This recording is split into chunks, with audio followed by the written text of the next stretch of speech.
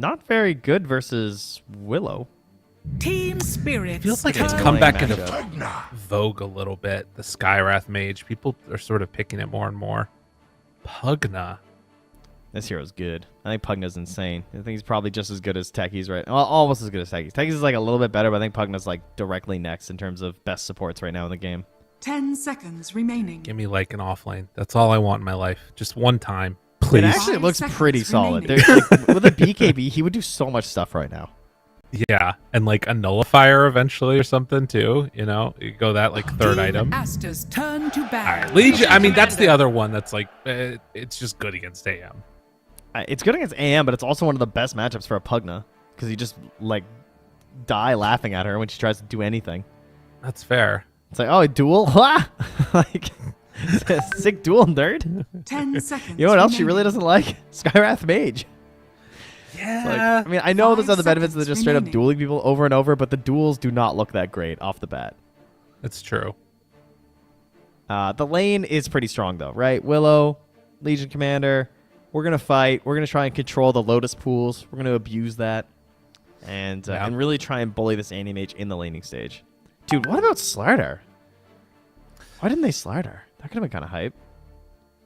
I mean, I think this Legion Oh, I guess is deep just prep. yeah. I think the Legion too is just something that like the lane just feels so good nowadays with overwhelming odds giving you that attack speed too. That like it can sort of trump other later Team matchups that are Spirits, like better in the turn to mid game ban. because of how good that lane is. Ooh, look at that ban. Yeah, A sniper. They're thinking. they're thinking about it.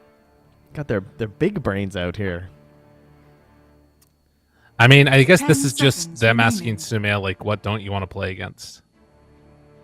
5 seconds remaining. Team Aster's turn to ban. Meanwhile, it's the pool of offlaners is starting to thin quite a bit here. With the Doom, the Beast, the Lycan, the Visage, the Darkseer. A lot of them out now as the Tide gets added to that list. The Mag is still in, but that's probably 10 the next ban seconds because it's remaining. Anti-Mage Ember. I feel like Mag would be pretty sick. Turn to ban. There goes the Laurel Snapfire / possibly Collapse because they could put the Legion mid versus Ember as well. I think Spirit take Kunkka, and I think Aster take that Underlord you wanted. Yeah, it's not too bad. Pretty good laning duo. 10 seconds remaining. Centaur is not particularly great here. I mean, that hero seems kind of dead, but I don't know. 5 I'm seconds feeling like he might make a remaining. comeback soon. I actually, I'm thinking about it. I like the mag that you're talking about too. Team That's Aster's XXS too. turn to pick. Yeah, I classic. know. Whenever I see his name, the mag comes in, and then I see Anti-Mage Ember, and I'm like, that's kind of nice. Yeah. And it would make them a little bit slow, though. It would be very dependent on Sumail's moves, comboed with the Sky Right. and the Pugna. They'd have a lot of damage, honestly. Mag is definitely playable. Player hero combo, 10 seconds it's remaining. great. Everything else, it seems like it's still pretty good. So 5 go for it. seconds remaining. Do it to it. Come on, Bobica, pick it for your buddy. Team Spirits turn to No. Ooh. Oh, they Ugh. swapped. That's Bobica Monkey King, right? I don't know. And then- we'll see. Core Pugna? Well, no, because then what's our offlane, right? Core Pugna 3. I think it's more likely they'll be Pugna 5. I think it Yeah. might just be seconds remaining. Monkey 3. I don't know. We'll see. 5 seconds remaining. I see last pick Monkey King, and I'm feeling like it's Bobica, but I could be wrong. Maybe it's offlane AM. And Oh, that's also core possible. Monkey King. Yeah. Spirit are trying to figure out what the hell's happening here. And they got to get it right, because these are two very weird matchups. The Anti-Mage and the Monkey King can, like, really destroy... He's going to pick Queen. I guarantee it. You think so? Yep. It's just like, just to make sure they don't get messed up in the lanes. Oh, good. I'm so glad. All right. That would have been so Round bad. zero, I feel like the Queen would have been a disaster. So Laurel is taking the Legion, so they're going to send that mid. Okay. And it it's is going to be XSS the... Anti-Mage. Wow. Okay. Offlane AM.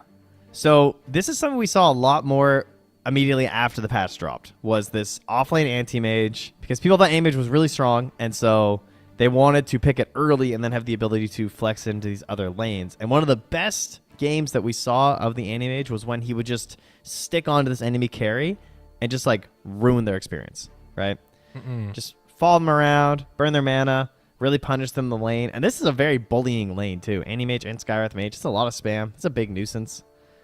The class bat is pretty solid. The matchups are good.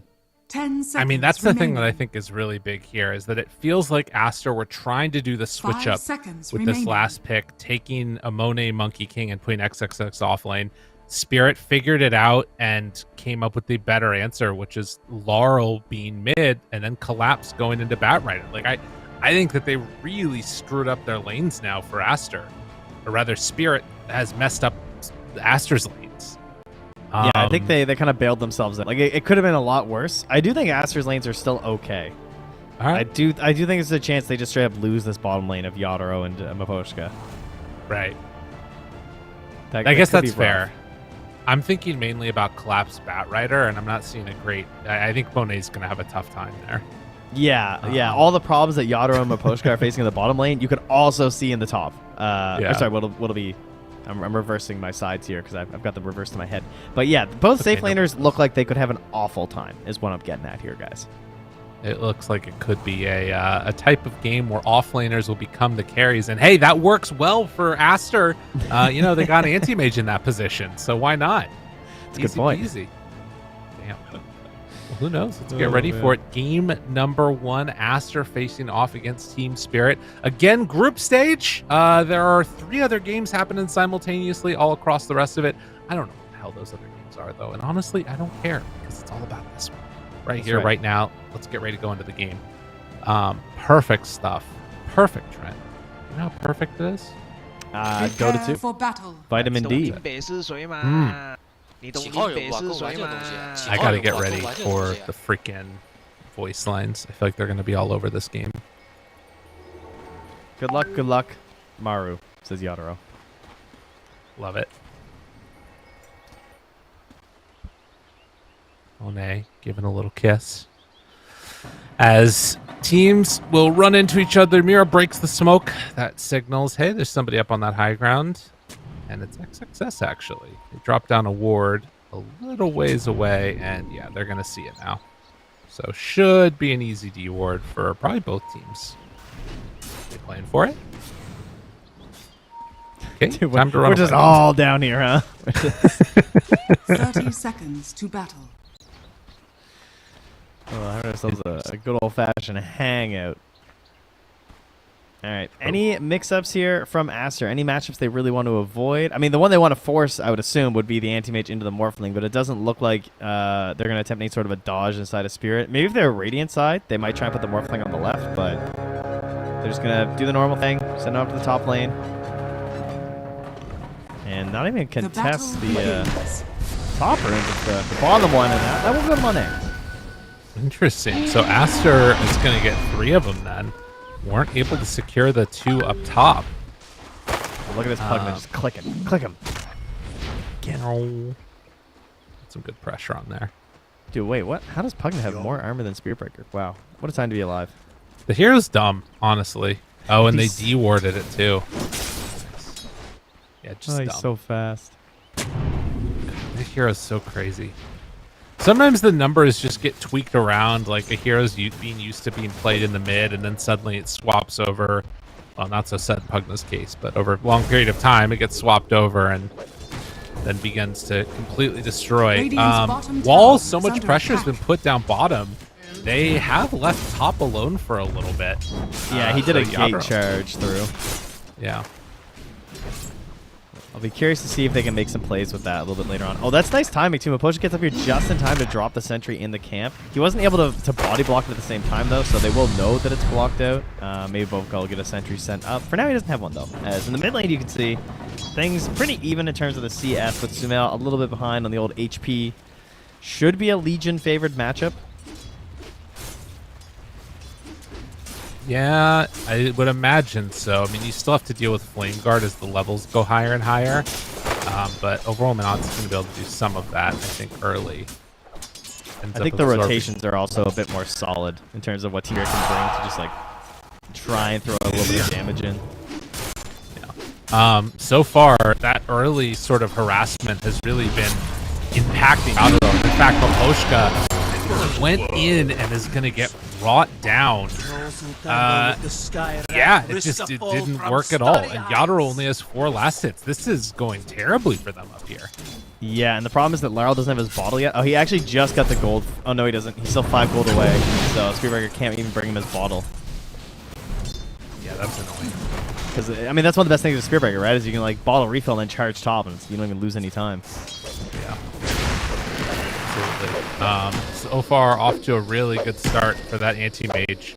13-5 versus 7-1 on the Morph lane. And, well, bottom lane, I mean, it's going pretty good for Collapse. He has that creep wave pushing. He's able to force back Monet a bit, but they have access to this pull. So after a double camp stack up by Pichu, they've been able to pull it in and get 3 creep denies. Even going to be able to deny out that range. That's a full wave denied from Collapse. And the fact that you have the 0-1-1, so it's not easy to clean up all those last hits either. She even snags a couple. Wow. And XSS just, I mean, he's going to get into his Vanguard pretty soon. That's so crazy. My God, this AM is, yeah, he's a monster. Starts with oh! stats, Laurel. It's enough. Takes down Sumail. Holy moly. Sumail went for it all, dude. Yeah. This is not, this is looking a little bit all over the place. Down bottom. Battling it out for the Lotuses. End up losing 1. It's Mira. Yeah, looks like Mira got the Lotus but died for it. A Pyrrhic victory, it would seem. Very interesting. Well, 3.5 minutes in, and you can see Aster with the slight lead. With the exception of Sumail ended up dying there, but he's still in fine feels even after that death. Yeah, and luckily the death of Mira means that Laryl gets a refill in the bottle. Misses the overwhelming odds. That's huge for Sumail. Yeah. So he's not going to get a water rune, though, because Mira's got bot, and Laryl does have top right now, so that will at least help Laryl out a little bit here and shouldn't be able to push the advantage too much further. Miposhka's still level 2, not quite 3 yet, and they just keep bullying Yadro whenever he leaves. He loses so much health. Yeah, he's not having a good time on this Morph lane at all. And I mean, and that's a double wave that's coming into the anti-mage right now, too. So he's going to lose this whole creep wave here, it feels like. And Miposhka has only now gained over to unblock that camp. This is really tough. I mean, at the very least, they were able to get that kill on Sumail, but everything is going very well for Aster right now. Yeah, Yadro gets a couple denies now. These are all huge. Every one of these denies is going to delay that Vanguard and give Yadro more time on the lane. Because once that Vanguard is out, it's not going to be easy. Yeah. It's going to be here after this wave, I think. He's just about going to have it. They're actually, dude, do you see that? They're just harassing him, just trying to stop the like tiny bits of CS, to deny a range creep. They're charging and they're zapping. This is what they have to do. This carry anti-mage is getting out of control in the offlane. I mean, yeah, no, it literally is. He's about to have that Vanguard here. It's going to be brought over. Meanwhile, mid lane, they're trying to rotate in, see if they can get something done, or at least force back Laurel a bit. As the 6-minute rune's about 30 seconds away, but Sumail just going to try and shove this wave into Laurel. I'm really curious to see what kind of a build he goes for on XSS. I mean, he's having such a good start. Cool. Got him. Hit. And Sumail, sleight of fist, tries to bottle up to get away from there. Miposhka right on top of him. Chu makes the move. Mira's going to fall for it after Sumail goes down. So Aster not able to keep their Ember alive as just got caught out by the duel. Boom. Yeah, no, I'm curious if he's going to go like the Manta Diffusal style build that you sometimes see from the offlane, like no Vanguard, or maybe even like a Mage Slayer at some point could be kind of hype. But I feel like we don't see that build anymore. On XSS, yeah. I think Manta Diffusal looks sick this game. I think that's the play. That sounds good to me. And whatever he wants to do is going for right now. Oda eventually is going to die. I think he knew that was coming. So quick kill. You and I. Smells to make a little bit of space here, but in terms of where this game's going to go, Aster their scaling overall does just look better. I mean, there's Picho down bottom, but so, Monet should be all right as they back away from that tower, taking a little bit too much damage. The creeps come out after collapse, and yeah, a bit of a pause here from Mira. Let's get a team communication issue by the looks of it here. Is at 7 minutes. Bubblegum's already going to be grabbing their Wisdom Rune for the side of Aster, and no one's infiltrating right now to grab the one for Spirit. So, Oh, interesting. Did the game pause too? what? I DC'd from the call. It might have happened right as the pause happened. Oh, no, I didn't notice. Oh, it's fine. Yeah, it's paused. Very good. DC restarting. Oh, okay. Yeah, no, you're great. There was a pause. All right, perfect. Yeah. Let me make sure that my audio and visual and stuff looks good. I think right back into the game right now because, oh wait, maybe not. I'm not sure if it was, if we're about to get underway again. It looks like We are back in the game now, yeah. Perfect. Let's do it. Here we go. And yeah, so Wisdom Rune still just chilling there for Team Spirit. They'll grab that in a minute. And Yadro is hiding under his tier 1 tower, waiting for a wave to come through, and that is level 6 on XXS. How bold is he feeling? A Vanguard? A Healing Lotus, perhaps? Dun, dun, dun, dun, dun, dun, Dude, dun. that does no damage. He got hit a couple times, and he was like, oh, wait, never mind. Why am I moving? There's nothing going to happen here yet. XXS is perfectly fine. He is going to actually pop some Tankas in to get some more regen here. I mean, what would they need to bring to kill this anti-mage right now? I feel like the only way they get him is with Duel. Yeah, Duel's definitely the best way to go about it. I mean, he only has 1 point in counter spell, too, so Bottom? he is still a little vulnerable. Collapse. Oh, yeah, nice lasso. Well, Great lasso. you're being ironic there, right? Yeah. He is sarcastic. Yeah, I'm with you. Quick kill. Radiant's middle Monet tower blows is him under up. attack. With a little bit of help from his friends, while Maploshka takes off across the entire freaking map, but it's Sumail that has a regen rune ready to go for himself. And yeah, Aster kind of firing on all cylinders at the moment. Yeah, what we're really looking for will be those level 6s on the Pugnath Mage, because then they're synergized really nice with this initiation here from the Ember Spirit as well. It's a bit of a dangerous spot here. Down, a couple more hits, good charge through, but better kill coming from Sumail. Just have too much damage. Maploshka will be able to walk it off as Mira throw down one round of the Bramble Maze. Both get hit with the first crown, but there's nothing after. Under tower, up top. XXS is just going to keep punching him and say, come deal with me. It's so annoying to play against this hero. Yeah, I was doing the math there. This is getting a little spicy. It's kind of close. To kill in the morph? Dire's middle tower Yeah, if is he under attack. mana voided, it was. It's 0.8. Yeah, I don't know. He had like 400 mana. And it's definitely off to a hot start. And they haven't really been able to do much of anything to slow him down. Well, Okay. down bottom, they find themselves the Monkey King. Is in a little bit of trouble here, actually. With lasso used, it's Great going to be lasso. an easy bring down. Nice. Yeah. Call back. Next time, run away. Sumail? Snail came down for revenge. Okay. Rooted. Silence. TP's out. Ooh. All right. Spirit doing some fancy foot. Trying to get out of harm's way after the kill One. I'm calling it now. At some point during this game, Smail's going to cancel that with a mana. Wait, that's the wrong. XS is going to cancel that with mana void. He's going to like hit him with like a big AoE thing. Radiant's middle tower is under attack. Oh wait, but it only does damage. It doesn't mini stun the surrounding. Yeah, no. I think he still does. He'll just kill him. Yeah, He'll find exactly. it. Yeah, he'll just. Maploshka charges out of there. And we'll be able Because to whenever escape. you see a Willow get away like that and you have no stuns in your team, everyone immediately goes like, how do we stop him from doing that? It's like, we got Boundless Strike, and that's kind of Radiant's it. bottom tower is under attack. Dire structures are fortified. Again, holding on to this top side, it feels like Aster and a lot of heroes up here to try and cure that tower. XXS manages to claim it. Meanwhile, Pichu and Bobica Radiant's hanging bottom out tower together, is seeing if under they can attack. find anybody else at the same time. Looks like Hall is going to be maybe go for mid.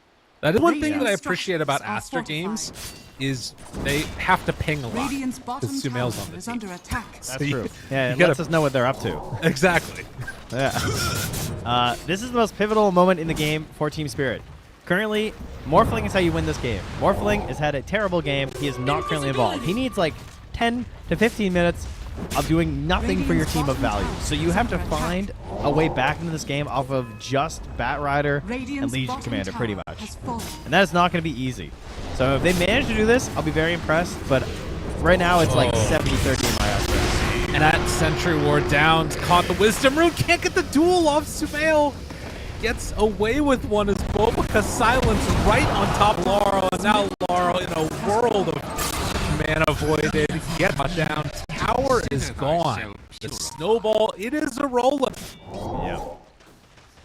Yeah, it is not looking good. I mean, really comfortable enough to just go for the Battle Fury. He's fine. Yasha's almost done here for XXS, and it's an Octarine rush for Gladiators, just so we can use Tumbler's Toy more often across this map. Only reason he wants it. And makes Octarine just means, I mean, yeah, he can battle and stuff a little bit. Yeah, I see Octarine immediately queued into the Boots of Travel. I'm trying to delay this game. That looks like it's the play. And granted, like, he can collapse. He's going to have a lot of time, you know, farming up these camps. There's a bunch of sacks that have been made. And this is the Team Spirit Classic. So for a long time, they were thought of as the team that back, waited for the other team to go overextend, and then Team Spirit would win in the late game. Can they do it against Aster, though? Can they do it against this lineup? Good charge from Pushka to knock back Sumail. Marisol comes in here, has the Bedlam. Was in for it. Oop. Stun comes out, tries to get away. Sumail thinking about chasing. Only has one remnant, though. It's a bit too scary. But Radiant's Legion, middle tower is Blink under Dagger attack. done. Laurel tries to run away. Get some separation. We'll get away Dire's from that top effort. tower is under attack. Radiant's middle tower is under attack. Smoke up here. They did deward a pretty ward those plays here from Aster, so that's great news for Team Spirit. They're going to smoke up towards Yadro, and they catch them moving in towards their Morphling. And they are correct here, but there's a lot of heroes coming here from Aster. They're going to get on XXS, so they have the damage. Trying to wave through and connect for the kill. And now Sumail, he shows up near there, terrorize out to try and turn this fight. Bobica moves he on wants the in, slam. drops Mystic Flare, run out and away. Mapushka very low. XXS thought about the mana void, but holds on to it. Still has a lot of people nearby. Blinks back, collapses, secures the kill onto Bobica. It's a 5-kill streak. Okay, Collapse is really tanky right now. Because he's finished that Octarine, he's got 2100 HP. That is crazy at this point in the game. Double Racer. I mean, he's like Really working. 800 HP ahead of the next highest person on Aster. That is crazy. It's pretty nuts. It's just raw HP of this flying napalm dropping machine of death flying at you. Pretty scary. It always looks so weird to me when I click on Morphlanes and they have like the 2 points in attribute shift. You know what I mean? They're just too good. They don't need it. They don't need the full power. Just deciding to go for that bonus coming from the adaptive. Radiant Well, are scanning. Trent, we're 15 minutes and a lot of towers taken for Aster, but the game still very close in terms of network. Do you feel like it's that close in terms of the game itself Radiant's as middle tower Yadro is runs under away? attack. I think they're doing an amazing job with this spear right now. Yadro should be okay because they're popping into the Morph or the Animate rather. Looks like Mira. Oh, Monkey went the other way. Safe. Oh, I guess he already used the Boundless on the Monkey anyway, or the Morph anyway, so it's fine. Push comes, kills that courier. Do you think that this gold lead is indicative of the state of the game, though? I think that it was way more in Aster's favor as they were taking that tier 1 tower. I think that that one mistake they made when they went in and tried to get the Morphling has really stalled out. I feel like they should have gained a larger lead. They should have been able to just like pressure and move them back and continue to farm a little bit more. The main problem is that they're not finding kills with Bobica and Pichu. Right? This is a Pugna and a Skyrath Mage. These heroes are set to just like a single stun and a hero should die, and then they can immediately go for objectives with the help of the Nether Blast. But they're not really finding that right now. They're going to find Mira, but quickly into the Shadow Realm. Dude, this Dark Willow is looking really good. Was he silenced while that happened? Was that like in a fade delay? Yeah, he basically, exactly. It was like the tiniest bit that he managed to get away. That is nuts, actually. Willow, the hero, up top, find one, Monet. That's a freebie. Team Spirit finding pickoffs in these moments. Oh my god, he gets the low ground. Laurel, they found him. Oh, blink out. Laurel getting away. Bobica does kill off Mira. Now, they have a friend nearby. Dude, he's running to Maposhka. He's like, go away. I'm out of here, man. I mean, yeah, the charge out. Laurel gets the blink away. Tries to escape. Has to press the attack for when the chains come in. Tries to juke. Tries to jive. Overwhelming odds. Turn to run. Tries to get out of there. And Laurel is making space. That was a lot of gold. And they killed Mira at the same time, but they are farming, right? I mean, look at Yadro. He is back, ladies and gentlemen. He is in this game. You know, it's been 6 minutes since I declared he can't do anything for the next 11 to 15. So far, so good. He has not had to do anything. They attempted to gank him once, and he finds Bobica. And they kill. They take him. The thing I just keep looking at is Collapse's net worth, which is just skyrocketing. Like, he's ahead of everybody in this game. It's insane how farmed he is on this Batrider. He's getting every camp on the map right now that Yadro doesn't. Like, Yadro's mostly getting the waves right now, but the Legion is not farming, right? This is a typical Legion thing. They get Blink Dagger, and they're just, like, lurking a little bit. So all of that gold instead is going to essentially, like, a dual core right now for Team Spirit. Right. And, you know, I thought it was going to be Legion and Bat that had to carry. I mean, they kind of are carrying, to be frank, but really Collapse is doing a whole lot here. Still driving them back. They are lurking on XSS here. Tough to get this damage, though. They have enough terrorized paired together, and they get him. Collapse can't follow up in time, though. The charge is still going through. I think they're going to see Maposhka going past the tier 1. His Manta's coming on the courier.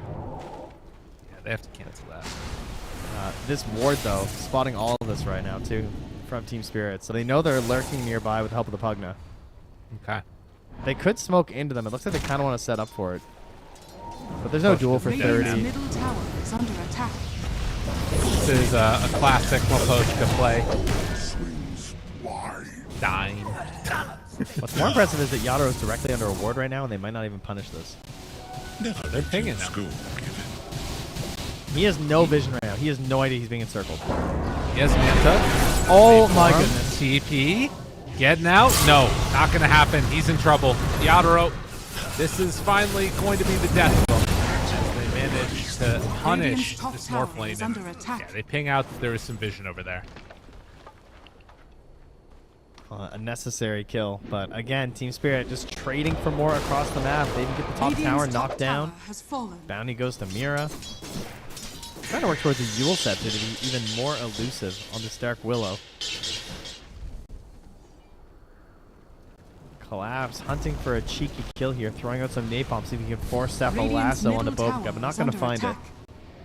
Dire's bottom tower is under attack. Not a chance yet. I mean, he has just been getting all of these items that are built to move him around the map faster and faster.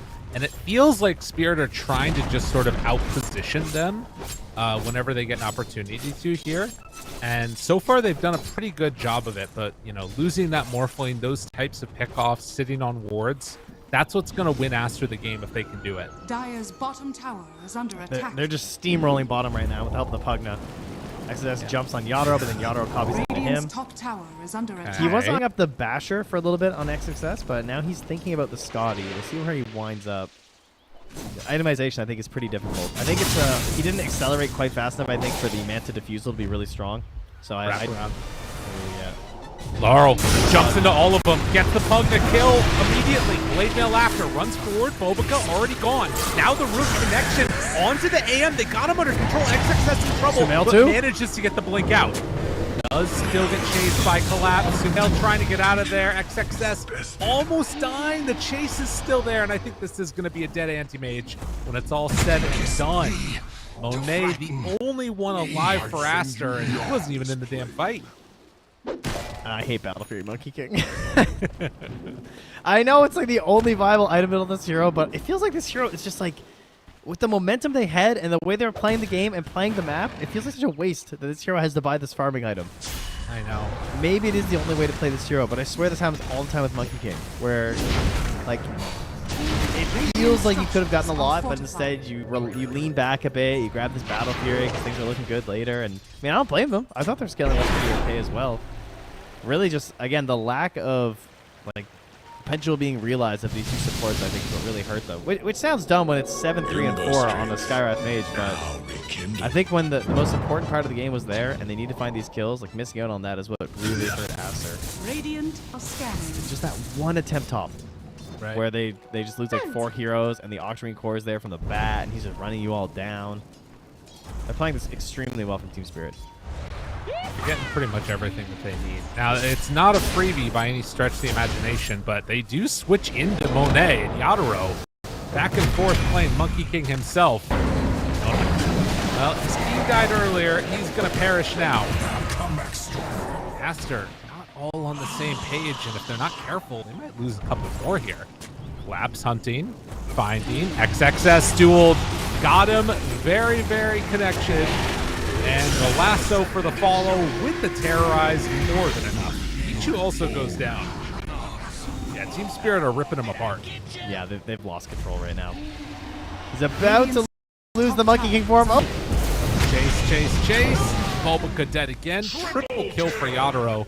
Yeah, it's all coming off the rails. I think this is the thing that's so interesting about Team Spirit is that they will take these measured losses in the mid game, but when they hit and play together, it's so strong.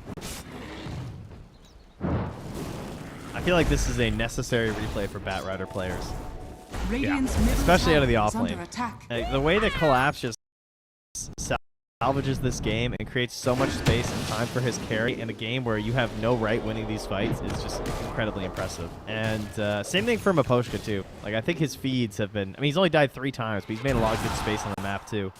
Charging these areas, finding exactly where they're moving on the side of Aster.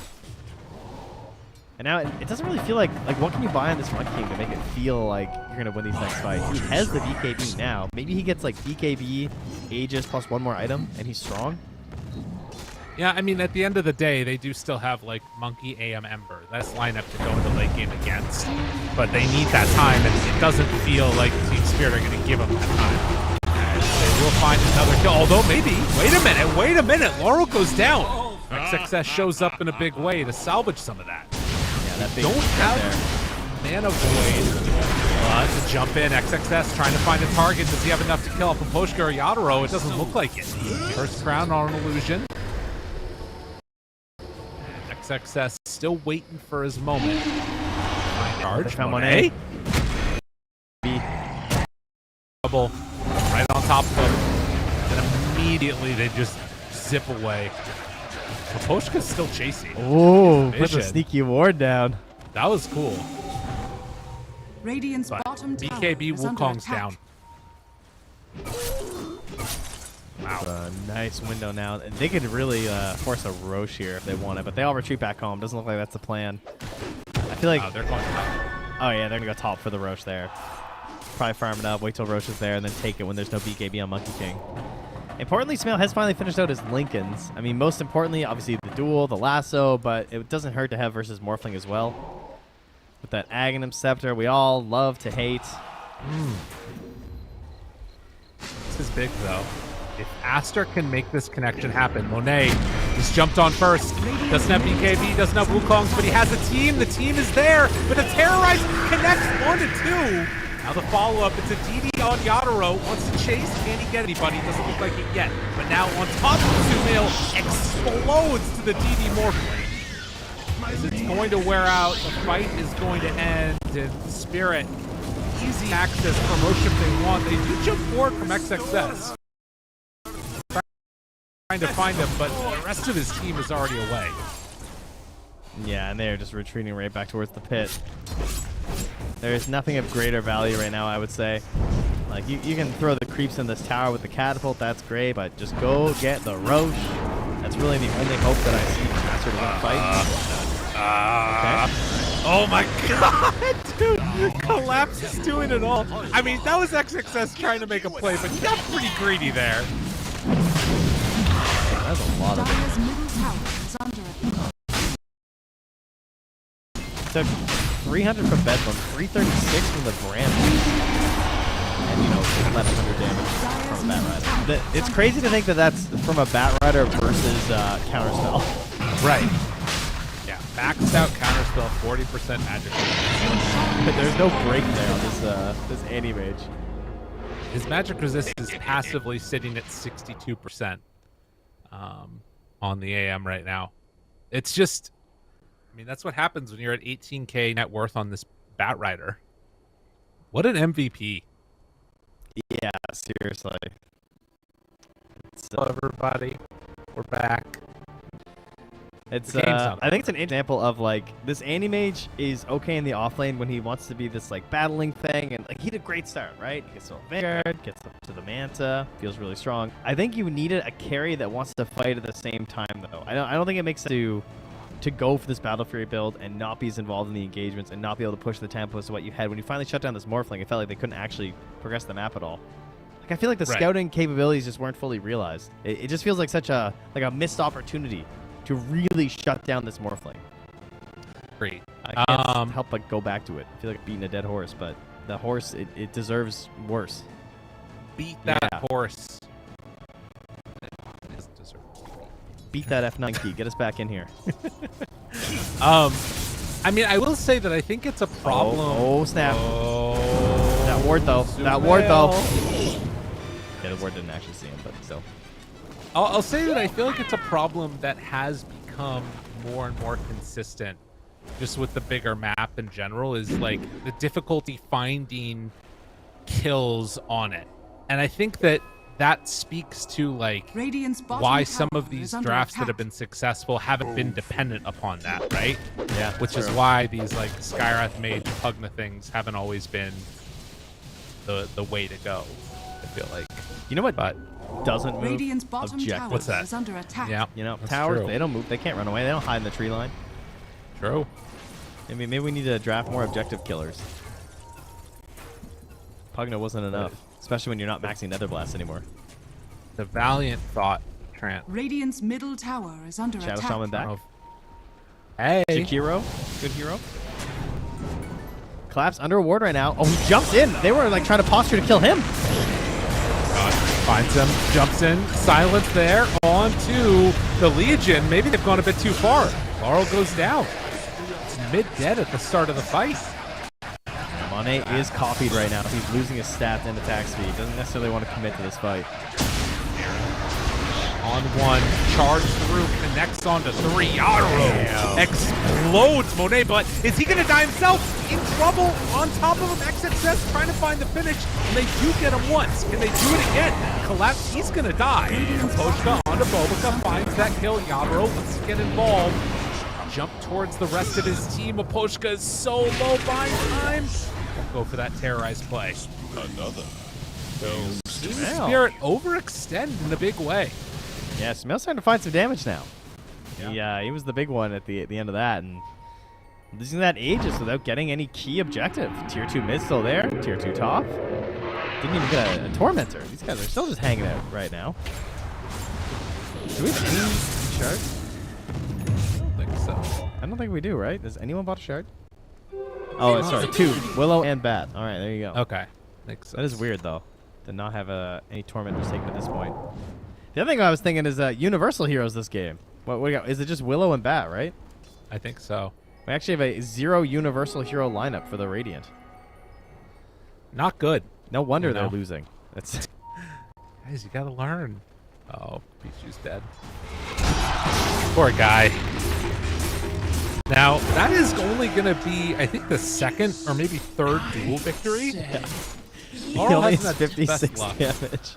Dire's top It's the tower D-Crabs. is under attack. Yeah. No, it's true. But like we said, like Radiant's the bottom control tower is element under of the attack. duel is part of this is a good thing for everybody out there, you know? If you're playing Legion Commander and you have like 12 duel damage and like the enemy team has 50 or something, just tell your team, no, I'm here for the control. Laurel does it, okay? I'm stunning. Trust me. Yeah. Exactly. Radiant's bottom tower Good is lesson under to, attack. you know, teach all those people in your pubs. I think one of her level 25 talents should be plus 10-second duel duration. Wow. Yeah, I just Okay. want to see how long a duel could go. And I think everyone should just stand around and wait, you know? Yeah. The game should actually just pause. It should just go black and white like when you pause it, except for the duel. Yeah. You get some popcorn. It goes 24 FPS as well. It's automatic. And widescreen. Like the black bars come down. I like this. We need This is, more, like this is good. Ooh, wait a minute. Oh my god, is she gonna get out of here? Nope. Dead on Mira. You know, we have only a couple of effects that change the day to night cycle, which is kind of cinematic. But I agree, we need something that, like, you know, makes all of it applies like a filter onto the screen for everybody playing. Oh, Yadaro using that animate form. Gonna find Pichu. Dun, dun, dun, Have dun, a dun, ward as well. dun. Power Rangers coming in. Duel there. Another duel victory. And a lasso connection. Trying to kill him off in time. Will it be enough? No! He gets out. XXS with the blink away.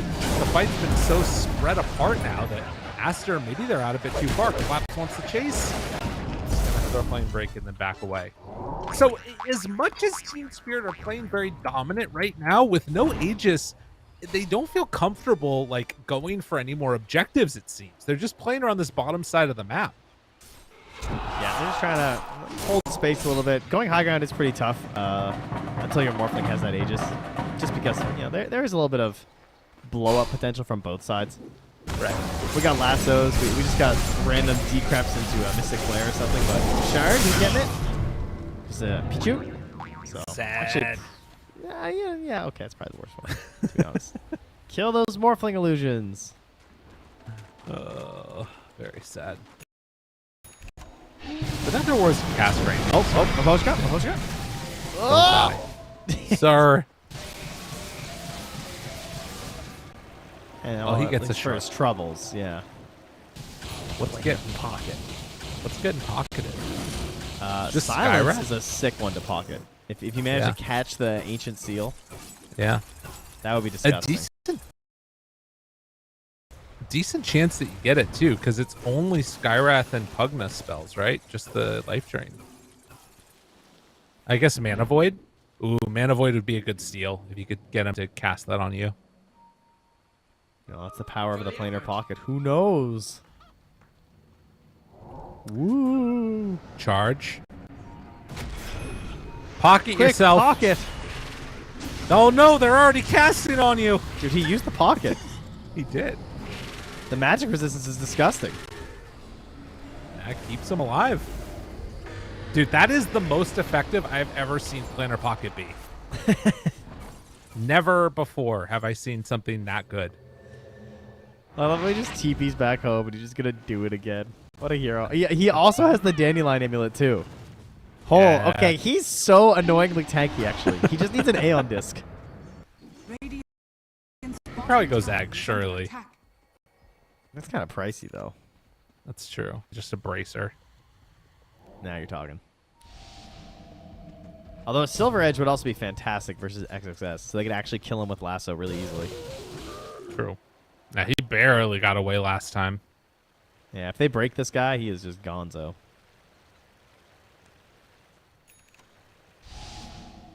Well, Sumail has been able to finish off the Shivas. You can see the way that Spirit are playing and the way they're positioning themselves on the map right Speaking of now. breaking, Sumail gets broken right now from the Silver Edge of Yadaro. Oh my goodness! Golly gee! God damn, he's taunting with his own I taunt. love that. I love that so much. Oh my god, that was nasty. I mean, he has no dispel, right? So he's just vulnerable to himself. And now the duel. Charge. Mystic Flare. Damage out. Lasso. Every dang thing dropped onto his head. And poor old XXS is going to be killed off. Oh man. Okay, Collapse chases in. They find both of the supports. Boblica trying to get away, and will be able to get up to high ground. The sort of salvation you've got for Aster is that there is a tier 2 tower still to be taken. That Oh and my. it's also a very long spawn on Roche. Okay. Almost 3 minutes there. Wow. Boblica's going to head on down for the Lotus pool here. Radiant's middle tower is under attack. Huh. I wonder if you counterspell Morph. Oh, wait. Boblica. Hold. Hold. Look at Hold. him. Look at He's him. gonna get it. Oh, Witness. get on, nerds. Radiant's Witness. middle tower is under Witness. attack. That's so good. You He gotta has no love that. TP though, but That's you know, fine. 1400 He XP. Whew. That's a lot of pretty XP. good. That's a whole level. I mean, they need it. That's for dang sure. Ready for another pickoff. Poor Monet. All right, let's see who Poor gets broken. Monet. He got his BKB off. XXS? Wait a minute. Okay, never mind. Don't wait. Nope, Zap, don't zap, need to zap, wait zap. even a little bit. Zap, zap, zap, zap. Don't need to wait even a second. That is pretty rough. Holy moly. Oh, they're Yep. in your base, sir. They're all dying. Everybody is falling apart. But Boblica, he's getting back from getting that wisdom rune. Don't worry. Radiant's top tower is under attack. Collapse has to run away finally from Pichu. Oh my god, he got Radiant's rooted. structures are fortified. Dude, he's gonna come on in and assassinate him. Structures are fortified. Backs out. Radiant's top tower is under attack. Well, Radiant's Roche, top 2.5 tower is minutes. falling. Fine. We'll take your racks. Look what you made me do. Radiant's top barracks has fallen. And they'll just sweep over to mid. Radiant's I middle mean, tower has fallen. They don't have much chance here. This is a level 17 anti-mage, so we don't have the giant mana void plays here. He's not level 20 with the talent. He's not even 18 for the 3rd point. There's a satanic morphling right now. I believe it's safe to say they missed their window. I think you're right, Trent. There were moments, but it is vastly approaching the time period where I need to type those 2 magical letters in. Oh, I love those letters.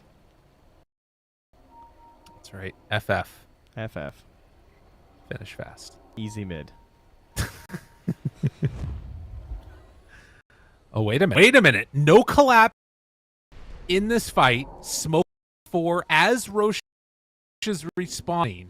All right, who's Is gonna there a Bissell? way? Collapse does not have that much mana. XXS. Or they drop vision? ward. Now finds it. Breaking blink daggers. Okay. Taking away vision. Okay, but Collapse is here now. And he's Doesn't giving have much Yadro mana. the items. He brought him the eggs. Or sorry, the lotuses. He swaps his eggs out back in. Level 24 for Yadro. Almost 25. Just needs a kill. Don't quite spot anybody. XXS playing just inside of his own vision. Dude, he's doing the Seems- big wraparound here. He feels invincible on Radiant's Yadro. courier has been killed. They jump forward, tries to find one. Monet didn't get the Wukong's off, but it might not matter because he got the BKB off. Lives through it. The heal is coming from the Pugna, but the charge through hits onto 2, and it's more than enough. They take down both. No buybacks. XXS tries to escape, but as he gets down to the low ground, E2 is going to be in some more trouble. Roche is theirs for the taking. Laurel gets the kill. And ready to close this one out. My God. Yeah, pick him an Aegis and a cheese, and XS escaping means he can go farm up a little bit right now, but I don't think he's going to get to any valuable breaking points here in the time frame it takes him to just march this one down. Team Spirit. And this answer, you know, after defeating the Morphling of Aster for a couple games, and they take the Morphling. They have a rough start with the immediate counterpick of the Anti-Mage. They try and make it work out of the offlane to bully this Morphling. It succeeds in bullying, but they could not keep this guy down. And you know, you mentioned earlier this idea of trying to hunt these heroes. You got to slow down your Yadro. He's so far behind. He's the lowest of the cores by a good margin. But they couldn't find him. They couldn't hunt him, and they got turned around on a couple times when they went for those big hunts. Yeah. I mean, I think also we talked about this. I mean, we've talked about this before when we casted Eastern Europe, but also even in this game, that Team Spirit is the type of team that handles that type of aggression very well. They come from a region where people like to play fast and go for kills. I don't think you want to play that type of game into Spirit. But didn't work today. The boots of bearing are here from Aposhka. He's ready to beat the drums of his booties. Got her out. 25. They've been beating some booty, all right. And trying to slow this down with a couple sleight of fists. They're baiting out the anti-mage illusion. Tadaro steps up. They realize, okay, that was not real. Monet up on the high ground. Lasso connection onto the illusion, so Lasso down. XXS jumps in, but the boundless strike connection at the same time. Laurel gets off the BKB, tries to run away. Controlling him, Aposhka, not the best target. Already dead is the Pugna a second time. That is the dieback.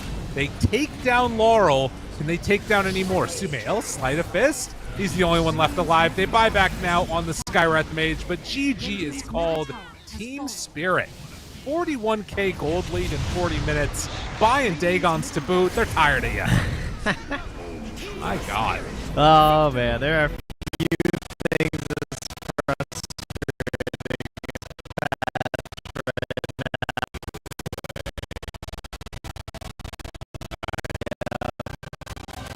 Stealing your...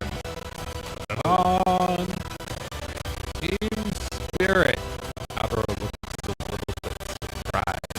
Oh, again, huh? Still me? guys- Okay. You guys want to give me more fling? Okay, we'll see. Oh my. Well, that's we are doing 2-game series here, so it's Right. Every single point is going to matter. It's classic in these group stages that you might find yourself a little bit later being like, if only we had won that one, we made such a huge difference for us. So hopefully that's not something Aster's going to regret here. I think they learned a lot in this game. I'm very curious to see how they change things up. Team Spirit definitely Right. just looking like their normal selves. Collapse certainly popping off this Bat Rider. I am very impressed by that. Yeah, I agree. I felt like it was the type of play that you sort of needed to see from them. And I think that he also had the type of like really strong momentum going into the game that you look at these stats here, how much damage he did in the mid game in particular. I think if you look at his farm speed and then how much damage that turned into, he was my MVP at least. Yeah, I think that's fair to say. And support duo doing mad work. Man, Mira just like the way that he was able to push lanes and catch waves and stuff too, and hold these towers in the most crucial part of the game when they were trying to get Collapse and Yadro farmed up so heavily. It's such a gap to go from nothing and they made that work very well. Brace. Nothing. Yeah. That I like the double bracer build Hero was and like how hard it was. I like that as a really cool. So you're ready to hop into game number. Those two facing off again. Or Aster can pull it together. Thank you. Dang it. Oh.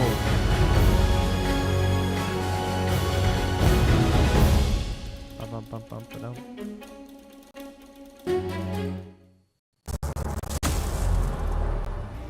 Hey, Eric. I think probably. Use your skills in the gaming. 1xbet.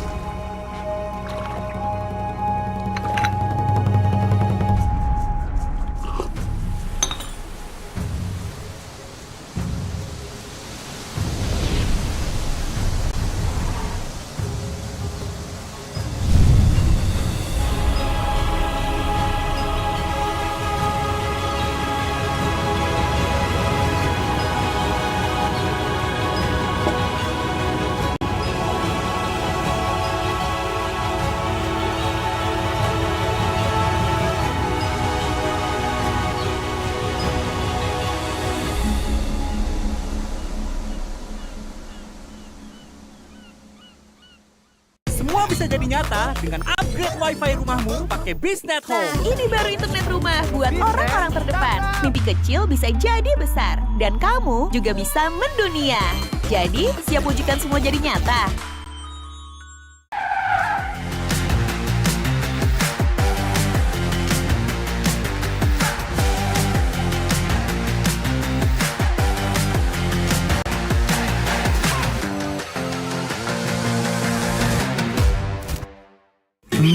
Panas. Di oven nih. Hai. Ya kelar. Wih. Nah ini Super Oven si paling seru. Mau gini seru. Mau gitu seru woy.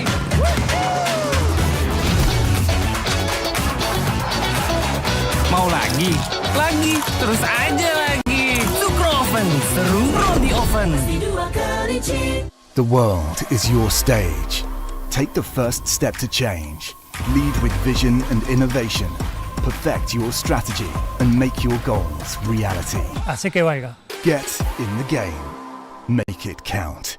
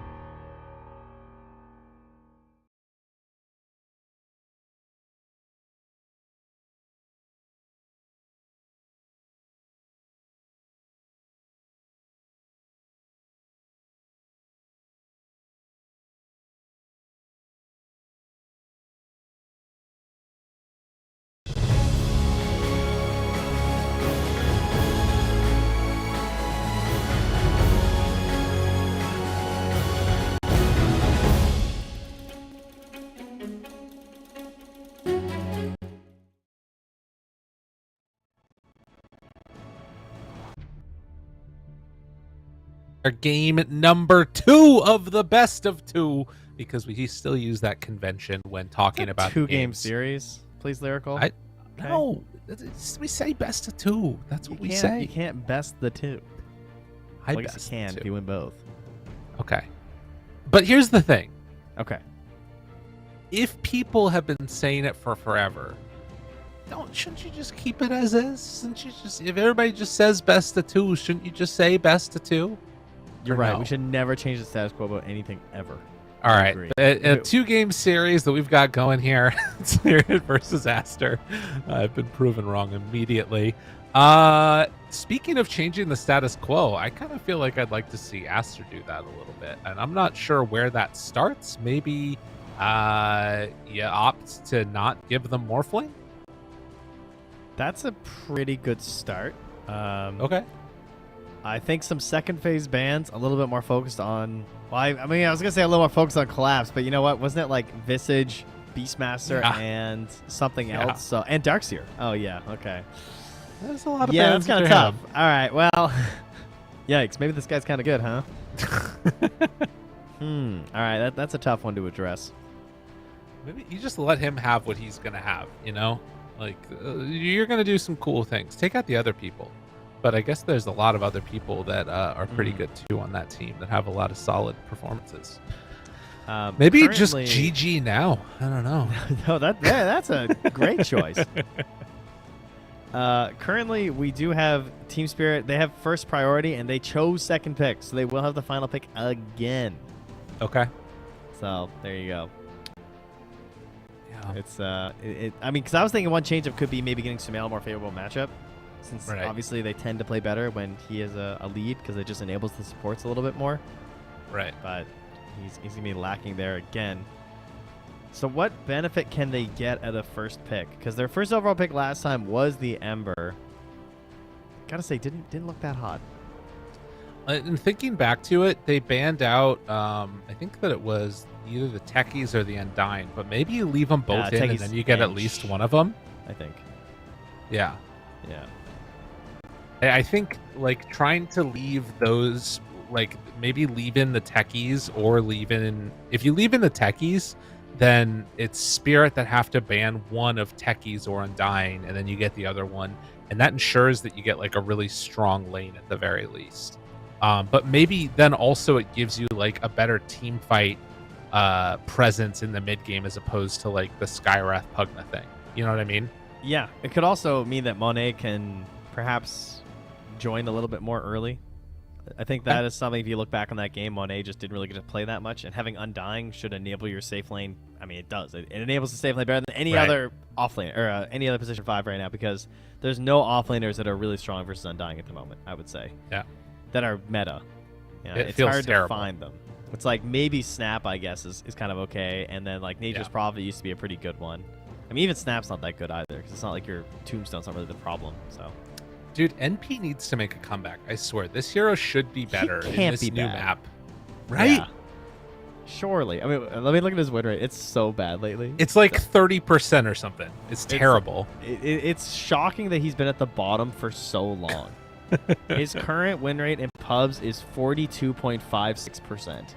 Yeah. And that's across all brackets, but still kind of insane. Now, to be fair, Batrider is actually the second worst at 42.46. So, you know, that's what you get for looking at all brackets. And Doom actually has the worst across all brackets, which is hilarious. I guess people just play him too greedy. Yeah, probably. That's I think that makes sense. For pubs, that makes sense, definitely. I think the Nature's Prophet thing is one of those where, like, people are going to look back at the kit that Nature's Prophet has right now and being like, how is he not picked all the time? Because he's probably, like, just very good globally, but figuring out how to play on the new map, I think there's going to be something that people figure out that's going to be busted. There has to be a Treantless build. I feel like that's the only way. The Treants are too bad. I feel like you just do some sort of a stats build with like Blade Mail or something, and we just bring that back. I think Witchblade. Yeah, Treants are just too bad right now. I mean, currently in Divine / Immortal, he is the worst hero at 41.2% win rate. So there you go. That's really bad. God, terrible. You hate to see it. How are we doing in this lobby, by the way? We're just waiting on Aster to give us the ready sign. And then we're gonna go. They're Yeah, you know picking who's Radiant. number They're one trying to in that figure it out. bracket for win rate, guys? Who's number one? Elder Who's that? Titan. Damn. That's I big. know. It's too good. Mr. E.T. That's a good answer for Morphlane. Maybe I could have picked that. That was a pretty good answer. I wonder what Monet's best hero is historically. I'm gonna guess it's not. I think Jug. Jug. All right, let me see. Let's find out. Wow, he has not played as much Nog as I thought he has. His Morphling, oh wow, his Gyro has almost a 70% win rate at 113 games. Unfortunately, that hero. Gyro? I mean, that guy was playing in the Gold Age of Gyro. Yeah. Yeah, his Gyro, his Ursa is also extremely good. 84 games, 66% win rate. His Monkey King is also his third best by win percentage with 66 games. So, you know, sometimes... Ursa, that one makes sense to me. I feel like he's a very aggressive player, and like that fits him, I think. Damn, I didn't realize he only had 26 games of Naga. He's not on the Naga grind anymore. I mean, I guess to be fair, he has played it pretty often over the past while in comparison, but he's not back in right now. One of those when he was at his like sort of peak, and maybe he's yet to reach his peak. That's when he was playing those other heroes. Maybe he just but we're needs into Gyro. this. Yeah, maybe. Make it That's happen. what we're just gonna pick. Give them Undying, pick Gyro. Let's go. Nailed it. All right. Do they ban the Enchantress? That was first phase ban last time. Are they going to take another one? They're still thinking, trying to figure out what the hell to pick. All right, they take it out. Oh, guys, yo, but check out this chair. Do you see this? Ooh. Exclusive Bali Major gaming chair from DX Racer.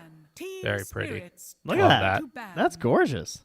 That's very Sponsor of the tournament, guys. Sitting comfortably while watching Dota. That's what I want to sit on. Just sit comfortably there. Well, you can enjoy the same world-class comfort as the best Dota players in the world with DX Racer, the official chair sponsor of the Bali Major. Big. 10 seconds Very big. remaining. Oh yeah, that's what it 5 says. seconds remaining. Yeah.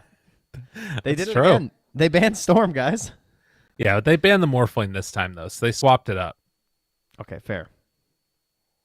So who do we have access to now? We either are going to see the Undying or the Techies come through. If I'm Spirit, I leave them both in and I take the other one. I like that idea, yeah. I think I ban... Team Aster's turn Ooh, to pick. they banned the Team Undying. Spirit's Okay. turn Okay. to pick. Oh my god, Samil. He's stubborn. What? Why? All right, well, now there's no Morphling. So...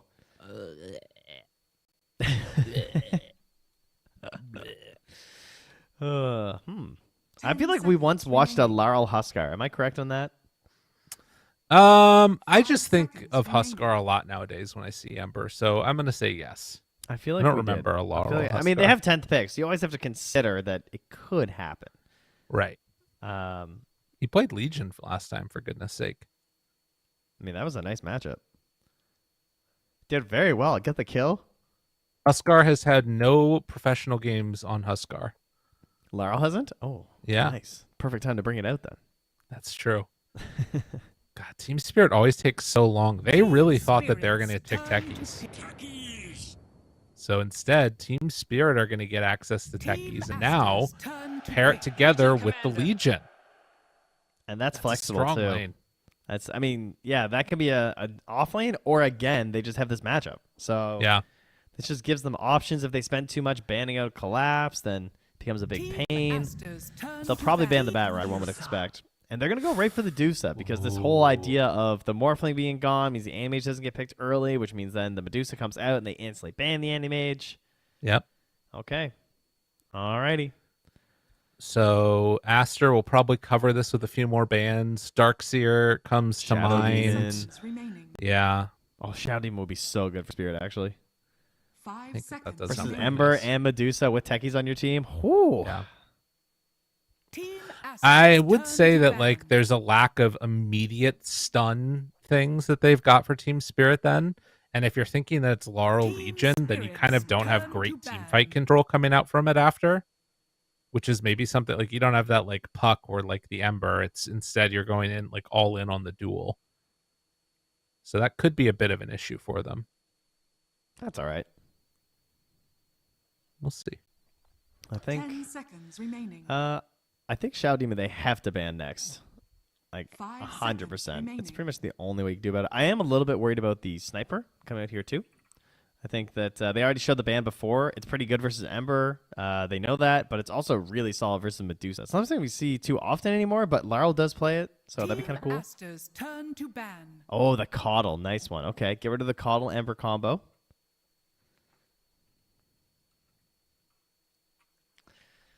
We still have Mirana there too. It's a possibility. Do an Ember Mirana combo. Just easy peasy 10 combos seconds across remaining. the game. And they're taking the time with this ban. 5 It has to be seconds Shadow remaining. Demon. Please. Please ban the Shadow Demon Aster. Dude, I don't know. I feel like Shadow Demon is really good, but I also feel like it's one of those things that's specific to a particular team. And if they're not, if like a team hasn't played it a bunch, it feels like it's one of those like weird picks that it's like, it it's doesn't so feel good to broken. play Shadow Demon unless you're like, you've played it a lot, I feel like, for certain people. But I agree. It's great this game. I like There it a are lot. issues, I will admit. The issue number one is that if this is an off-lane Legion commander, then you don't have the someone who benefits from the stacks. Because ideally, when you pick the Shadow Demon, you want it to be a 4, Right. actually, so that you can stack the stacks at the same time, get the Ancients going. You want a hero that really abuses those Ancients. But I think that it's so good versus both Ember and Medusa that it's still mega value here. Right. The other thing they could think about is we've seen a couple more lions now against Medusa. I don't know if I particularly love the hero, but you know, mana drain, kill off the Medusa illusions, and just mana drain her. You know who drains mana? Who's that? And Maposhka loves his favorite Who's hero. that? What's that? Bane. The Bane, dude. I've been Bane playing versus some Ember. Bane recently. Bane versus Medusa. Enfeeble Max. Dude, the Enfeeble Max build is actually so awesome. It's great. It is dank. I will say that. It's a very dank build. God, they are taking their time. Spirits turn Tide? After all that, we banned Tide Hunter? That's crazy. Interesting. That's nuts. That blows my mind. All right. All right. That's the freest. This is the freest game I've ever seen in my life. We talked a lot about it, and they went for it. This game's over. It's GG. Pack it in. Call it pack out, in. Aster. It's over. They're just like, oh man, what are we gonna do? All right, I got Maybe the answer, they guys. misclicked. They're gonna 9th pick Razor. You think so? Yeah. No, not really. That hero's dead. I was gonna say, there's no way. Okay, good hero. Ooh. Good hero. Claps all around. Happy claps for the Timber Saw. Like that. Aster, looking at the good ones, got themselves one of them. They're universal heroes. Probably the least impactful universal hero by his stats of being universal. Dude, I don't know. He slaps now. And now I feel like I always see Timber just punching people now, and their health bar is disappearing. And then he hits towers too, right? He does so much damage. He hits for like 250 with just items. It can't be good. It just can't. It's can't not allow allowed. it. Echo Saber Timber incoming. They go Lion. Oh, I steal it. Okay, they're gonna kill the Shadow Demon illusions. There it is.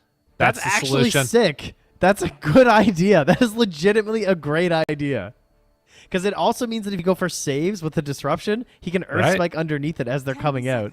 He can Hex Techies midair. That's pretty doable. All right, this is a great line Does pick. the stun still come through? I feel like it does, doesn't it?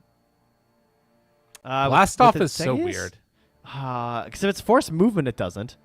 If it's Hex, I don't think it does. I'm not sure. Maybe it does.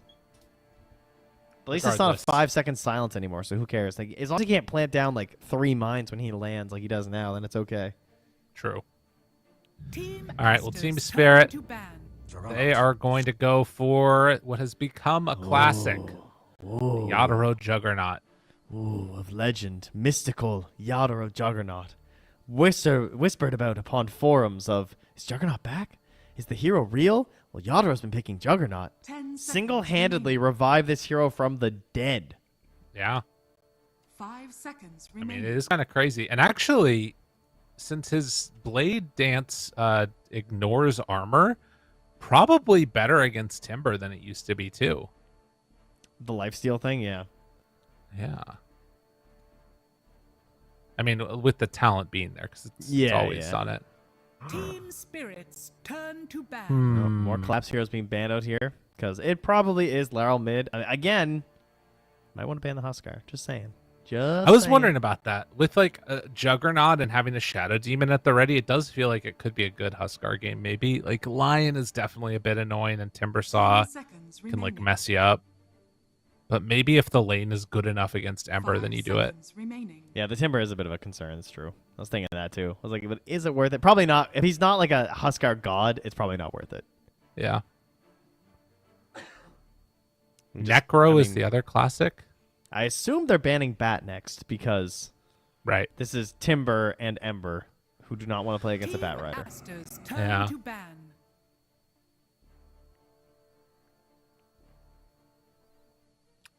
I mean, there's still the worry of like, you know, Legion mid is still present too, so they could swap around things still. 10 seconds remaining.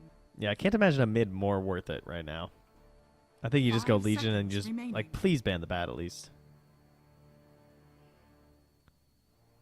Well, they didn't ban your Shadow Demon. They might not That's be true, they banning that didn't. one. No.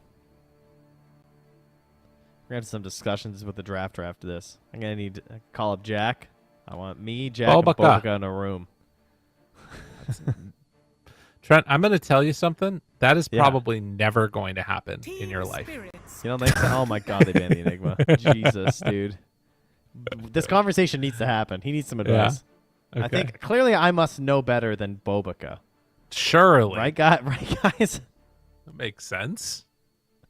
The only thing that makes sense. Yeah. What are they going to pick as their last hero here? Probably a 5, right? It's probably Lion Timber in the lane. It's probably Pichu Hero. 5 Disruptor seconds is still in. Okay. Is there any like crazy buff hero like a Mercy? Could that be something Aster's weird? Turn to pick. Doesn't really save enough though. Trying to get like ways that we can juice up this Medusa, and also have a bit of a body. I do like a 5 that is a bit melee-esque. I like the spirit. Ogre? Ogre's not bad. It's ogre time. It's actually okay. It's all ogre. It's all ogre, 10 baby. seconds remaining. Bloodlust Timber, you know, he smacks. Oh, yeah. Let him smack a bit more with the Deuce with that multicast. I was thinking do some more than Timber. Yeah, Yeah, but you're multicasting, guys. Come on. That's true. Rubik. Rubik. Okay. Got some potential, some plays. So how's that Bat Rider looking? Dude, let's go Lycan. That seems unnecessary. Yeah, I think it is. 10 seconds remaining. I don't know. Maybe it's not good. I just feel like I look at Lion 5 Rubik and I'm seconds like, I just want to run at these two supports and kill them over and over again. I wonder if they'll mag. Yeah, Mag sounds cool too. I think Mag's kind of rough. It's Rubik and Lion. Like Rubik's one thing, but Yeah. Lion and Rubik is kind of annoying to play Mag into. I do like the That's Empower true. Jug, but it just seems unnecessary. I think just bad is fine. I don't know why I'm looking for more answers. Gotta find something else to say. Oh yeah, that's why, huh? It's good. Yeah, exactly. I mean, what else does Timber hate besides Bat Rider? Not many things. OD. There it is. Choose your hero. All right, Bobica, we need a discussion.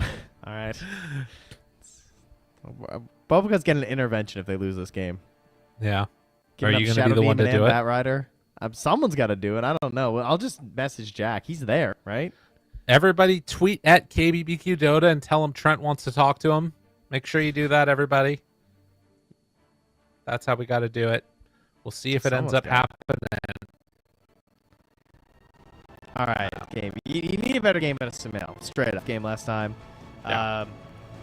He was doing the right moves because he was pushing when they needed to push, right? Like Yadro was down low on this Morphling. He had to farm. They're taking space with the Ember. They didn't quite get the levels up on the supports like really fast, but I mean they were fine by 10. I think they were both 6, which is really all you can ask for. But they didn't find those connections. They're just like Slight, Chains, Right. Skywrath Mage, you're dead. Progress to the objective. That didn't really happen.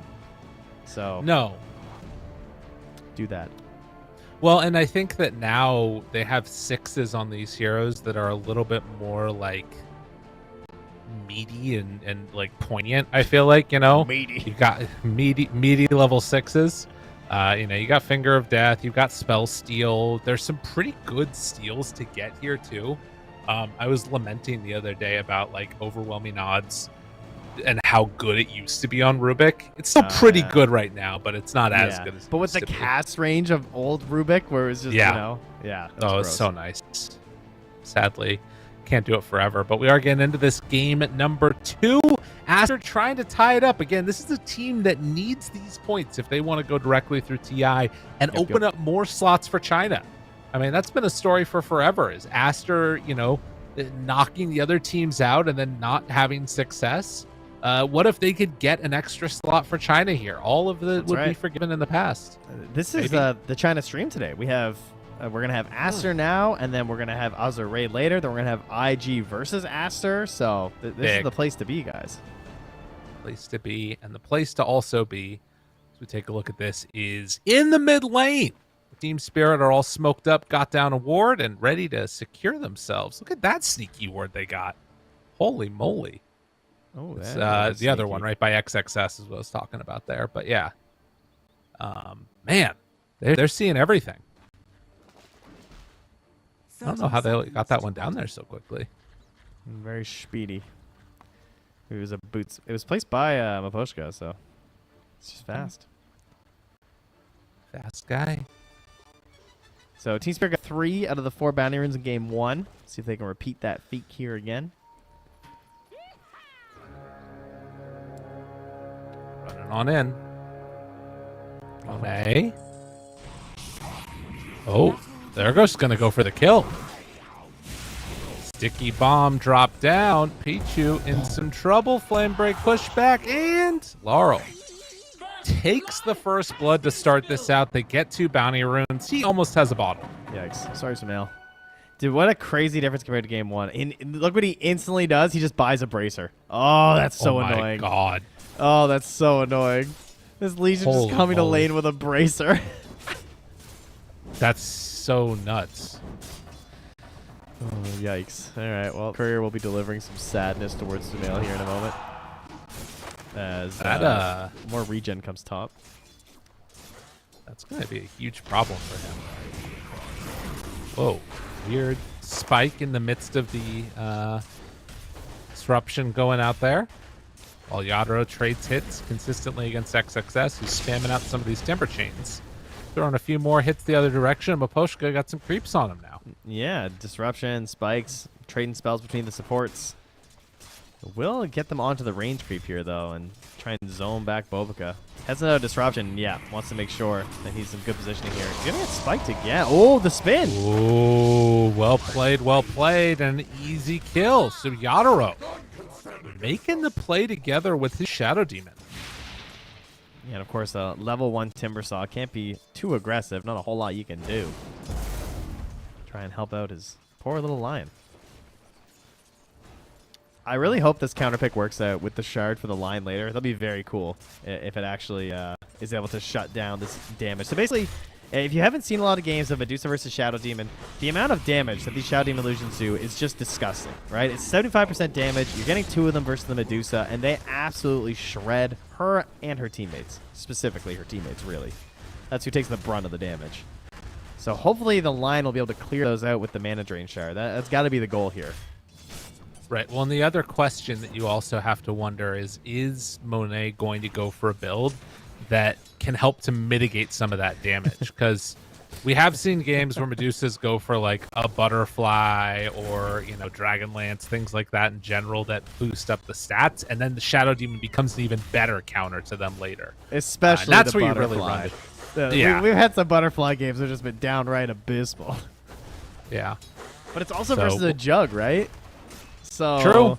You know, it's kind of tough. No, I know. I hear you. And figuring out what the build is that's right for Medusa is a little bit tough. I was thinking maybe it's like that Mjolnir thing. I was thinking Jug is pretty sick right now because nobody wants to buy AC.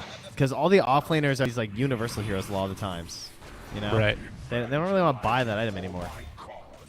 Oh, that was cool by Maposhka. He blocked the pull with the illusions. So that way he couldn't cut that one out. And it all comes to Yadro under the tower. Oh, Laurel and Sumail trading quite a bit here. Sumail's getting a ton of damage with this Flame Guard right now.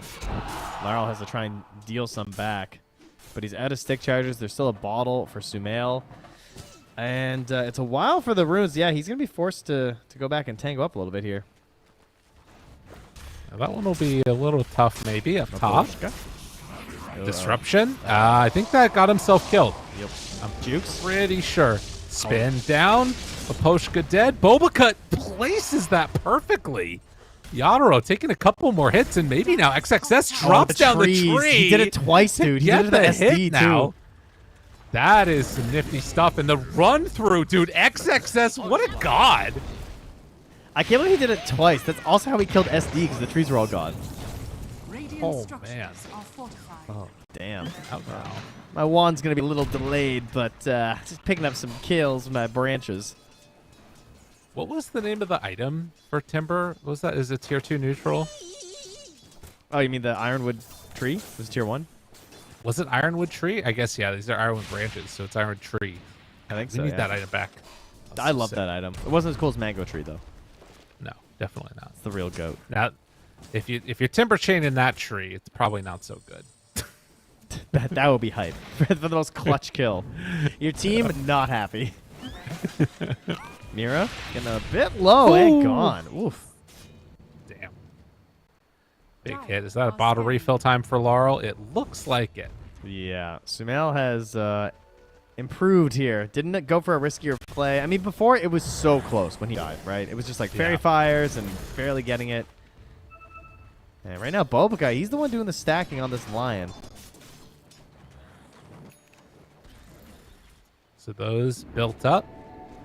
Doubles for now. We'll see if they can keep it back for more. Obviously, with both the Timber Saw and a Medusa in this game, you've got decent chances for either of those heroes and Sumail, honestly, to go and clear them out later.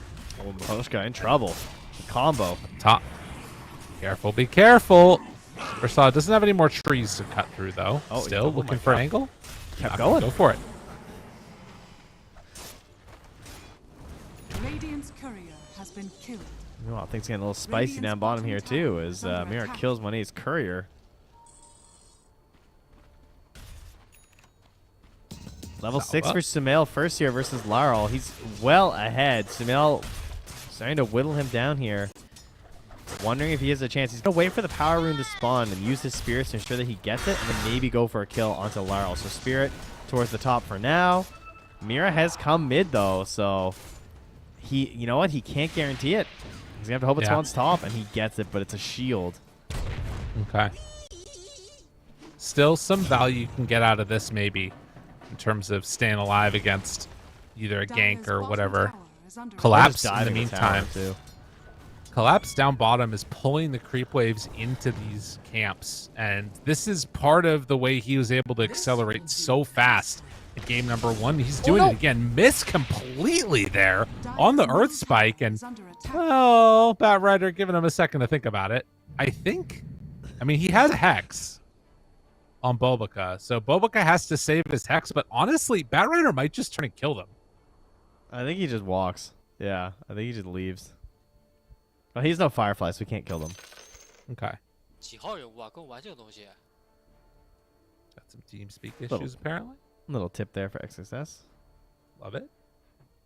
All right, well, this game, things very even at the moment. Current goals for this game, trying to pressure with XSS. I think controlling the Timber Saw is going to be the hardest thing for Team Spirit in the next 10 minutes of this game. Pretty hard for a Jug to like flex and kill on a Timber Saw, especially because he's going to be 6 quite a bit faster than Yadro. So the pressure's going to be there. He's going to be throwing out these Chakrams and Whirling Deaths, and Yadro might be forced out. They're probably going to try and make a rotation, see if they can get a kill on the Timber, but that is tough, and they'll probably need the Batrider for it. So Class's levels are going to be really important. Do you think if they bring just the Legion with level 6, that's enough to get a kill, or no? No, I don't think so. Okay. Even though he only has 1 point reactive armor, like, I don't think you can do it. Yeah. If Maposhka does everything perfectly, maybe. Like, if he's there for, like, if it's during the duel, he's poisoning, and then disruption and poisoning, then maybe. I mean, that is one other nice thing, that you can interrupt the Timber Chain to try and get away with one of the disruptions, but it doesn't mean it's an easy kill by any stretch of the imagination. I feel like I'd have to get like 2 rounds of spin off or something. Which maybe if they use the collapse, walks away. Supports just grab a smoke and go back towards mid. Sad. What's Maposhka doing here? Oh, is he gonna get this? Oh, look at his timing. Look at his timing. He's gonna get it. Oh, wait. Oh no, the rest courier are coming through. I don't think it's him. But they're bringing 2 for this. I don't think they can do it. Wait, walks by.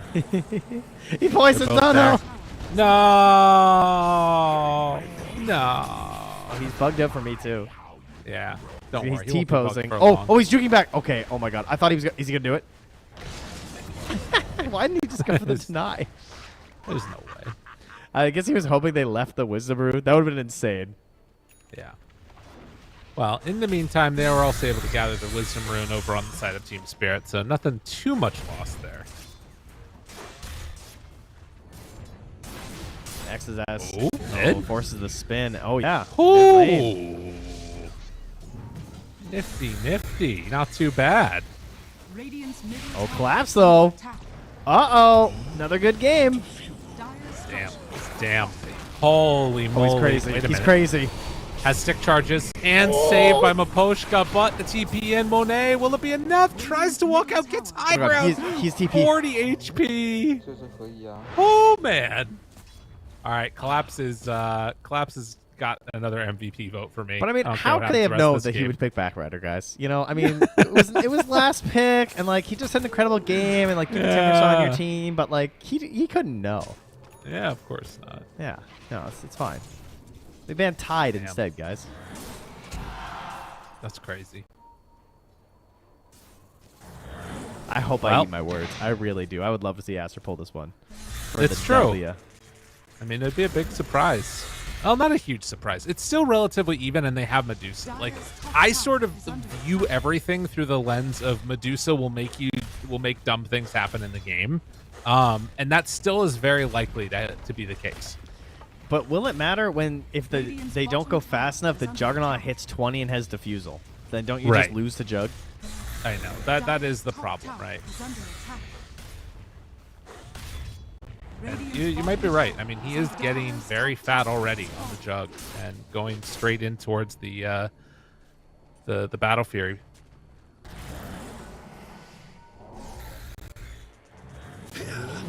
Little incursion here. That's what we want to see from Aster. Stealing camps, but able to take some of them away. Spinning out. Ooh. Boba Yeah, he got gets him. Yado's cornucopia. That's big. Take that. Bottom. Slow him down. Pichu trying to do what he can to get some CS and levels. Will probably get 6. Not quite off of this. I thought you were going to say die, because honestly, it's close. I thought he was going to go for him, but Collapse not off. Oh, Boba gets caught up by Yadro, though. He'll be the first victim of the Omni Slash. They're chasing down bottom again. Pichu trying to hide and get whatever experience he can. Also stealing away one of the Lotuses. Oh, dude, these are the ultimate jukes right now. I can't believe he's surviving. They don't know where he went. Oh my god. Uh-oh. Oh, no. Mira. Oh, no. Oh, that was close. Wait, is Mira dead? There's no way. Mira might be in some trouble here. Turn, lift, and Fade Bolt. Nah. He tried. Maposhka ends up dying on the other side of the map back towards mid. Meanwhile, Manedo farming up those Ancients. Boba nearby, getting some XP here, trying to get to 6. It's almost 11 minutes. He does not have it yet. Feeling bad. I mean, that goes for all sports in the game, though, to be fair. Yeah. Bit of a slow one this time. They will get the mid tower. Again, an early mid take here for Aster. Last time they weren't able to really push into Team Spirit's territory and slow down Yadro. That was a big problem in the previous game. Let's see if they can do something a bit different this time. Or if they plan on doing it, or just hoping that Monet will carry through and get him a ton of farm here. Or maybe they can just like stop Collapse, because maybe he's the real problem as he farms these Ancients. I mean, it's sort of a big question mark for me is like, what actually is their solution for this? Because right now it feels like Batrider and Jug are getting a free game. And they kind of have this like answer to Medusa and the Diffusal Blade Manta later from Jug. So that is a little concerning as Mira will be found, rooted, and brought down. So Aster still getting some kills, but Collapse waiting off to the side. I don't know if he can kill anyone here, though. Moving in, Maposhka catches him and Banish in the midst of the Timber Chain. In trouble. XXS lassoed. Gonna get brought down. Collapse very strong. Damn, they played that so well.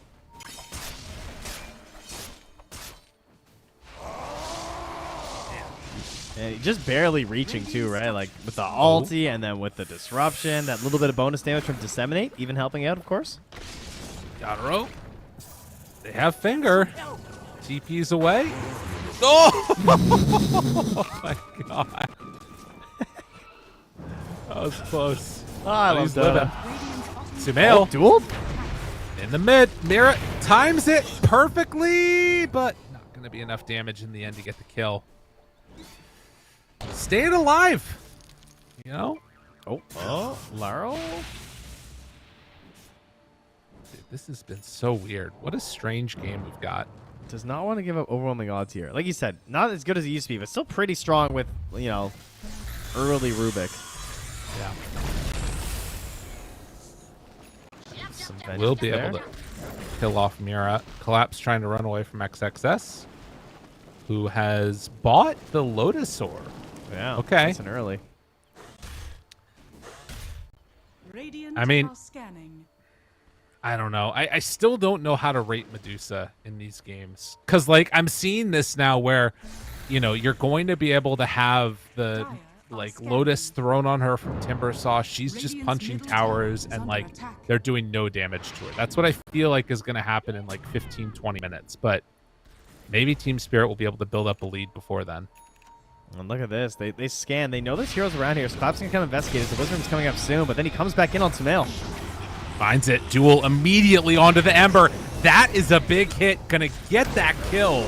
And the Timber Chain interrupted. They find him again. Yadaro right on top of XXS. Collapse still living.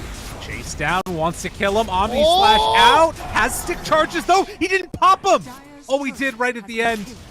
Oh, Timber still gets brought down in spite of all of that. Holy moly. As Pichu's gonna get chased. Will be an overwhelming odds stolen, but not enough to get that finish.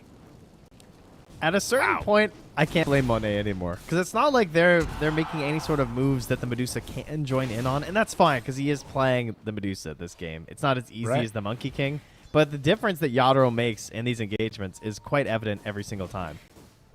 It's true. You know, and it's just a different style of play. I just don't know if Dota, like, I know it's the Dusa. I don't know if she's strong enough now that you can do this and completely ignore the rest of the game happening. Because I feel like the nerfs to her have made it so she's just not quite as insane, especially when you factor in the fact that you have one of the hardest counters in the Shadow Demon. Like, Yadaro, he is a dumb hero. He gets crazy at level 20, but he's also doing shit before he's level 20. I know. Even with just a Battle Fury. And speaking of which, she's clearing out a 3-stack of Ancients right now. On this Juggernaut, while Monet, you know, is doing the farm best she can, but it's a little rough right now for Aster. Yeah, Sumail, big upgrade though. Has the Maelstrom. He was so close. He was only like 100 some gold away for having in that last fight, which could have made a big difference with how clumped it was. So big improvement to his overall damage right now. Yadaro coming down here. He's just about to be level 12, and he's gonna get Omni Slash back up. So might bring that out. Might just get the Blade Dance too, but he's going to get grabbed there. It is the Healing Word stolen, though, not the spin. He's out. Laurel, DD. Big moment. Do they want to go for it, though? No. Calling it off. Instead, heading over towards mid. Where Class and Sumail are playing around with each other. And Laurel now has DD Rune and Invis. That one not under a ward. It's a lot of heroes here. Runs in. Finds him right away. Invis to try and back out. DD still a little bit of extra duration for Laurel. There's a sentry. He's out of it now. And, well, Medusa now more willing to play. She's almost at Butterfly. Oh my gosh, she's doing the Butterfly. Okay. So these will be, I mean, to be fair, again, the Lion will be hopefully getting Shard, and then you are playing with a Timber, so the Butterfly won't be as bad of an issue in terms of the illusions being hard to destroy. They're calculating their damage here. They're going for it. Jump in. Duel has Omni ready to go. Not dropping it yet, but the jump in, it's enough for the kill. Finger of Death takes down Laurel. Sumail low on mana. They run away on Yadaro, and ooh, interesting Rubik Steel has Blast Off. Oh, that's a big one. Only 2 points in the Supremacy, so not a huge deal quite yet. But very helpful to have a little bit better initiation as they're still working towards someone being able to initiate other than just like the body of Timber or Ember. Right. The Lotus, of course, you know, protecting him from an Omni Slash there. Very useful. Good thing that Yadaro didn't throw that one out there and save him from the duel. Dire's middle tower is under attack. Bobica is also getting very close to finishing off his Blink Dagger. Just about 100 gold away. And has it coming out now. So we'll have to see. You got to imagine Roche is in the cards soon for Aster. Monet is about to have that Butterfly completed. And now with that done, I think this is a window where you want to put some serious hurt onto Team Spirit. Yeah, it's also only 2 points in the Radiant's disruption. middle tower is under attack. He went 3 points to 7-8. It is really good for single target focus. I mean, not even just single target focus, obviously, but it still does work like Soul Catcher, right? Like, you can still just amp up the damage on the target itself. It just also affects other people, which is sweet. But sometimes you're just looking for that one hero to burst. Right.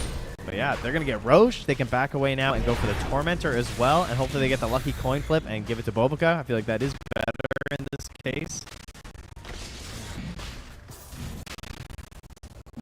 Taken a while. Seems to be no urgency to stop this from Spirit, or perhaps not even having the knowledge of it by the way they're playing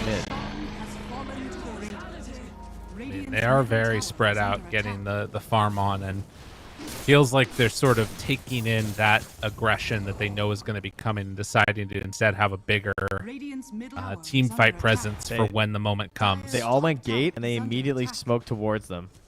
Monet TP to defend. They're moving in. Mira's going to get caught here.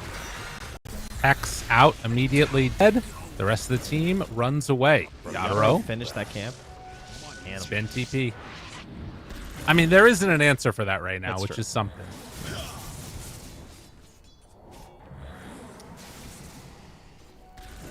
But it does feel like this is the play from Spirit. Spread out the map, get their farm on, wait until they get the Diffusal Blade done with what looks to be Sanjin Yasha, and then MKB for Yadro. So he's not going to have True Strike for a while. Yeah, that is, of course. I mean, it's so hard to get it early on any hero, really. Yeah. Okay, timing is up right now from Aster. Radiant's top tower is under attack. This is the kind of similar to what happened last game. The timing was a lot earlier and harder to hit last game. This one's a little bit easier to execute. We're just playing around Medusa. Everyone's here in set. We have a Blink Dagger. If we can blow up one person with his Finger Death, that would be great. Takes out one of the illusions right away with the Lion, and then kills off the second one with the Timber Saw. So Medusa illusions doing their work, and Maposha doesn't have an answer for them. Also, just that 1 point disruption, like we said, means 24-second cooldown on this spell. Laurel tries to pull it back, but tier 3 tower going down. It looks like Spirit are just giving up this entire lane. They're cutting the wave, obviously, with Collapse, but moves on in. Finger of Death, Maposhka dead. Mira also in some trouble. It's chased away, and now they have pressed the attack too. Monet's just hitting. They don't have a creep wave, though. They need to go mid if they want to get one. Yeah, they got a little outmaneuvered there with Collapse just grabbing the wave bottom and Yadro farming the whole time top. He started hitting the Tormentor, but oh, he gets their Wisdom Rune, but of course they lose their own. They're not going to steal the Team Spirit Tormentor if they can, unless we get some last-minute damage here. They're sending the illusions from Laurel, but no, they're not going to be there in time. And they lose the roll. It goes to the Rubik. Yeah. There is gold on Bobica if he wants to purchase one anyway, but they'll probably just try to do their own Tormentor first. Could be a good play there. Laurel backs away. So they are waiting for the creep wave. They weren't able to cut another wave by Team Spirit. Yeah. So it actually is just going to walk all the way Yadro's back. trying, dude. Yeah, he's thinking doing about it. The healing ward. Oh, he's thinking. He's like, this isn't worth it, guys. I don't know where they are. He wants the wave first. Meantime, Mira. Gone. Mira gone. Just like that. Oh, the smoke? Wow. The fake back? Interesting. Again, they have no wave. They're just trying to kill people in the base. And they find him. Maposhka goes down. I mean, Aster are in their base. They're owning the high ground. There's just no creeps. Collapse. Yadro got the tower. This wave. And they lost Rubik. Oh, man. Not what they want to have happen on Aster here. There will be a mech to try and stay alive a bit longer, but Collapse gets the kill. They're being pulled apart right now. Yadro is going to spin TP away. You could just spin first, man. It's not worth it. Just come on. Get the cooldown rolling. Yeah. I mean, so Aster up after taking the tier 3 tower in terms of gold. They still have Aegis for another minute, but it doesn't feel like they're going to get another Aegis push out of this unless they go right now, which likely means we're chilling for a while. That was the worst feeling high grounding I've ever seen. Yeah. Like they're just trying, and there's a Juggernaut and a Bat just completely free farming at the same time. That did not feel Right. good. Dire are scanning. Sanjin Yasha done for Jug on top of Fusel Blade. Queuing up that MKB next. He has all of his items laid out in front of him. Ale, hunting. Wanting to find Mira. Catches them there. Chase down. Aposhka's nearby. Yadaro stays to farm the camps again. 15 seconds on TP. Is going to have to spin to go through. Oh my god. And that gets him out on the other side. Oh, jeez. Very cool. Maposhka hiding in the trees with his gossamer cape. He's like Frodo when he hides on the hillside, you know? Just puts his little cloak over him so he looks like a rock. True. Dude, look at this, the way the map is set up, though. Like, you have these people here on Aster that are all grouped together, and constantly Spirit is spread out all across the map, farming up everything. Yep. You know, Aegis is gone, so not quite as comfortable pushing things forward.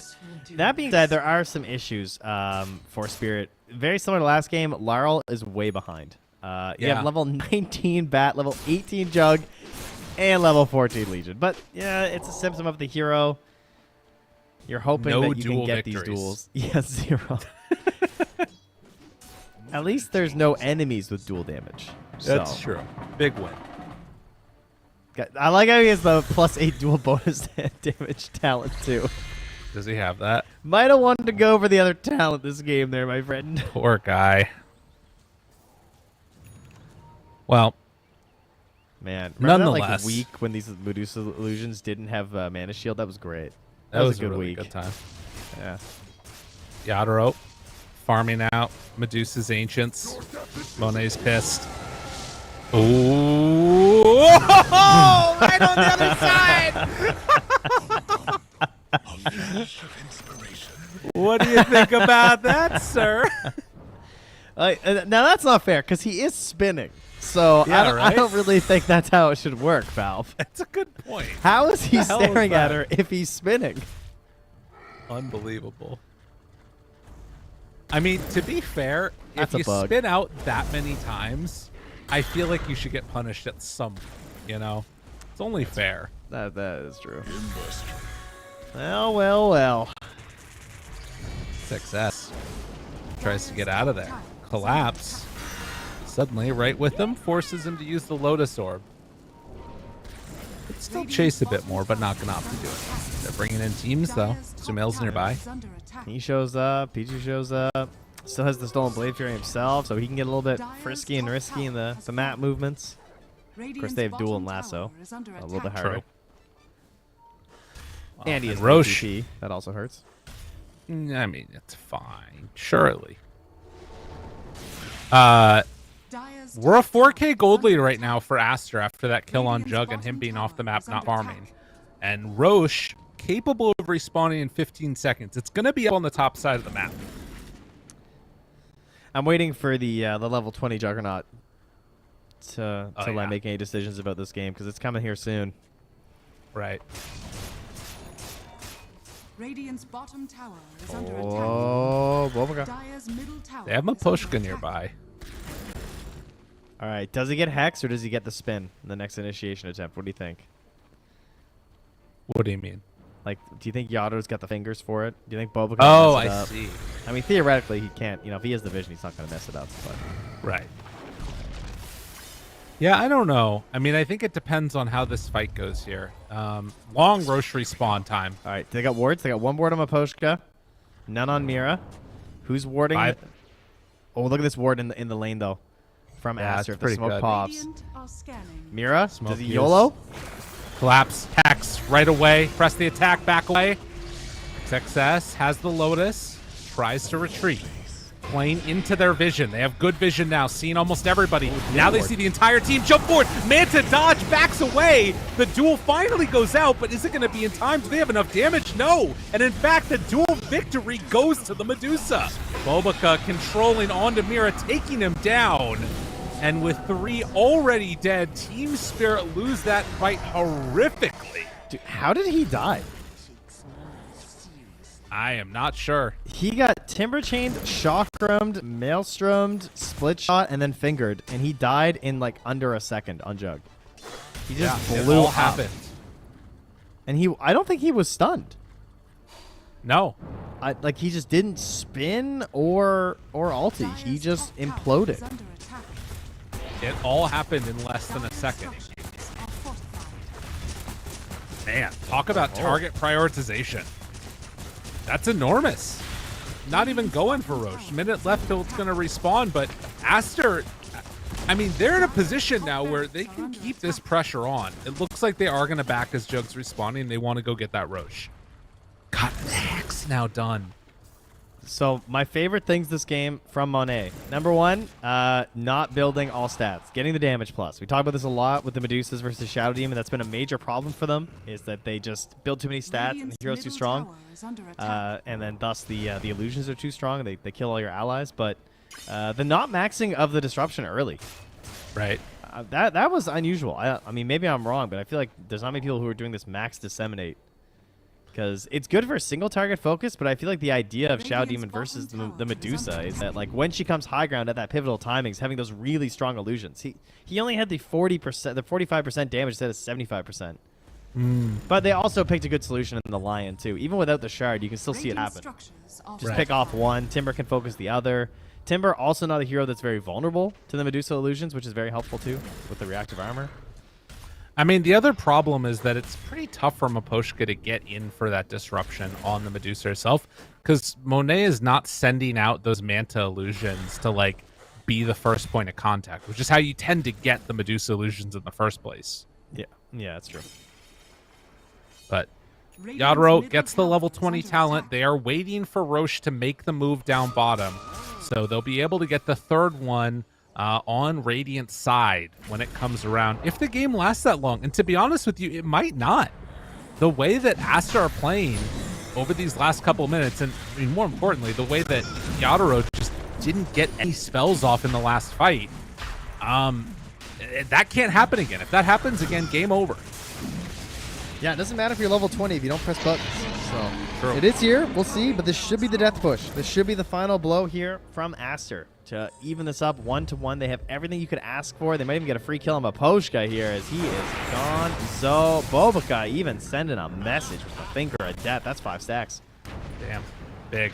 Oh, Mira too. Trouble. Guys. They're falling apart. The movement from Aster was too quick across the map. Now, they did manage to get the kill onto Bobica. Lap's cleaning that one up, but does he pay for it? Doesn't look like it. Wait a minute. Laurel. Yeah, Laurel's in their base. and gets out.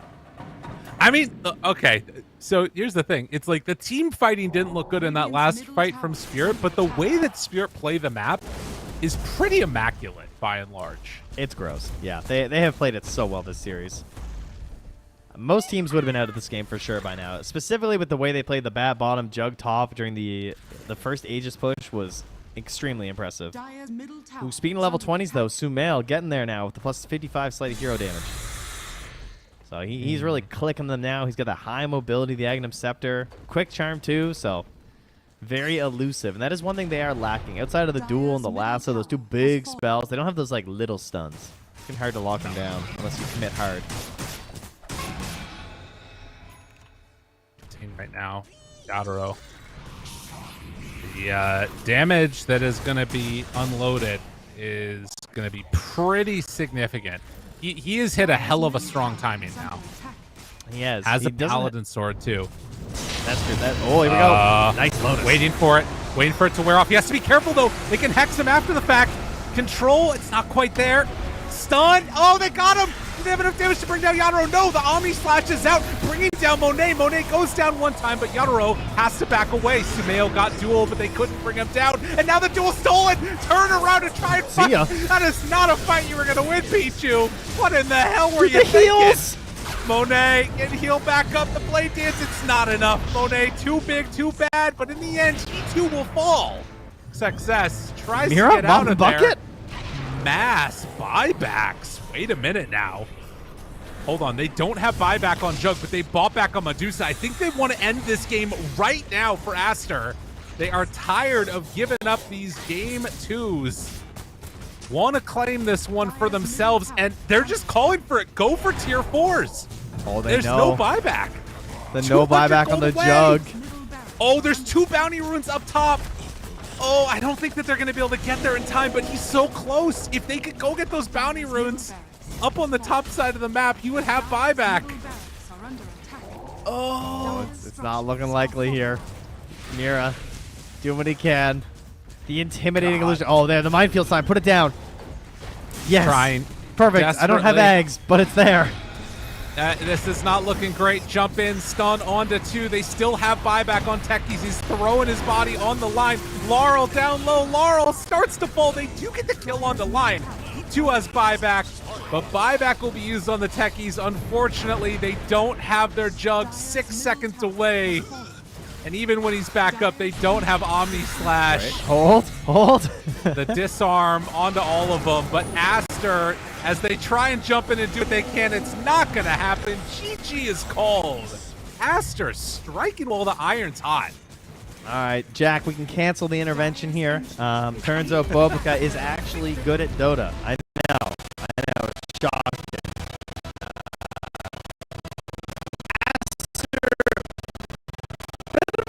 Statement here. Girl that is trending downwards. She already lost one game, I believe, for Shopify in the first one, if I'm not mistaken. And they made it look real clean. Monet playing much more to his strengths, getting the earlier timing. Medusa comes online a little bit faster than his Monkey King. Monkey King going for Battle Fury, and then kind of joining in. Dusa mostly doing the stacks so much faster. Really helps her get online. She gets a couple key items with that Aegis, and you can push so much more comfortably. And this time, the dodging and dancing around from Team Spirit wasn't able to lead them to victory. I mean, yeah, there were moments where it felt like maybe it was going to work, but that snowball just couldn't get rolling in the way that they needed it to. And Aster able to eke out a 1-1 result here has got to be feeling great for them because, again, this is a team that, like, really need to get within that top 8 finish and hopefully even higher than that to try and secure that spot at TI. Of course, just going far in this tournament in general is what they want to have happen.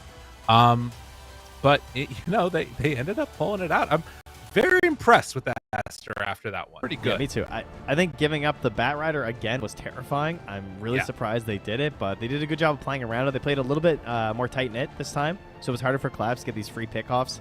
It also was a little bit more difficult for the split push, too. He had to be slightly more cautious. Obviously, Yadro had some good opportunities by just running around with the spin TPs, which he abused really well, but in the end, they didn't really get those clutch lassos. The super early Lotus Sword paid off a ton from XXS. He stopped like that clutch lasso at the end where they tried to pull in Monet. That could have been disastrous. That could have ended the game, to be honest. Right. And Monet ends the game with the most duel damage at 28, with the second most going to Yadro at 20, thanks to Pichu. Yeah, that feels a little rough there. Man, a very impressive showing. You know, I gotta say, I think also the other thing about this setup here is sort of stats. It doesn't tell in a way, right? 31-16. It feels like it shouldn't be that big, but like you talked about, the dual victory from Monet is maybe one of the big things that you gotta watch out for there. Where Monet was just kind of free to do what he wanted, was even given some help from his teammates along the way. It looked pretty freaking solid. 20,000 building damage. Yikes. Scary stuff. I think one of the struggles, again, that we pointed out towards with the draft, the Shadow Demon, in terms of, like, again, this hero dominates Medusa. I still think that is true.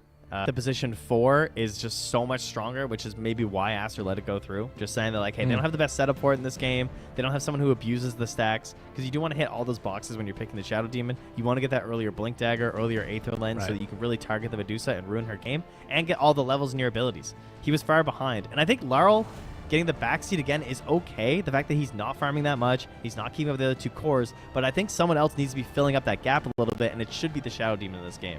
And they weren't able to find that from Aposhka, so. Well, you know, it's interesting, too, because to me, one of the biggest things that I noticed is that the players just felt like they were sort of, you know, rested and relaxed and ready that's true. for this match, which I think, you know, partially comes from our title sponsor, Ayana, enjoy the largest integrated resort in Bali. It's a beautiful place there. It's an estate with an ocean view, secluded beach, lush jungle, and a rock bar. And clearly, it's been giving a rock bar. A rock bar? A bar made of rocks? Rock or bar. are they rocking at the bar with rock music? Or both? You know, you just have to go there and find out, Trent. It's a idea. beautiful thing. And I think, you know, you can do it now as well. Go check it out. You're going to get to see more beautiful shots from the entire time you're there. And for us, we're going to end off this first series. We still got more great Dota 2 coming up in just a little bit as you're ready facing off against evil geniuses. Trent, I've been so excited right now, for this one. hot take, who's winning? Evil geniuses. There it is. You heard it here first, but find out how they do it in just a bit. We're going to go to a break, and when we come back, we got that second series of the day. See you then.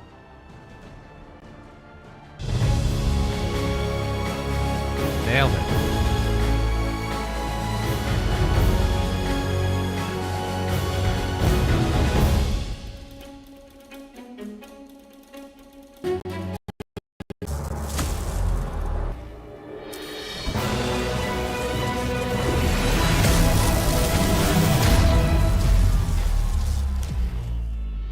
Use your skills in the gaming. 1xBet.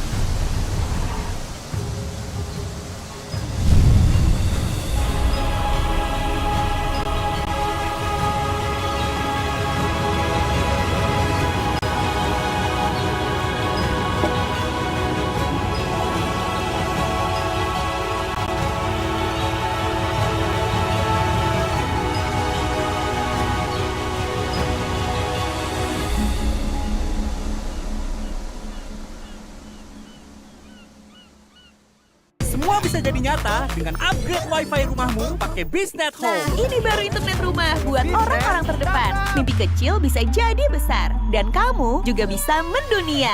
Jadi, siap wujudkan semua jadi nyata?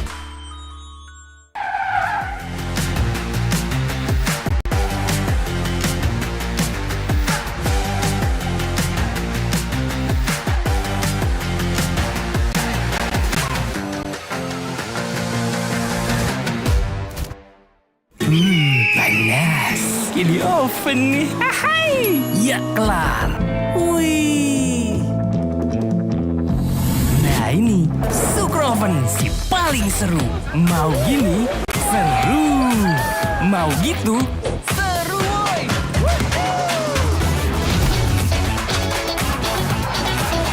Mau lagi? Lagi. Terus aja lagi. Sukroven seru roll di oven. The world is your stage. Take the first step to change. Lead with vision and innovation. Perfect your strategy and make your goals reality. Get in the game. Make it count.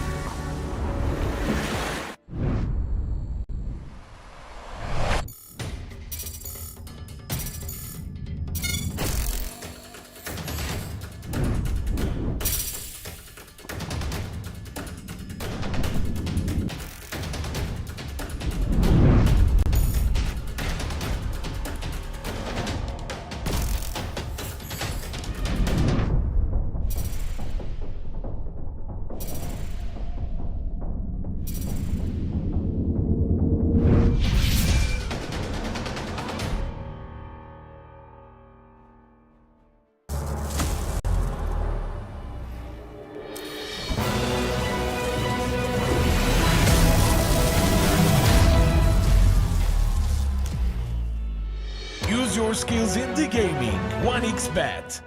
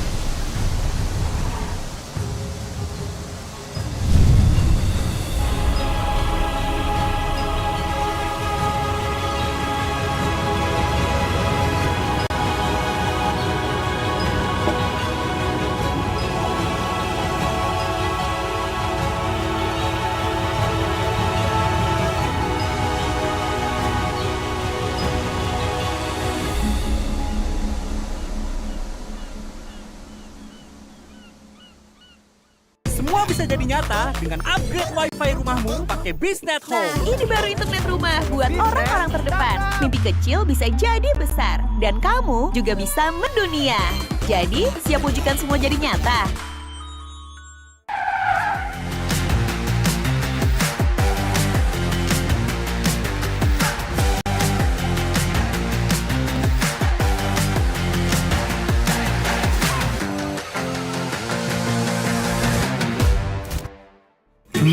Panas. Ini oven nih. Hai. Ya kelar. Wih. Nah ini Super Oven si paling seru. Mau gini seru. Mau gitu seru woy.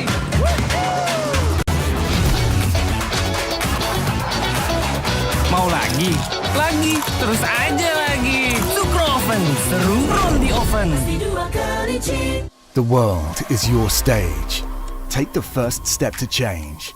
Lead with vision and innovation. Perfect your strategy and make your goals reality. Asik ya, Waiga. Get in the game. Make it count.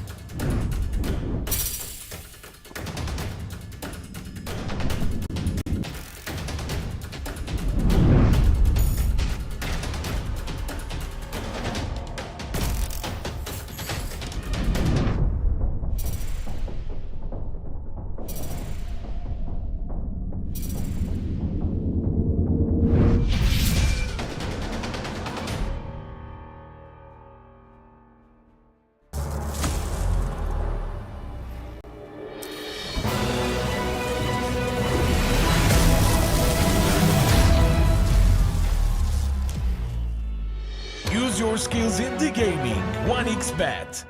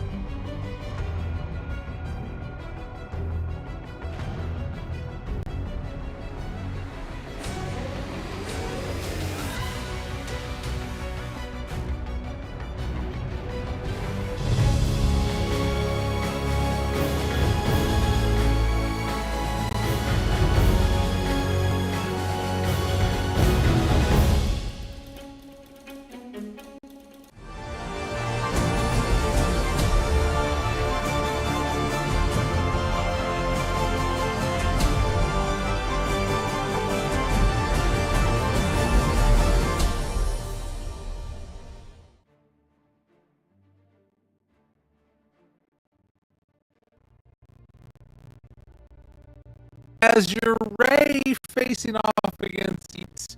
Yeah. Oh, this is going to be a good game. Can you even believe what we got coming up right now? This one is going to be awesome. But first, we got to take a look at what the groups are playing out as already. Yeah. Before we get into the greatness, IG of all teams with a 2-0 start, they faced Execration. You couldn't have paid me enough money to guess that IG was going to be up in first of this group.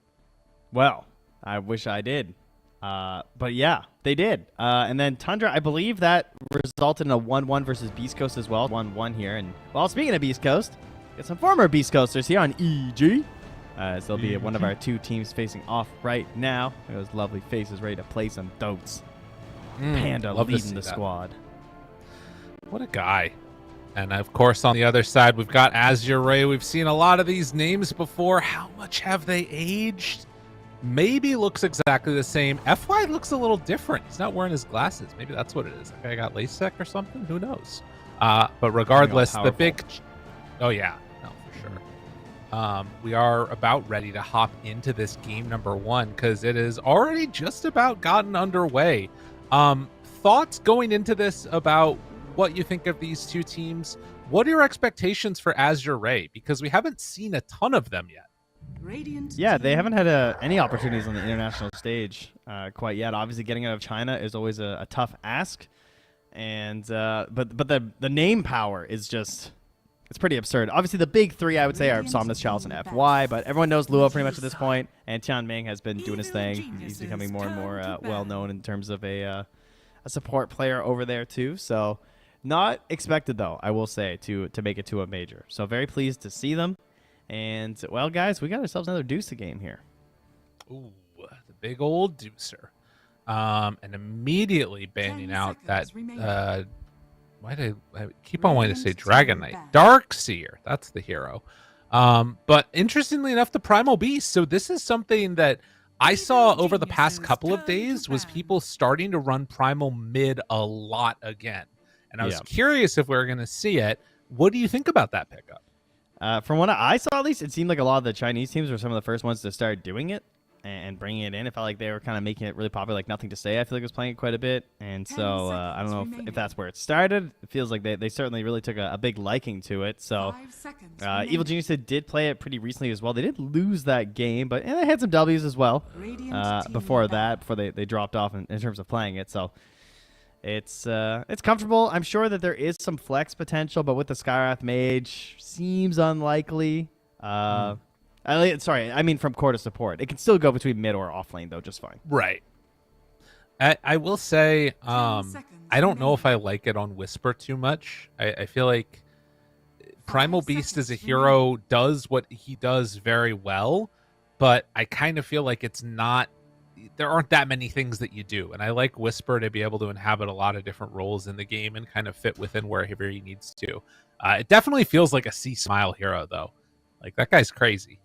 Yeah, my major problem with the offlane Primal Beast is that you don't build auras or anything useful. And that's not to say that like people who don't build auras aren't that helpful in the offlane, but like there's just so much pressure on you to make moves when you play Primal Beast that it just seems so much better suited towards that mid lane or even position 4. It's harder to like relax on this hero, and I feel like a lot of offlaners right now just kind of want to chill and absorb a lot of space. And that can be harder for a Primal Beast, but we'll see what they decide to do. For now, Azure again just focusing on these bans that have to do with the Deusa. We'll see if they do the Shadow Demon. Nope, they go with the Brood Mother instead. Again, though, same situation. They have the Skywrath Mage, so it's not as scary for the Shadow Demon to come out because the setup for the position 4 Shadow Demon plus the Stack Taker isn't really there for them. The only other person so far to have played Primal Beast, by the way, just a little tidbit here, was Execration, and they lost to IG, who also played it into a Medusa.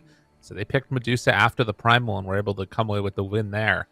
Kind of keeping my eyes on some of the win rates recently. Medusa, 75% win rate over 4 games. Primal Beast has lost the only game that it's played in. Techie's 20% win rate on 5 games. So maybe people are coming up with answers to it. But Enchantress is still doing pretty well. Yeah, interesting. Okay. And Pug yet to win a game. Oh, maybe this is where it turns around here. The other thing about Azure, though, is before this tournament, I kind of wanted to like check out some of their VODs and see some of their games, because I always like to watch China when I get a chance. They have been mad chilling since the DPC ended. I mean, they have not shown anything. They didn't play any other tournaments. Obviously, they weren't involved with Dream League, so we're not really sure exactly where they're at with this meta, because a lot has happened since the end of Season 1 of the DPC. And I'm curious to see. I mean, obviously, the number one thing would be this Dusa. This isn't something that they were really playing a lot. I mean, they played a couple games with it, but it's not like they were, it wasn't a first phase, first ban thing that was going on for a lot of their series. And now they're just coming into this tournament and just opting directly into it. So it seems like they've been scrimming and developing some plans. And then you wonder, that hero pool of Chalice is what I'm certainly most curious about right now. I want to see what he feels like is strong with this Deuce. I think the Beastmaster would have been the number one option. I definitely like banning that. If I was going to ban just one offlaner like they did, that is the hero I would have picked. Just sets the tempo so nicely for the Medusa, gives her a lot of space on the map from taking towers as well as providing vision. Helps you spot out smokes when people are trying to track down this Medusa in her earlier stages while she's farming. Synergizes well at the end. It just would have been just way too good. I think Visage could do a similar role, but harder to execute with. You know what else is kind of interesting that I just realized? And I didn't know this before. I just looked up the DPC rankings. Azure technically can't qualify to TI.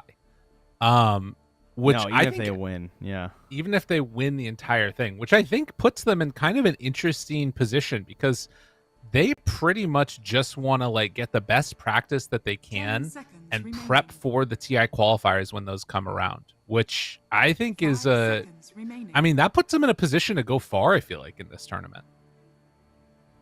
Not as much pressure, yeah. But there's some sweet cash. That's true too. That's always good. Money. And just like wanting to win, these old fellas, they want to win again. They want to taste that sweet victory. Yeah, they're addicted.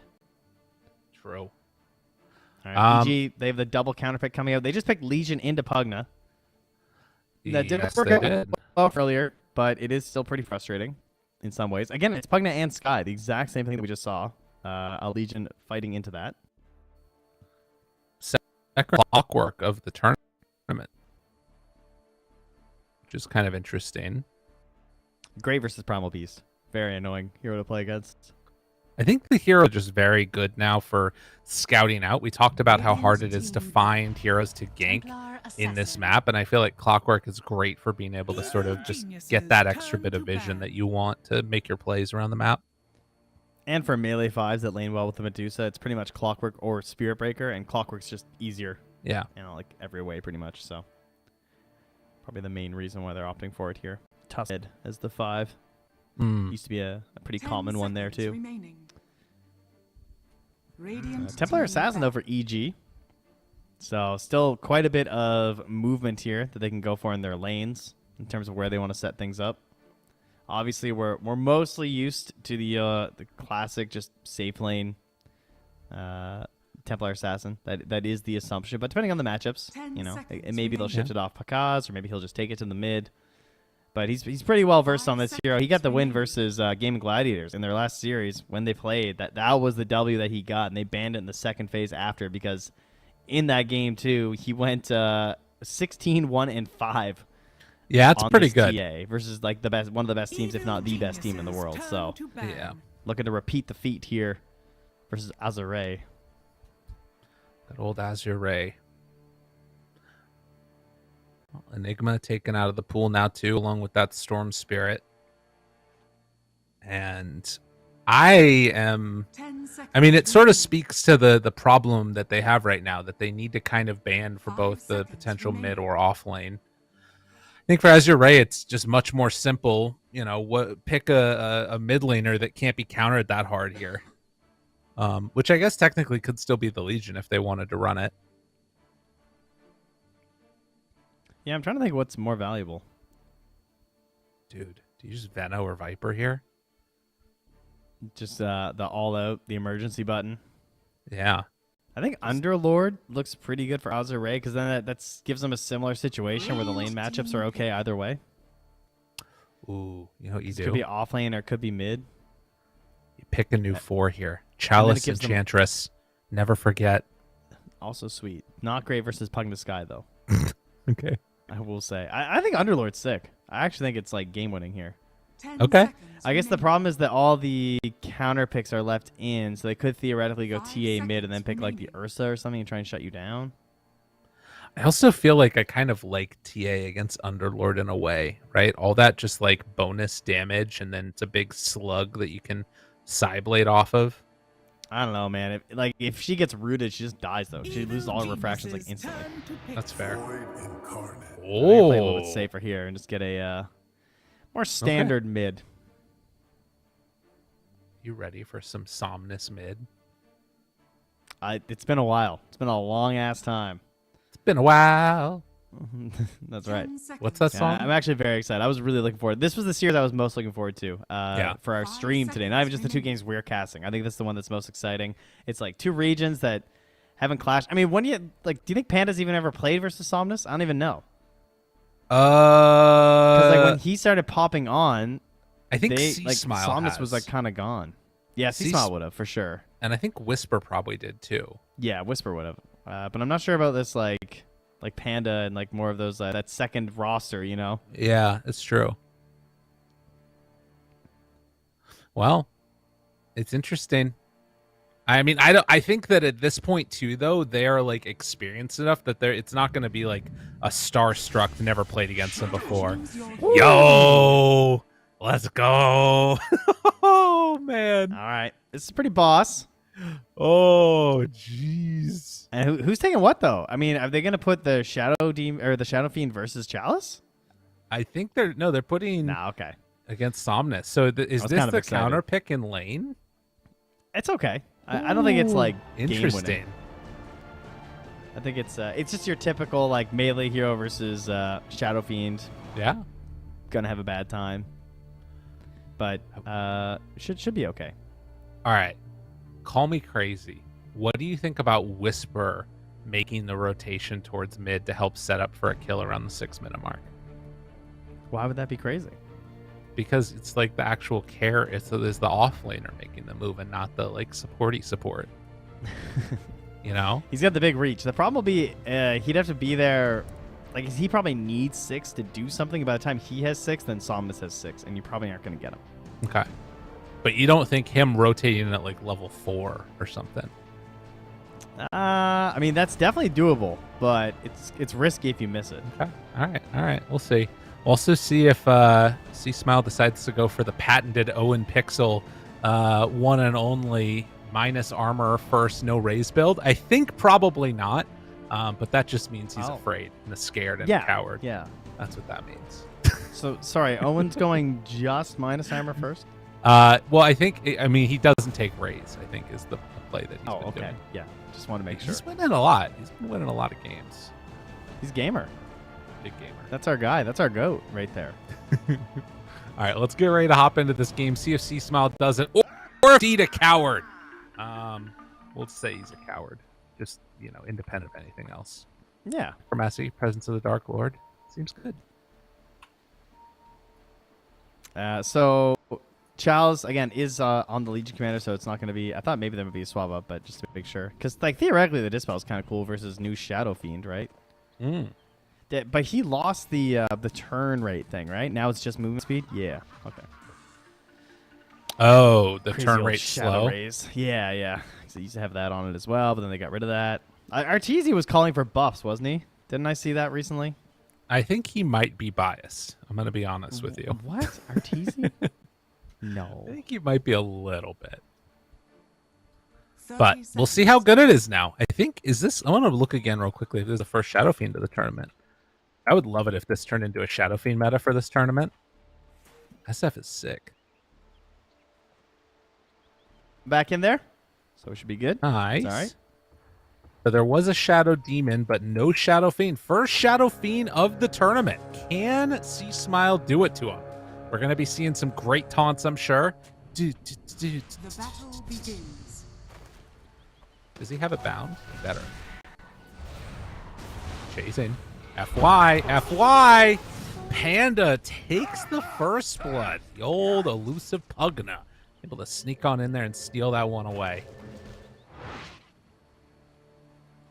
I was trying to see if he had it equipped even. He does have it equipped. Okay, we're good. The taunt will be in there. Keep an eye. Did miss that first raise. Hits on a second. Does he throw out a third? Smile, daring him to stick around. Has another raise for a third to connect if he wants it, but no, not really going to do that much. So my cool things to look out for this game would definitely be Panda's Decreps. They have a ton of value this game. We've seen some pretty insane Pugna plays versus Enchantresses when they're throwing out these impetuses and you get this big save on somebody. And that can last like the entire game, obviously. Decrep goes down to a 7-second cooldown, so you can really spam that out. Try and save somebody from those big moments. Plus, of course, the duel is the other one that you're going to be looking for too. In general, really annoying for the Medusa to deal with as well. You can just keep decrepping the Medusa if you want to try and ignore her a little bit in these engagements. That is something she'll have to watch for because she's only going to have one Dispel, and there's going to be a lot of stuff to worry about. So I feel like Panda has quite a few good opportunities here. Our earlier game with Skyreth Mage, we saw a lot of struggles for the hero to really do a lot at level 6. Felt like he wasn't getting enabled, so I'll also be looking to see if Matthew can perhaps pick up some of these earlier kills because he's going to have himself the Primal Beast to work with, but, you know, Shadow Fiend and TA, not the most active heroes. They don't set up that nicely for the Sky, so I wouldn't say he looks that enabled right now. No, it's more him needing to be the one that makes sure he plays definitely with Whisper, like you're saying, or if there's an overextension by Somnus in this mid lane, which, speaking of which, 7-6 so far versus 4-2. See, Smile got out to a pretty hot start and hasn't looked back. Definitely making some waves here mid. Yeah, and pushing into him here right now too, so he's going to be guaranteed at least one of these water runes. But no one else is rotating, so should be fine for both of them in the end. Yeah, almost definitely. We'll keep our eyes on that and see if this continues to be a trend or a bit of a problem, or if Somnus can pull it back. Obviously, huge kill potential from the Void Spirit when he gets level 6. Is down bottom. Matthew in some trouble with the Blood Grenade. It should be more than enough to secure the kill onto the Sky. He killed a courier on the board. That's why he died. Yeah, happens. Downside, he's not stacking right now, right? He's playing aggressive. Well, the lane was a little bit further back near the tower for Whisper, and I thought maybe he might go for an opportunity to go for a stack or something since it was approaching 3 minutes, but he plays aggressive. He's trying to figure out what's going on with the poles. He does get a courier kill, but then he feeds that away, so we do have to keep an eye on stacks, of course, because it's a Shadow Demon, sorry, a Shadow Fiend, as well as a Templar Assassin. You really need those going. It's FY getting low. Doesn't have any heals. It's another hit there, and oh, it's enough. Oh, he's tried to salve? Ooh, that's greedy. Damn. Because making the plays happen. Good stuff. All right, 16-1-5 versus GG. Let's see what he gets now. Right. A game later.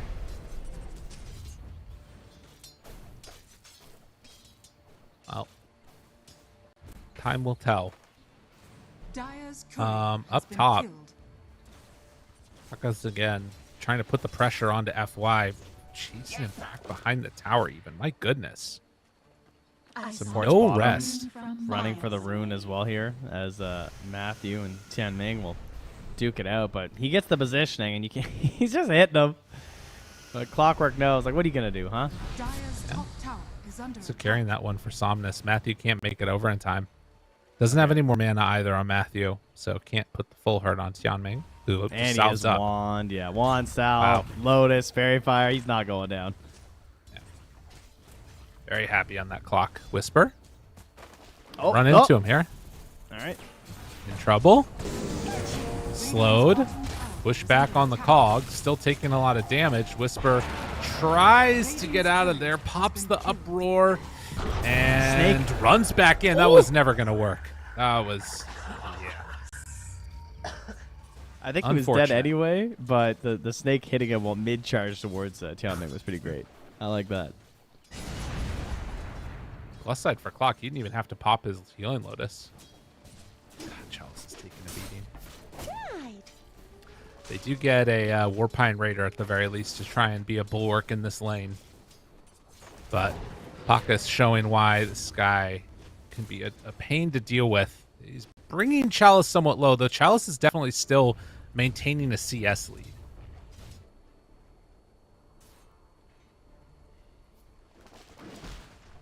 What is this Tianming trying to do here? A bold play. Nice double race. Yeah, I don't know exactly. He's waiting for a long time up there in the top side of the map, though. I would not expect him to wait this long. I'll give him that. And he's got the angle. But only Okay, if the Cost comes wrap. back this way. Nah, it's not Radiant's happening. I mean, top tower Ench is under gone. attack. Pakas? Oh, he missed the blood juked grenade. it out! He juked the blood grenade! Dun dun dun dun dun dun dun dun dun! Can't Okay, get but- me! Dude, this is, Radiant's top tower It's is like, under fine, I'll attack. run down. I mean, I guess it Radiant's kind of turret did something. has been killed. I mean, yeah, a little bit. Somnus. Radiant's middle tower is Chased. under attack. Matthew on him. Doesn't have 6 yet. Does have stick charges back up as Matthew is he might be dead. chasing. Does have a bottle refill. Gets it there. Breaking the bottle. Chase, chase, chase. Almost enough. Bottle down. See Oh, he's smell hasted. chasing and got him right on time. Of course, he's a haste rune. Easy. See Smile is putting in work on mid. Although, I'm going to say this. Maybe is one of those players like Sumail that if you make him mad, you don't want to make him mad. I don't know if it's too many years past this guy's prime, but I remember so many games where he would get bodied in game 1 and come back with a vengeance in game 2. And sometimes it even happens in the midst of game 1. Yeah, in a 2-game series, you're really hoping it's the midst of game 1. You know? Right. But yes, he needs the Super Saiyan power-up to occur here. His allies are doing their best here to just camp right outside at Seasmile's vision. He has no idea that there's lurking there. You got the bird. Oh, meanwhile, Panda spoils the party, though. Hello. Smile. On him. Damage is there. They bring some help. Is it going to be enough? No. See, Smile goes down, and so too will Panda. So just right back in the game. Everybody but Luo coming mid here as the Medusa continues to farm. And she is well ahead of everyone else in this game. About 900 gold ahead of the TA, the closest opponent. And into the jungle to keep this growing a little bit further here. So solid start for a Medusa right now. But we are going to be looking for a very specific timing here. It's a Templar Assassin and a Shadow Fiend. They have one thing on their mind. It will be an Aegis Dire's at middle that 15 tower to is under 18 minute mark here. So that's going to be what you're playing for. Good news, though, for the side of Azure, you have Clockwork, right? You're going to be spamming those flares out. You're going to try and keep an eye on it, see when they're going for it, because they are really fast at roshing, but they're still fairly vulnerable. Right. No, it's true. And the other thing that's going to be great for Azure is that they also have, as Whisper's taking that stack, they have a really farm He got that. Enchantress. Okay. Stole Pretty huge. That's pretty insane. Tianming makes the kill happen did on a he get Matthew, that? and now Whisper is dead too. You were true to your purpose. I mean, The world's greatest Invis rune. They just left it there. They just didn't want to pick it up. I mean, to be fair, it isn't Invis Clockwork. Like, no one's really expecting that. And then he gets the D-War too. Ooh, hoo, hoo, hoo. I mean, Tianming. speaking of not picking it up too, I think Azure didn't read patch notes or something. They don't know about this. The Wisdom Rune is still there. It's just chilling. It's fermenting. Yeah, and there are still, and they're ahead in levels on Azure. Like, that's kind of crazy. Chalice now gonna get chased, caught. Is it gonna be enough for the kill? Yes. FY. Oh, no. They're going Excellent. to lose it, dude. They're going to lose it. Oh no! Chase down FY in trouble. Do they There's check no way up they high check. ground? I wouldn't check. No, It's I don't think 9.5 so. minutes. I wouldn't check either. Of course it's Yeah. not still there. That'd be crazy. See, There's- this is like when the bad poker player wins by going all in. Okay? Oh, Because they're assuming that Azure are too smart to leave it. and that is not the case. Wow. Mid. Somnus. He takes it. Good. The Clockwork to stay alive. And now Enchantress is going to go pick it up. FY gets it. While Tianming. Dead. Matthew, good kill. And Somnus playing catch up. Gets denied. Oh, nice. Well played. All right, so who's missing the neutral item? Oh. On the Radiant Legion. Legion got sacked. Oh, sorry, no, be on the Dire. It's Pugna. Poor Panda. Doesn't get a neutral item since it was stolen. Sad. That's Panda, though. I'm sure he's fine. Yeah, Chalice will get one once he brings it out. Tower is under attack. FY is going to be a core. This guy is he's farming up. I mean, that's good for the Legion, right? This is what we've seen already with these Legion Commander games. So the hero isn't expected to really keep accelerating at the same pace. Although Chalice isn't going for the early Blink Dagger. He does get a free duel win. Pretty good for Chalice. Damn, that's crazy. He got more damage than Laurel in an entire game in 11 minutes. Damn, dude. Dyer's hell? middle tower. Why can't do Laurel like that? No, you're Hook right. shot. Got him caught. See Smile trying to do what he can. Fortunately, it is not looking like it's enough. He drops down. Tian Ming in some trouble. Whisper does get that kill. Could turn here with the Pulverize if they want.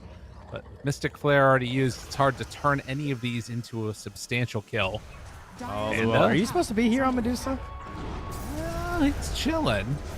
Trying to run in. The trample. Pulverize still at the ready, silencing this Enchantress, but the run-in coming from Medusa to ensure their retreat. Now bringing in Paka, slow down. Connection, Pulverize, FY, left alive. Somnus jumps in, Whisper, healed back up by Panda. Open the duel for the turnaround, another duel victory. Whisper tries to get out of there. Somnus is gonna turn now on Apokus. Can't get any kill. The fight continuing. See Smiley TP'd into this. Finds Chalice, presses attack off. Sir? The buff, and now going for the Requiem. The fear to push them all away. Runs back up. Another clockwork hookshot that's come off cooldown. In this whole fight, he's so close to dead, but instead, it's the turn. Apocalypse goes down. Tian Ming making the plays, getting the kills. As your Ray, they are cooking. Did they lose anyone? No, not a damn person. Dyer's middle tower. Oh, I guess Tiaming died once. Then he just came Oh, back fair. and hookshot again, to be fair. That doesn't count. No, but No, of course. It's just clockwork. He's not a real person. All right, that is brutal. And look at that early involvement of Medusa. I mean, she's a little less farm than you might expect for Medusa, but she got in there. Great ulti use early, but we're still fighting in the same spot. Mystic Flare did so much damage right there. Now Chalice is in trouble. It was going so well, Azure Ray. Let him cook too much. Oh, God. There it is. The swing back the other way. I mean, EG not ones to turn down a fight. Yeah, that was a little crazy. I'll give him that. Oh, and look at Picaz farming up these ancients. Blink Dagger. Almost Interesting. done. That's going to really help him get it on this map right now and provide a little bit extra here for Matthew. Talking about they don't have the best setup for the Skywrath Mage. A Blinking TA is enough, and she switched to Deso. Okay. So we're going Deso Roche style instead. Fair enough. To be fair, with the aggression that Azure Ray are showing, I don't know if you need the Blink. Plus, Blink's pretty sad if you just get hookshot. Dyer's Right. top tower is under Oh, it doesn't attack. feel Speaking of good. hookshot, they're smoked up. They're hunting. Radiant's bottom tower is under Looking for attack. one. Oh, I mean, they see him. See Smile. And caught. And saves. Nothing. They don't have anything to stop that. Can they catch anybody here? No. Not going to happen. Dyer's top Bacchus tower tries to is throw one under onto Somnus. Not going to do a dang Radiant's thing. bottom tower is under attack. Man, oh man. And going Blade Mail on the Void Spirit. Okay. Double Blade Mail. Legion and Void Spirit. Cool. Radiant's bottom tower is under attack. Dyer's top tower is under attack. Panda unfortunately missed the Nether Blast on the bottom tower with the glyph, and so he didn't end up getting the bounty, but that's okay. Does eventually fall. FY still going to get away up top here. And like you said, FY level 9 here to the 10 of the enemy offlaner. So core mode indeed being engaged upon this Enchantress. Yeah, he's going to be a monster here. There's going to be so much damage coming out from this Enchantress. Blink Dagger almost done on Chalice to help enable. Although if EG find the fight first, they are grouped together as 3, trying to bait out Sea Smiles, kind of what it feels like. Oh, what a scan. It's going to hit them as they come in. The thing about It Sea hits- Smile, though, is they have to get the Ancient Seal. It's the only way he dies, right? Because, like, Charge, you're never going to get him first. They probably thought that was Sorry, just Somnus, Sea yeah. Smile on the scan, though. Maybe, yeah. All right, here comes the silence. Got him. Jump in. Blade Mail already out. Mystic Flare and the Pulverize. Matthew's Good going to kill. die to these Blade Mails. Yeah, he is. Oh, it's gonna be a problem for Oh, him. they know. Oh wait, that was Matthew's ping. Okay, my bad. Heal back up by the Panda Man.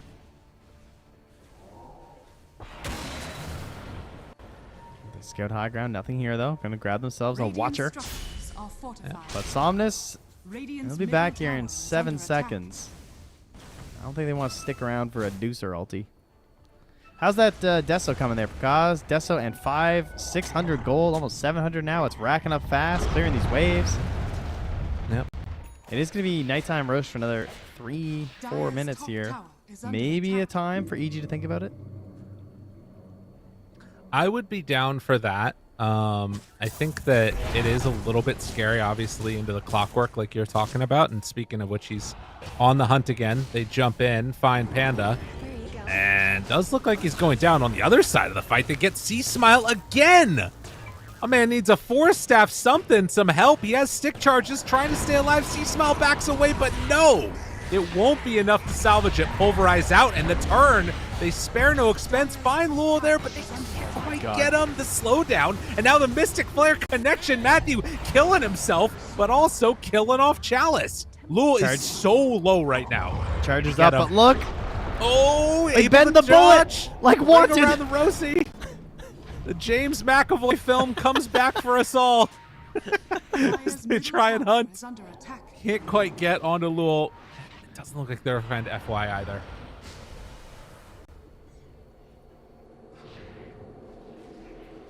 Somnus going to retreat out of there as well. So if there was ever a time to do it, it's right now, right? You just drove them out. You won the fight. You could TP C-Smile up to that top outpost, but they're not going to do it.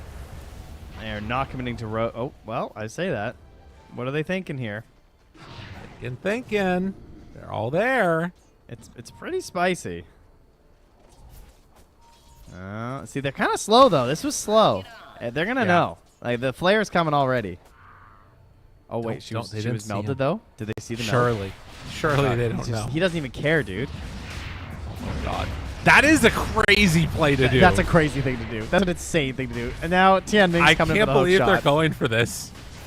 Dude, Dude, what this the is- hell? Clear the EG, inventory. you're- Tianming, clear the inventory. Let's go. You are out of your mind. Dire's Oh, this is bottom so... tower is under They attack. have Ridiculous. full vision of everything that's going on. They're Oh, going to this have is- another... I don't know about this. C-Smile wants to hit the Requiem at perfect time. He goes out for it. Requiem out. They waited on killing Roche, and then they get him. A freebie right on into it. Roche still down low. Turns. Tries to get it. Chalice. He gets the Aegis. Oh, no. And now the duel. It's falling apart. EG, we told you were crazy. Listen to us. And, of course, Azure Ray taking full advantage. The veteran squad say, all right, we'll fight into that Aegis. We'll take it away and claim the victory. Bro, the fact that he went for the triple melt setup under the flare is so funny. Like, that was psychotic. He couldn't wait. He's like, nah, it's fine. Dire's top tower I is under love that. attack. That's so I mean, good. they were coming anyway, but damn. What's they- funny is that they got the Aegis kill. Actually, no, it wasn't. The Radiant even got the Aegis. Yeah, they he got got the it all. last hit. He got everything. Oh, it hurts. And then he even got dual damage, I'm pretty sure, Dire's too. top tower has Like, fallen. that Yeah. could not have gone any better. Chalice has been having a pretty good game. He's been killing it here. Oh my god, what a problem. They really needed to just commit. I feel like when Shouty, or when God, I can't stop saying Shouty. When Shadowfiend respawned it, I feel like they should just went top to the outpost. Dude. Instantly did it, but Look at they waited too Tianming. long, and yeah, he's owning this game. All game long. Chalice finds the follow-up there. Double kill for him. But yeah, it's Tianming that's setting these up. Stole away the neutral item. Says, fine, fight me then. Has a Pavis. Might die to that one. Okay. And then blink away. Paka's still very, very strong. I swear, all my best Clockwork games are versus Shadowfiend. Yeah.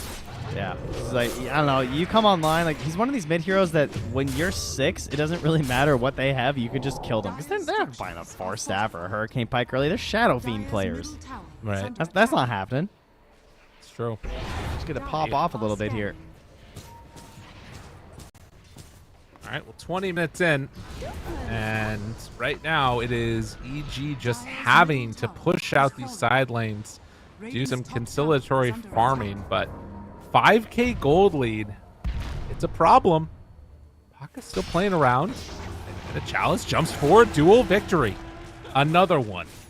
94 dual damage. It's got a little bit more than Laurel. I mean, I don't want to bring it up again, but Chalice looking nice. Has dual, or has the blink up here if Pakaz isn't cautious, but he doesn't care. Again. Oh. Whoop. He's not doing They're it. good. They're good. You say these things. Are they going to steal their Tormentor? They're definitely going to get their Wisdom. No. This is BKB Whisper, dude. I don't know. He's coming in hot. I mean, they're definitely losing the Wisdom rune. I don't know. Hook shot in. Cogs push back, breaking it. No Blink Dagger away. Somnus jumps, taunt, caught, pulverize onto Medusa. Can the rest of EG make it work against Medusa? No. They do literally nothing because Medusa is an insane hero. And now the duel immediately onto C Smile. Oh, it didn't happen. It wasn't enough. EG in trouble. Panda maybe taking down Chalice, though. Okay, that's Aegis down one time. Whisper needing to play a little bit of cleanup here. FY low on mana. The blink forward aggressively. Somnus takes down Pakas, and Panda soon to fall. Double kill for FY. They had enough resources in the tank. Azure Ray came to play. Panda throwing down another blast, and instantly Somnus and Chalice both blade mail, and he just explodes. The blade mails are so good this game. You know what's funny is I feel like Luo was playing like he had Aegis. I'm not sure if he knew. I feel like he's like, oh right, not me. Right, we stole that thing, but it didn't matter. He didn't go down. He was in there super deep, but teammates clutched it up. Panda was so close to getting a decrep save, but he got caught by an Aether Remnant that was well placed from Somnus. So nicely done. And now that's going to be a Manta for Somnus here too. So that's a Blade Mail plus a Dispel now. It's going to be way harder for them to try and shut him down when he goes for these big dive-ins versus Matthew. Well, I think that the way these dives are going to go, it's feeling like they're going to keep them going, if I'm going to be honest with you. The way Azure Ray are playing is just with so much confidence right now. And to be honest with you, it's maybe even a little bit too much, because I feel like they could just play behind Lul and let him just hit buildings. You know what I mean? Yeah, but I'd rather they played more aggressive than more passive. Okay, I don't know. That's fair. Yeah, I don't want to see another one of those games. That's fair. This is good. They're pushing. This is excellent play around this Medusa here again. This hero might still be good, folks. Just maybe. Just got maybe. a specialist array for FY. Oh my god, dude.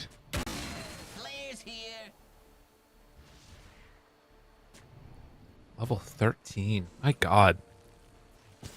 He's almost ahead of C Smile. Is ahead of Whisper right now. Dude, I said it. I didn't want to see Whisper play on this Primal. Not that I think he's bad on it, but I feel like it... I don't know. I feel like it fits better, the play style for C Smile. Yeah, in a sense, like, I kind of get it as a hero for their team. Right. Because of, like, how they play the map and how they like to play aggressive and go for kills and stuff, but I still feel like, you know, the Bat Rider's a better example. Auras are still good. Fair. It's also a pretty rough game to have early BKB, like Dusa, Clockwork, Legion. Yeah, they do everything to it. Plus the items are just kind of sad these days in comparison, so it's not nearly as... all these heroes that rush are so much worse. Yeah. Clockwork is just... I think he's very good right now. It sets up for so much, and then on top of like the aggressive blade mail as he's dying from Somnus, it feels like it sets up for stuff, and you need so little on Clockwork to do so much, and then when you actually have a lot, you can do even more. Best 5 in the game. Just saying. Pretty cool. Up high ground. Chalice, he's had enough. I'm tired of your malarkey here. We're going for buildings. Wow. Can you watch the language, please? This is a family-friendly stream. I don't want to hear about this malark. I can't even say it. It's too... How dare I? Yeah. You jive, turkey. Gumption. Dude, he has 150 dual damage. Chalice is going to kill anybody that comes at him. Matthew, don't come up there. There's a mean man that wants to kill you. Chalice is going to be sending this replay over to Laurel. Oh, to be fair. Oh, God, he found him. Dude, he found him. Oh, guy's my good. God. This guy's good. the cogs? Oh, wait a minute. Wait a minute. Pulverize, Mystic Flare, everything. Feeder.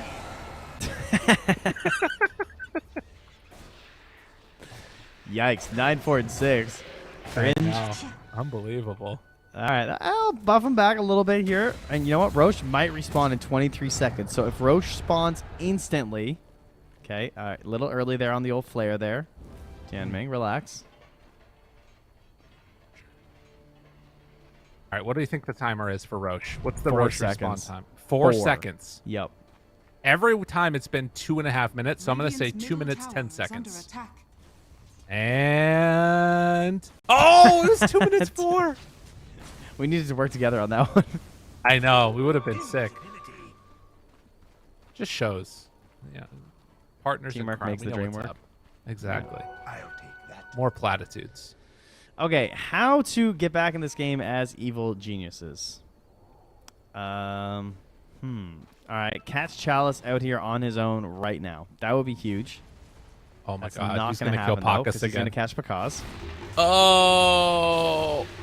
Jeez. Ooh. Ooh. Blink away. He throws one hit out before he goes away. Can you imagine if the blade mail like was up and killed him? or Yeah, I had to something? check like his refractions, and so I was a little worried. It was kind of close. But yeah, 25-second cooldown. You know, the thing was used. We're good. Fair. 14K gold lead. So what you're working on how they get back into this for EG? What have They you need come to, up with? those like dumb random pickoffs. They need Okay. someone out pushing a lane like that. Like, they need to like randomly kill Somnus or Chalice. That's the dream. And unfortunately, Pakas is dead. Is he though? Yeah. Is he though? No, he's real dead. Okay, that's fair. Well, that was one of those random pickoffs you were talking about. Not the way I envisioned it. If it was gonna go well for them, though, I gotta say. That's true. It's a fair enough point. Structures are fortified. All right, Lul back on his malarkey.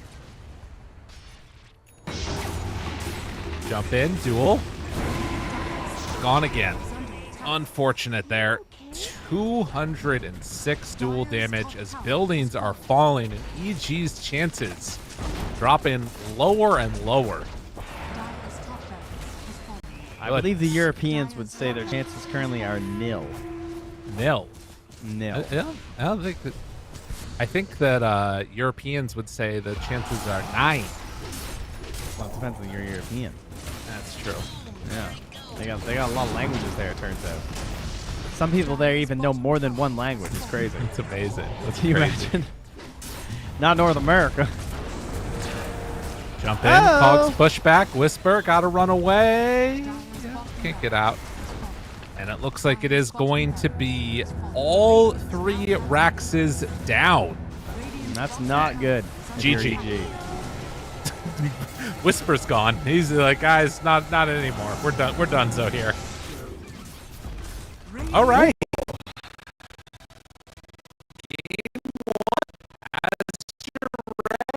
Yes, if EG, I think if they were just they forced it, because I mean to be fair,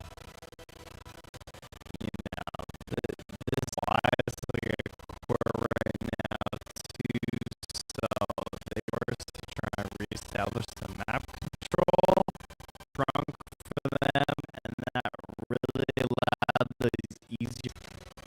And those two just no breathing room over the EG. I feel like unless you're going like how you gonna win a game like that. All I'm gonna say too is that in game number 1 of our last series, Pugna Skyrath support duo, and I don't think it's a thing. I really don't. It seems pretty rough. Like if things don't go well, if you don't find those pickoffs, your game just feels terrible.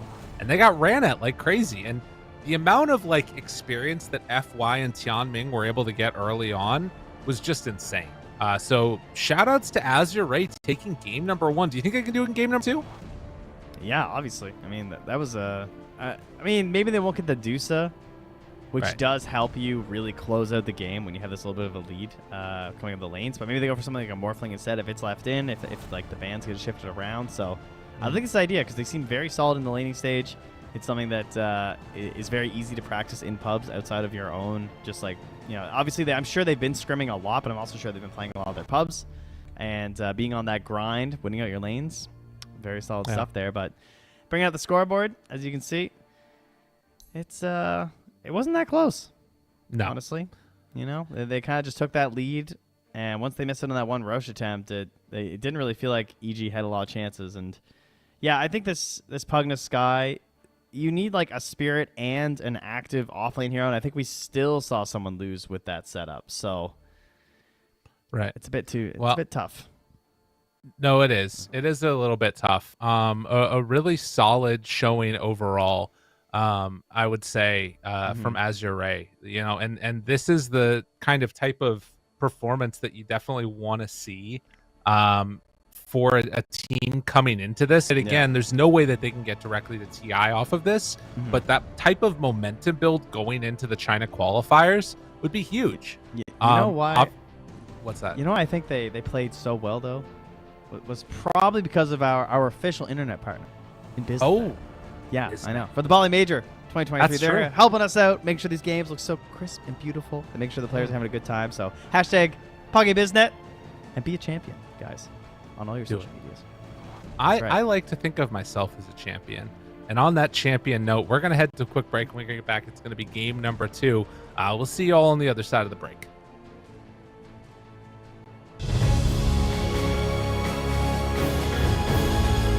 It's all good. Cool. I think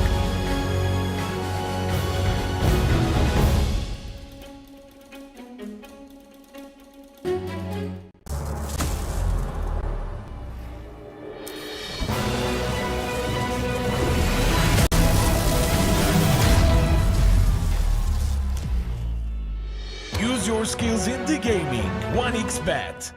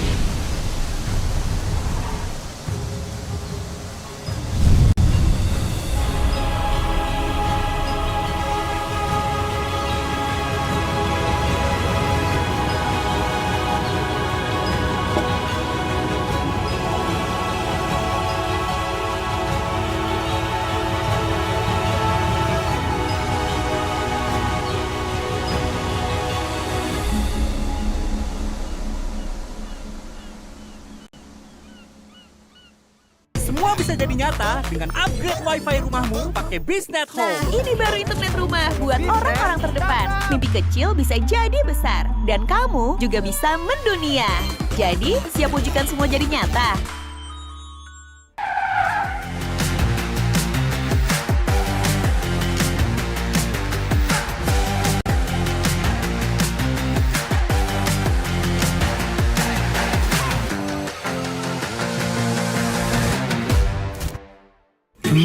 Panas. Di oven nih. Hai. Ya kelar. Wih. Nah ini Super Oven si paling seru. Mau gini seru. Mau gitu seru woy.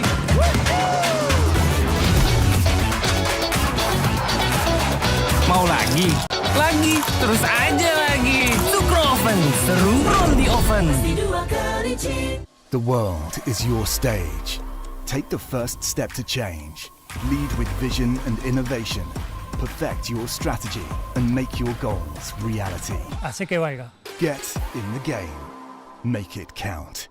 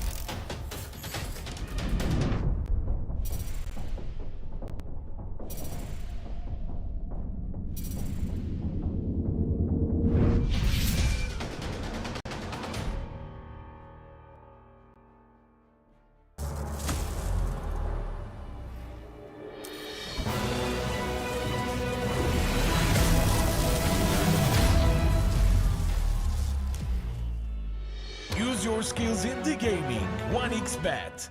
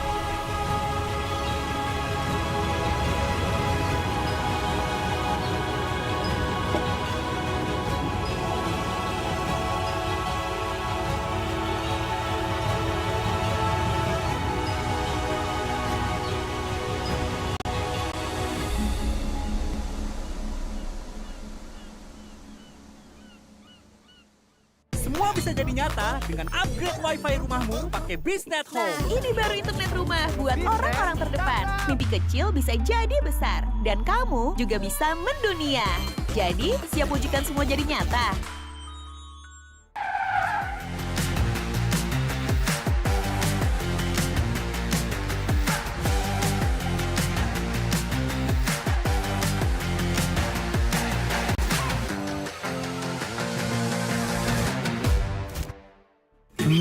Panas. Di oven nih. Hai. Ya kelar. Wih. Nah ini Sukro Oven si paling seru. Mau gini seru. Mau gitu seru woy.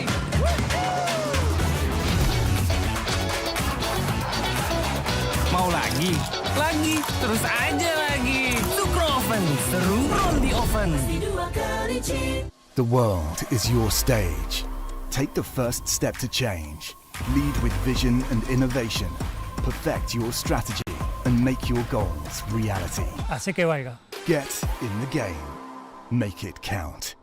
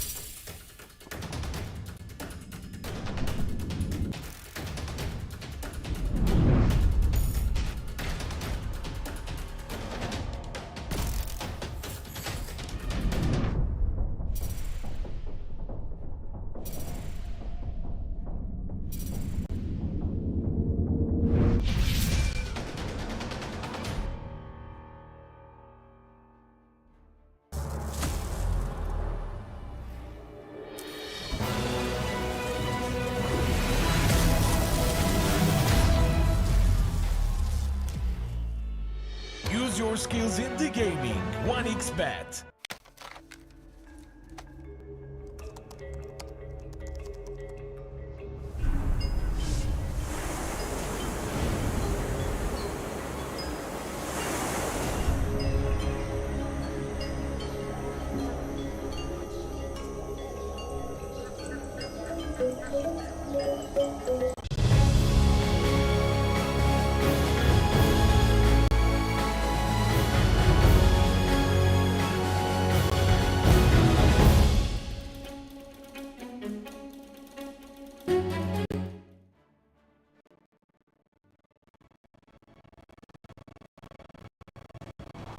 Number 2, can Azure close that out again and dominate the evil geniuses, or will evil geniuses be able to stir something up in the pot and make some terrible concoction of dastardly good Dota heroes Alchemist? and Is that what you're saying? Is that what I'm getting? and win? Yeah, sure. Oh, Why not? Okay, so Alchemist. Got 10 it. seconds remaining. Sure, let's go Alch. That sounds fun. Evil Concoctions. geniuses turn Love to it. ban. Very, very Radiant cool. team pick. Morph Timber Dusa. That's the ban I wanted to see above Hey, all others. wow. Get rid of this hero. I'm tired of it. I just don't want to see it, man. I wasn't expecting Morph and Dusa to get banned. I guess they don't want to first overall the Morphling. And so to them it's not worth it. Evil geniuses turn to pick. But that leaves in the Undying as, I guess, the big one for EG here, right? Yep. Undying. They take the Pugna for Azure, which I don't like. I don't know why people like this Pugna so 10 much. seconds Like, remaining. obviously very strong in lane. It's fast. It has, like, 5 good armor. seconds It has a remaining. really great attack range and animation, but, like, you know, Storm, I guess. The is good what they're players, thinking. yeah, the combos are really nice, and I do think it can be like so fight winning. It's got those little things too, like the little bits of heals in between the fights. The Nether Ward is pretty crazy, but it's hard to recognize. It's not like, I think when people think Nether Ward, they think of Skywrath Mage blowing itself up, but in reality, it does a lot of work in the engagements too, and it just makes it really hard to fight in place. And Decrep's insane. Like, it can ruin your game. For sure, if you're just like a carry player trying to do anything, you don't have dispels, and the Pugna can just like keep you locked down if your allies aren't able to jump them. Yeah. Evil geniuses turn Wow. to pick. Ooh. Whoa. So maybe preempting a Storm? Is that part of the thought process here? It's one way to look at it, yeah. It definitely They used covers to- more than Undying, because like if you go Undying, the Storm Yeah. is solid 10 versus it, seconds right? remaining. Yeah. I mean, they took a lot of 5 time on that seconds pick. remaining. All their, base time and then a good chunk of the reserve time too. Radiant team. Not something that Panda's played in a while, though. I mean, this was a bit of a classic one for him, and they go for the early Tide. Okay, we've seen a lot of Tide bans today, so I don't know if Tide has been picking up in the scrims or what, but that's kind of wild. I have seen a couple of the Tides recently that have gone for Meteor Hammers, which I think is good, and obviously just a big body to stand in front of anybody, and the combination of having Ravage at the ready and then also a global feels like I feel like Whisper should have a pretty good time, you know, barring some horrific, you know, all out play. It feels like Storm's the pick here. Do you like it still, or do you think they need to pivot?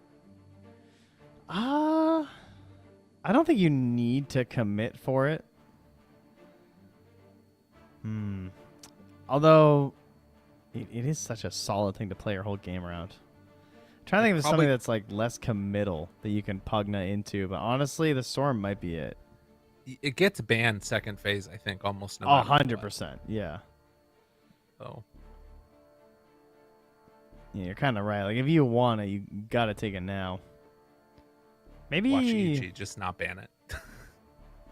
I wouldn't mind like a Beastmaster, but that's the Tide Hunter. Because that hero's also getting banned every second phase. I'm trying to think of like a super solid Chalice hero. So yeah, they'll just take the Storm. Okay. All right. It is really good. But yeah, obviously, as you said, EG's certainly thinking about this with this silencer setup. Yeah. Okay. So Panda's going to be playing that. Already a hard core to kill in the Tide Hunter, which is obviously what Storm loves to play around. Maybe we'll see more of those coming out over the next few picks. Well, there goes that Beastmaster, though.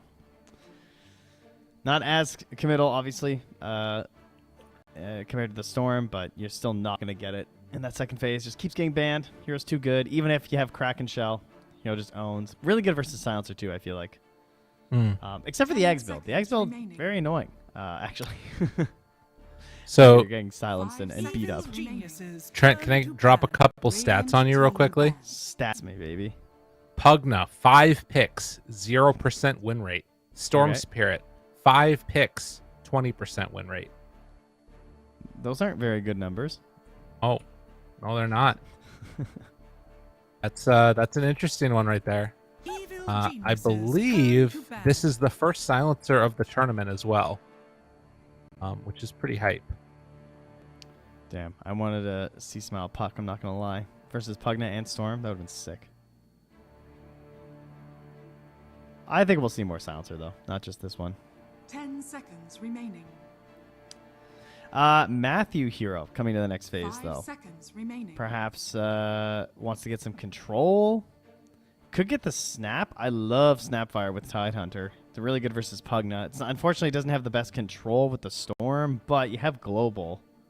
And you could flex it between Whisper and Matthew. Ooh, I kind of like Snap here. Yeah?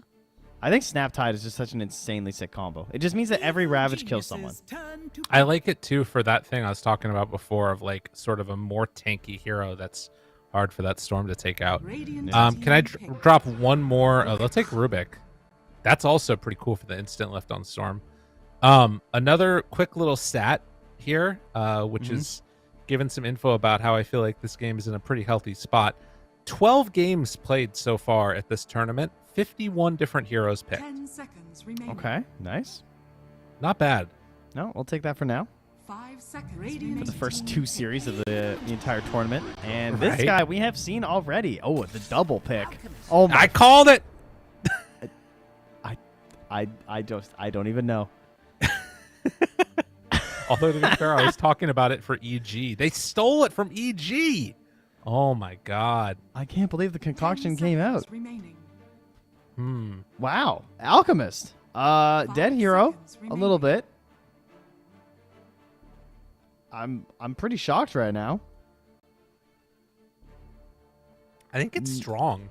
I mean, there was that period of time where people were talking about how good Alka was with like the 2 little mini camps behind the safe lane tower, like stacking those up and clearing them real quickly. All of the money that was on the map.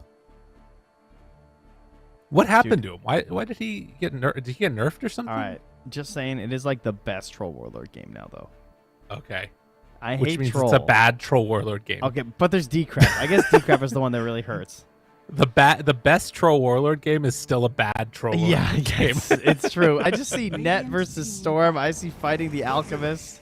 Oh my god, I saw the spinning and I actually thought it was troll for a second, but it was just Pango. All right, whew. Relax. Pango versus the Storm, though, a little bit of extra control. Right now, they're just all in on Ravage and Global. Like, when the Ravage and the Global is happening, everyone is stuck in place, right? And they're rolling through, trying to stack up all the damage. They need... Oh, my God, this last hero has to be huge for EG. They have serious damage problems. Like, big damage problems. I don't know how you solve that with a single one. Terrorblade. I mean, he's banned, 10 though. seconds remaining. Oh, that's sad then. Immediately. He's one of the best heroes versus Alchemist. That would have been a great time to pick Terrorblade, 5 actually. seconds remaining. Yeah, could have been Because cool. like you knew the carry to matchup, and he's got that super high armor versus the acid spray, which is why we always see him picked up versus Alk. Pango is gone then at that point, though, for sure. So I think that this does make sense to a certain extent. Getting like Diffusal Aghanims, Sea Smile will be doing a lot of damage. That's true. What do we go for? All right. We need another big carry. Pakaz Chaos Knight. 10 seconds remaining. Trying to think about what else fits 5 the mold seconds here. remaining. I mean, I guess there's still TA. Bloodseeker is still in. Is that big enough, though? I mean, it's not the biggest, but I feel like it's kind of okay versus Alk. I mean, it's like, I know he regens, but he still likes to move around a lot. And the silence combos up with the Rupture could be kind of cool. And if you get into a fast Maelstrom, it's nice. Their control's still weak. Maybe they ban Faceless Void. He's not the most damage. Like I think Azure maybe ban him. Yeah, like, they need the control. I could also see something like... So they could swap it up and do like a Luna or a Sven, I think is one route to go, where you try and play like fast with the team and just sort of snowball things.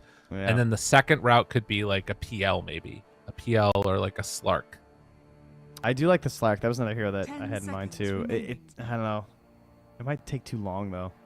They get to see their matchup at least. Remaining. Tide's going to buy Meteor Hammer. They're going to be pushing the lane. Take the tier 1 from the Dire side. Luna's interesting. It's pretty intense though. If you miss your timing, the game is just over. Alka's just gonna like roll you. I think they need to ban Darkseer though, because I think whatever big hero. Ooh, they left in Darkseer. I feel like whatever big hero EG want, Darkseer is sick right here. I will say that Silencer is actually a sort of frustrating matchup against Darkseer, but I don't know if that's enough. Oh my god. God, wow. Okay, because they're really reliant on Ravage, and so now you have this break versus the Kraken. So it's going to be hard to get that off. I think Atos build looks awesome for this Viper this game. I hope that he can work that in. I think that would do a lot for them because they need a little bit of control out of this offlaner. That was my one downside to the Darkseer I was going to say, is that it doesn't have the best early moves. What the hell do you do now? Yeah, because all your passives are just instantly shut down at the moment. God. And you have to lane versus the Viper, and you only have 5 seconds. PL, Terrorblade, Arc Warden, Jug. You may now all right. select your heroes. I mean, I was thinking about Jug early on. It's a good matchup against Alk. I don't think it's good against Storm. I feel like Somnus has such a free game here in terms of like, I guess not. There's still Global. There's still Rubik. I don't think you can kill him in the duration of a Global though. Right? Maybe you can. Well, he's going to get some type of Dispel, I would imagine, or they'll have things to save him with. Maybe they won't, though. There is one thing, though. This Chalice Viper into the Rubik. Matthew getting some big options here with that. That's pretty sick. True. Very true. Always Also, get a good steal. Lul, very cool cosmetic. You got to love that one. Space Alchemist, very good. Very, very neat. It shows the distinction between the two more clearly, which is nice. The fact that Alchemist is actually the dude on top, which no one thinks of. I don't know. No, of course I mean, I not. know we're in the Alchemist, but I don't picture the Alchemist. I picture the Ogre. Did you ever read Frankenstein? Many, many years ago, yeah. Like Yeah. high school. Do you remember it very well? No. But as much as It- I remember all the Shakespeare we had to read. Like Okay, Caesar. fair enough. Et tu, Frankenstein. Brute? Yeah, Et tu, Brute. There you go. Was that Julius Caesar? Is that the one? I Yeah. don't remember. Let's get ready to go into this game. But I was gonna say that the thing that always surprised me about Frankenstein was that at the end, the Frankenstein monster isn't just this like. It's like becomes very articulate. So I'd like to see a cosmetic where the ogre becomes articulate and like very well spoken. You know. There I should think be that a would be good. Halloween one where he's dressed up like the Alchemist, and the Alchemist is dressed up like the Oh. Ogre with like the Frankenstein. And he has a littler one on top of his head. Yeah. Oh my god. Must go deeper. All right. EG wanting to get a victory here, tie up this series in a 1-1. But will they have what it takes? The wraparound here sets them up to find FY, who is now in some trouble. In some trouble. He's whoa-ho-hoing, and he is going to die. See, smile. Quick, run into the Roche pit. Oh. Oh. Pockets takes it. Okay. Yeah, they handed His it over to him, boots didn't they? first on the jug. Well, you know, you don't want to get clicked down the whole time. Just dealing with this Run it, Viper. Chalice. That's sick. All right, if you're in your pubs and everybody yells at you for going boots first Juggernaut, just say, Pockets did it. I mean, he is 100 move speed faster than Chalice. That's kind of crazy. The battle begins. Whisper. Running away. Getting punched, getting pummeled. Panda moves in. The blood grenades, they're flying. Tianming, get out of there, sir. Not going to happen. And FY also going to be zoned out. Dude, they are bullies here. They're 1,000 gold up already. Oh, but look at Whisper. Luo was lying in wait here. Aha. Get hit. Take that. Take that. Has no regen right now, but does bring out the Salve and a Tango, so he's going to be fine.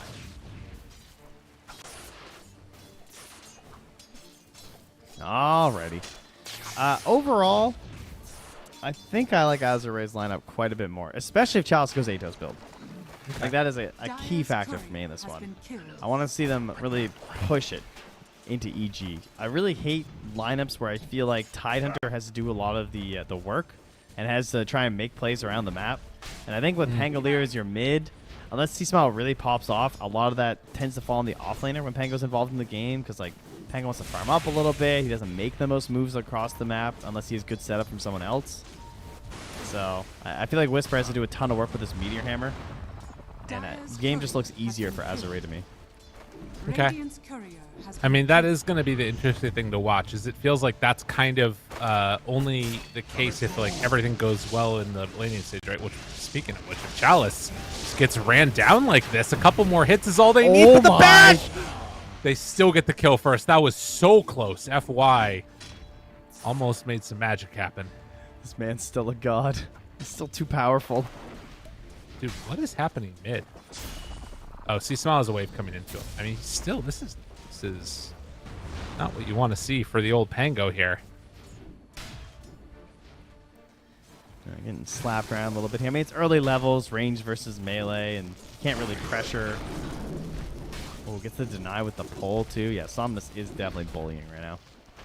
Although that is just his first deny, so at the very least, C-Smile isn't missing out that much in terms of experience, which also another hero that's getting good XP right now is Whisper, who jumps forward, finds Tianming, and that is a dead Pugnun. Well, maybe they end up finding a kill onto Matthew. Nope, just going to stick up. And now they're holding this wave in a perfect position. Yeah, no one back there to do a pull, obviously, because he's dead, and they're just sitting with nothing else to do. Feels pretty bad. They can maybe get a stack off, and that could help a bit.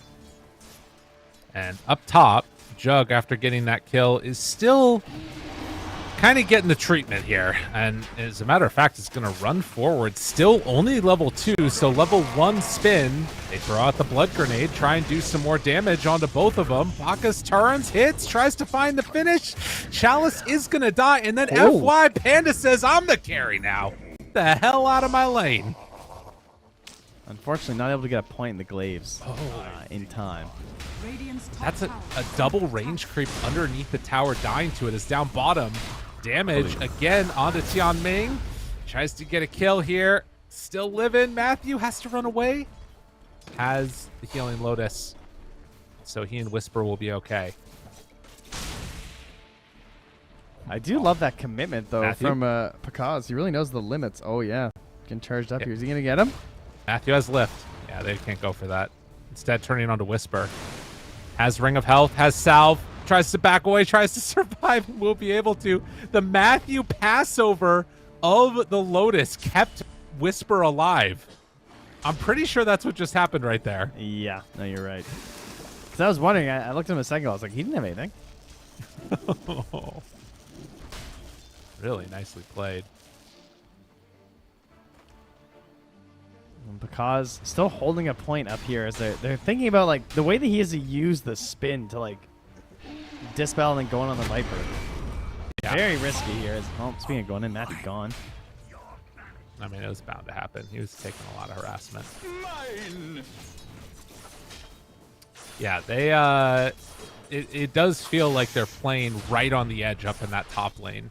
And, you know, only level 3 on this Jug right now. Viper, who's, you know, 4 and a bit. Although they're going to run at him a bit again. While back towards mid, Somnus, we get lifted, pulled back. See Smile has already used Swashbuckle, though, so can't do anything extra as they refill the See Smile bottle. Somnus. Ooh. They go again. They're tense here as we work towards that 6th level. Yeah. Doesn't quite have it. Yeah, he has to walk home. And Matthew's going to come on over and secure the bounty rune. Well played.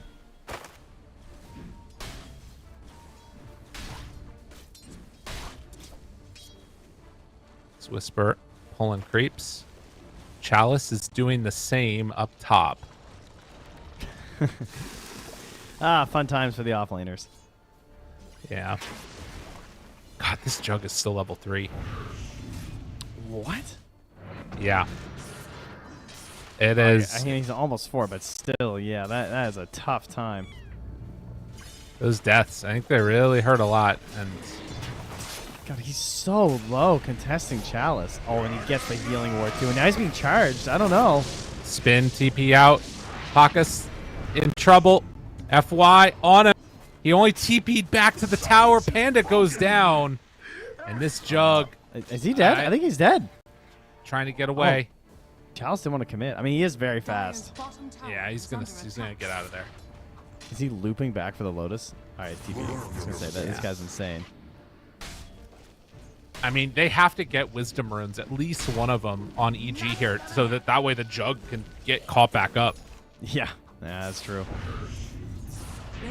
Meanwhile, C-Smile has the ulti mid. They're going to start it off. He gets one zip, and it's enough to give him safety. Down bottom. Whoa. Just going to get dropped. Whisper, that was a kill without Ravage used. Somnus tries to take out the ward. We'll be able to steal one away, but likewise, Panda picked one up. And right on top of Somnus.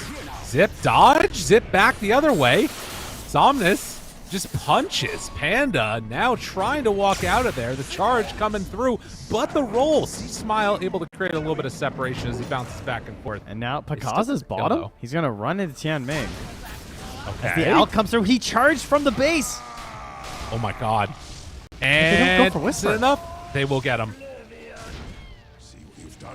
they were so close there. Now the charge onto Pakaz as well. Charge goes right through. Oh, cancels. Tries to find it. Is it going to be enough? Yes, FY goes down.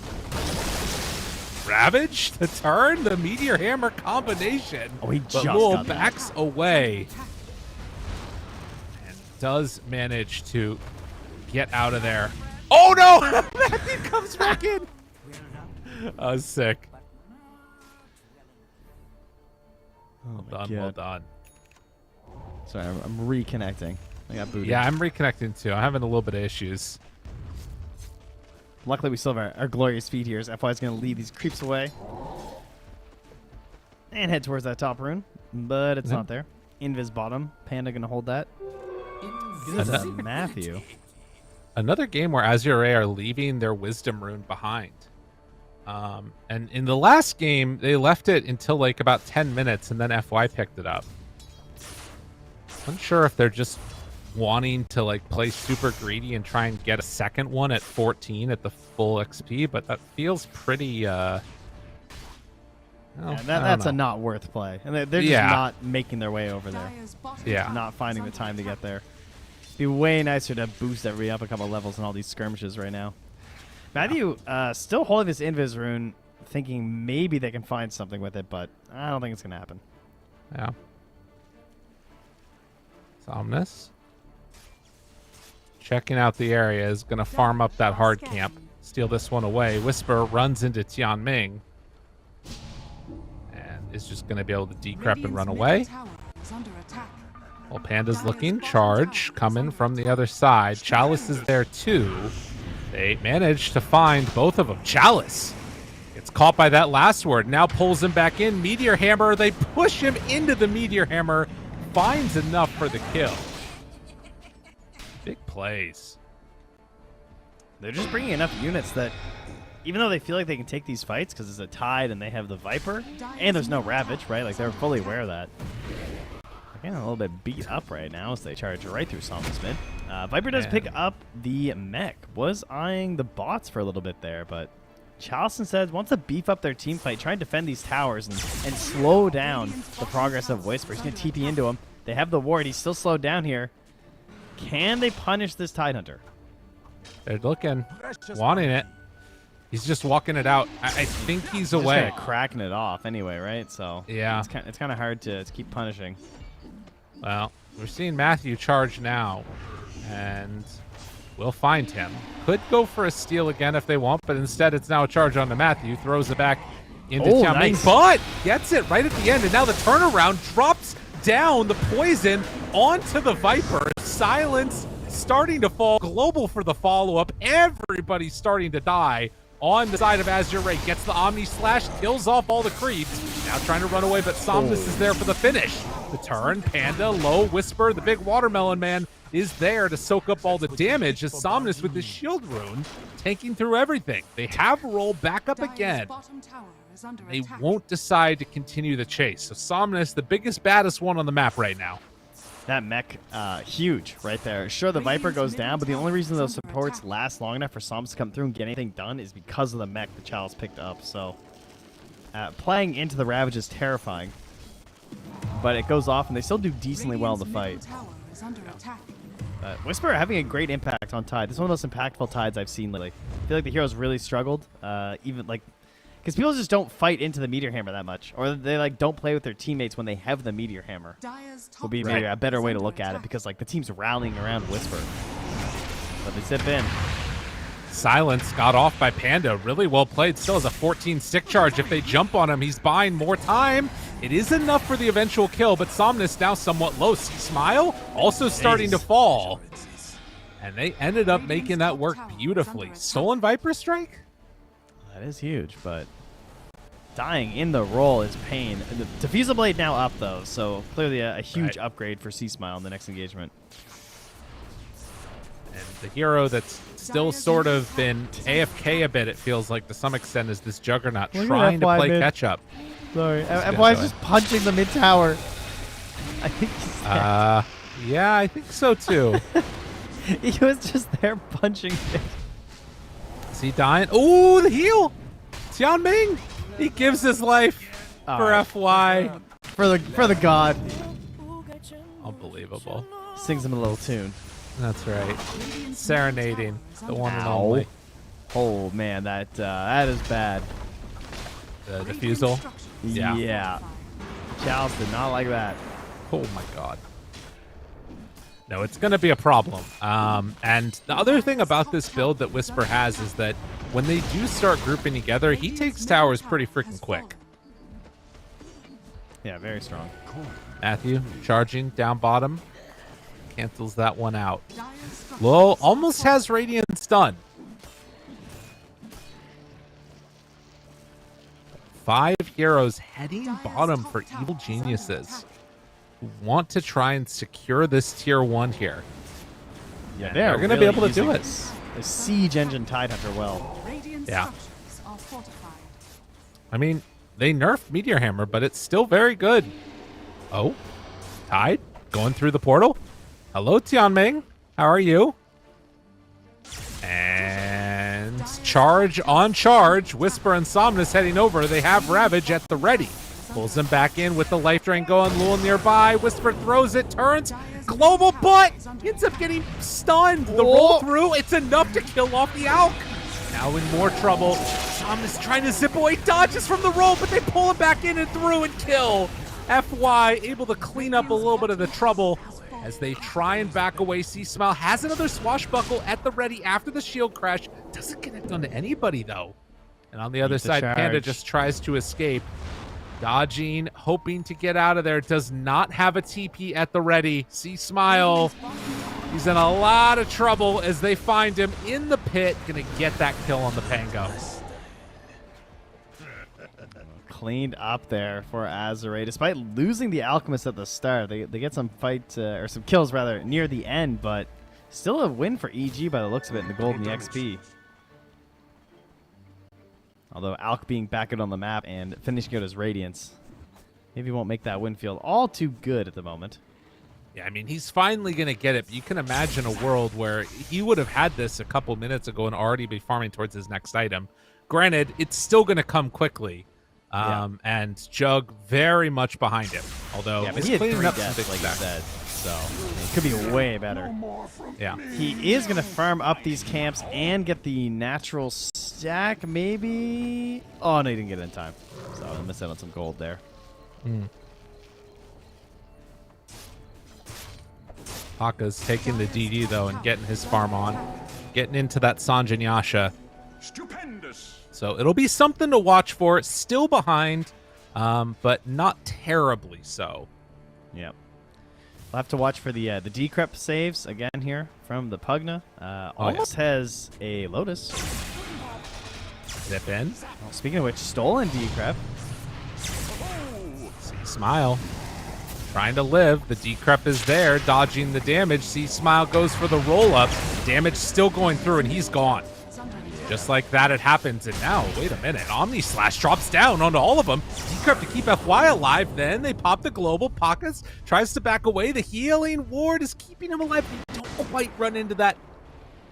Tidehunter not able to connect with the Meteor Hammer. Ravage back up in 7. They've already lost their Pango. They might smoke after them. Even though they don't have global, it looks like they're preparing to go fight. Oh, it's a haste rune. You definitely do not want to fight Azure right now. Somnus will run all over you. And they don't have any way to deal with that, right? There's like no dispel. He is just going to run. Yep. Panda. Gotta be careful. They're trying to find Lul. Not easy, though. Pakas. Some of that mana. They don't have their Tidehunter with them. Or... Matthew can get the... He doesn't want it. He wants the Viper Strike. Yeah. Well, I mean, this is the problem, is that, yeah, your Jug is farming, but already one item completed for Alk, and these items are going to just come more quickly.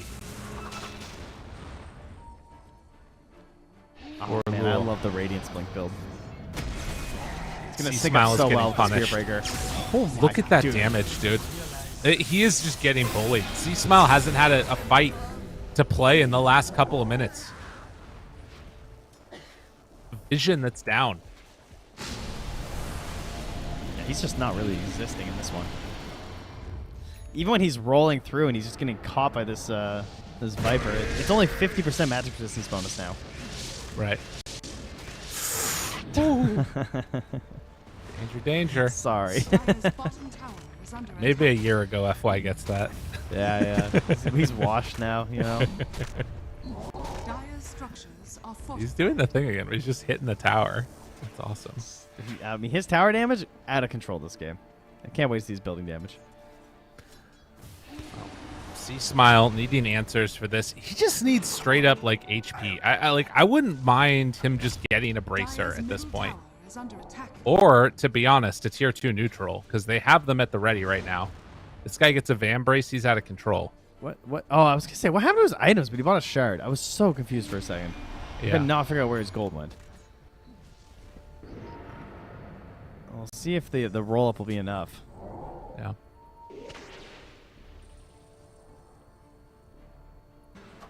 They're playing under vision again.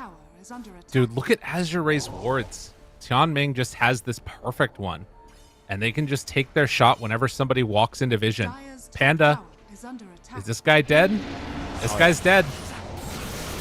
He doesn't even get a chance. Oh, wait a minute. Wait a minute. This is so tempting. This is so tempting. Oh, Panda dying to the ward. Panda getting out of there barely. I can't believe he was able to survive through that.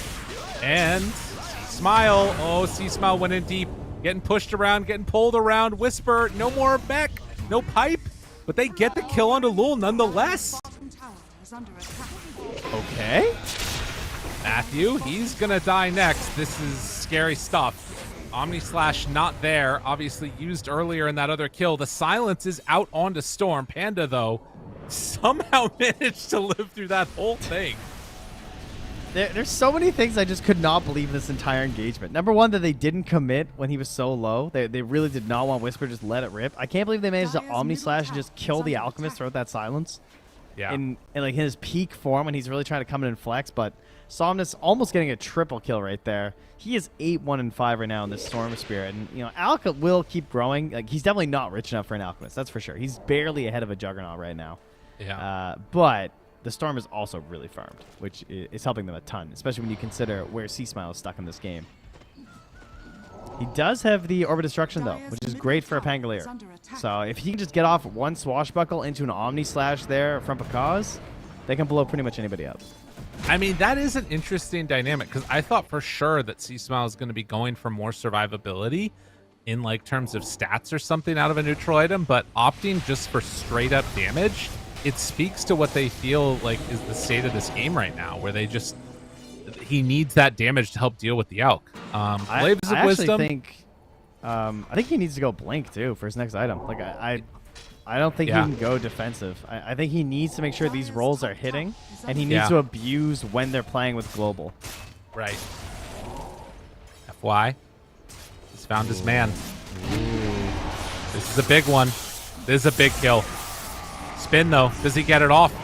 Doesn't have anything left. FY went for Panda instead.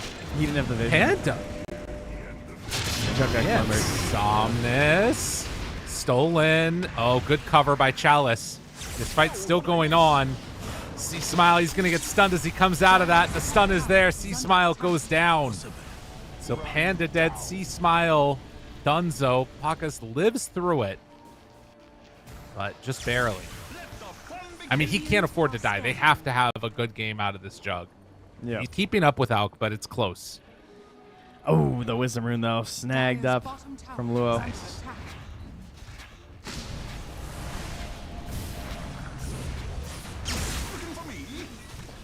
Man, they're so strong on Azure.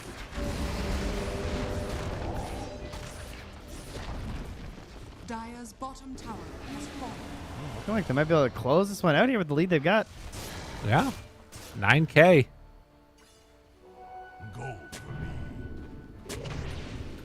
As a DD gonna spawn bottom, it looks like Azure are gonna spot that.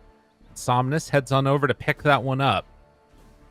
As Aegis going to be in hands of the Alk with BKB done, queuing up that AC next. Should have enough of the plate, although he loses his courier. All right, Luke. Yeah, he loosed it. It's terrible. It's really bad. Hey, look, the fabled AC. Lou Playing Hero that actually still buys it. Very good versus Jug. Talking about that earlier. Speaking of Jug. Wait a minute. Oh, the invis. Oh, that was nice. Oh, It gets the split and then goes invis. nasty. Oh, no vision. Panda living. Man, that Jug death hurts. Damn, he was so close to Butterfly too. Whoo, man. Azure. Killing it here in this game too. Taking down Evil Geniuses. This would be a clean 2-0 for them. All right, they have the Wombo combo though, right? What's that? They have Blink on Pango in a second. He's oh god, he's gonna die. Do I they? cursed him. No. Trent. No. Why would you? Okay, he's fine. No, he's still dead.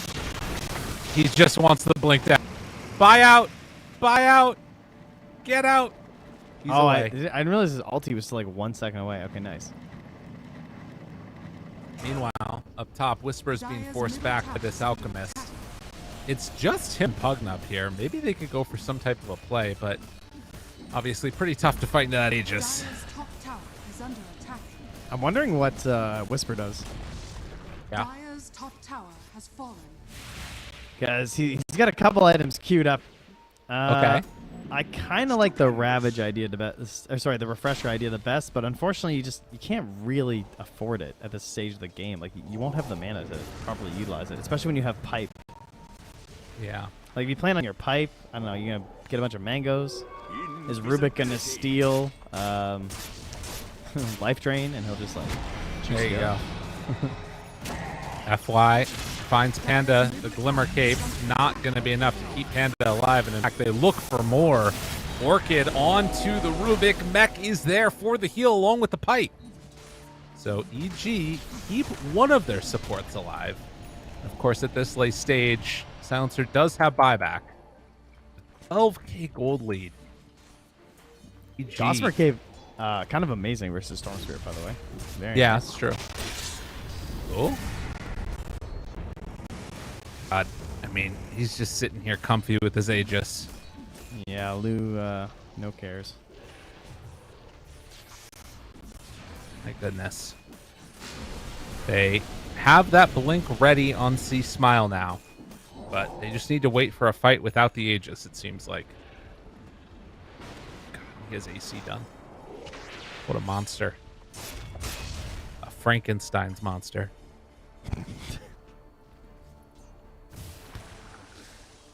Like the set that I want him to make. Yeah, I know. Someday. Okay. Someday. I think they kind of said they weren't focusing on cosmetics anymore, though, so. Oh, dang it. Probably because of suggestions like that. Yeah, probably. Said they want to, like, improve the game and, like, have fun while we play instead of giving us shiny hats. I don't know what that's about, but. I know who's having fun. It's Not Azure. Matthew. Oh, it's definitely them. Although, Well, is it Matthew? Is it? Alien Ward, Omni slash out on both to run through to him, trying to go for the all-in play on Lul, but does sidestep the stun, and Pakison's in trouble. Gets stunned as he comes out of it. The pullback is there, but the Ravage for the follow-up, and now the control, the charge through by Matthew, stolen away. Beautifully performed. Lul gets healed back up. They're keeping this Aegis alive, but I think this is working to the benefit of EG in a way. Now see Smile, a lot of damage reduction there. The big old stun, a blood grenade at this late stage. Thrown out, Lul. Now they have a stolen stun from Matthew. Ready to throw it onto him as well. Does he get the right angle? They will. Burning the mana of Chalice. Storm still gone for 20 seconds. The heal's coming in from Pugna. Lul has another stun, which this time he throws onto Matthew. Wants to blow up that Rubik, but instead turn their sights over to C Smile. FY waits for his moment, looks for the charge, lines it up. C Smile dodging, trying to get away from the Radiance, but he dies. Tianming takes him down. Dire's middle tower is And who needs Somnus? They tried so hard to ignore Lou, and now he's just trying to die. Oh, Yeah. wait. Oh, it's going to be close. Yeah, he's here. A little tanky. Damn. Radiant are scanning. Wow. Dire's Just middle like tower that. has fallen. They did win that fight, but then they lost their tier 2, so it doesn't really feel like much of a victory. Yeah. I mean, it's one of those things where, like, any win is a win at this point if you're EG. Like, anything at all that you can get. Even if you lose your Wisdom Rune? I mean, that's always a pretty heavy loss. Oh, Can't Thomas? speak about it. I think he missed the shift click. Oh. He tried to take it. Swoops. Zip, zip, zoop. Panda. Oh, even hits. Yeah, that one hurts. That wasn't even necessary. And fill her up. The old gas station. We're ready for it. And a regen rune to boot. For good old Mr. Storm. When he comes back from getting Wisdom Rune. Yeah, I missed it before. It goes all the way back to get it. Dun, dun, dun, dun, dun, dun, dun.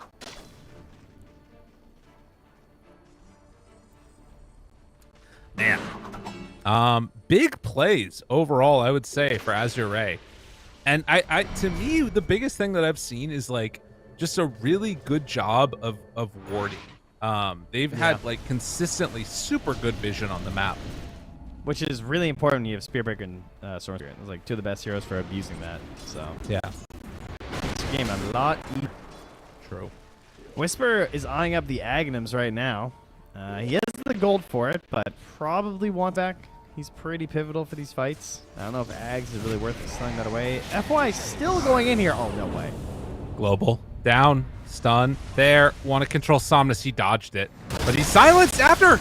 And the Ravage is out. They kill them both. Oh, Whisper with a double kill. Wait a minute. EG. Oh, Chalice saying, sir, I don't know what's going on anymore. I died. Trying to pause. This is every pub I've been in. Oh, FY did the thing. The resume into pause immediately afterwards. Yeah, it's a bit of an issue right now. Dude, that is a hell of a turn right there. That was a crazy jump. Like, okay. We're back. Get back into the game, though, because, yeah, there's a chance that it just starts back up again pretty quickly. And this is a pretty pivotal point. Oh, Lou says go. All right, we're ready. Immediately, they blink out with the Alk. Don't want to be here anymore. What a huge fight win. Oh, man. Level 20 Jug has Aghanims. What a swing. It was just so greedy. Yeah, you're not wrong. It felt really unnecessary. Like, you just play for ages and everything. But, yeah, I mean, they've obviously been stopping for a while, so they're feeling pretty good. Now back to their own side of the map here. We'll find the Tormentor. So Luke gonna grab that and has the Wisdom Rune next to him to grab 2 for his team. That is if Akalas doesn't run up here and get it first. And Pugnums, Tian Ming gonna get the shard. Radiant's top tower. Oh, is okay. under Lou attack. feeling feisty. I mean, that stun was never going to connect. Okay. How quick is this Roche? If it's very quick, this could be pretty big. 7 seconds. 42. That should be enough time, I feel like, for Azure to take control of this area. I mean, do you think that, like, if everything is up, which, again, Ravage down for 70 seconds, do you think that EG can fight around this pit without that? I mean, they do have the upgraded Gush, which is pretty cool in the Roche pit. It's going to hit multiple units. It's going to really start messing with them, increase the damage of the Pango and the Jug by quite a bit. Right. It's kind of huge, actually. Because typically, the way I see the Aghanims for Tide be the most impactful is typically like with the waves, especially when you're stuck on the high ground. But in the Roche pit, it's sort of the perfect funnel for it, right? That's true. They're going to smoke up. There's the Roche. It has now spawned. Vision. Every good fight from Azure has been them having there's great no vision. Ravage. They are not going to have good vision for this fight. But like you said, 30 seconds until Ravage. Pakas jumps in, finds Chalice right at the start. Oh, Shell on top of him, rolling back and forth. The tendrils of the deep lull down low, but not quite dead yet. They're almost killing off He missed the this swash. Alchemist, but they can't get him. Although Chalice on him, trying to find him, spin forward on top of this Viper, taking him out. Unbelievable. And Lul over by C Smile. They've been bullying C Smile this whole game, but Somnus trying to play clean up the 4-step away. Rubik lives. Matthew is there. The silence is out. Tries to get away. Late game blood grenades and they kill him off. Oh, the Meteor Hammer lands. What have you done, Azure? The ball was in your court. You were holding on to it, and you dropped it off the freaking cliff. Wow. I mean, this is a problem. The Jug is going to surpass the Alchemist soon. You have lost your lead. You have lost your moment and your time in the sun here. With just, honestly, one overextension. It feels that way. The main problem in the game has come back to haunt them, the fact that the Alch never truly got mega far ahead, but the thing that was holding it up for them was Somnus. Because he was still playing super well, he wasn't dying, he was keeping his farm at a really high level, especially in comparison to the enemy mid, so it was really making up for the fact that the Alch wasn't like crazy Alch levels. But he didn't quite get to that point where you're like Superstorm, where you have like BKB Ags, and you're just dominating every team fight. And one bad jump. The power of the global silence versus Storm really showing. Yeah. And the fact that, like, Somnus has gone for the all-out aggression build. Like, look at Somnus's inventory. It is 4 swords and a staff. Like, as the stun comes out, Whoa is there.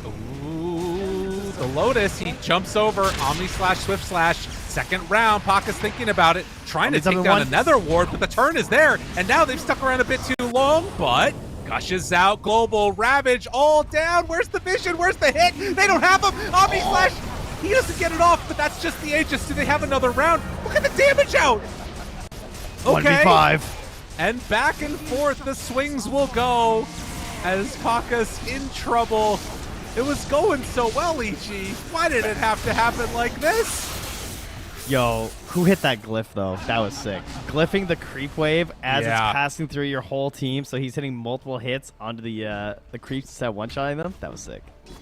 Oh, God. Although I thought he killed them when they were glyphed. Guess not. I don't know. I don't know. Oh, don't man. Well, how the turntables. God damn. It was looking bright for a second there, but then, you know, coming to that fight again, like the fight did start well because they had that big vision, as you said, but then not having the Ravage, and then the fight gets all crazy and weird and wonky. And they won't have Ravage for this next battle. They do still have really good high ground defense, though. And Jug has buyback. Oh my god, Acid Spray down. And with Gush, it's a lot of minus armor. Yeah, the Swash could really hurt. True. Zip. Lift. See Smile ready to go. I don't think you commit for this. They have a glyph. I feel like you just leave. See Smile has Axe. Trying to jump around. Seeing if he can catch on to anybody. Doesn't find a target. So melee racks down, but that's it. I'm really surprised they didn't glyph. Like, they got the reset, but they just chose not to use it. I kind of feel like they could have maybe forced something worse. Yeah. But maybe they want to keep it for a chance when they actually have, like, Blink Ravage and stuff, which they do have now. Blink has been delivered. Somnus has the 9-second BKB, but also has a gem. So if I see the Storm, I'm hard committing right now. Right. Ooh. Spin Shard for the Jug. Okay. And Nullifier Nullifier as well here for Azure, right? Oh, and Nullifier. Yeah. Ooh. That's nifty. He's kind of big, huh? He's got a lot of damage on Paka's there. Gonna try and synth up the Aghanims next. And it's not a time to save for buyback. Alright, Roche, 4 minutes until it's capable of respawning. This is one of those games that I feel like could be over in one fight, or we could... I mean, we could be here for a while. If EG managed to get the next Aegis, I think we're here for a while, because they will probably get it with Aghanims as well. Which probably goes to Rubik then, I'm assuming, over the Silencer. They're the only two that don't have it. Yeah. But Azure could also freaking end it in one bad fight for EG. They're smoking. They're coming in right now. They have that Blink Abyssal here. That is the key. What do they find? EG are super ready for this. But we'll back Gonna away. Farm their way out. They could just gate and push down bottom. Or sorry, push down the top lane to the tier 2. Yeah. Look, that's a pretty solid plan. As the neutrals come out here. Dire's Oh, right, middle tier barracks 4s. are under attack. Oh my god, he got a penta. Dude, Jug is huge. He took the penta, eh? Yeah, 45 damage. Oof. Plus 223. He is a monster. It's bugged for me right now, and it just says plus 18, which I don't think is right. Yeah, no, that's it.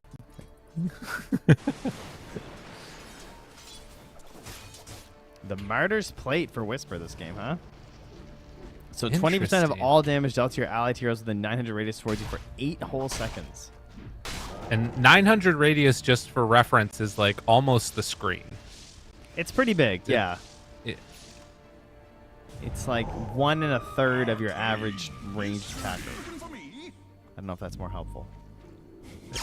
In my brain, it is. Somnus gets the D ward. He's playing with the Stormcrafter. We got a Spell Prism on C Smile. Timeless Relic for the Spirit Breaker on FY. That is really good when you have Ags. Pretty freaking solid. Defiant Shelf, or the Silencer of all things. Armor, attributes, and then the old right-click shoot back. Interesting. That's just because he doesn't have a tier 4 yet, though, right? Okay. He'll get it here in a second. Oh, yeah, they have tokens. Well, Damn, FY going for the push up top to get his BKB here, too. Is he buying out? I mean, no. I think for him it's hard to buy out because he can get back into the fight so quickly, particularly with the level 20 talent he has now. But wait a minute. Wait a minute. Pugna. Right on him. Panda. Aeondis tries to back away. Does not have buyback. Ooh, 150 gold away. Yikes. Very cringe for position 5 silencers not to have buyback, I gotta say. True. You gotta have that. It's the one hero you just have to have it at all times. Alchemist is big. But so is Jug. I mean, Jug is definitely carrying them through this right now. He has buyback and almost enough for the Ag's Blessing. And I think he actually has it right now, so he can bring that out for himself if he wants. I just don't see him getting off another good Omni. I feel like it comes down to a failure of Azure, right? Yeah. Like with the spacing that they can provide and like the glimmers and the D-crafts and the hurricane pikes, like I don't see it. What about with the nullifier? You don't think that changes enough? I don't know. It just seems like they're spacing and Yeah. it seems like it shouldn't happen. Then again, they have Ravage and Global. So obviously the whole point is they need to hit everything. They have to get through these Right. BKBs, hit a sick Ravage. True enough. We'll see if they can do it. Well, Roche capable of respawning now, and it's going to be down bottom when it does in 2 minutes. Relatively long respawn. They see Lul down bottom here. Tianming too. Are they going to try? Oh, man. Ooh, this. All right, they get the D ward, but do they stick around on Azure? And they shouldn't. Right? That's kind Oh, of crazy. He goes for a nice ward, though. Dire are scanning. Dire scanning. Don't connect on their scan.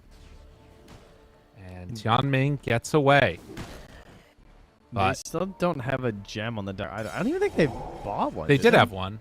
They did No. buy one. No, because oh yeah, you're right. They did. Yeah, no mind.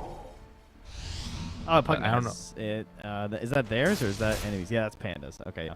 So they have 2 gems on the Radiant. They have 1 Storm on the Pugna. Yeah, that is tough for EG. That's a huge advantage for Azure. Charge right now onto Whisper. Got to be careful with his positioning. He's Pakka's under up a on the high sentry. ground. Yeah, they see him.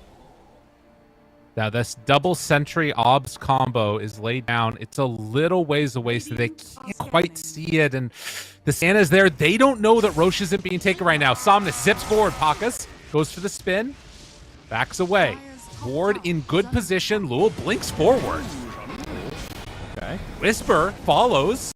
Kraken still has a greater heal in Lotus. Charge through from FY. getting hoed and harried into one side here. Now the jump forward tries to catch him. Smile doesn't quite have it. Back on the other side, though, it's an Omni Slash. Looking for Ravage is there. The full Omni comes out now. With the tendrils, is it going to be enough? Lul dropping lower and lower. Pakas tries to take him down, but they just don't have the damage. This Elk is so strong and now trying to back away. Do they have enough to get him? The break, the control, it's there. And Jug is dead. So too is the Rubik. Now they have buyback. Whisper still living. Blink forward. Tries to find him. Somnus low. Out of mana. Somnus in trouble. Panda beating the crap out of him. Woo! And Panda gets the kill. They all have buybacks. TP away. Panda gets out. Smile still in this area. And Dude, spots what him. is he Gets doing? the gem. He's crazy. He's out of his mind. Smile, you're nuts. Roll up. Needs to dodge the stun. Will be able to there, but he is going to die in the end. They all have buyback, but They I don't can't, know though. if you can use it. Yeah, you can't get here. There's just no way. I mean, the downsides to the Roche being on the enemy territory here in the case of having the outpost to TP to gets Tianming right back into the fight. And he was not being fooled by this Pango. Goes straight back for that gem, even though he dies in the tree line like that. He knew what he was up to. Saw him doing all in the ward there. And although it's relatively even in gold and the XP, the big thing is that, of course, they're going to have this Aegis, but there is the buybacks. So no buyback on Spirit Breaker, no buyback on Pugna. Everyone on EG, buyback. Man, it's crazy. I feel like he just wasn't. I mean, part of this is, of course, just the Nether Toxin breaking, doing so much to him there. It feels like it's been so tough for the Jug to actually just do the damage he needs to do. Nonetheless, damage out, and now Azure Ray hitting buildings. Everybody from EG is about to be back up again, and while they do have Aegis, they don't have buyback on the Spirit Breaker or the Pugna. And Tide starting to clear these waves out. Can get the next one here too with the next gush. That's the best thing about the Ags. Oh yeah, absolutely. Won't even need to.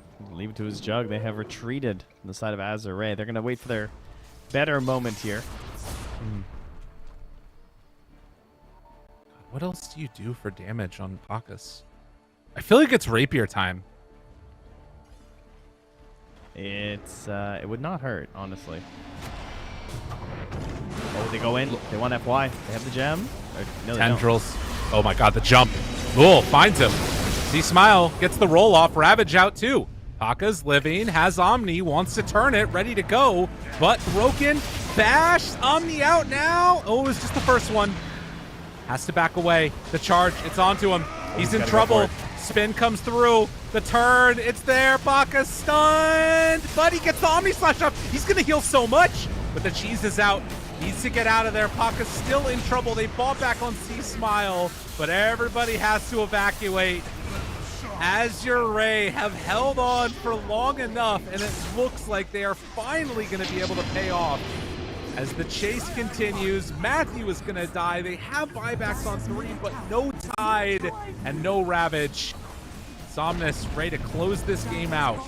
It's just so hard for EG. Their fights have to be perfect. And they have to be fully synergized around the Ravage and the Global Silence, whereas Azure Ray just don't play fights like that. They have these chaotic charges, these zips from the Storm Spirit, and the gas station Pugna fueling them up the whole time. They just get these little plays that all stack on top of each other. They don't need the one move. It's so much easier for them to fight. Dire's top tower is under Not attack. working at all for EG right now. The difficulty, them trying to clean this up. And they're going to hold here on their high ground, try and take down the tier 3. Some good damage there. The Viper, and he will end up falling with no buyback, but this is still a hard fight for them to take. Lul Aegis 2 minutes around. They need to kill the rest of the heroes. Trying to do it with this Jug. It's his last life. Force Staff trying to keep him alive. Switch Staff back up again in a couple of seconds. The Global is out to try and turn it. He's actually going to live. Wait a second. Wait a second to turn. They might actually have this. Everybody to run away, and Alk is gonna die. Maybe TP out, tries to bash. They get it. They landed the connection. TP about to complete, but Lul is gonna be caught and killed. Somehow, some way, they kept that Jug alive. Run it? Dire's middle tower has fallen. Or what do you do? I don't know. I mean, he had to buy back. The only heroes with buyback right now are the Alk and the Storm. Stupendous. Tide comes back up. I guess they go for runes and then tier 2s. Seems like your best bet. Try and get out tier 2 right now in this window. Oh, he's going to have the full Abyssal here pretty soon. Oh, I think it's done, actually. Oh, it's good. That is really nice. Damn. Still, like, I mean, kind of feeling like he's lacking damage in a way, almost.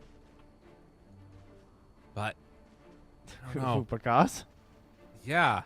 Maybe not. I guess it kind of is in a sense, just because it's just so much easier to get through. So they don't have any way to stop the Alchemist from just like regenning, obviously, this game, so. That's actually a good point. Where's the Scotty or like the Shivas? I think they just can't fit it in with their heroes. Wow. Tide's 2-4. They couldn't go Shivas, and Scotty's a bit rough.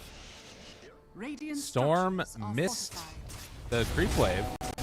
Okay, not ideal. Alk back up in 20 seconds. How much can they get done at that point? There is a wave pushing in bottom right now for EG. So tier 3 tower goes down. Next, the melee racks, but Alk back up in 10. It's scary sticking around. Radiant structures are fortified. And after Smoke that back. glyph gets popped, they're going to back Smoke away. back in. Here it comes. Dire's middle tower is under attack. Man. What a time. All right. Well, this has been a common trend. Azure get a big win. They do their things. Then a bunch of them die. And then it's like this little chance for EG. It's crazy, right? Because they're up 40k, but if you look at like Dota Plus, it's an 86 win percent. That is crazy, which is actually kind of insane. Oh, but wait. Hold. Okay. All right. What can Matthew do with the Ags now? Yeah. Oh, Lincoln Sphere for C-Smile. Okay. Big Perhaps pull, I could throw them off. The only problem is the Aghanim's is there from Storm now, so.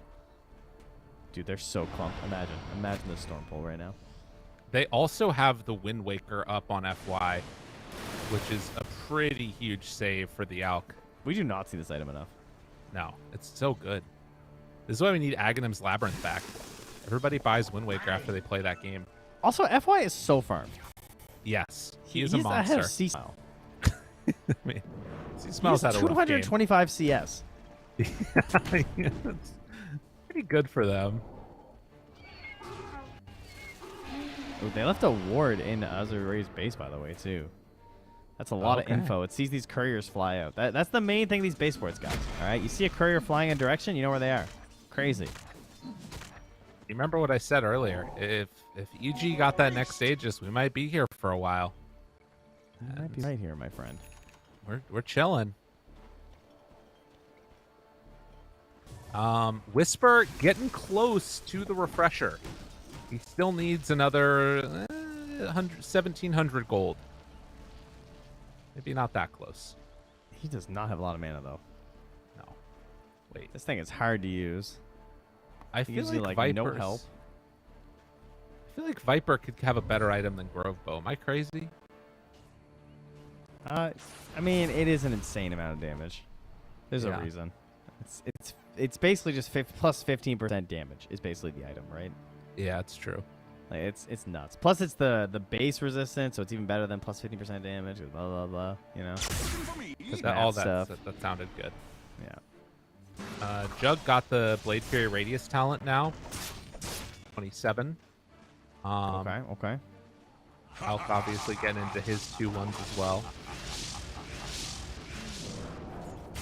But will they be able to close this out? Do Azure even want to? I feel like they maybe just... I mean, it's a minute and a half until Roche is going to respawn. And that means it's going to stay on the bottom side of the map. And which one is this? Are we on 4? I think this is 3. I mean, whatever the case is, it's going to be an Aghanim that spawns. Okay. Yeah, no, because I don't remember seeing a refresher or an egg last time. I think we're just on. Oh, it is on 4. Okay, 4. Oh wait, no, it was eggs for Viper. That's right. Never mind. 32,000 gold lead. I have not heard the nosedive. Maybe he's done it, but I like hearing that noise. I don't remember what it sounds like. He kind of like splats. It's very goofy. Yeah. I actually did not realize it was a 4-second disarm. That is insane. It's pretty nuts how good that is. I thought it was like 2. Whisper about to have his refresher, and after that he's queued up the amazing item, the mangoes. He needs those. That is for sure. Yeah. It's the only way it's happening. I'm getting a second wind. They're giving the last hits to Matthew right now.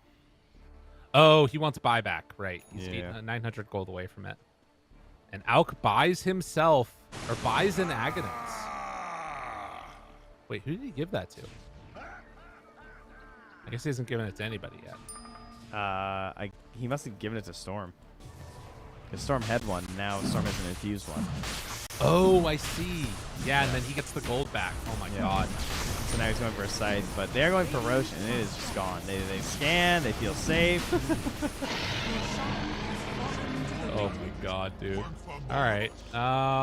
Well, that's a pretty big gold lead there, Trent. Yeah, that is large. And Tiaming is going to take the eggs. Okay. So that's a 3-second cooldown on the life drain now. Okay. Good. Yep. Just make sure he comes back and fills up at the gas station. We'll see how this goes. Almost level 20 for Silencer. Arcane Curse undispellable. Or take the Glaives of Wisdom damage, depending on which way he wants to go with it. But at 50,000 gold lead, Azure better be able to close this game out. I'll say that. I feel like Panda maybe should just buy Refresher. I think we buy out for it. God, that's so risky. But, I mean, you have an Aeon Disc. I feel like it's kind of worth it. I mean, he's sitting in Fountain if he's doing that, right? Surely. Yeah. It's like all your mana anyway, right? Jumps in. Finds him. Stun is out. Abyssal Blade to follow. Nullifier on him. There it is. Spin to win. But the global down. Do they have any more? Troll onto him. Ravage is out. The Omni Slash is there for round 2. The damage is out. It's done. They got him. Oh, save. It's not quite enough. Okay, needs to back away now. Stun is there on 2 FY, but the damage is out and Jug has to buy back. FY continues the stun action, and now Chris Luck under control. Smile, he's down and dead. Pakas has to back away as there is a follow-up stun, and Viper onto him. Broken, another round, and that's going to be a dieback for Jug. That might finally be the nail in the coffin as EG, a valiant hold, but I don't know if it's going to be enough. They don't have their Jug anymore. Tries to throw out the little spam damage from the Gush on Whisper, but they do not have the sustained damage. Azure turn their sights on the Fountain. They jump on in. The Hex is out. Perfect timing onto the Pango, and GG is going to be called. Azure take the 2-0. Oh, they could just not activate this Jug at the end, too. Like, he's fights at the end, so you couldn't activate that talent away there. We saw it earlier, and whenever it can be those moments where all hope looks lost, juiced back up to full HP, when you don't have a BKB and you're stuck. So, not this one, and shout out Omnis. I feel like he played fastly on the Storm Spirit. It was really important that he helped carry the game of Blue since he started off pretty rough and wasn't able to accelerate to the full game you expect, and a bit of a pocket pick here from Viper. That was a great choice.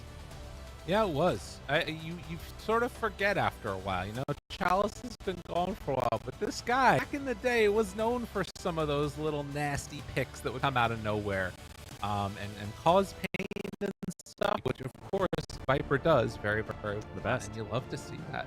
Man, good stuff. I get these games at Dota, Trent. It's wonderful. What more could you want? No, I know. And things started out pretty nice too for EG because like they slowed down this Alchemist game. He wasn't looking like he was accelerating at that big pace you're hoping for. The Tide Hunter was one of the most active and impactful Tides that I've seen in a while with his Meteor Hammer build. It felt like team rallied around him. They pushed objectives. Right. First couple of Ravages looked pretty solid. But where did it fall apart? C-Smile got owned in the mid game. That was probably the big thing. Like he was rolling up and he was just balling off a cliff and dying. Yeah, there were so many games. Can we check out real quickly what Spearbreaker's building damage was? Can we get a little thank you. Scoot over to the side there? Look at that. All those right clicks. That's what you love to see. Very unimportant, but that's nice. I mean, dude, he had as much as a Pugna. That's there you go. impressive. That's true. He just kept swinging on those towers. Wow, and Panda 0 building damage. Matthew 67. Unfortunate, but that's how it goes. So, you know, I think one of the problems there too is it felt like it was one of those things where nobody was like fully sitting comfortably in the position that they needed to be in. They weren't quite getting that next level of comfort, but you can get that next level of comfort by checking out DX Racer, the sponsor for this tournament. You can enjoy that world-class comfort as the best Dota players in the world. It's the official chair sponsor for the Bali Major. Be sure to check them out there over at dxracer.com. We are going to go to a break, and when we get back, Trent, can you believe it? We're going to be replaced. We lost our job, man. We're getting kicked out of here. Really? Oh, thank goodness. I think it's crazy. time. We should let someone else really hop in here. That's right. It's going to be DK, Truman, and Kezu hopping on, I believe, unless I've been lied to. And we will back. Trent, any final words, things that we should watch for the rest of the games today? Oh, well, I mean, just make sure you watch them all. Make sure you're checking out all the streams, including. I mean, okay, no, not actually, just this stream. Every other stream doesn't matter. Sorry, didn't mean to shaft my coworkers coming in here, but we'll be back tomorrow. Same shift for us. We'll come back in. We'll hit you guys with the first couple series, and we'll pass off to our friends. So it's gonna be a great 4 or 5 days of Dota. Don't miss it. Woo! And on that note, woo! Let's go to a break. See you all on the other side. Actually, we won't. See that. Bye.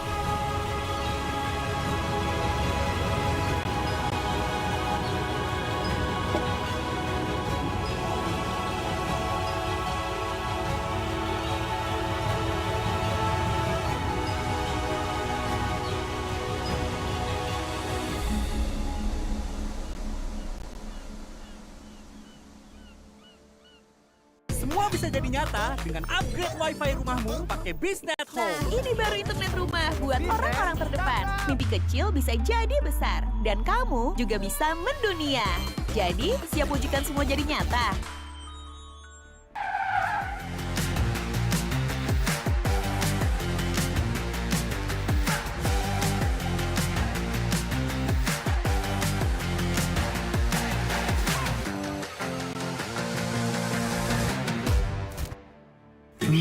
Panas. Di oven nih. Hai. Ya kelar. Wih. Nah ini Super Oven si paling seru. Mau gini seru. Mau gitu seru woy.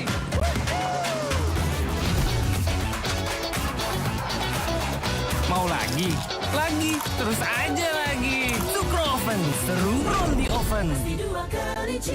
The world is your stage. Take the first step to change. Lead with vision and innovation. Perfect your strategy and make your goals reality. Así que vaya. Get in the game. Make it count.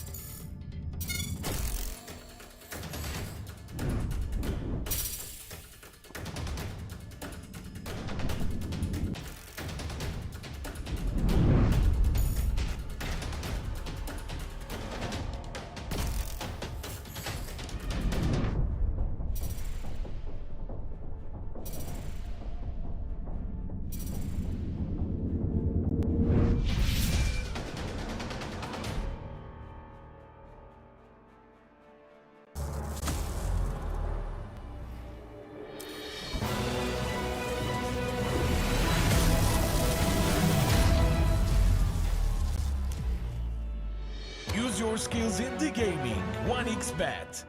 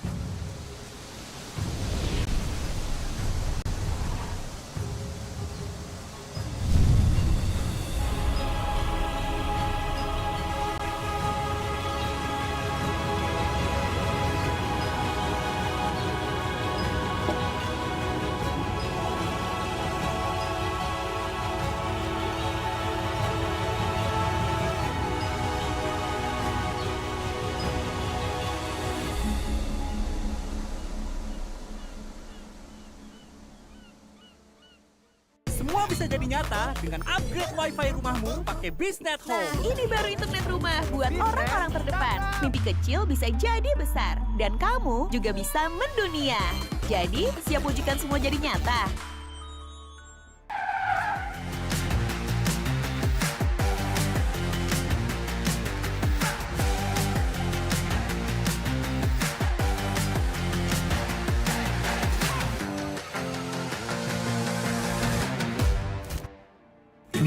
Panas.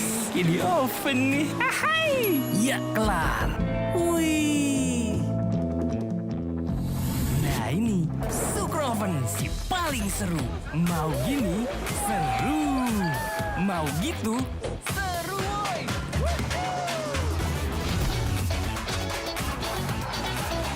Mau lagi, terus aja lagi. Sukroven seru roll di oven. The world is your stage. Take the first step to change. Lead with vision and innovation. perfect your strategy, and make your goals reality. Asik ya Waiga. Get in the game. Make it count.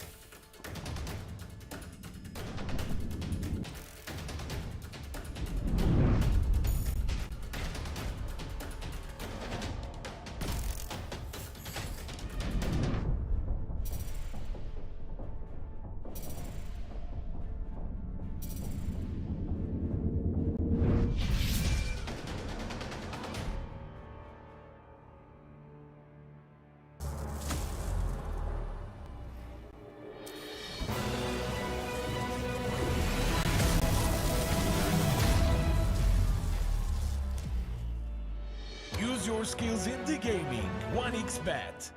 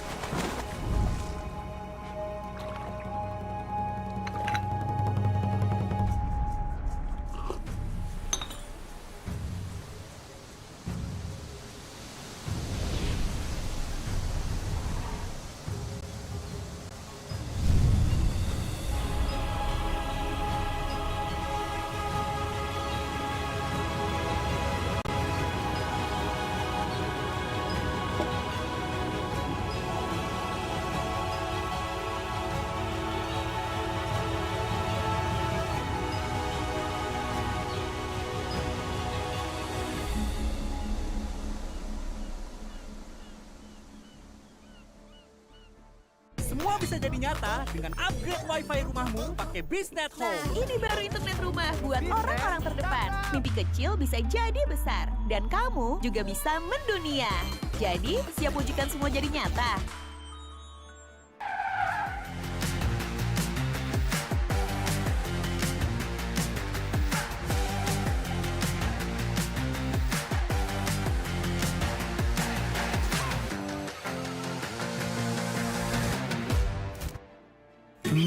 Panas. Di oven nih. Hai. Ya kelar. Wih. Nah ini Super Oven si paling seru. Mau gini seru. Mau gitu seru woy.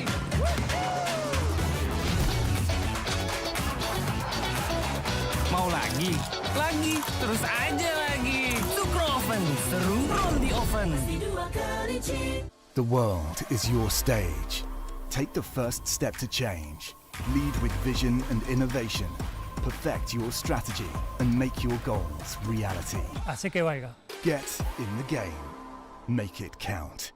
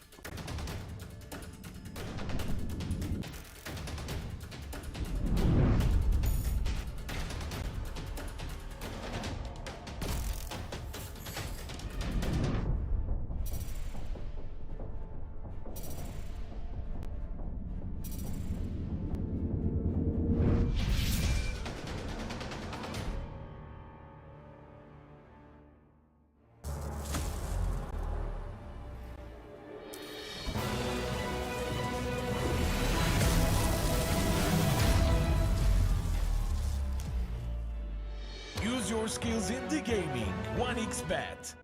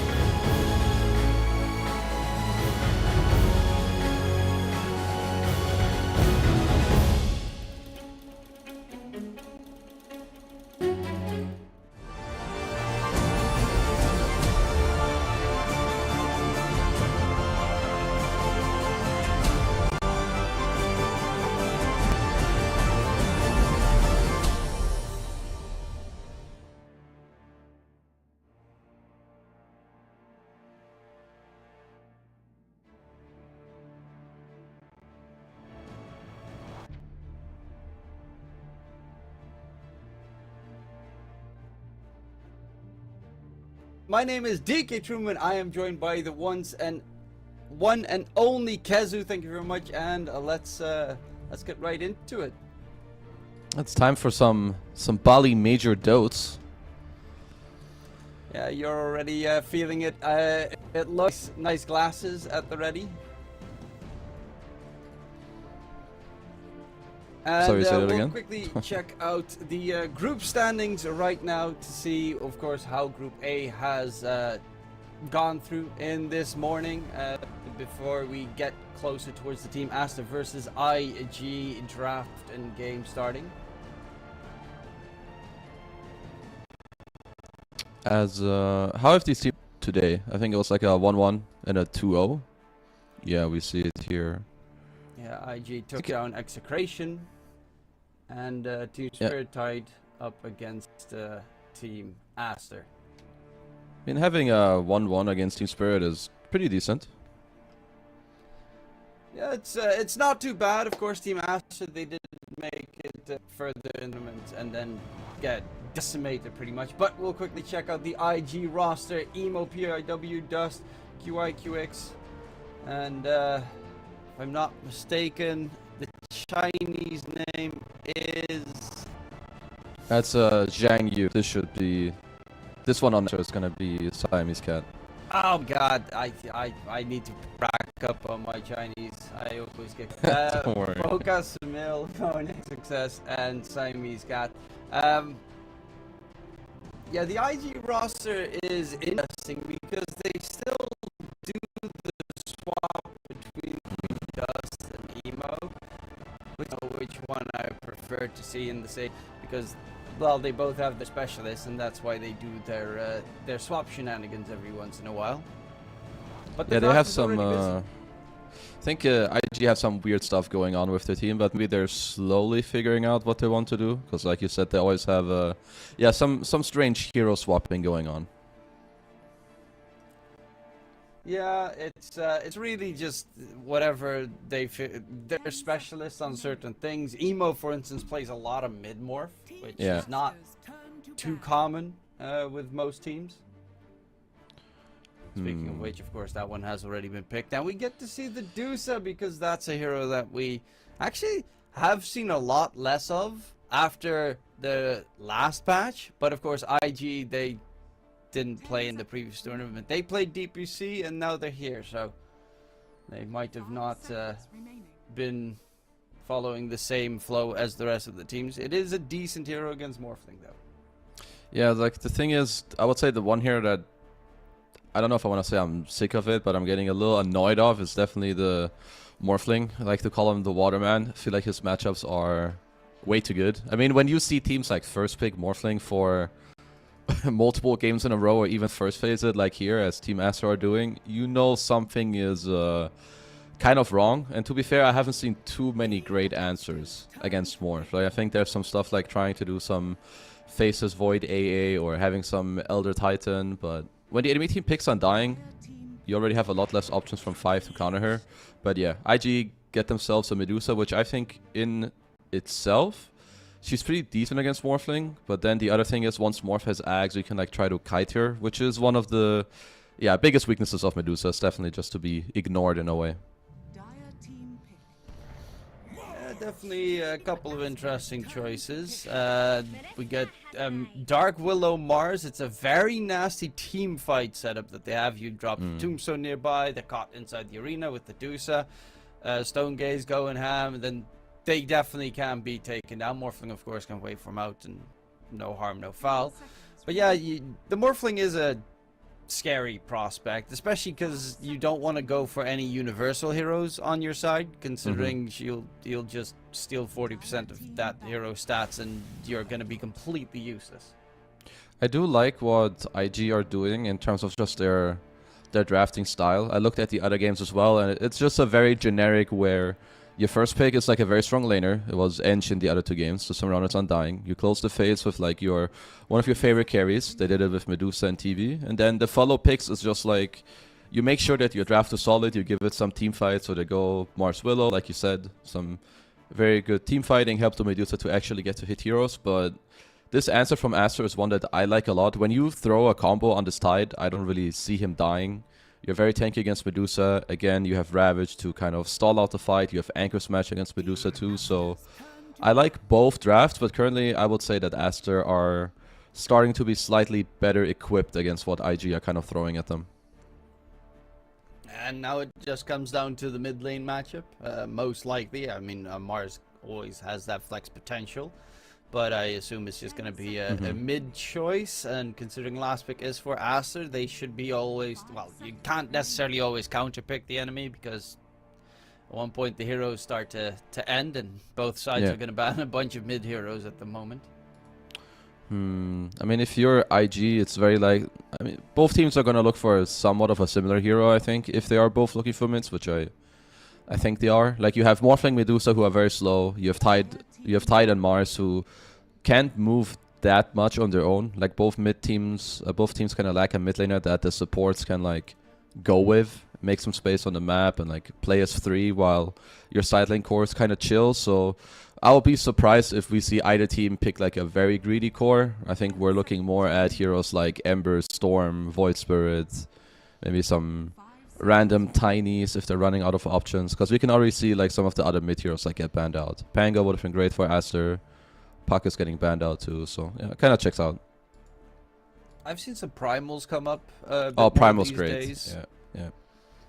Because, yeah, as you mentioned, most mid heroes are, like, the spirits are already being banned out. Still have Void available, but no Bat, no Puck, no Ember, no Pango. Like, it's starting to get slim pickings. Of course, you do have Samil, who loves playing Lash, which is always a possibility.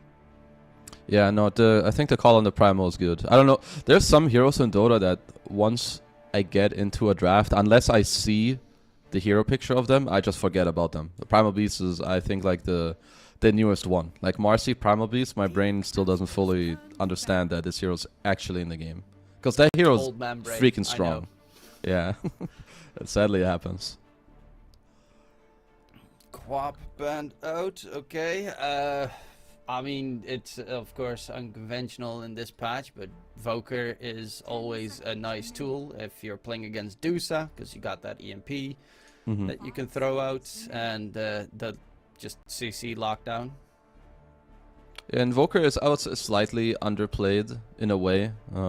Maybe it just has to do that his early levels are weak and teams really try to play through their mid. But I'd say when you feel kind of good about the early game and the fact that you have a good scaling core, I think Invoker is definitely a hero that we could see more of. I think the Sumail Lesh, it's something that he loves, but it's not a hero that I particularly would want to play into Medusa unless you really feel that you can just tempo up the game with your Tide.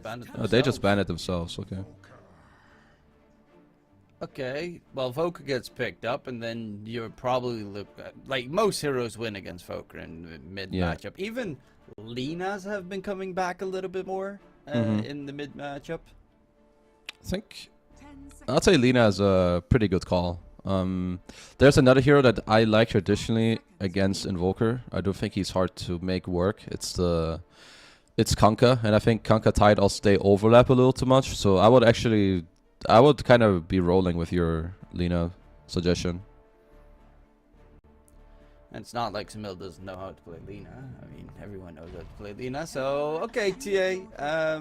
Yeah, it's also a decent hero against Voker. Probably means it's gonna be Quaswex. For that reason. Yeah. Okay, so it is Emo playing the Invoker. I mean, we've seen Sumail play TA plenty of times before. I guess it's the one good thing when you are last pick and you do your matchup, you can try to be a little more greedy in a way with your last pick, because TA is probably gonna win its lane and then like have good timings, and you want to fight in the mid game. So honestly, I have not seen enough Invoker lately to have a good read on the hero, but I think that Aster have pretty good core matchups when it comes to what they're up against. Yeah, they definitely look like they have the later portion of the game if they get there, and they also look like their lane should be good enough to be able to sustain. Tidehunt is going to struggle a little bit against the Undying, but that's about it. Like Spirit Breaker is most likely going to help out the side lanes as much as possible. So yeah, I'm looking at these drafts. I mean, I kind of like Aster's draft a little bit more, but I don't think it's like that far off of each other, because Voker, as you mentioned, not a hero we see too often. I mean, Stormstormer doesn't even spam it the entire time, so that says enough about the hero. But it's still, it has the greatest toolkit in the game. If you can get like an early hand of Midas, scale to the late game, the hero can go nuts. I mean, I would say it's definitely a game where both teams have a very playable draft, right? We've seen Medusa plenty of times before. They should have good lanes, but I do think that in this mid game, we'll just have Aster kind of be very strong. They just get to farm with their more of TA, have the Tide in the front. And I've also seen these Tides when they have some techies in their lane. It just changes their lane. They just always have a good game. Techies just helps you get out of the game, or out of the lane rather. And yeah, you're just kind of chilling. It's going to be an exciting one. Looking at probably pretty much the three lanes, where do you think we're going to have the most action? Maybe probably the Tide techies lane, actually, because I think mid you have some Invoker TA, like who cares? You're just gonna farm. Nothing much is gonna happen there, and then yeah, it's probably just this Undying Medusa lane against the Tide techies. I think that's just gonna be a lot of harass and back and forth on that lane. It's Carl. Sorry, I had the voice stuck in my head. Because, well, they used it. But yeah, I'm happy to see Voker. It's unfortunately going to be Quaswex, so it's a little bit sad because Exort is superior to everything all the time. And you could get those Sunstrikes in with against the Morphling, which is fun. Yeah, I guess it's just this Kunkka. Why do I still think there's a Kunkka in this game? I'm like, my brain's hardcore lagging. But I think the TA, it just makes it really hard for you to want to play Exort Invoker. Yeah, it's not the most fun if you always are going to be resorted to the Quaswex, because it's probably going to be earned. The question is, are you going to go for the full vessel? You're playing against the Morphling, so very likely you're going for the full vessel, and then you go for the Hand of Midas, which means everything is going to be delayed because you're building up that vessel, which is a really good mid-game item against the Morphling, but most of the time he already has his Manta the moment you have your vessel.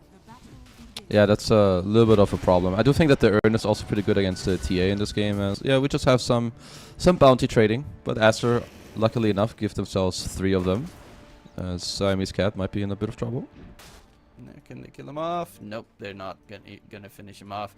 But the body blocks on the creep wave bottom to make sure that the first creep wave walks underneath the tower and the lane equilibrium gets pushed.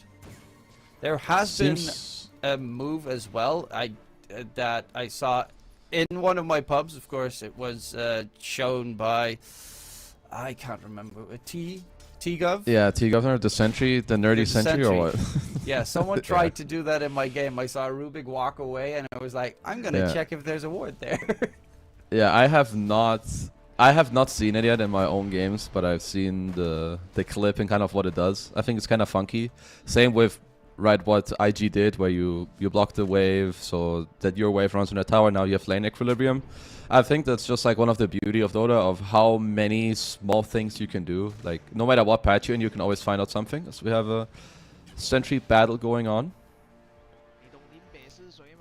Always fun shenanigans coming through. Mid matchup so far looking pretty decent for Smil. Of course, TA's right click damage is far superior towards the Invoker.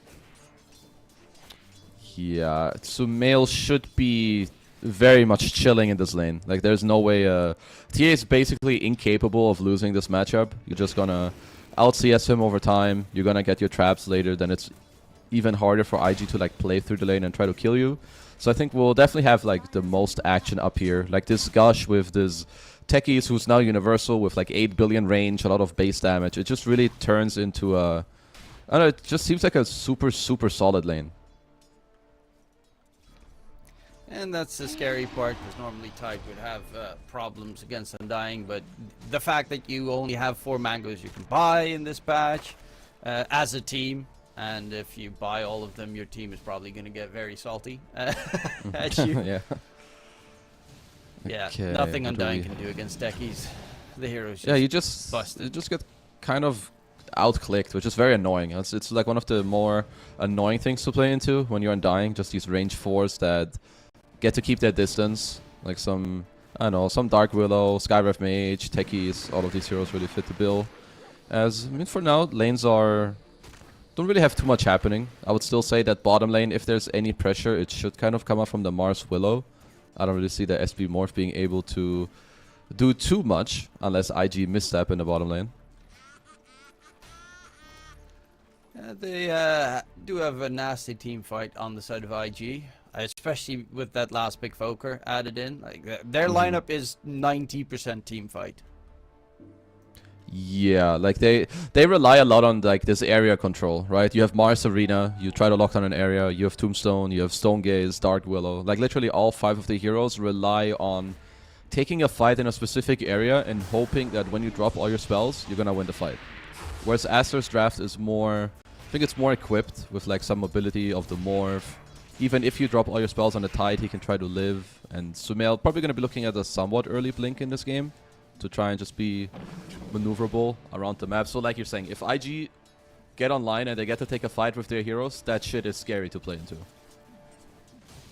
Yeah, and the one thing that really does help against it would be early BKB or just nuking one of the supports instantly, which of course the blink will definitely help with. Emo went for Gloves of Haste first. Hasn't marked, I mean, he's got himself the Sage's Mask, but hasn't marked up the Urn of Shadows just yet. Water Rune fights. Can Emo, yeah, if he walks for it, he needs to be careful that Sumail doesn't turn. Or they're actually going to try to catch out the TA, but yeah, he just pops his refraction. Nothing will happen afterwards. Top side. First blood secured because the support left the lane. This is why you should listen to Gort, guys. Never leave your lane on 5. You leave, your carry dies. It's certainly not your carry's fault. It's definitely your fault always. Yeah, listen to Gorp, yeah, no. Yeah, they were just looked a little disjointed. Maybe like by the time that QYQX came mid, I would say the fight / the play was already kind of over. So maybe some miscommunication. But, you know, it's always like on your enemy. They need to kind of make use of that. And Aster did. They just kept harassing top. Looks like they kept chipping down dust. And then, yeah, as it's a 2-on-1, they just end up diving him. Because Medusa doesn't really protect himself very well.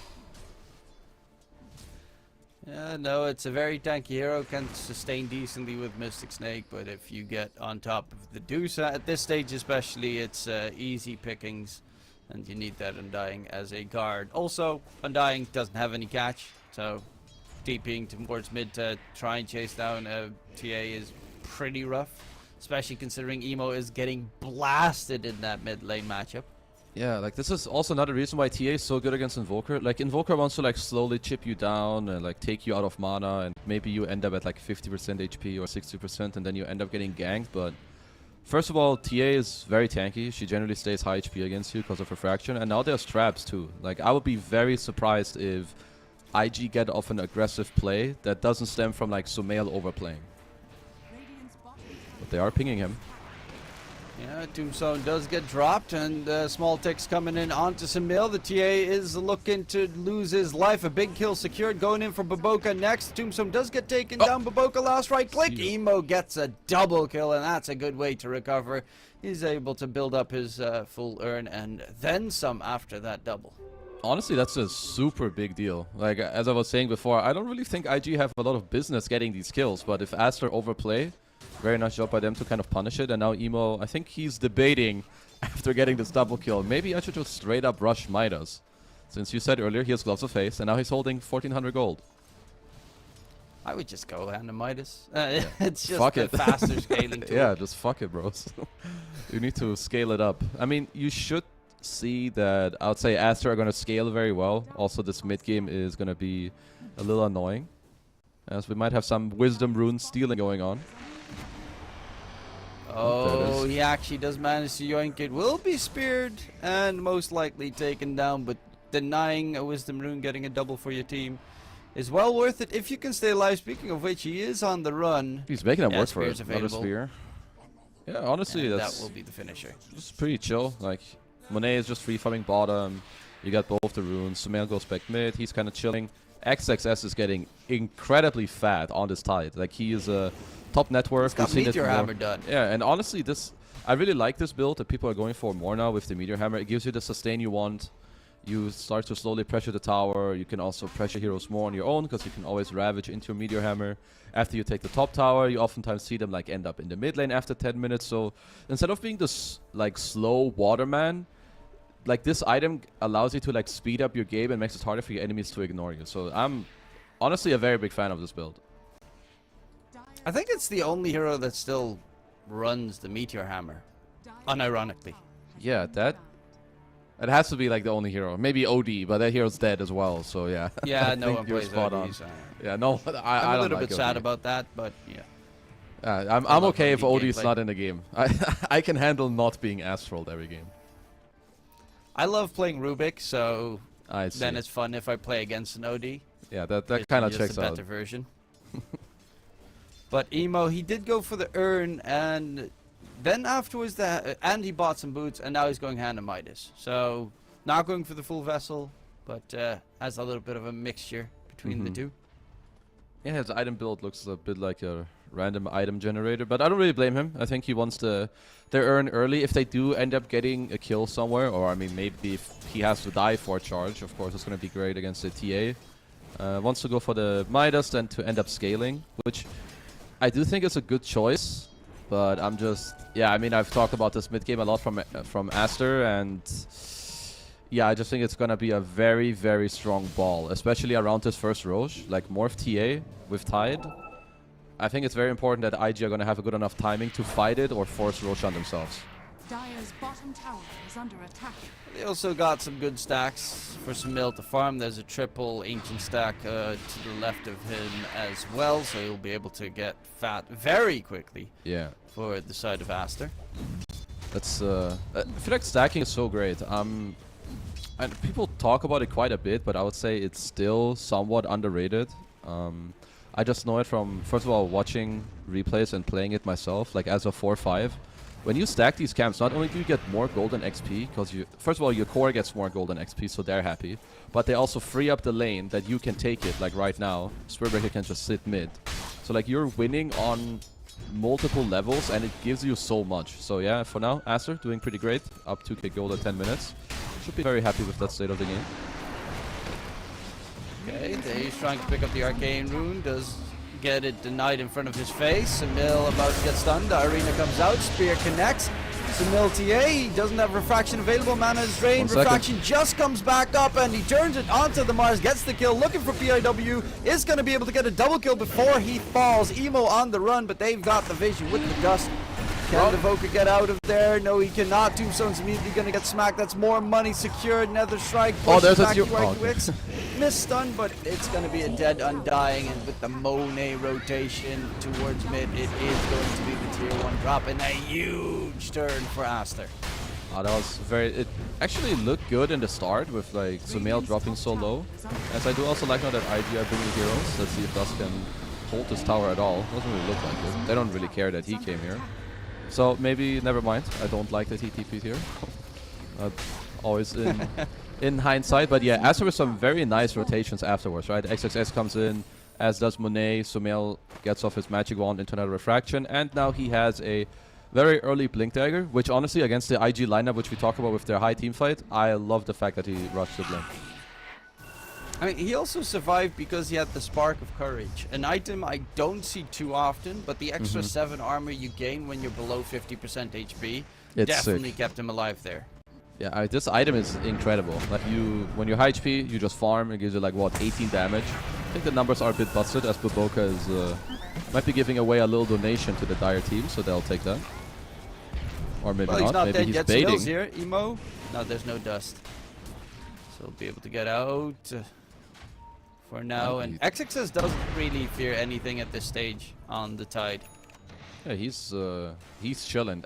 They legit have to throw every spell on him without his team being nearby. I mean, he doesn't have a tanky item yet, so it's not like he's unkillable, but Mars, Willow, Undying, not the highest DPS heroes. Like, he literally has to be all alone that I would say the whole Bedlam just hits him. So, yeah, that's going to be a rough ask for IG to try and get the kill done. And Samil does have the Blink that you mentioned, first item. Oh, it's very nice. I would say, like, for now, they just want to, like, farm up the map, try to make it harder for you to die. Maybe when you get the Blink into Deso, you can look to Roche, maybe around, like, some... around the Manta timing, maybe, for Monet. Because now, let's think about it. You're up 4k gold, but it's really hard for IG to come back on the state of the map, because the heroes are quite slow. Like, Undying doesn't move fast around the map. Medusa needs to farm. Invoker can move, but he doesn't have, like, the best combo hero, so they might just have to wait for Mars's Blink to really make moves on the map. So yeah, it's not very easy right now for IG. Yeah, without the Mars Blink, they can't really do anything. They need to get the setup so that the Dark Willow can throw the spells on, and especially Emo needs to get more Exort points. Right now he's starting to build into it, but that's the damage that they're lacking. It's the fat meatball on top. Yeah, they're gonna need a lot of levels on him, which I would say Midas kind of checks out for me. I think it's a good item choice for him. Also, when we think about how Morph works against a lot of other carries, is that he's just gonna turn into Medusa, lower her damage by a lot, so Monet's gonna make it easier for his team to ignore her. So you as IG, you need to find ways with the other 4 heroes to like kind of punish that. Like, okay, when they use all this shit on my Medusa, or when Morph axes into her, I need to be able to like offset the damage that my Medusa cannot deal. So yeah, Emo, he's gonna have to put in a lot of work in this game, I think. This is luckily enough one of his more comfortable heroes, and he is getting decent farm, but has fallen further behind. It's just the nature of the hero. Quaswax is a really terrible farming hero. Yeah, it's I mean, you farm with, you hit every creep a few times and then you're tornadoing. It's like your kind of best way to farm, or maybe you start throwing some alacrities in now as you are getting some levels of this Exort. I don't know how to feel about this Vessel overall. Like, now that I've seen the full build, I think it's a little slow, because as you mentioned earlier, I would say that You have like maybe a 2 to 3 minute window before Monet has Manta, so I don't really see him dying to it. And Earn Vessel, it's kind of the same against TA. You use it mainly to burn the refraction, so I don't fully see the value of the upgrade yet, but maybe they really get to use it quickly with this type of smoke. The timing is good at least. Like you have Blink Mars and the Vessel on him completed. Okay, just a drive-by, bro. Smoke break. Bulldoze should be able to get himself all the way back because it's a spirit breaker. Surely he should not have been allowed to survive that. That was hilarious. It's very a unlucky dumb fog. hero. When they buffed It him, really all of a is. sudden he became impossible to kill. He just like runs in the perfect tree line and fog, presses Bulldoze, has 800 move speed. Honestly, that's a very big deal. That was some 5-man smoke with 2 core item timings for IG, and it just nets absolutely nothing, actually. I think it netted you more than nothing. Because in the meantime, Aster just gets to farm and push out the entire map. Yeah, Monet has his Manta now done. He's gonna get speared up against the wall, swapping towards strength, waveform back, Dusa ulti has been used, Monet is out of there, and that's the end of the fight. Didn't even have to use his Manta.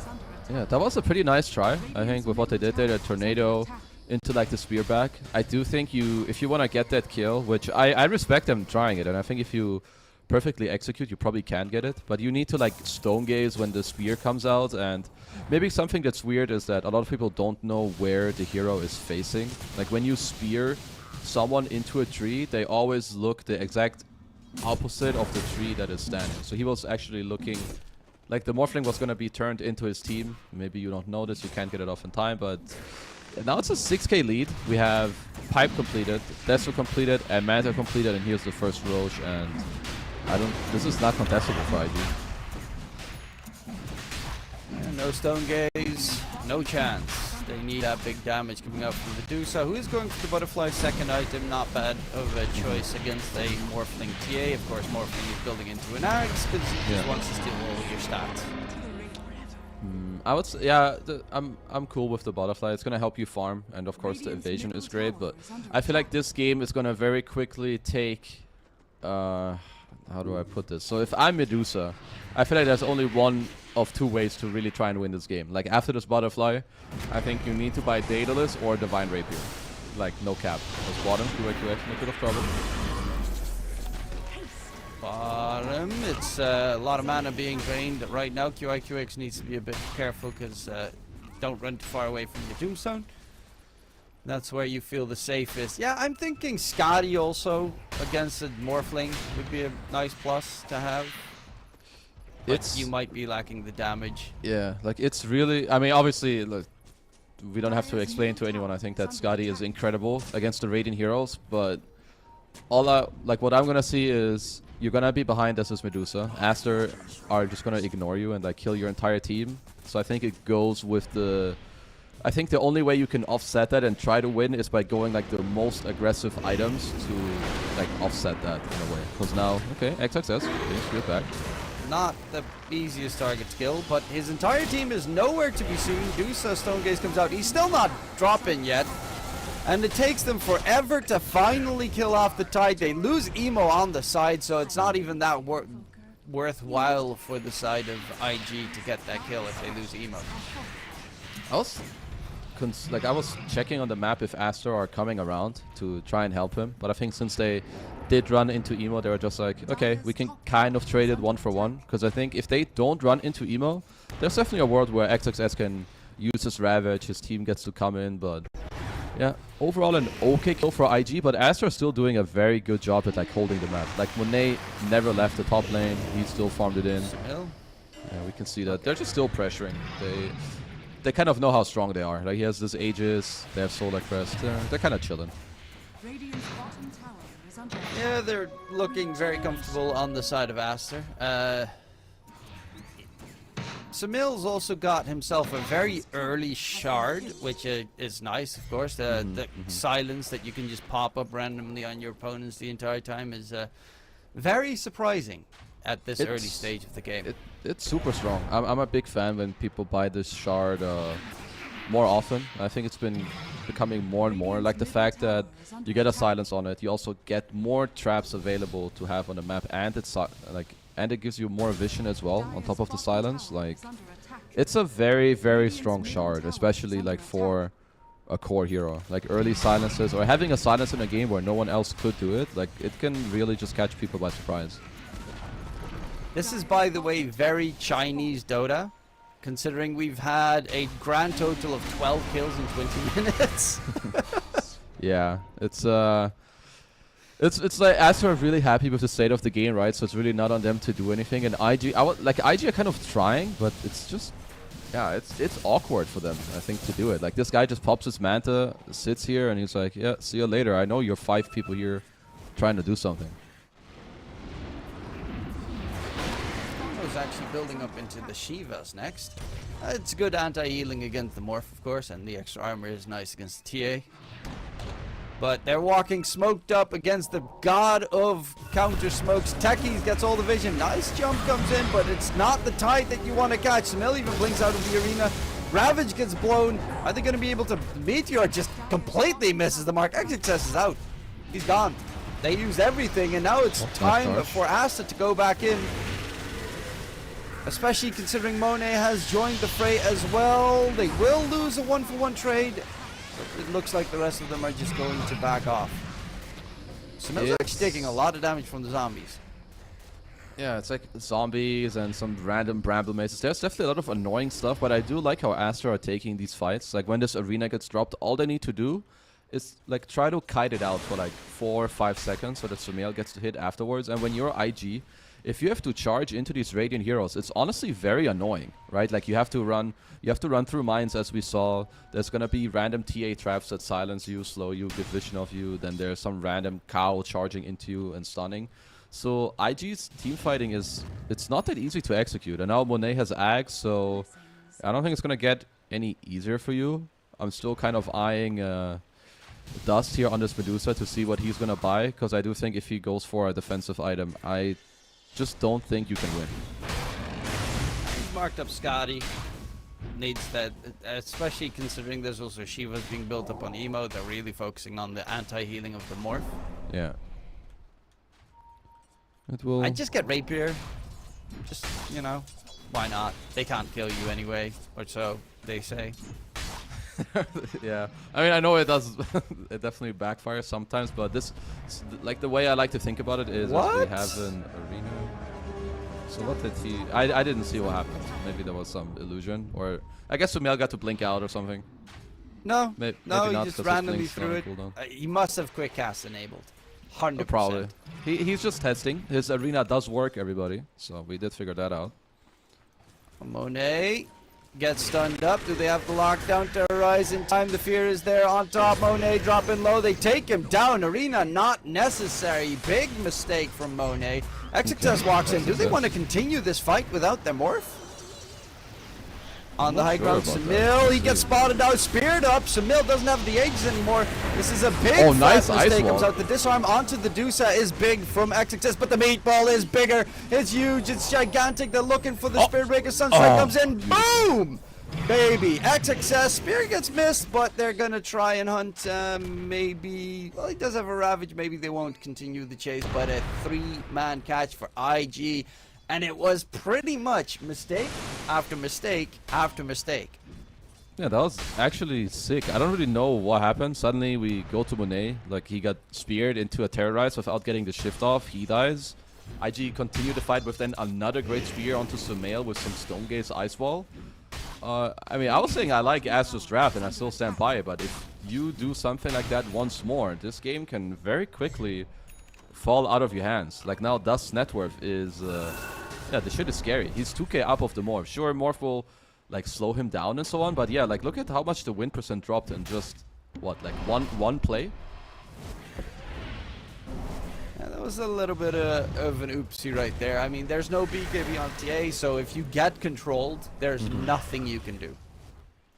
And that meatball from Emo, 2-man target hits, it just melts. Interesting that Sumail has a MKB queued up. I would personally So the way I see it is that I would prefer for both him and Monet to buy BKBs. Because the way that I see fights is that you want to ignore the Medusa and kill her team. The easiest way for you to do that is to pick up BKBs to not get stunned, not get arena'd, and so on. Whereas if you're buying in an MKB, it makes me think, or it kind of shows that you want to kill the Medusa, which I think it should be your last target. So I'm not the biggest fan of it, but we'll see if he can kind of make it work. Of course, in Dota you can do more than just one thing, and maybe he knows it better than I do. But in terms of how I view the heroes, I feel like it doesn't make the most sense, actually. They do also have the Tide, Heaven's Halberd against the Dusa. And honestly, they probably should get one on the Spear Breaker soon as well, just to keep the Dusa disarmed. On the opposing side, they have one on the Mars, so they're making sure that one of the strongest items in this patch is gonna get built up plenty of times. It's just super good, especially against these range carries that... I mean, Medusa just never wins a fight very quickly, right? Like, she needs to get off a lot of hits, and it's very annoying for this hero to get disarmed, have this evasion, and the bonus HP against. The next, I would say the game deciding factor of this game is going to be in like 2 minutes when the second Roshan spawns. And it's going to be on Aster to really try and set up the area, like with mines, with traps, make it annoying for IG to run in. But IG are kind of just charging. They're checking if they can find something. Double damage. It's so insane if you look on the mini-map and see all the mines. Yeah, like all the green all dots over on the map. Yeah, it's definitely a disgusting mini aspect. wards. Yeah, everywhere.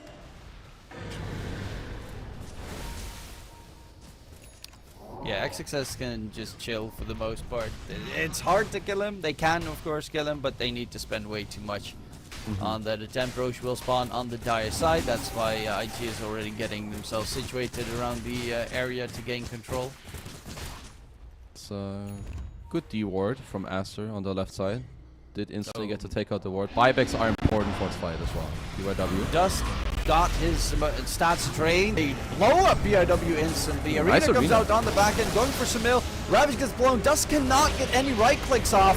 Finally, the meatball connects, and Samil is going to drop. They bop back onto Dark Willow, came back into the fray. Monet pops his BKB. He's trying to man fight, and he's doing a hella good job to try and kill off QIQX. He's actually going to be able to stay alive for the time being. Dust's mana is being drained as we speak, but the Mystic Snake heals him up nicely. Spear stuns up Monet. Sunstrike comes in. It's going to connect. No! The Manta dodge comes out. Monet waveforms to the side and will be able to disengage. They lose QIQX. Are looking to continue the fight, or at least XXS is, but the rest of his team has already disengaged, so he is left behind and will follow suit. Roche is up in 4 seconds, and that should be an IG Roche. What the hell, IG are doing it? There's some really nice stuff going on. I do think the charge was great from Aster to like start out the fight, but once they catch the TA, like you said before, I mean, Sumail just doesn't really have a way out, right? Like, they tried very hard to keep him safe throughout the fight, but look at Dust's damage numbers. Like 6k damage, he just gets Alacrity, he stands his ground, even through the halberds. Like, he gets to do so much in these fights, actually. And now second Roach is up, so we might have another fight just for the big boy. Yeah, Roche respawned, no one checks the pit, Dust TP's bottom. It's time to run back here, bro. Time to get back here. Well, can they get it done again is the big question. I mean, maybe you can get off a clutch Lincolns, as Emo now has one. He'll probably just try to throw it on Dust when Monet shows himself, but of course they can break it with SB.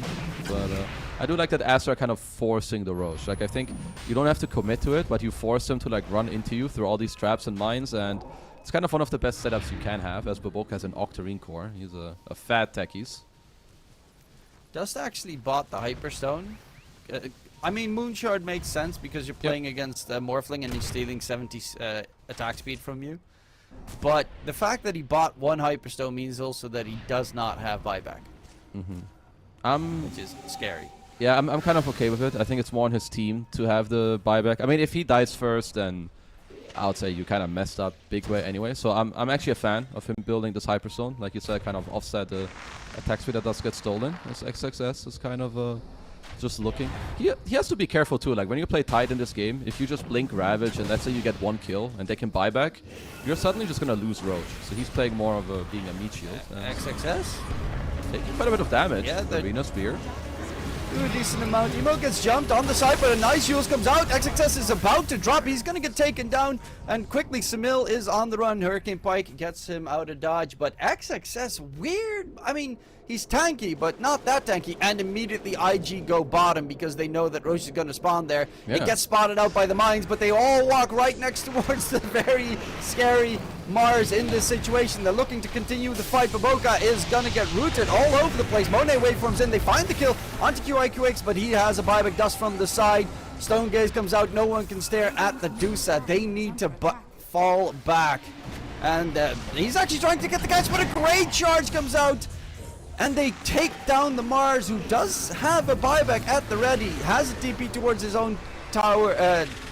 TP spot topside. Monet, do they have the damage to take him down? The Scotty's doing a lot of work. He's feared up as well. Monet cannot respond, and 70 seconds, no morph. He is 60 gold away from a buyback. Okay, some crazy team fighting actually. I had the 2 buybacks from IG. Once again, very nice. So, what? It's Invoker, Dusa, the counter to morph, or what? Like you just throw the Alacrity on the Dusa and you kind of cosplay the fact that he didn't get morphed into? I didn't think about it before, and I would say it's a bit greedy, but I mean, it's working out in these fights. I would say it's mainly stemming from Aster kind of shitting the bed. There's definitely there's a communication issue, or they're not quite sure of how to team fight, because like I see XXS as like kind of running in, he wants to bait, but then no one's really following up, or the moment Sumail blinks in, he just gets used by the Willow into a Bramble Maze. I still feel he can't really take fights. I would feel awkward right now playing this Tidehunter, because I feel like my TA, he can't follow me into the fight. And now that just kind of ruins everything, in a way. Oh my god, the support's about to die from the Tormentor. They actually have to walk away. And they both Otherwise nearly they died. would both drop. So that was a little bit wild. But these are very good support shards to gain. PIW gets the extra brambles once Cursed Crown ends. That one's great. Undying's one, honestly, yeah, he's marked up that he wants to buy it because that shard is just game winning. It's bonkers. Like it's sickening. Grab ally. I thought at first it was gonna be a meme, like when I read it the first time, but now the more I see it, I'm convinced it's definitely one of the best shards in the game. Same with, honestly, the Dark Willow shard that they got from the Tormentor. They should be pretty happy about that. It's a very good one too. Just having like all these random brambles against the TA, Morph, and like Spirit Breaker. It's actually one of the worst matchups, is Dark Willow. Like you just cannot charge through the Bramble Mazes. Willow loves to buy Yules. And now Zhang Yu on Mars. He has BKB completed. They're getting a lot of very big items on. They really brought back this game. I have a curious question. Look at the Radiant Tormentor. He's I've seen the clip of that putting the Tormentor one-shotted. Yeah. Doesn't Techies instantly die? Nowadays you die to it, right? Yeah, global because before they changed it. I mean, you're about to just okay, so I haven't. Maybe you know the exact timer of when it spawns, and then you tell us you need to pipe me, or you glimmer yourself. Maybe that's less damage and you live. Maybe there's something like that. I haven't seen it yet, but without anything, I'm pretty sure you're just supposed to get blown the hell up as techies. I am really looking. I honestly don't want to look away, but I'll try to pay attention to it too. Yeah. Or so, what if someone stands nearby? They then tank the damage, right? Like maybe you just really need to know the timing, and you tell someone, "Yo, bro, I need you to go there, or I'm dead." Yeah, and then you blow up Morphling. Yeah, that's what I want. Definitely love some scary prospect at the very least. Some friendly fire. Definitely missing that in Dota. I'm sure it would make the game a lot better.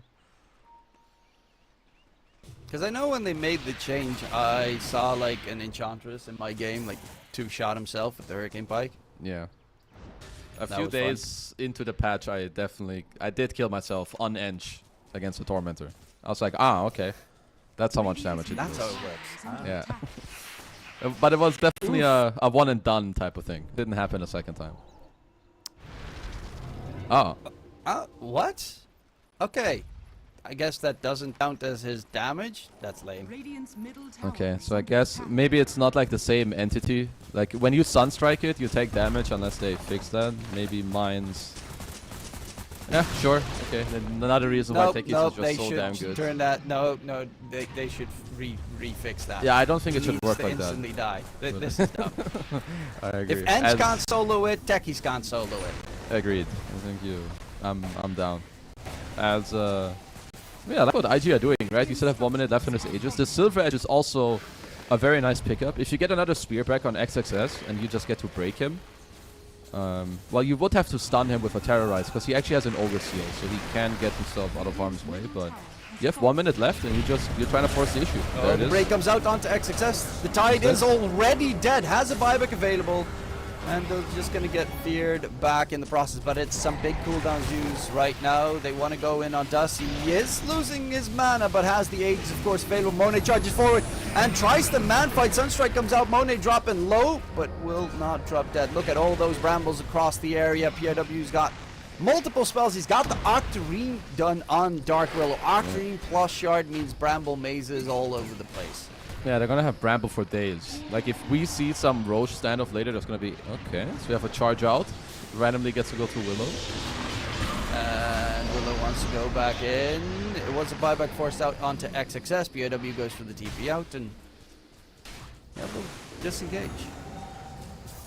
Well, IG's mid game has been very impressive, actually, from how they've been using their spells to how they fight. The fact that they went up to the high ground, even though they don't get the racks, they get to use the Aegis. They get a buyback out of XXS. They help their map furthermore. Now it's only a 3k lead as Aster are eyeing Emo, but he seems to be kind of sniffing it out. And I would say Emo is starting to become very, very annoying to deal with. He has his Midas, Vessel, Shiva's guard is completed as well. On top of the Lincolns. Yeah, he's starting to scale very nicely. Yeah, it was also that previous fight that you mentioned, of course, that oh my god, look at what Boga's doing. He's trying to steal the stealing enemy's shard as well with the mines.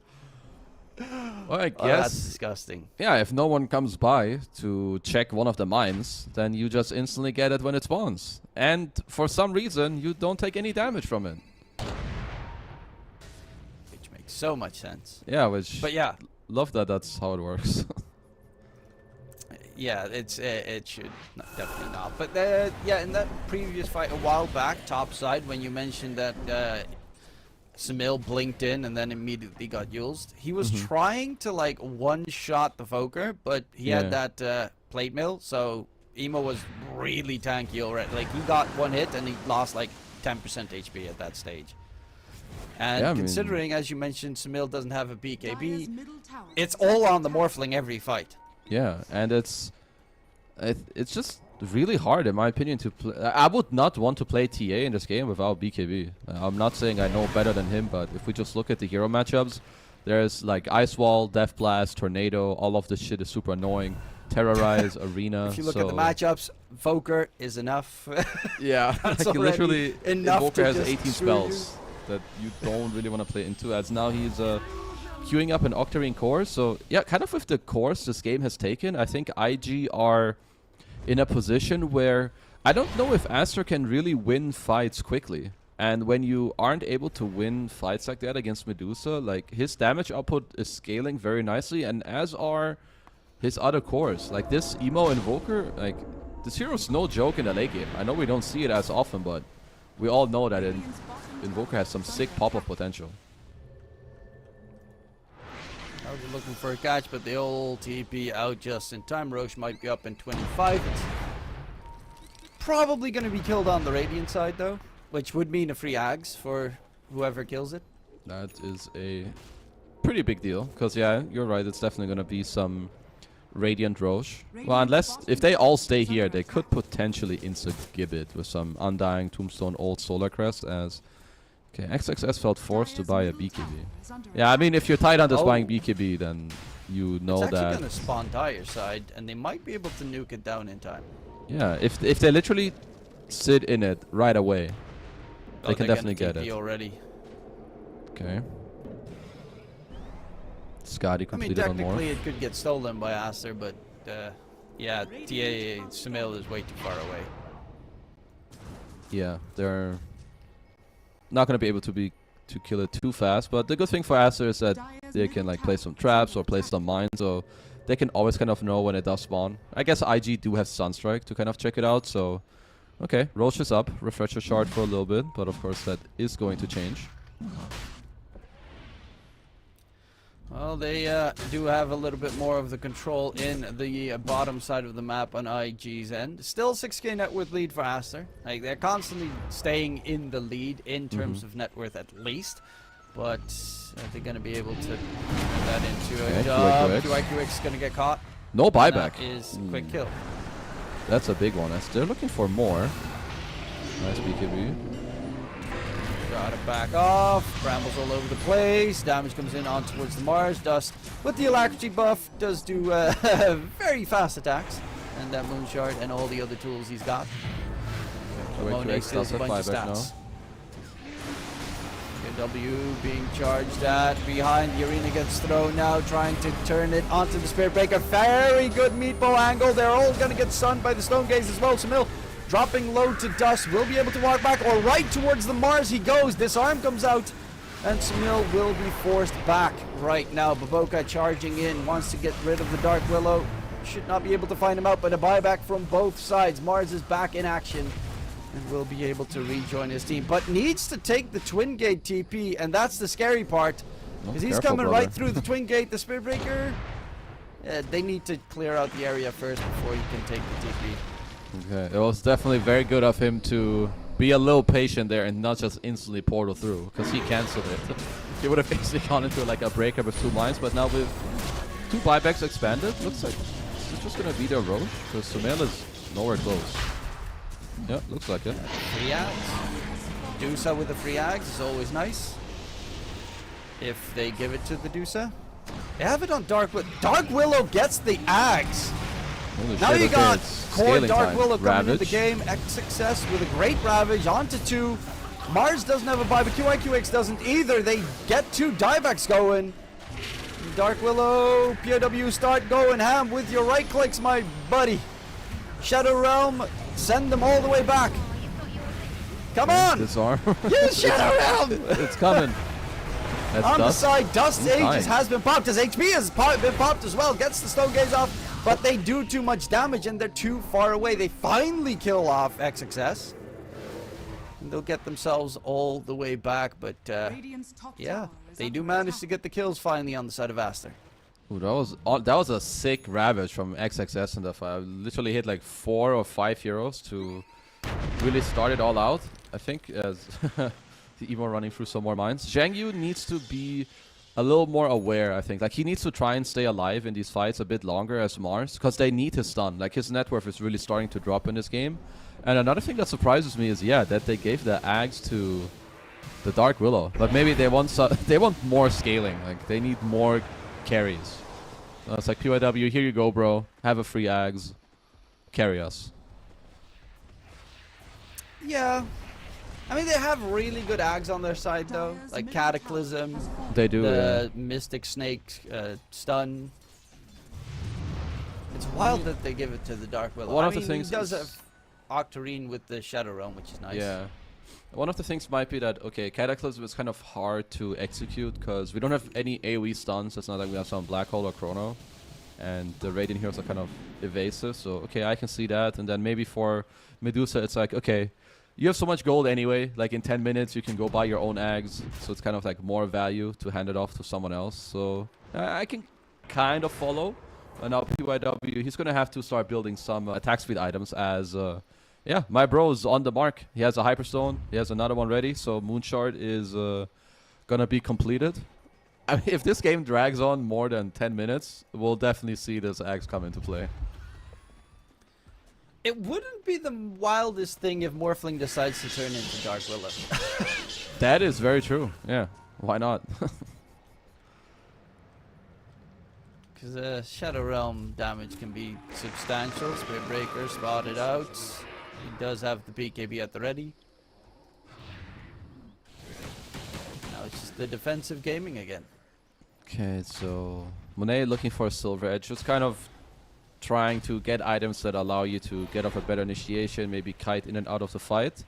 I think that's not too bad, because the name of the game is still very similar. I think, like, bursting Medusa you can now that you do have 2 MKBs, but if you get a good Ravage and you just get to clear out 2 supports, that's definitely your go-to play. They're holding. Ravage instantly going on towards high ground. They're going for the Dark Willow, who's going to get taken down. Does have a buyback available, but the Medusa is instantly blown up. Does not have a buyback. Is 100,000 gold off the mark, and they will find themselves 3 quick kills. That is absolutely everything. They can just walk right on the high ground with the Medusa gone. I thought there was an IG ward on the high ground. Maybe there was this trap in the back of IG in the triangle, because this Ravage by XXS was actually sick. Like, he just goes in straight on top of Medusa, gets off a great Ravage, and then, yeah, Sumer and Monet, they just get to deal enough damage. Pretty sure they killed like 2 heroes in the Ravage duration. Like Undying and then some follow stun. They get Medusa as well, and so what? This is going to be 2 racks? Like, Dust has no buyback. You do have Shadow Realm. long-range Shadow Realm attacks that do a lot of damage. With Alacrity. With Alacrity buff as well. I mean, you can't target your ally during Shadow Realm, so you gotta time it beforehand. Yeah. Well, looks like it should be 2 Raxes. I mean, people are always going to try his best, as there's another glyph. Deuce up in 15. They'll stay alive for now on IG. Actually, pretty good hold. Like, I think losing only 1 Rax in a tier 3 should probably be pretty happy that you didn't lose more than that. I mean, I'm living for the timeline where PYW carries this game. I'm down for it. It always reminds me of the old Taiga, where he went together with Boxy when he was still off lane, Taiga post 4, and they just carried hard on the base defense. Yeah, the Slardar Dark Willow, I think, combo it was. Yeah. I remember that game. That was nice. It is one of the scarier scaling heroes. He also almost has his level 20, so then he gets +2 seconds in the Shadow Realm. It's honestly a big one, especially with the fact that he already has an Octarine core, right? Plus the Quickening Charm, so he's going to be very strong. Siamese Cat he was eyeing that ward, but Jiang Yu was quick enough to get it cleared out. Yep, it's level 20 now, so... I mean, this Dark Willow is definitely not a hero to be underestimated at this stage of the game. Like, both in aggressive capabilities with just some Shadow Realming, but also like just some random Terrorize that can flip you in the fight.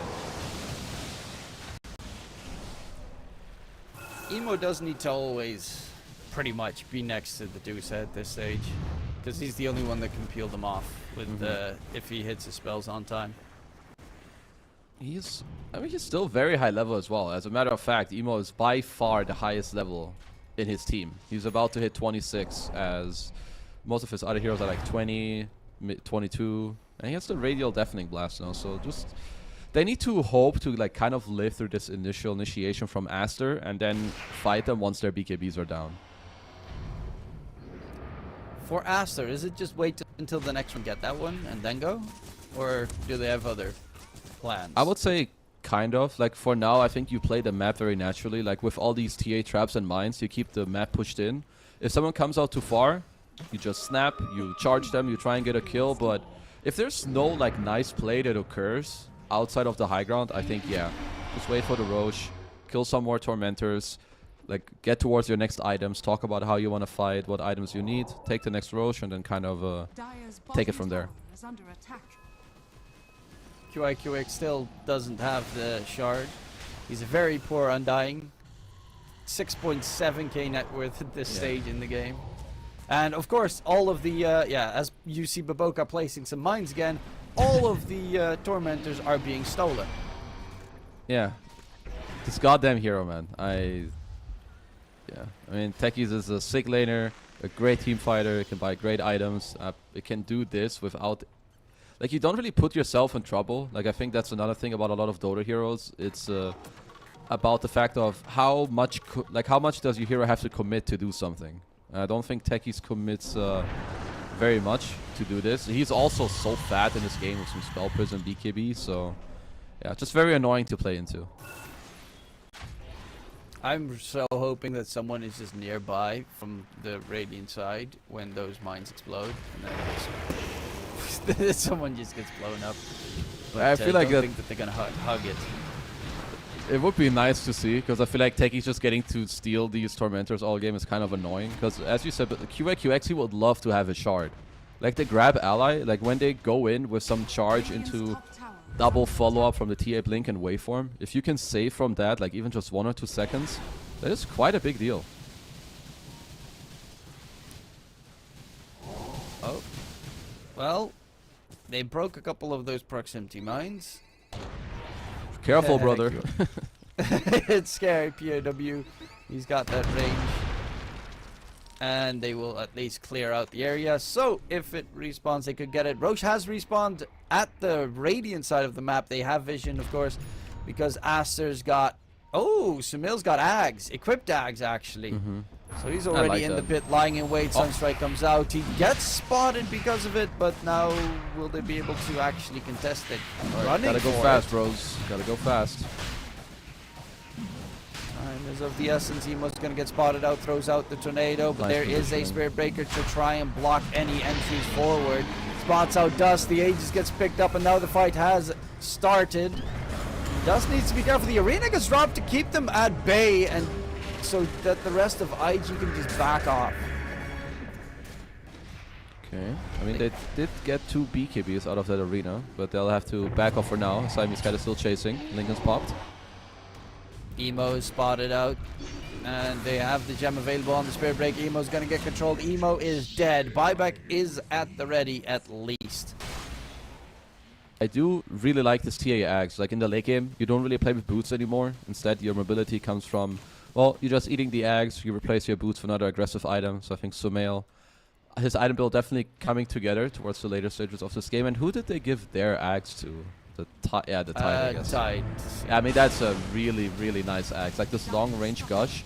Not so much for the damage, but putting in like minus however much armor it is on like this TA and Morph who will just go in is very annoying to deal with. Yeah, and the 40% movement slow as well. Yeah. You can barely run away at that stage. I guess you can also aggressively cancel blinks. It did, right? Yeah, it did.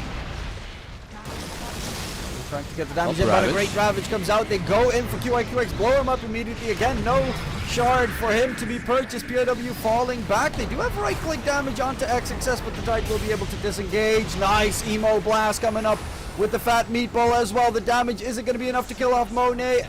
Yeah, they find him a first time. The Spear comes out, forces back the Techies. The arena thrown by the Mars to just stay alive in the process. Deuce has out of mana, needs to be careful.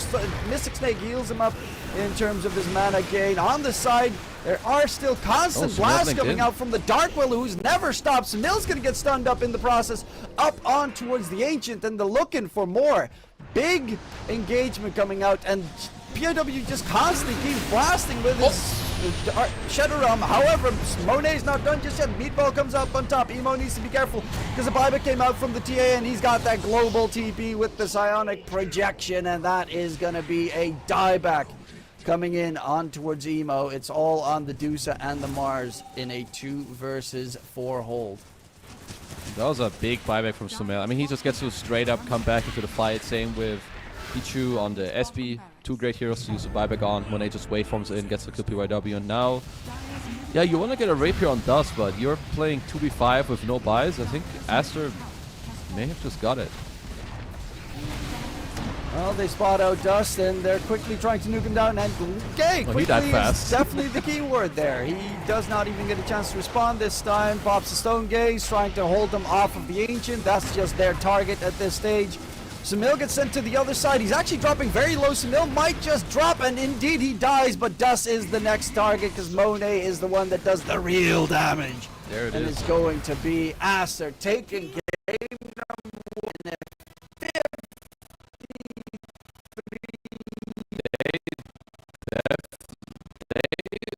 Honestly, they're very impressed with how IG kind of game. And I think after a couple of mistakes there, they definitely talk about, okay, we want to fight like this. I would say XXS kind of stepped it up later on with some big averages, and yeah, this Boboka Techies is honestly, Dota's a lot of heroes right now that I don't really want to play again. Techies is definitely one of the heroes on that list.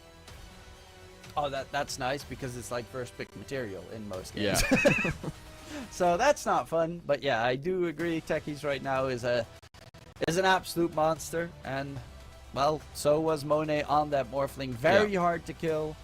Looks sublime. The Ags from POW did a decent amount, but not anywhere close to the amount of work that they needed it to do. I would say the fact that IG got to kind of come back in this game definitely shows me a little bit of promise for them. I do think that I'm still happy that Sumail did eventually pick up a BKB, even if it was later than I initially wanted. But if I'm IG, like going into this next game, I would want to have a draft where I'm more easily equipped to fight in the early and mid game, because I think that was just a little too easy this time around for Aster. But Boca has just barely less damage dealt than that game. The power of stupid techies in team fights is ridiculous. The AoE damage that he pumps out, the stun of course, the AoE disarm, especially that one that you can throw on the Morphling. Then you have the Heaven's Halberd coming in from XXS, making it hard for the Dusa, which is, in all honesty, their primary source of damage. They just didn't have a second one, and it was really hard for them to clear it out. They only had Dusa in the late game against the Monet, Sumail, and well, Monet played really well. Came back as well last fight to quickly catch them because Dusa was regenning mana, so they knew that he wasn't there, and then they catch him off guard. But definitely see a lot of fun stuff from IG, and looking forward towards game number 2. We do also want to let the folks know at home that this tournament is partially brought to you by H&M. The action is heating up over at the Bali Major. Make sure you check out H&M's new summer collection for clothes to suit the action. We'll be right back after the break for game number 2.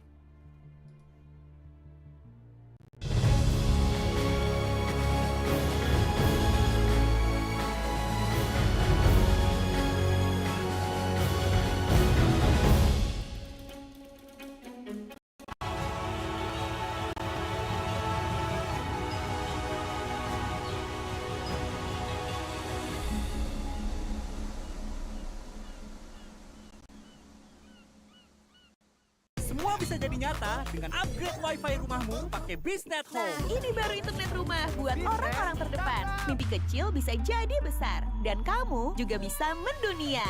Jadi, siap wujudkan semua jadi nyata?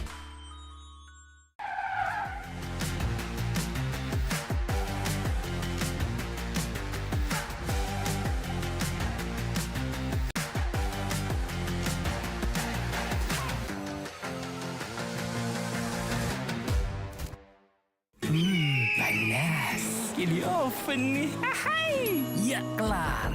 Wih. Nah ini Sugar Oven si paling seru. Mau gini seru. Mau gitu seru woy.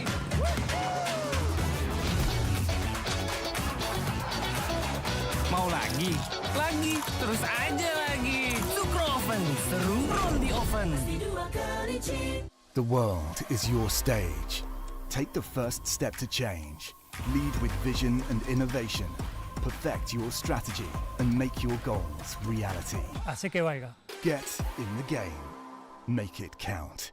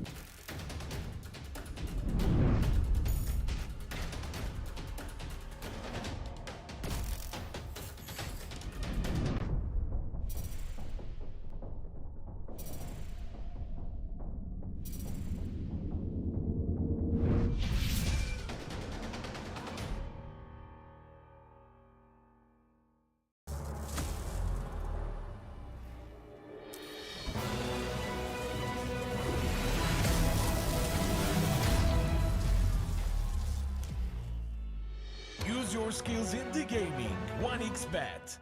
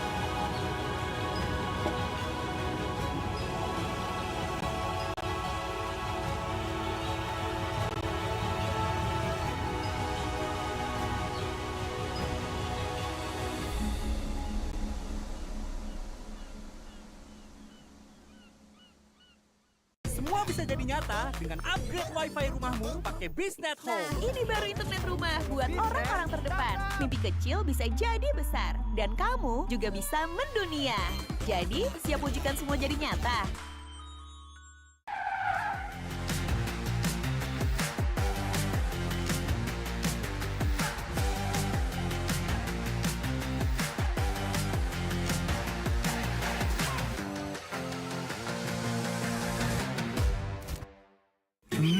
Panas. Di oven nih. Hai. Ya kelar. Wih. Nah ini Sugar Oven si paling seru. Mau gini seru. Mau gitu seru woy.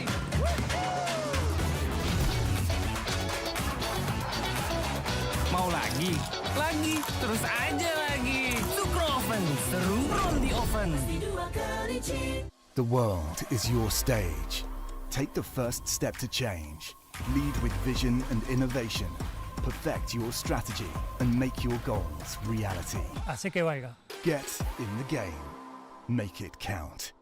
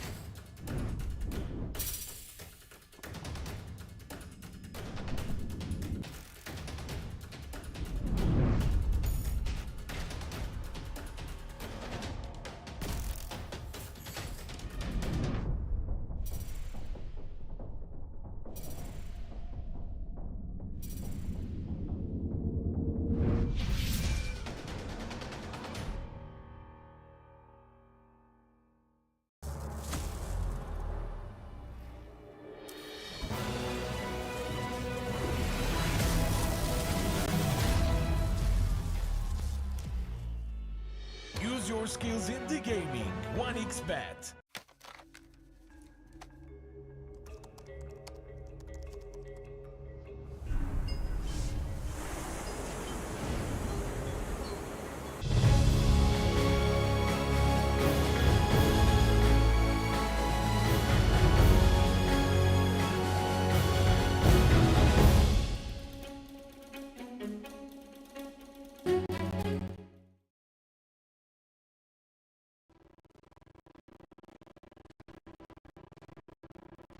Gentlemen, we just had game 1 and IG, and it was gorgeous, Kazoo. But game number 2, do you think it was a draft situation, or do you think it was a playstyle situation for IG? Maybe a mix of both. I do think that for IG, or at least from the last game, you should feel pretty good about what happened in the mid game, how you were able to team fight, but it was kind of hard to get there. So maybe have some other heroes that are like a little more nicely enabled in terms of how they move around the map, like maybe some more aggressive 4, or like a hero that, I don't know, just like I would like more early game tempo to like take the fight to Aster, so they don't just sit back for 50 minutes. It's like, okay, I want this item, and you just get there for free. So just like, you know, make it harder for them. Yeah, I can agree with that, especially considering you have a Evoker in your game, and he went for Exort quite late, so you don't have like Sunstrikes to help out if they have any side lane fights. Yeah, it was a bit of a struggle in the early game. Didn't help, of course, that Samil was just dominating in terms of last hits, but that's the matchup that you go for. Not a lane dominating mid laner. It isn't really the strongest mid lane in general, but it does have some very nice spells to use, as we've seen multiple times that game. I mean, he had like a lot of impact later in the game. I definitely do think that like they played very nicely, especially like in the mid game to bring it back. But maybe they can still play very well later on in the mid game, but you take some heroes that can just, you know, make it easier for you to get there. That could be something that IG are kind of, I think that they should be eyeing. But at least this time around there won't be a Morphling, as that one is banned. Dusa also getting banned out, so we'll have a slightly different game, at least in terms of how it starts out. We'll get ourselves another great hero, which is the Timberman. Yeah, that's also a first phase pick or ban most games, because it's flexible, and that's just not what you want to deal with. It's also universal for some freaking reason. I mean, this hero is so much better now that he got pretty lucky being turned into a universal hero. Like now this hero, when you go to lane, you just have a lot more damage. Most heroes used to be pretty happy when they lane against Timber early on, because he doesn't really pressure you and you had an easy time CSing. But now that's not really the case anymore either. Like now he doesn't have to use mana to CS. He has an easier time denying against you too. And he can just hit you in the face and it actually starts hurting a lot. Okay, so they pick Undying Spirit Breaker. Undying obviously because he can steal strength away from the Timbersaw, which it's not as good as when it was a strength hero, but it's still pretty good. However, Timbersaw also doesn't mind playing against those two heroes. Granted, Spirit Breaker, same story, is still a strength hero, so you do manage to just get that double big blast of strength removal. I definitely agree with you. I don't think this is some like great answer to Timber in any way. This is definitely, these are two heroes that they're heavily relying on their cores. Like they're gonna need cores to play with. I do think that Undying can be good against Timber in the lane, but it's only if you're paired up with like a very aggressive carry that wants to like make shit happen with you. Like if this is LGD, there's a high chance that they would end up playing some Undying Luna, or like even some, maybe not Klings in this case, but just in terms of the example, like Undying with a very aggressive carry to make the Timber's life like a lot harder. And yeah, I think similarly with Ember. Ember doesn't care about these two heroes. You can always dodge the charge with Slide or Remnant.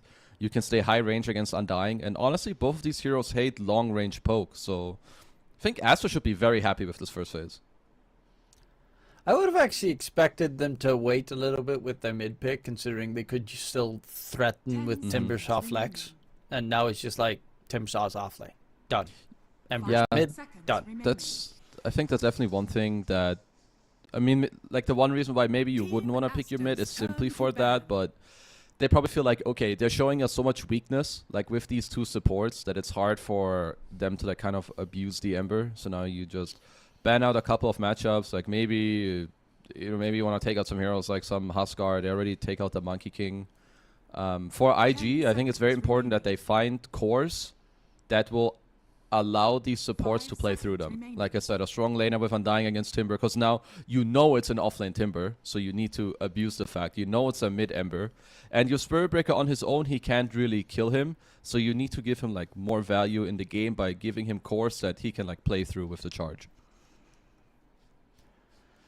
Well, Voker is one of the heroes that actually doesn't mind playing against Ember, so that's always in the possible back of IG's mind. Yeah. Visage ban is kind of interesting. That's not a hero that I would have thought of banning in the stage. Because I would say now, okay, you have Timber and Ember. They're both going to go into matchups blind, right? Like IG get to kind of choose exactly what they want in each matchup. So I feel like you would rather be banning for that. So this is kind of interesting. But maybe this just means, okay, we don't really care so much apart from the Monkey King. So we'll take out that. And then the other bans is just like, okay, Visage makes Spirit Breaker's life a lot easier, and the Darkseer ban I can definitely get behind. Like when you have some very melee heavy draft, in order to make it work, you go for the like Darkseer to make it work. As we've got a mid Omni Knight on our hands, I think. You're thinking a mid Omni? Yeah, I know when the patch dropped, I mean there was a lot of crazy shit happening, right? Because there were 2 million changes, but with what the draft looks like, I mean, I don't see why you pick Omni here unless it's going mid against Ember. They're like, and these teams are smart, right? It's not like we have some Herald people drafting. Like, this is the only logical reason, and I'm giving them the benefit of the doubt that they are using reason and logic when they're drafting. But they have 3 strength heroes against Timbersaw. 3 strength melee heroes against Timbersaw. That's only with true barely if any stuns. That's not if you don't look at it, it's not real.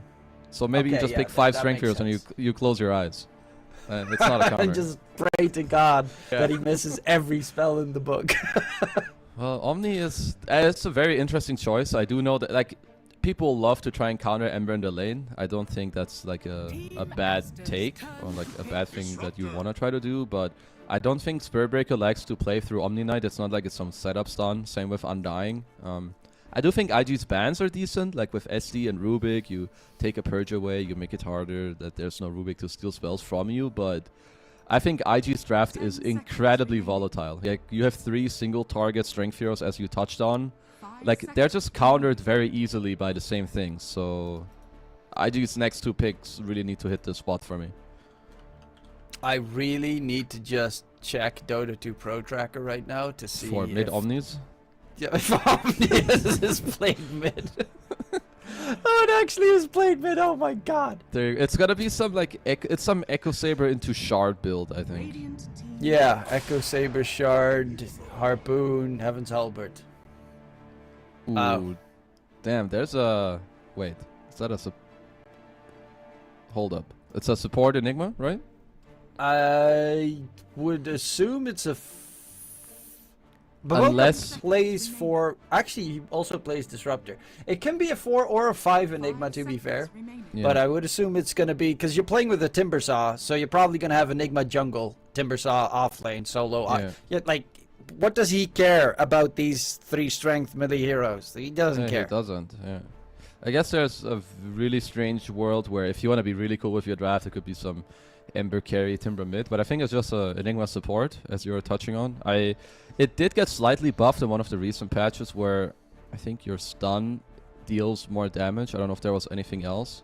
And I would say it's kind of an interesting idea against Undying. Like Undying just wants to win the lane and like play very aggressive. Enigma makes that a lot harder. You bring back the lane, you lower the XP. Timber should probably just be A-okay with like 1 or 2 denies in the lane, so yeah, why not? I can definitely get behind this pick. I mean, that shows exactly how comfortable Aster is feeling already in terms of drafting. So granted, they're playing Omni Knight core, probably. So I don't have a single clue what's going to happen this game. I haven't seen it yet.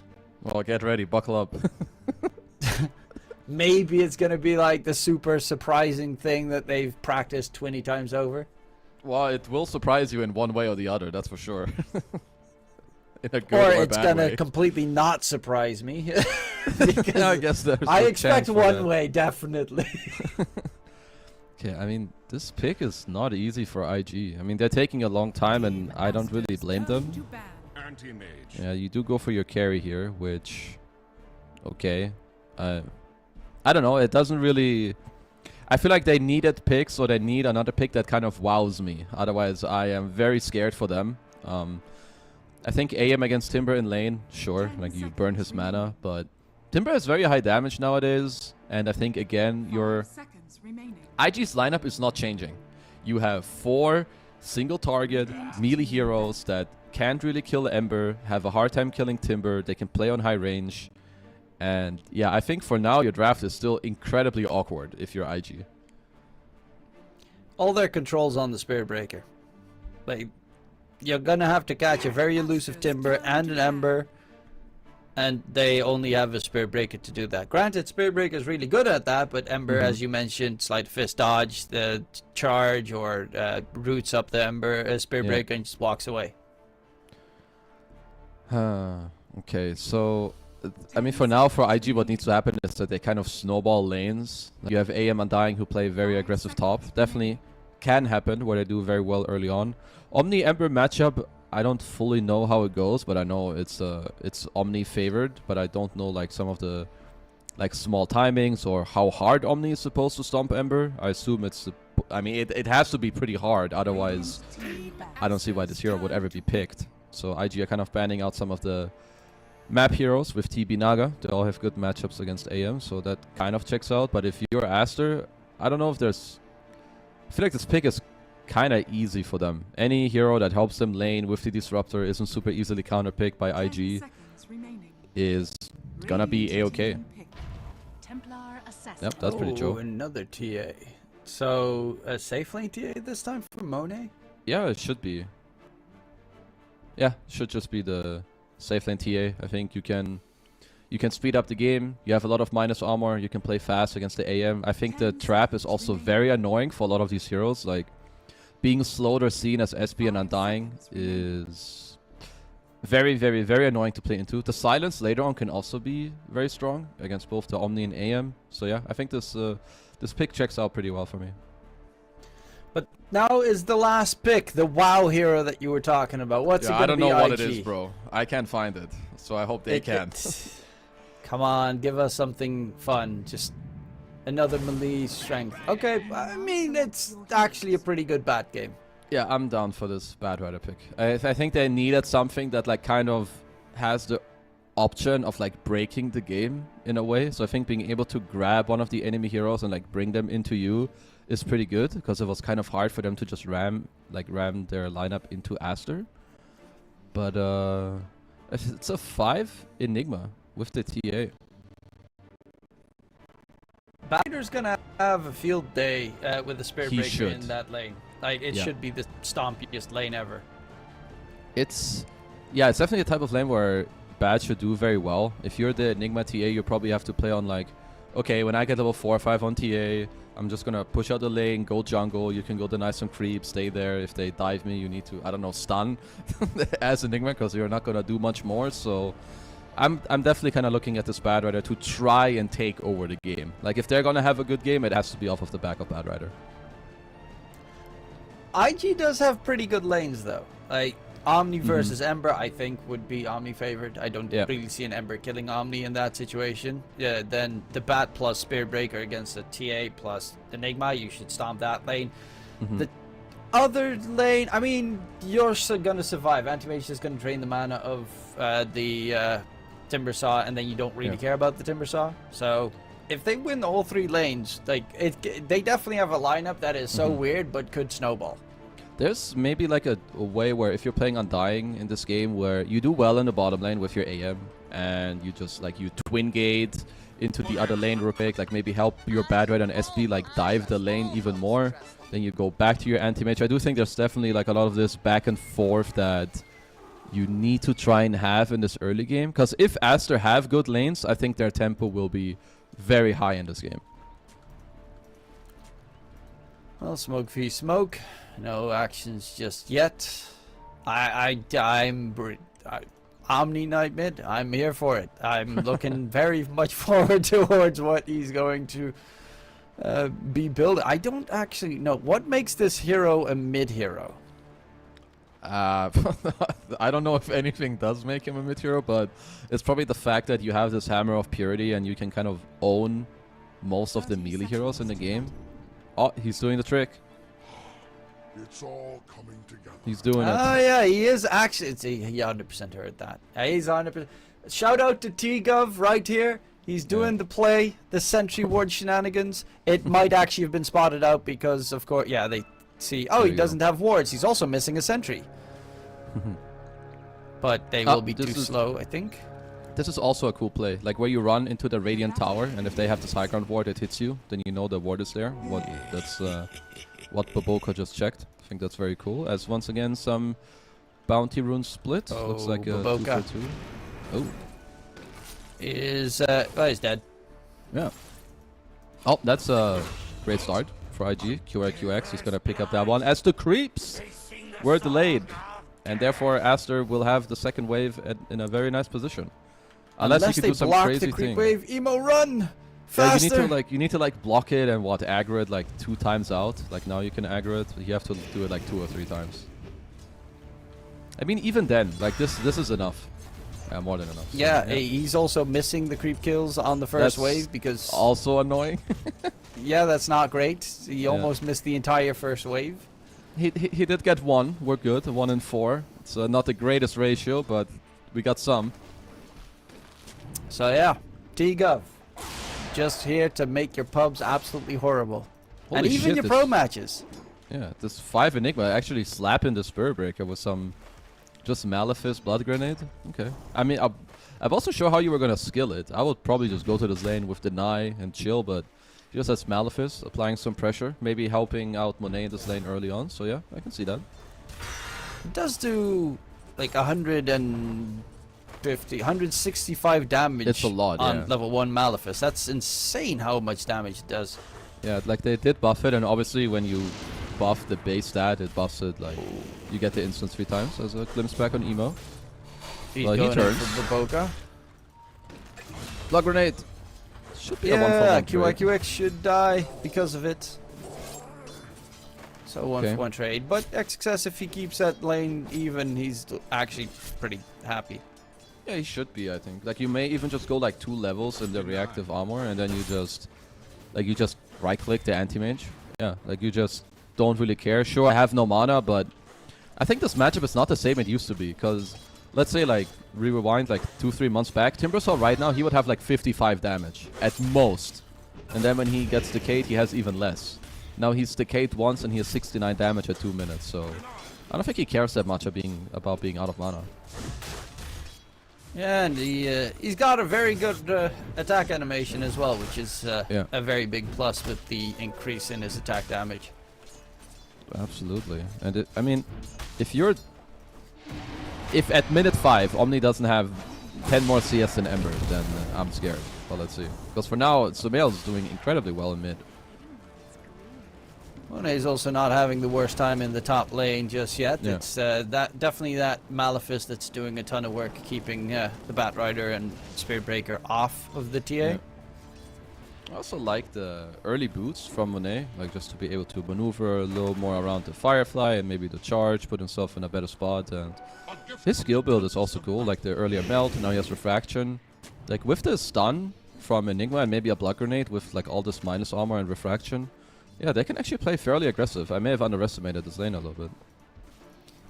XXS also has reactive armor level 2, so Emo right-clicking him and then gets right-clicked back. He just does no damage to the Timbersaw. Without mana, he doesn't care. Even with mana, it's physical damage, and he loves physical damage. Yeah, like you just straight up right-click, as we have a little PYW testing his charge. Once again, the spells do indeed work. Good to know, good to know. Always nice value. I think Timbersaw is just honestly first phase banned every game. I think the hero is just in a stupid spot. Like, what hero counters it? Yeah, I think that's a bit of the problem. I think there's a few in the game, like I would say some bad riders may be annoying, but Sumail, he's dead. See you later. Solo killed. The glimpse actually already used by Baboka as well, so Dust doesn't have much to fear. Baboka's also still only level 1. It's a To also gets himself the water rune. I don't know if he's refilling enough to feel happy about when some... Oh, another water rune. Yeah, nice play by PYW. Going mid as Dust is having a bracer coming out as well. So that's a huge kill. They definitely needed that for their game. Yep, Omni Knight mid. If the enemy picks up an Ember, I guess Omni's the answer. No, but apparently so. If you don't play Huskar or you want to not go as nuclear and still have like, yeah, some random Omni Knight's your go-to bro pick. It's a solid value right now. But the other lanes, TA's having a pretty good time. Timbersaw's having a pretty good time. So only mid's a little bit. Even Samil, like he died, yes, but he still has a lot of right clicks and last hits. Yeah, he's up in CS even with that one death, which is very interesting. So he's still doing very fine as Zheng Yu is, what, he has a Ring of Health, so he's chilling, getting himself some boots. Bottom lane, both Timber and AM picked up Vanguard, so I would say they're both just going to be playing on their own little islands. Like there's not much for the supports to be doing in that lane as top. PYW diving. Yeah, going in for more. Can they get anything QI QX? Tombstone has already been taken down. This was not really what they wanted with the Baboka TP coming through. And they'll fall back. Yeah, I didn't see exactly how it started out, but it was kind of this move from Undying where he comes top and I try to make a playthrough. Didn't truly work out. Aster should be happy with being able to withstand this early pressure. TS getting close to 6, siege creep. But now we're going to mid. Okay, that again. dead. There you go. Omni mid, baby. Not level 6 yet. Pure damage, of course, with the purification and the hammer of purity. So the little shield that he has, the flame guard, doesn't actually do anything against Omni Knight. Yep. Literally actually, zero. It does nothing. So that's also maybe something that like takes you a little bit off guard. You're not sure if it like is a spell magic. Are they both pure? I mean, he should probably both know, but then maybe one of the damage numbers like takes you off guard.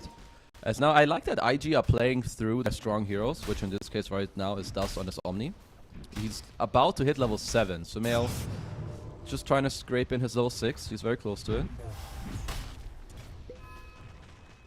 We'll get it. This is the most interesting part of the game, just watching this mid matchup at this stage. Now this is the most interesting thing for me on bottom. 2 Vanguard idiots hitting each other doing nothing. Unfortunately for AM, of course, he can't use the Ring of Health for the Battle Fury anymore. Yeah. I mean, XXS is just kind of tanking for the siege. Okay, so they are pinging him with Emo, and they're trying to bring the Omni Knight. It is pure damage, so it actually does do a lot. And XXS... There's the Mana Void at the end too. Can they kill him off? It's taking quite a bit of time. Dust has got the heal bomb, Mana Void, and finally they get the kill. It just took, you know, a solid 15 seconds of no one trying to interrupt it, but they got the kill. Oh, they did get it. I mean, that's at least one of the good things when you are playing against this Aster lineup. They don't really want to help each other. Or like, Disruptor is not a good defensive hero. Enigma isn't a good defensive hero. Sumail is trying to recover, but Zheng Yu, I think, is probably dead up top on his Batrider. He is level 6, so they also have to be a bit careful themselves if he could get a quick catch, but he is just going to tickle down with the Sumail rotation. Oh. Sumail? Oh no. Unlucky. He wanted to style on him and he styled on himself. Yeah, that's a little bit of a wasted effort, because of course that also cost him 2 Fire Remnants, so now he only has 1. I mean, it's going to be up soon, but it does have a little bit of a threat behind it. Yeah, he must have messed up something. Like in a fact where he thought, oh, I'm going to slide a fist and then like Remnant out and hopefully it works. As yeah, Emo has a Radiance queued up. Oh, honestly, I kind of like that build in this game. I think going for some hybrid damage and getting the evasion as just a little Mana Void popped against XXS to clear out the wave. Why not? It's also good against the refraction charges. Yeah, so yeah, I kind of like the, because also you said before you can't disassemble the Vanguard anymore into Battle Fury, so might as well try to use the Vanguard into like a different item. So yeah, I'm a big fan of this like switch up of items from Emo here, or at least the one that he has planned. Yeah, we'll have to wait and see again. Same with the Omni, if it's actually going to pay off. I like the idea as well of at least not always being a Battle Fury anti-mage. Mm-hmm. Don't know if Radiance necessarily is the big fix. But we'll have to wait to see if that is going to be the case. Maybe the Omni enables you to do it. So you get this Vanguard, you go in, you have this Radiance, he pops his shield on you, the heals, you just keep burning them. I don't know. Maybe, you know, maybe there's something. Possibly. We'll have to wait and see, definitely. I mean, the Omni Knight's plus is all the pure damage he does. He has that Guardian Angel later, of course, when needed. Which is great against the TA. Against the rest of the enemy lineup, not really, because Timbersaw is also all pure damage. And Enigma's Black Hole is also pure damage. Yeah. Sumail got himself an Arcane Rune, and he has Boots of Travel queued up. So he just wants to... farm it up and help the waves. Huh? Okay. As XXS. Oh, they're gonna spend another half an hour. Oh no, this time it's a little bit faster. Dust did get himself level 9 already. And XXS will die. Mana Void not even being able to get used. The Bat Rider gets the kill. He also has a Vanguard, but of course... Oh no, it's not as perfect anymore because you do need the two... the two pieces, Void Stones, for the Octarine these days. Yeah, not as good, but still, I think pretty damn solid. It just feels like way too good. Vanguard just kind of makes you not die early. You split it. Sure, you lose some gold, but not the biggest deal, as Dust is looking to build into this Echo Saber. I mean, Monet is still having a hell of a time on this TA. Like, he's not really going to be pressured too much early on. 6k net worth now. Working on this Deso. So it's going to be a little similar to last game, where once he gets that, they can really try to speed up the game. So we have a glimpse. Glimpse catch. And a Boca, level 3 glimpse. It's going to start to become a little bit rough for IG to ever run away. Okay, as Pichu is trying to work on a Solar Crest. Yeah, I can definitely live for that. I do like when 5s look to build this item, especially when you have a very farmed core in the mid or carry, as Sumail. Poking. Jumps back towards mid, does have 2 more Fire Remnants available. And still gonna get charged at... With the rotation from the Enigma, they're gonna back off. Yeah, just very hard to kill this hero, as XXS is kind of using this time of being alone to take down the bot tower. So nice play from his side.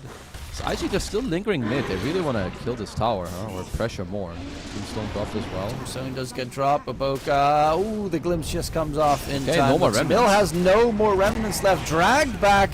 And they will find the kill onto Samil, looking for that tier 1 tower towards mid, while topside Emo's chasing in after the Enigma. And we'll get a full solo kill secured.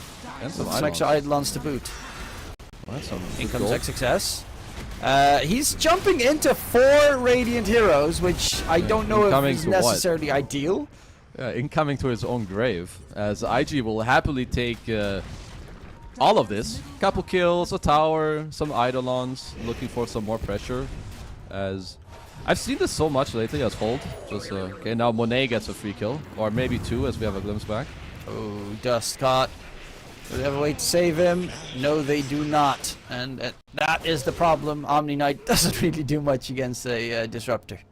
Okay, that was very interesting turn of events. What I've seen a lot lately is like, okay, one team, like, they do something, it doesn't work. Then they do it like a second time and a third time, and you go on Sumail for the 5th time.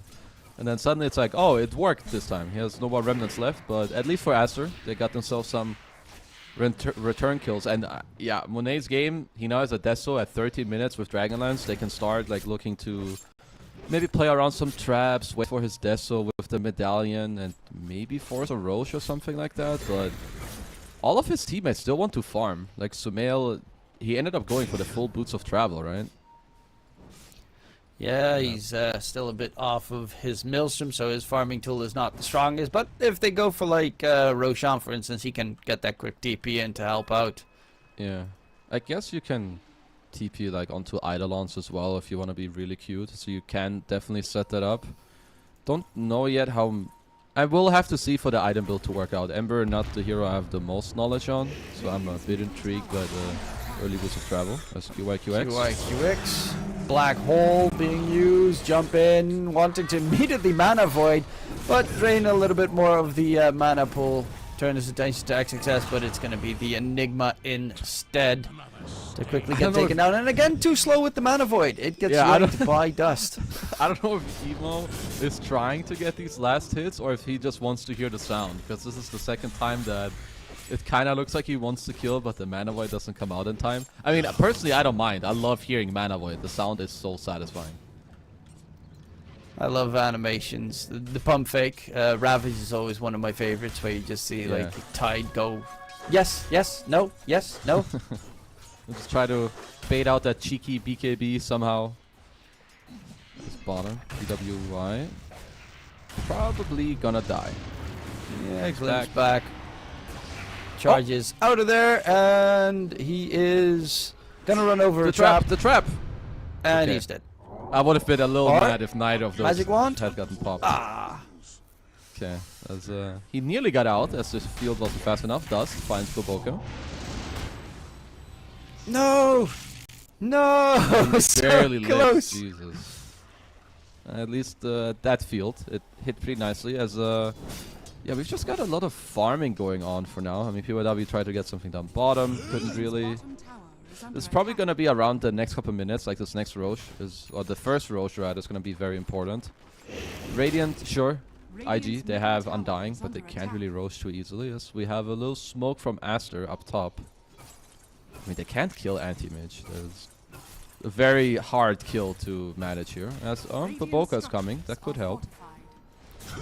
Yeah, if they manage to get the Static Storm on top of Emo, that could be pretty big, but they're going to turn attention to QIQX instead, because he is left behind. He is being a little bit of a nuisance.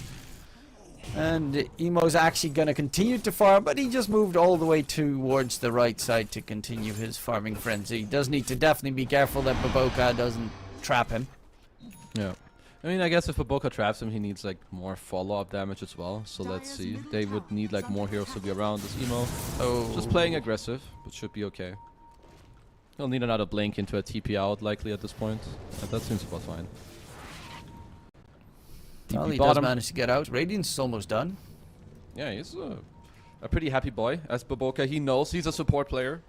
He knows how to screw over other Spirit Breaker players. You just rush your Yules and you lift that ass. Get him out. Dispel his bulldoze, make sure you get him killed.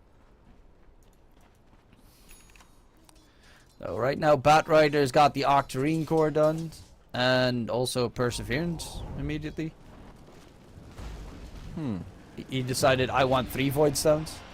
Yeah, the more the merrier. More mana regen, I guess, for Mr. Zhang Yu. As yeah, Octarine core, Perseverance. I mean, he might build it into something later. I don't know if there's like some Lotus Orb or some refresher. It's not a really good. I mean, I guess get rid of the TA Silence or the Root from the Ember or Malefic. It's not the worst, but yeah, it's like it's okay, but it doesn't. Yeah, I wouldn't say it's something game breaking. As they're looking for Boboka, it's gonna break the smoke. Oh, good charge on Monet. Charge onto Monet. Get them both. Push him back. In comes XXS. Gets a little bit scary. Boboka is dropping low. Tickling down will be dropped with the Static Storm used. No kinetic field to boot. There's still a lasso at the ready. Comes out onto XXS. Dust does a lot of pure damage, but the black hole is a 2-man catch, and it does slowly but surely dwindle them down. They lose 2. Running away is QYQX, and the Batrider needs to try and scurry out of there, but there's too many. He doesn't have Firefly enough to get out of there, and he will get taken down. Emo, the last one standing, has his Radiance at least done. And is just going to continue farming. That was a very nice black hole right there from Pichu on the Enigma. Like, look at how much damage they all got to. Like, all the cores dealing like 3k damage each. Now you have the Solar Crest as well. If you're IG, I don't know how much I like this corner of the map play. Like, right now, when you have this Vanguard, Radiance, and AM, I think Emo would love to be included, like, in your next plays. Like, he can even cancel. He could cancel the black hole with a mana void. He can like just burn the TA, have this evasion. So the next play that IG take, they need to make sure they incorporate Emo into that one.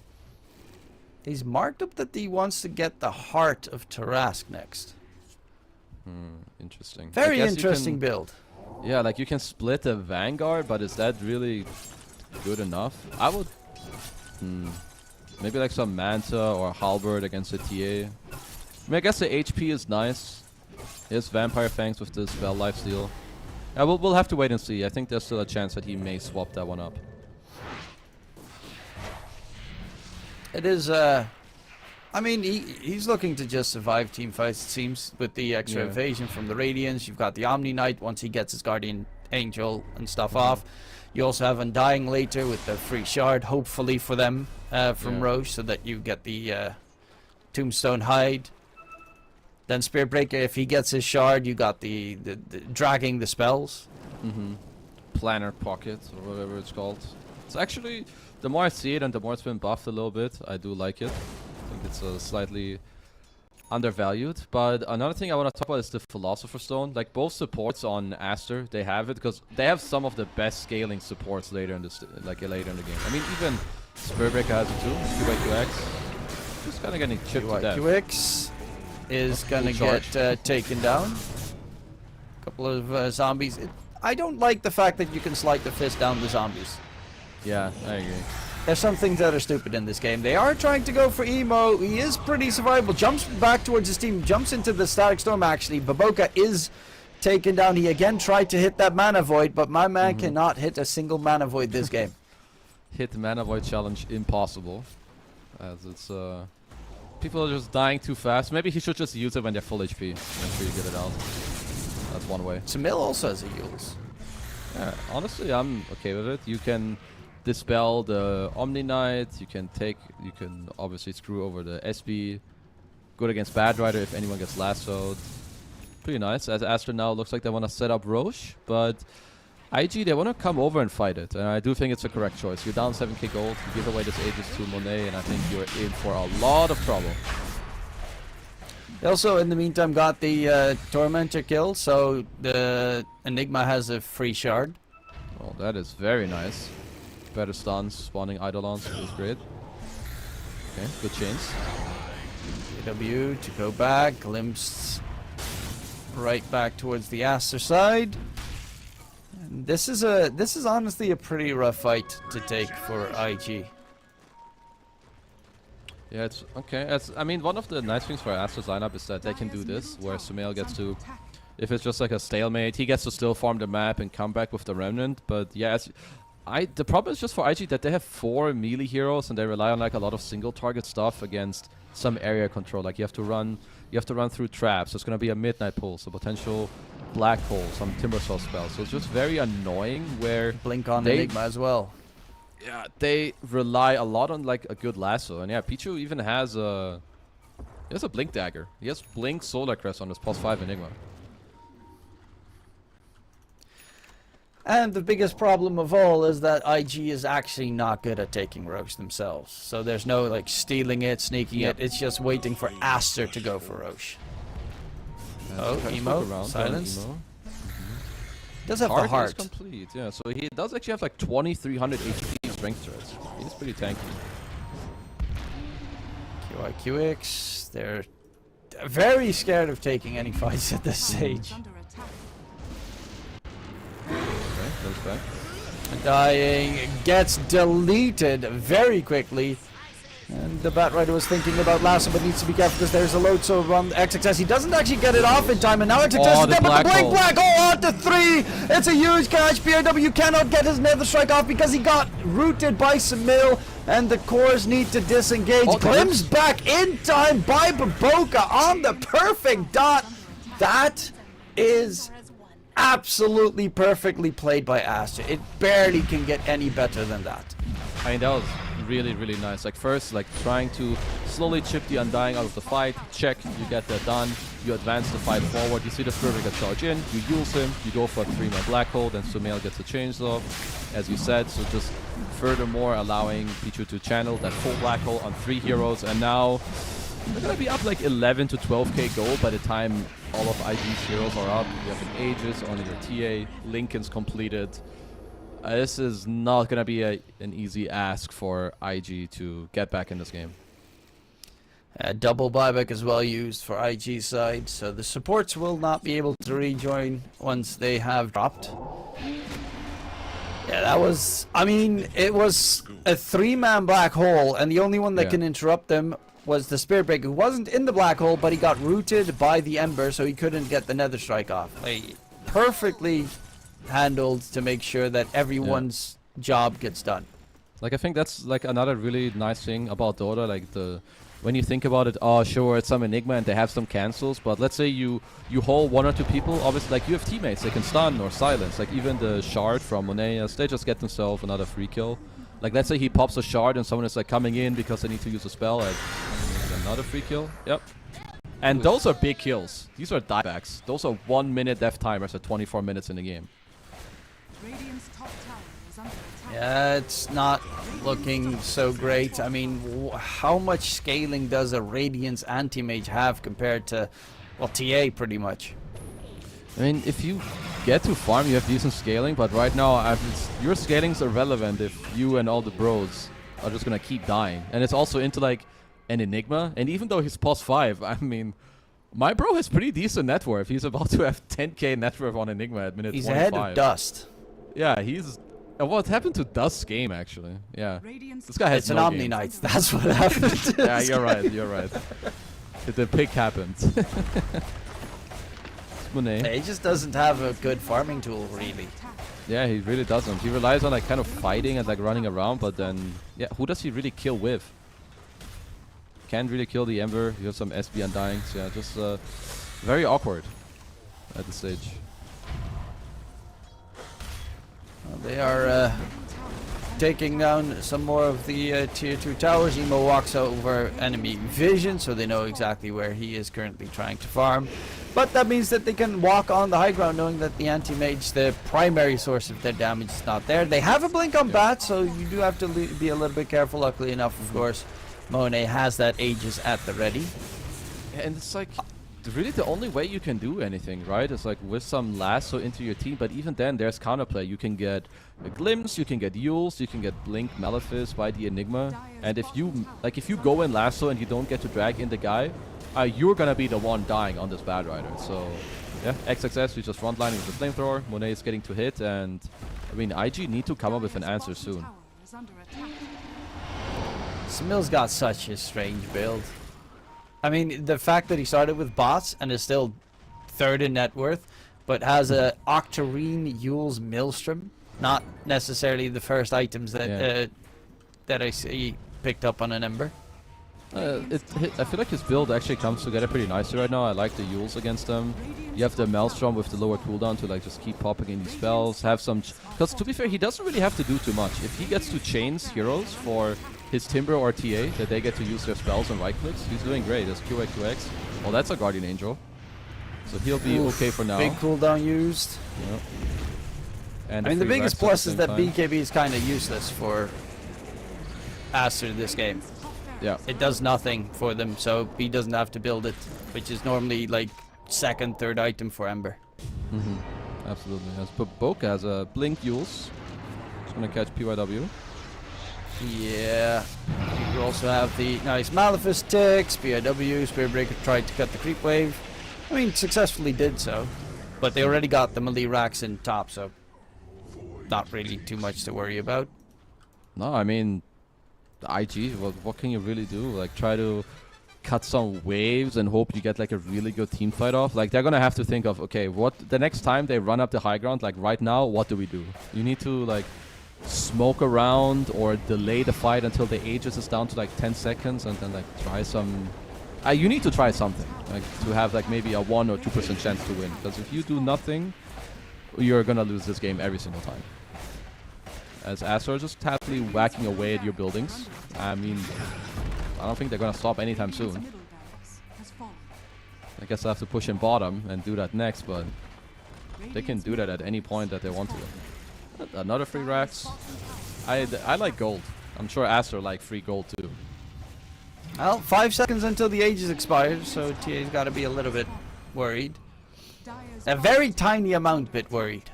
Yeah, very, very tiny amount. As now he wants to finish maybe like his MKB. Okay, guys, let's go bottom, push in the lane. If we feel good about going high ground, we do that. If not, we can wait for Roche. As yeah, Emo's trying to work on a Manta, but I'm not really scared of this anti-mage. I feel like if you're anyone on Aster, you have to feel very confident at this point. I mean, he needs to like blink in one-shot Disruptor or blink in one-shot Enigma at the start of the fight instantly if they want to have a chance. Especially the Enigma, because Blink Black Hole. He's had really successful black holes this game. So, but then the thing is, how do you? He needs help to do that. They need to see the Enigma with a charge, and charge through everyone, and then blink on him at the same time with emo, I think, or lasso him and then do that. Because they do spot the Enigma.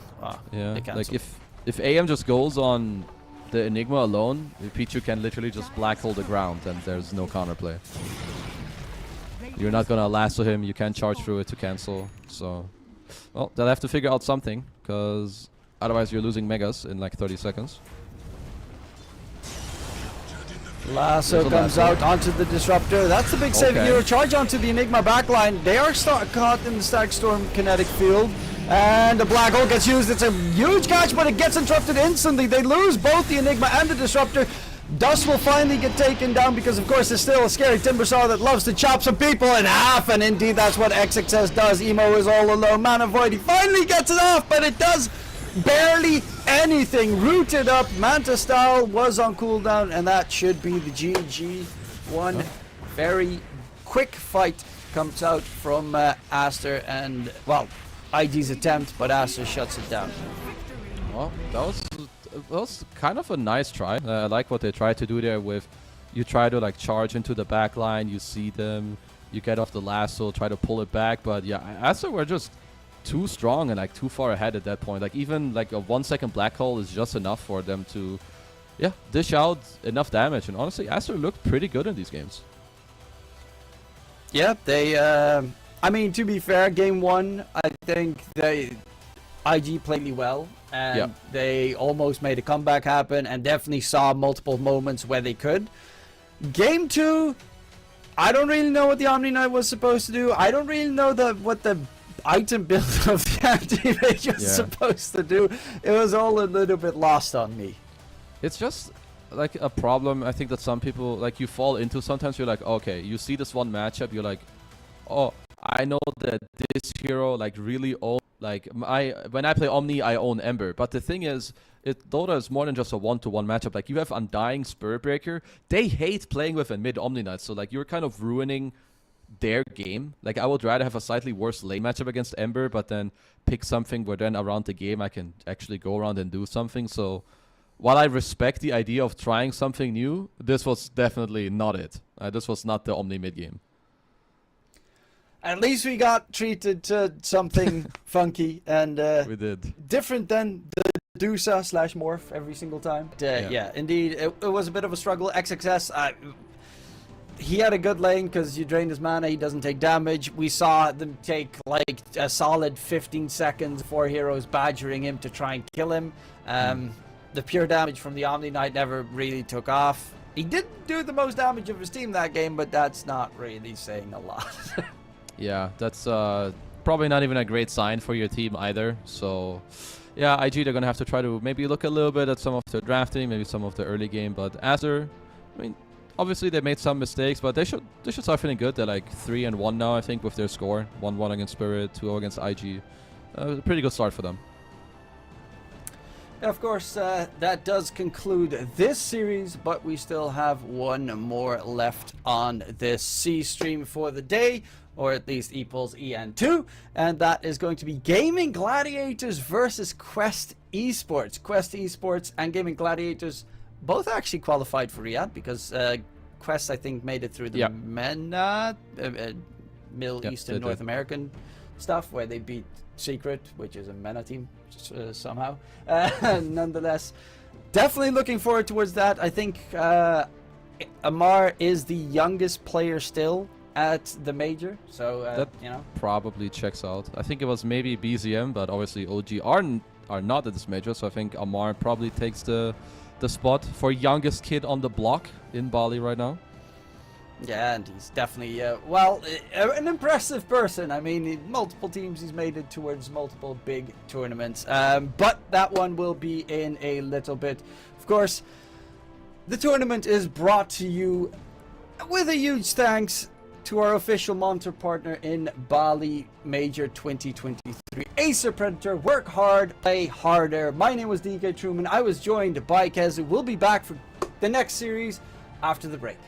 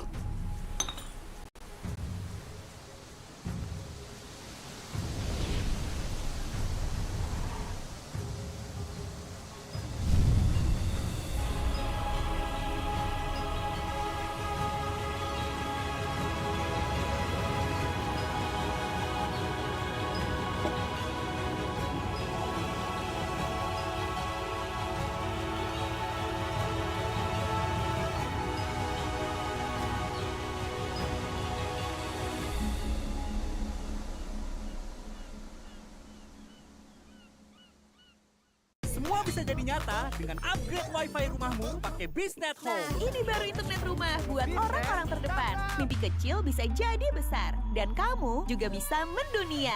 Jadi, siap wujudkan semua jadi nyata?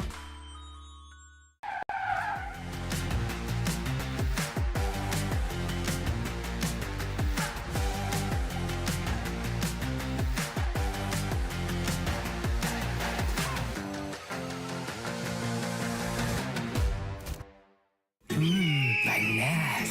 Di oven nih. Hai. Ya kelar. Wih. Nah ini Super Oven si paling seru. Mau gini seru. Mau gitu seru woy.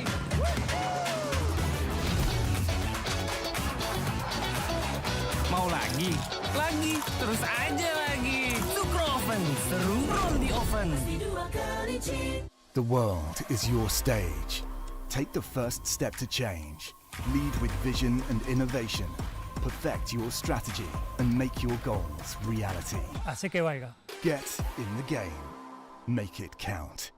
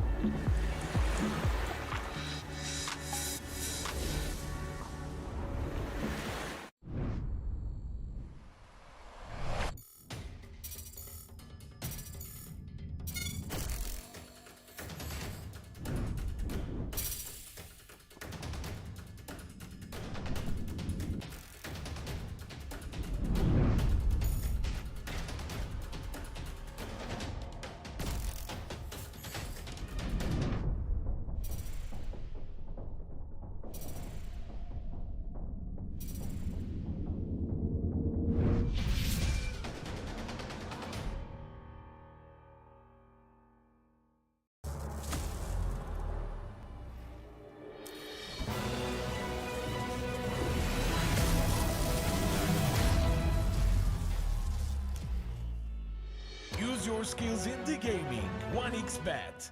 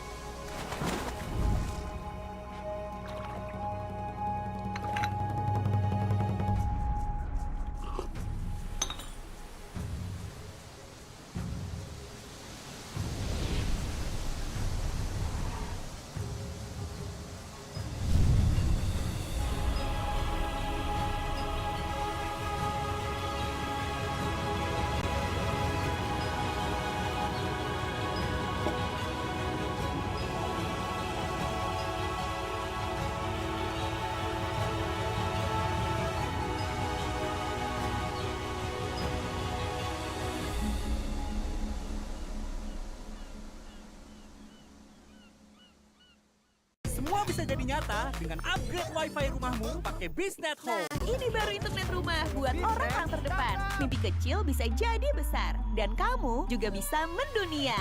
Jadi, siap wujudkan semua jadi nyata?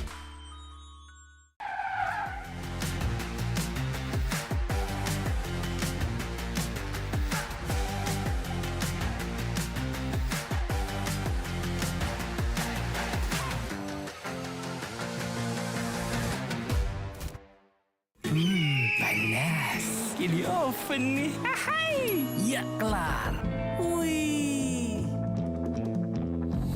Nah ini Super Oven si paling seru. Mau gini seru. Mau gitu seru woy.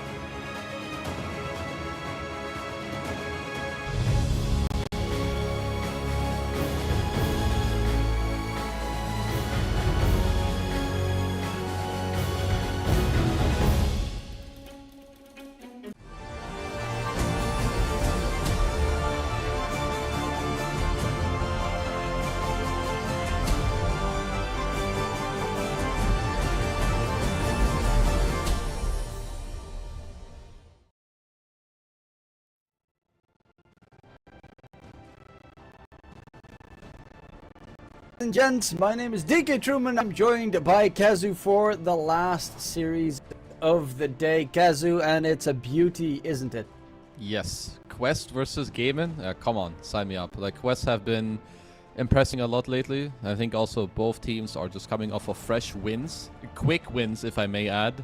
Quest won their games in 19 and 28 minutes, and Gaming Gladiators won in 24 and 14 minutes. They made 9 pandas GG in 14 minutes and 50 seconds. I don't know how it's possible because I didn't watch the game, but yeah, that's what they did. You didn't watch at what, 6 a.m. in the morning for How dare I? Come on. Like, why was I not up for 24 hours chugging some, I don't know, some energy drinks, getting in there? No, that's when you were still running the pro game. That's dead times. However, we do have the standings right now. Of course, we're looking at Group B. It seems there's already a series concluded in Group B. Azure, they won their first one 2-0 and now 1-1. So I guess that's already one of the streams done. Yeah, I guess so. I don't know how Aster have 7 games played, but maybe they're speedrunning or something. I mean, that's just how good they are. They're at the top, good. easy. Okay, yeah, that kind of makes sense. Yeah, but Gaimin versus Quest are kind of looking. I mean, they're on the top of their group. They're looking pretty chill. It's only one series so far, but I mean, I'm kind of hyped for this matchup. Yeah, so definitely looking forward towards this one. Of course, Quest, we did talk a little bit about Amar previously, but this team, I think they used to be called Urdu Thunders. They had like a pretty long route with different roster almost entirely at a certain point. And I think the only one left from the original one, First, we're going up towards the Gaming Gladiators side. This one, no need for further introduction. They're winning every single tournament in a row. Ever since Quinn joined, it's easy things for them. They are just boring because they win everything. Now, of course, I'm just kidding. They are. I don't know how they do it because winning that much in a row, like what is it, four grand finals and like, not really losing a lot. It's honestly just it's insane. So to do something like that, it's incredibly hard to replicate. Like it takes a lot of discipline and like work to make sure you just keep playing and up the form. So yeah, probably just the strongest team in the world right now. And their opponents are a pretty scary team as well. Quest kind of came out of nowhere. Once they picked up ATF, they just smashed their way through towards, a major for that matter. They, as I mentioned, used to be called Urdu Thunders, if I'm not mistaken. And I think Noob and Omar are the only ones from the original roster. From like the Frost is all replaced. I think they had Slough and whatnot. But yeah, right now roster from Quest Esports looking scary. You have one of the strongest offlaners in your team. Granted, he plays it more like a safe laner. That's why he tried safe lane in Enigma. Did not work out as well as he would have liked. But he made it to the major with a different team. He's just I think Amar's a very interesting and at the same time very solid player. Like he does change the way your team plays, I would say, but with how big the map is right now, with how much gold there is, I mean, why not play the offlane just like it's mid or like it's carry? Like just be a good laner, get all the gold you have. It's just, yeah, I mean, personally, I think there's too much gold in Dota, but if you like gold, you like farming, then well, Dota for you is definitely the right thing to do right now. And of course, the best pretty much first phase hero in the patch is super meta, and that's the Timbersaw. And well, there's one player that always picked the Timbersaw whenever he could, and that is Amar. But partner is also pretty phenomenal. Omar and Amar, a very nasty duo that's also gonna make me have a couple of tongue twisters during the game. Yeah, it's not just a nasty combo for the opponents, but for the people watching and casting the game. So in this time around, I'll call you out. We'll see how many times we get it wrong. Because every time I hear a Quest game, it's just like, yeah, the people just get it wrong. Or at some point when you say Amar, you mean both or just one, and it's like, yeah, who cares? But in terms of the Timber, I would assume that if you're Gaimin, you need to have an idea about it, but because you play against Omar, there's very likely going to be a Timber in the game, so if you're giving it away, you better have a good idea. It's also very likely that they're just first picking it with the bans that I see right now. You're taking out the Morph. Morph is a great response to Timber. Doom is kind of annoying against Timber too, so I wouldn't be surprised if Gaimin would kind of open up the game here with just a straight up Timber in the game. Kind of makes sense. Yeah, not too surprising. Snapfire coming up on Quest side. Noob is a mid Snapfire player and loves playing the hero mid. Yeah, I think Snap is a great hero, especially in a core role. It died off for a little bit, but I feel like it's been coming back as of recent from... Like, I saw some people do it in Dream League, like I think Team Spirit did it, Sumail played it. Now that you're universal, you can like buy some ATOs, give yourself more stats, like more setup. You are, in my opinion, Snapfire is also a great hero against Timber early on, because first of all, you lane well against him, and Snapfire has like, I would say in the early game, you have somewhat unlimited damage, which is not something Timber wants to play into. Like every time you have ult, there's definitely a chance for you to kill Timber, you can flex it, and it's just a great hero overall. So Quest, I'm very happy with both teams' like start to the draft so far. 10 seconds remaining. You also have like the late game potential of Snapfire. Yep, level for 25 sure. with the little shredder, multi-shot, does attack damage. You get 2 Daedalus, a rapier, and you one-shot the entire enemy team.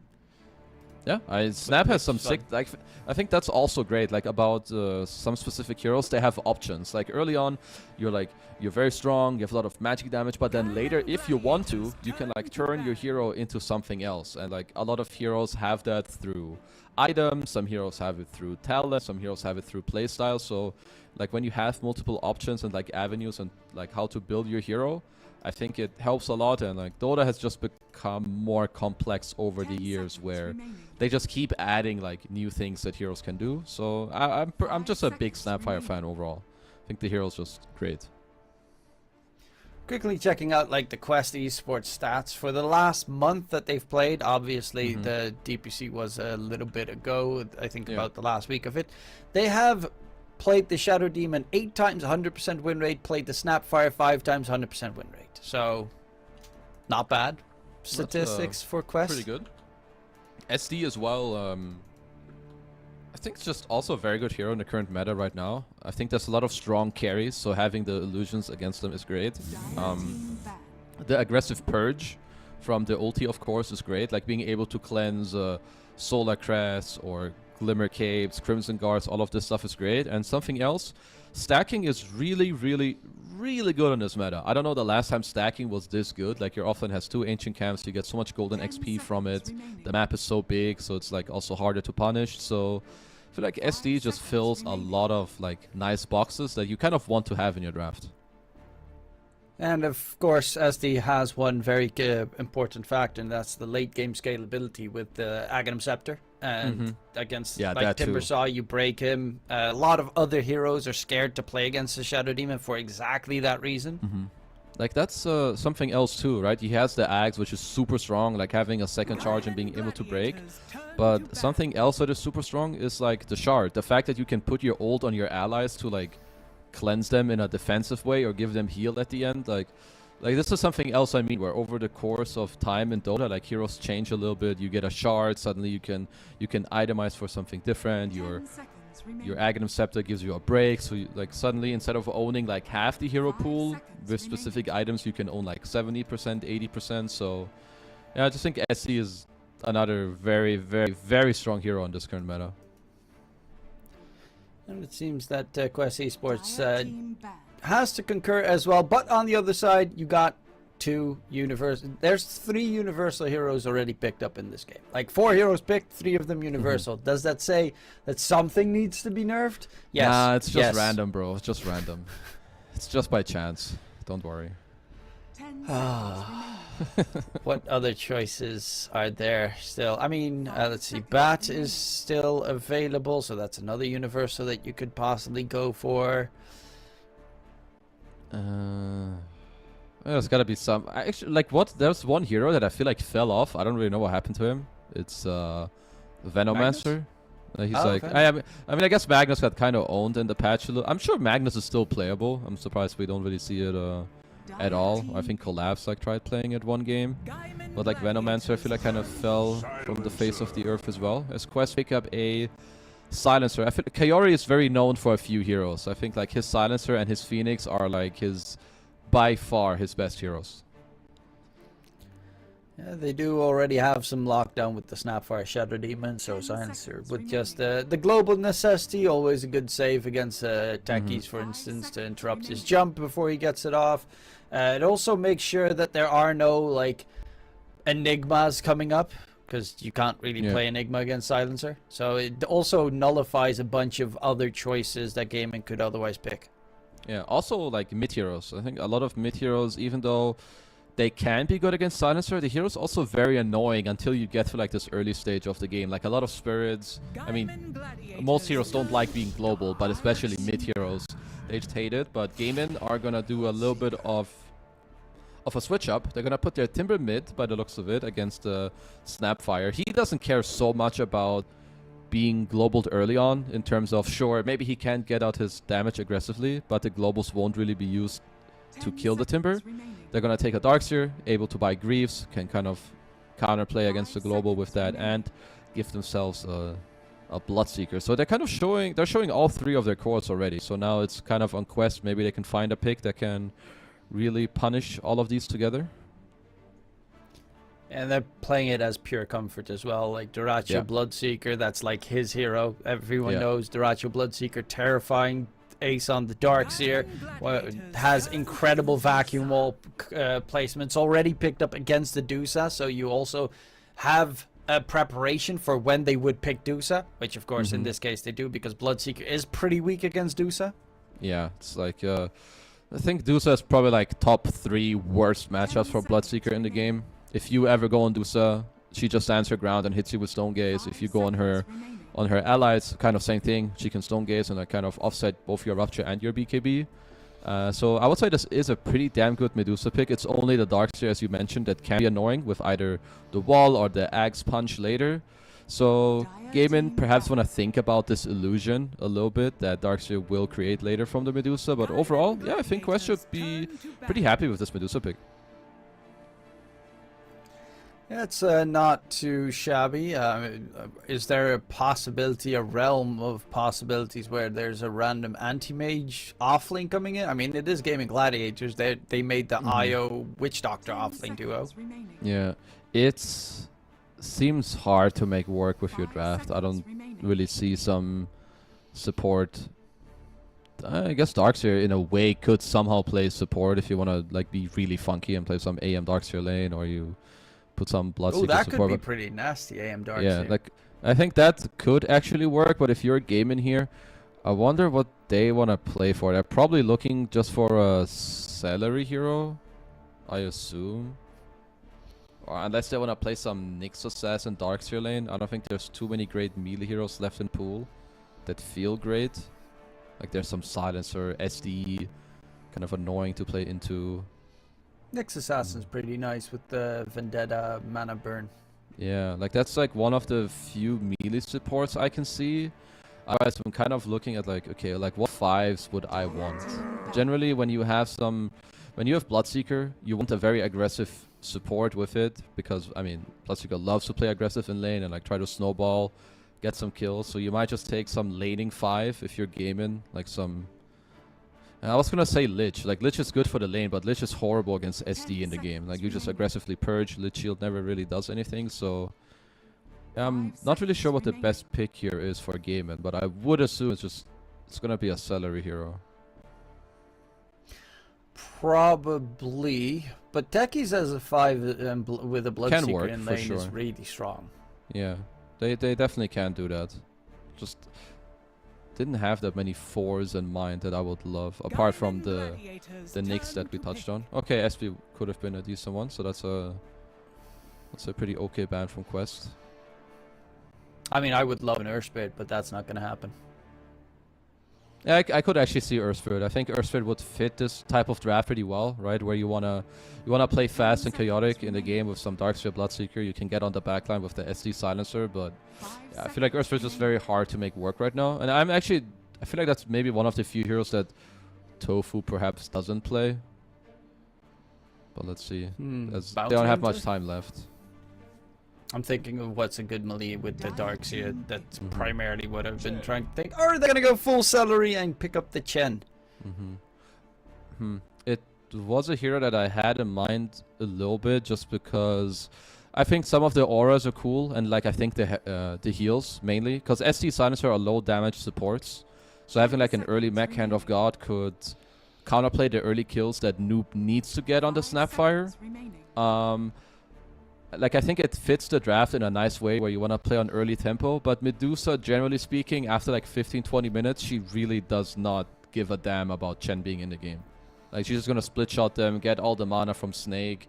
It's hard to like play against it, against the Stone Gaze as well. So this Chen is more about like enabling his own team, and I do think it fits that well. They're just gonna bulk up, Underlord, get the auras, make it tanky enough for the Dusa to never die. They've got the save from the Shadow Demon. They've got the save, well, the Underlord defensive tools. It's good against the Darkseid once the vacuum wall comes in, because you can easily clear out the illusion. Same with the Chen creeps. The Underlord is still really freaking strong. Yeah, I think this Underlord pick is very solid. Like once they show you the Chen, I think they're not really aggressing you that much anymore in the lane. Like sure, some penitence into right clicks. So I'll say Gaimin wanted to play a slightly slower lane. I think Underlord is really good in slow lanes because you can out-CS the enemy carry with the aura. You don't really get harassed too much. Omar can stack on the SD as well. So I would say that Quest are probably very happy with their draft. Like I think if they just get some core items, they're pretty chill. For Gaimin, I mean, I'm sure they're happy with their draft too, but they're gonna have to play more like some early tempo, try to do well in lanes, maybe try to play through Quinn.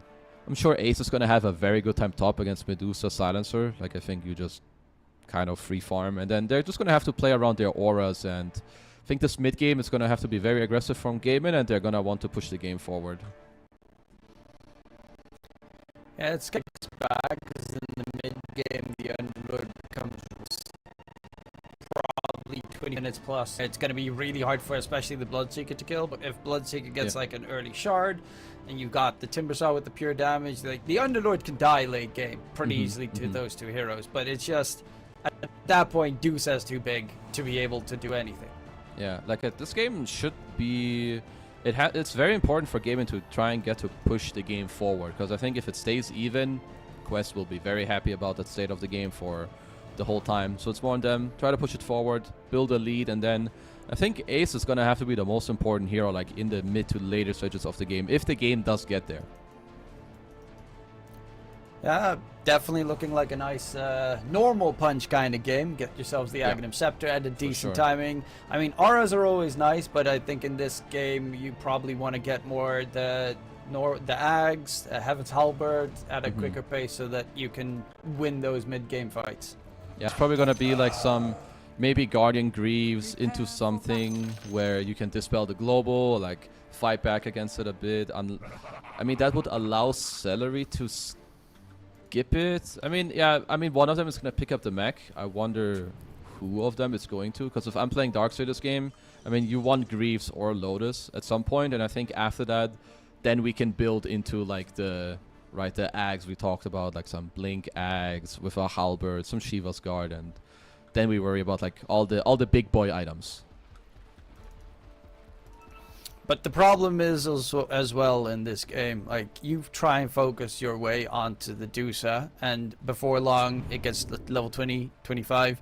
Then you got the Snapfire to deal with. So there's definitely a timer here for Gaimin. Like late game, Medusa 25 is Snapfire 25. I don't see...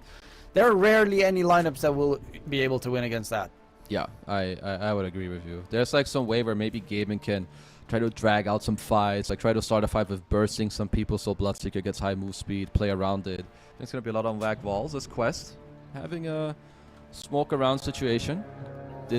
Are able to place 2 good wards, so they do see the Rachi and Celery here, and maybe want to try something. Oh, they're going to go in, see if they can get the slows. The Rachi dropping low with the Mystic Snake coming in. That's going to be first blood secured for Omar, not necessarily the one that should get it, because normally it's on Noob, but first blood does get secured. There's also one very important thing. Timbersaw in this patch is really good because his Ags can be absolutely insane, but Shadow Demon's Demonic Purge is just the ultimate counter for the hero. Yeah, it just I used to think as well that like you have some nullifier against SD, you shouldn't really build the axe, but then the more I see it, the fact that when you press it, it gives you the 40 reactive armor stacks is still very good. I just think the axe is too good. The fact that it gives you both the shield and like full stacks is crazy. But you're definitely correct. Like SD and nullifier, they make that item a lot worse, but it's probably still gonna be good if he wants to. Like some form of armor later in the game, as we've talked about, Snapfire is gonna be very physical, like in the mid to later stages. Same with the Medusa. So probably It's still also something the you might question look for. how much farm Omar can get, because he also wants to purge the Dark Seers buffs. Yeah. Obviously, the techies, reactive taser is a nice thing to purge off. Demonic Purge, so much value. Even just getting, I mean, no one really wants to buy Nullifier on the side of quests. Yeah, considering not the heroes. really. I mean, maybe. I've seen some people do it on Medusa specifically when you play against Darkseer, because then if they take the illusion, it doesn't really make it stronger. And you can try to get rid of like the Surge and all the support items that some Darkseers do tend to buy, or like some Solar Crest and Crimson, so I can see it. But generally, it's not really an item you do want. Well, the mid matchup, Noob versus Quinn going on right now. Quinn gonna get himself a bottle, not gonna dance around with reactive armor, because Noob is doing a lot of magic damage at this stage. And that's something that the Timbersaw is not well equipped against. Yeah, no, he's doing very nicely, and I'm sure that Snapfire just does absolutely fine in this lane. You probably outfarm the Timber even. Maybe if you get a quick 6, you can try to rotate on a lane. And I'm pretty sure that Amar on this bottom lane, he should just be super happy. Like, you do well early on, you get levels in your aura. He has his double bracer queued up already, so yeah. I would definitely just assume him to like have a pretty good early game on this Underlord. Have a good start and kind of just, yeah, take it from there. And Bloodseeker does not enjoy when the enemy guy just keeps sitting in the lane and contests your CS. Yeah, it's not looking too shabby here, though Quest is having very nice lanes in their favor, on all three sides for that matter. Tofu misses his shot here topside, looking to get killed off. Is he going to drop Blood Grenade? No, he's going to be able to survive. Very close to dropping dead. Tried to get the blast off stun onto Medusa, because Medusa's mana was running low, but he's got a triple mango at the ready on the Medusa. TA2000, he's well equipped. He's one of my favorite range carry players. Like specifically his like Drow and TA are some like incredibly top notch in terms of how he plays it. So he's well equipped against this lane.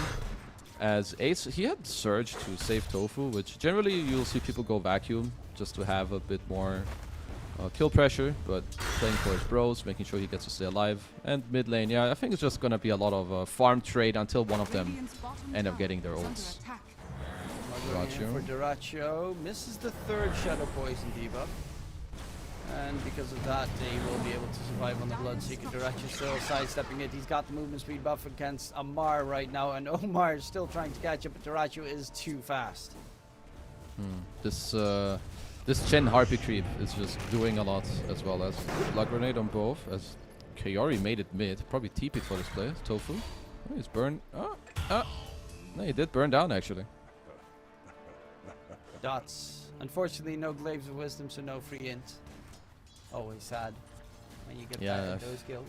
Eventually, I think we're gonna make it to the point where you just always steal int, no matter what spell you have. I think we'll get there at some point.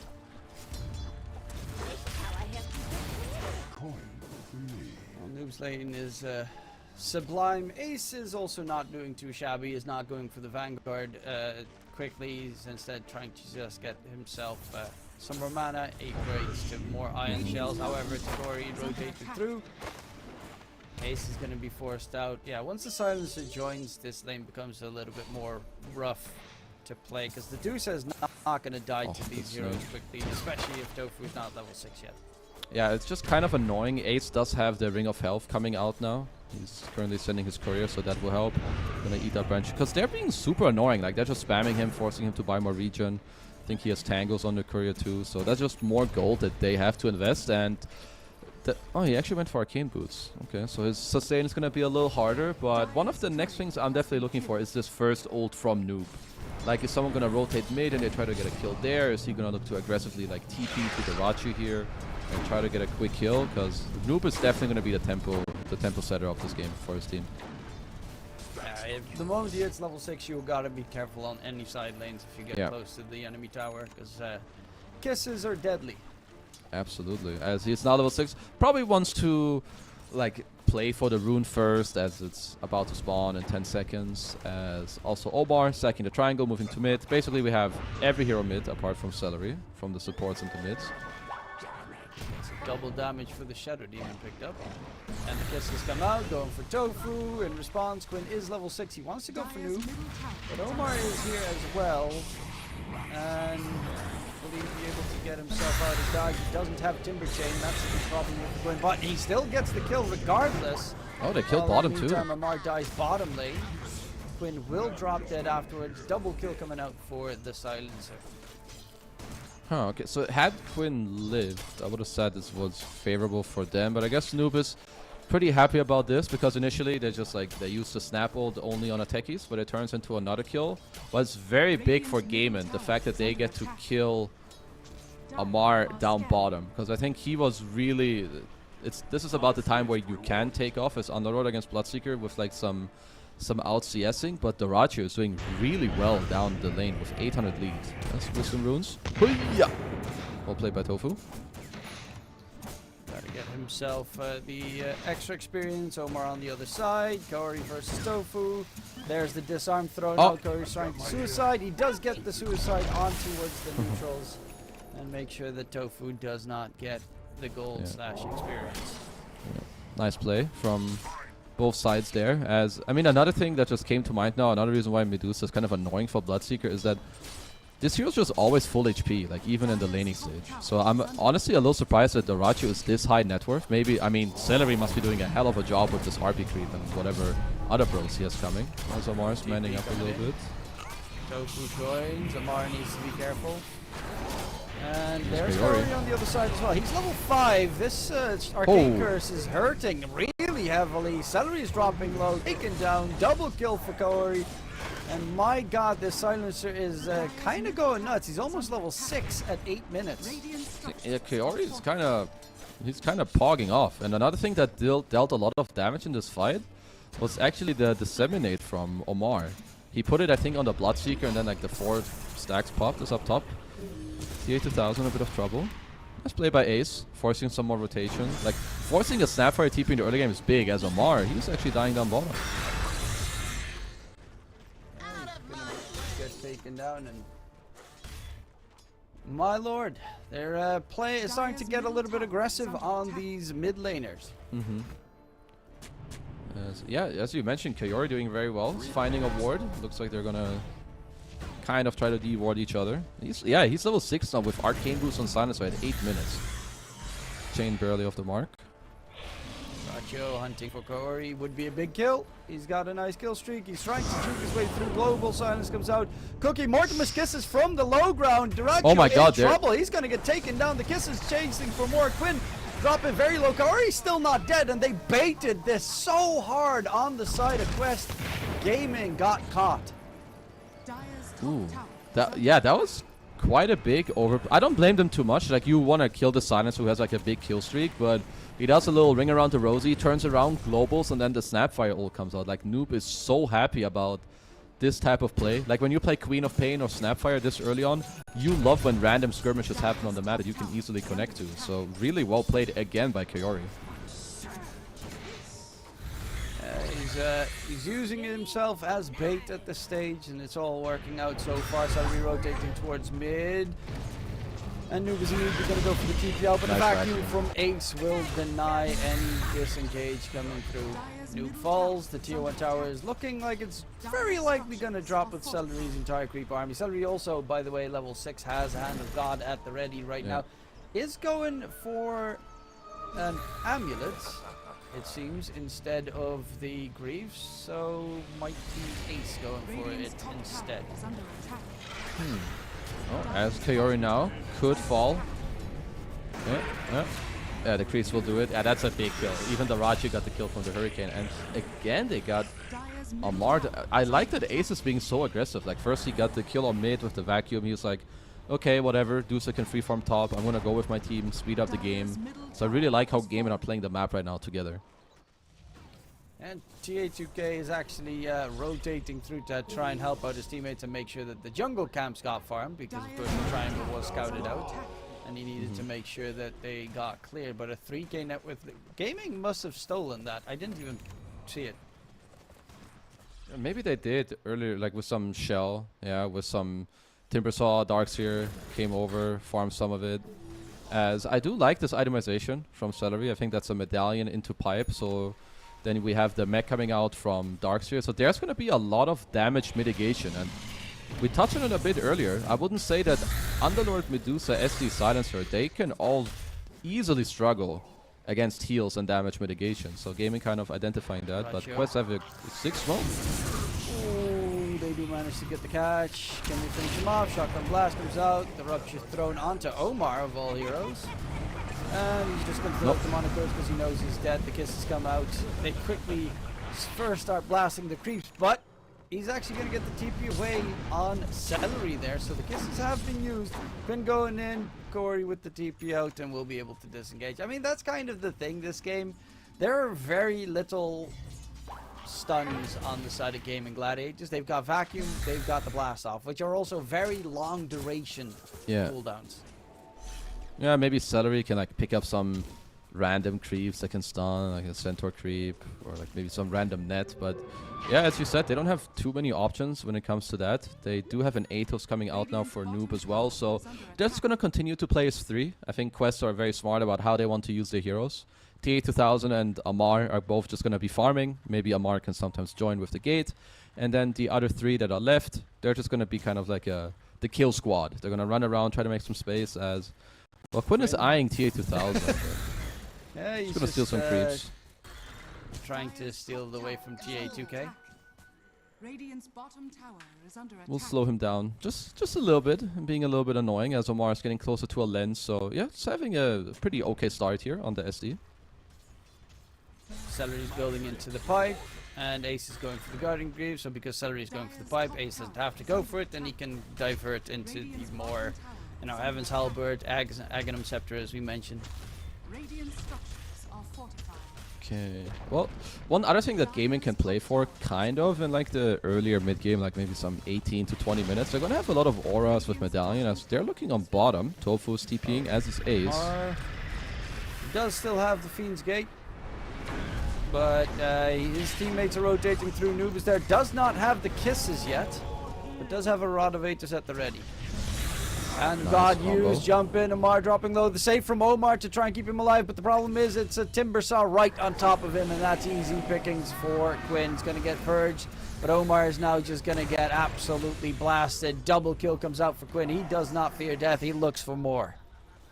I really like the fact that Gaimin defended that tower. There's a lot of teams that I would say they would give up that tower at that point, but sure, you do lose the tower, but now instead of Quest getting to push forward on the map, you push them back and you get 2 kills.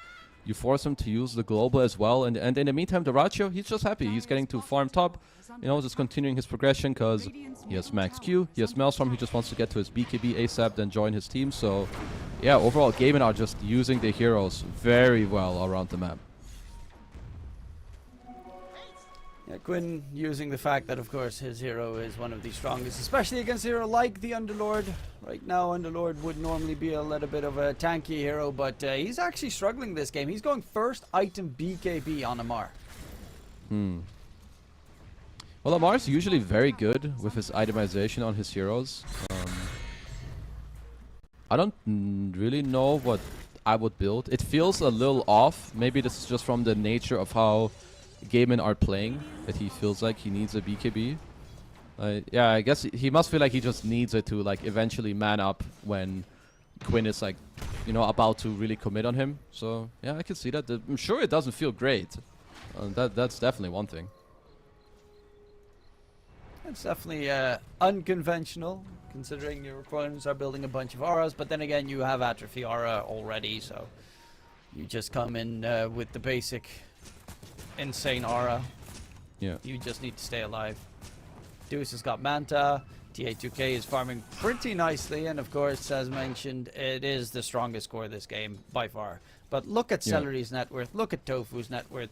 That's the big problem. Their supports are turning into cores.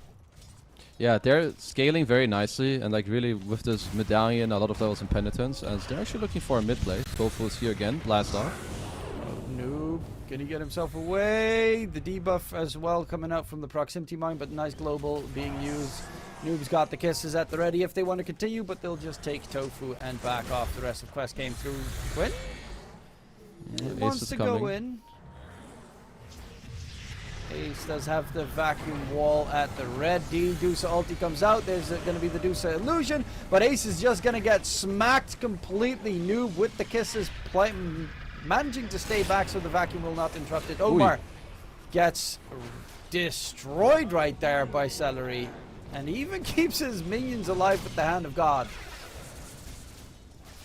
That was, yeah, he died quickly. It was like penitence with 4 creeps hitting him, and also the Dusa illusion from Ace, making a quick work of him there. But I mean, Quest did get to kill Ace. Cannot underestimate this damage that can come out if they just focus fire someone in like this Atos pit with the ult, as Quinn going in again on Kaori. Okay, he has the illusion rune bottled up, so wasn't fearing any problems there. Omar also came in a little bit later with the TP.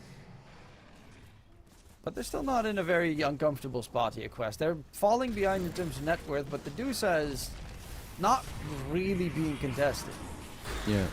I feel like this Dusa probably won't be contested, even like moving forward. I think Gaimin are going to try to look to just kite TA2000 out, as Quinn having a couple Shadow Poison stacks on him. About to be 5, so going to take some damage. And Celery has got some good creeps. Magic Resistance, Centaur. He's got the Ice Armor creep as well. I wonder when Gaimin would look to, or will look to, like, maybe start thinking about a Roshan force with the Penitence, the creeps. You can, like, double shell, triple shell. As Omar back into the combo. Quick kill for Celery. Yeah, that's a lot of damage. At 25 minutes, the creeps turn into level 2, right? It's, maybe it might even be earlier. Maybe it's like 15 and then 25. Honestly, I'm not quite sure of the numbers. It's still level 1, so you are correct. It's probably minute 25 that it does level up. The Fool Assassin does have level 2. Yeah, so level... Okay, so if he gets new creeps now, he can get level 2 creeps. Okay. Yeah, that's also so it's at 15, I guess, or maybe slightly higher. I guess that does check out. As now Gaimin, yeah, I'm gonna slowly look over on Roche. By the looks of it, they have got Celery just got himself a Wolf creep. So you have Penitence, you have Wolf Aura, you're gonna have Iron Shells. Definitely very easy to get that killed. And Quinn, in the meantime, gets us in the map. Tofu also working on his Lotus Orb, which is a great pickup in this game, especially against the Global Silence. So Gaimin doing a lot of things right, but I would say Quest probably don't really care too much. They're just gonna hope that TA2000 gets to get more gold and kind of carry the game. But yeah, there's a very high chance they're gonna run into damage issues. So I really hope that TA2000 will look at, once again, some aggressive items, because currently he's looking at a Pike, which isn't one of my favorite pickups, but maybe he wants to use it to like help out some bros that get gone on. I don't, because I feel like the Pike for him, if he's buying this item for himself, I'm not a big fan, but if it's more like a hybrid where it gives me more attack range and I can save you guys, then I can see the reason a little more. I can understand it a little bit against the Darkseer so that you get out of the wall, at least. The vacuum wall combination, which could be pretty annoying, but Ace is building up the Ags as well, so you're going to have more problems than just that coming up soon. I do find it interesting. Amar is the one that has finished up the BKB, and his next item that he's queued up is going to be that Nullifier that, of course, we mentioned is really good this game, but they really have heroes that want to build it. So I guess Amar wants to just be the guy where he presses BKB and like then they commit and try to kill that one target. As Quest are smoked, gonna find Celery. Celery also a lot of with him. the disseminates. AoE damage coming in. My god, can he not die? Global Silence gets used to try and get out before Ace kills off everyone. The minions of Celery are still chasing in after Corey. Surge, Centaur Stomp is available. Corey's going to get stunned. Taken down by Celery while he is just relaxing right now. The Chen does not die with the Darkseer nearby, and that is horrendous because now Ace has got his Ags to be delivered soon. Amar's on the run, chased by Diracho and Tofu. Has the BKB TP, so at least he'll be able to disengage if need be. Damn, this honestly Celery's ENG is sick. Like, his items are great. The fact that he gets to live, he decides to pop his Hand of God and the pipe. He lives through it. Ace comes over with the Greaves. Some very nice micro once again. He has great creeps as Quest are looking for another defense. Amar looking to gate over.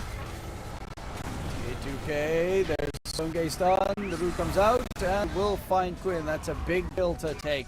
And honestly, something they finally needed on Quest because it felt like they were constantly just being pushed back.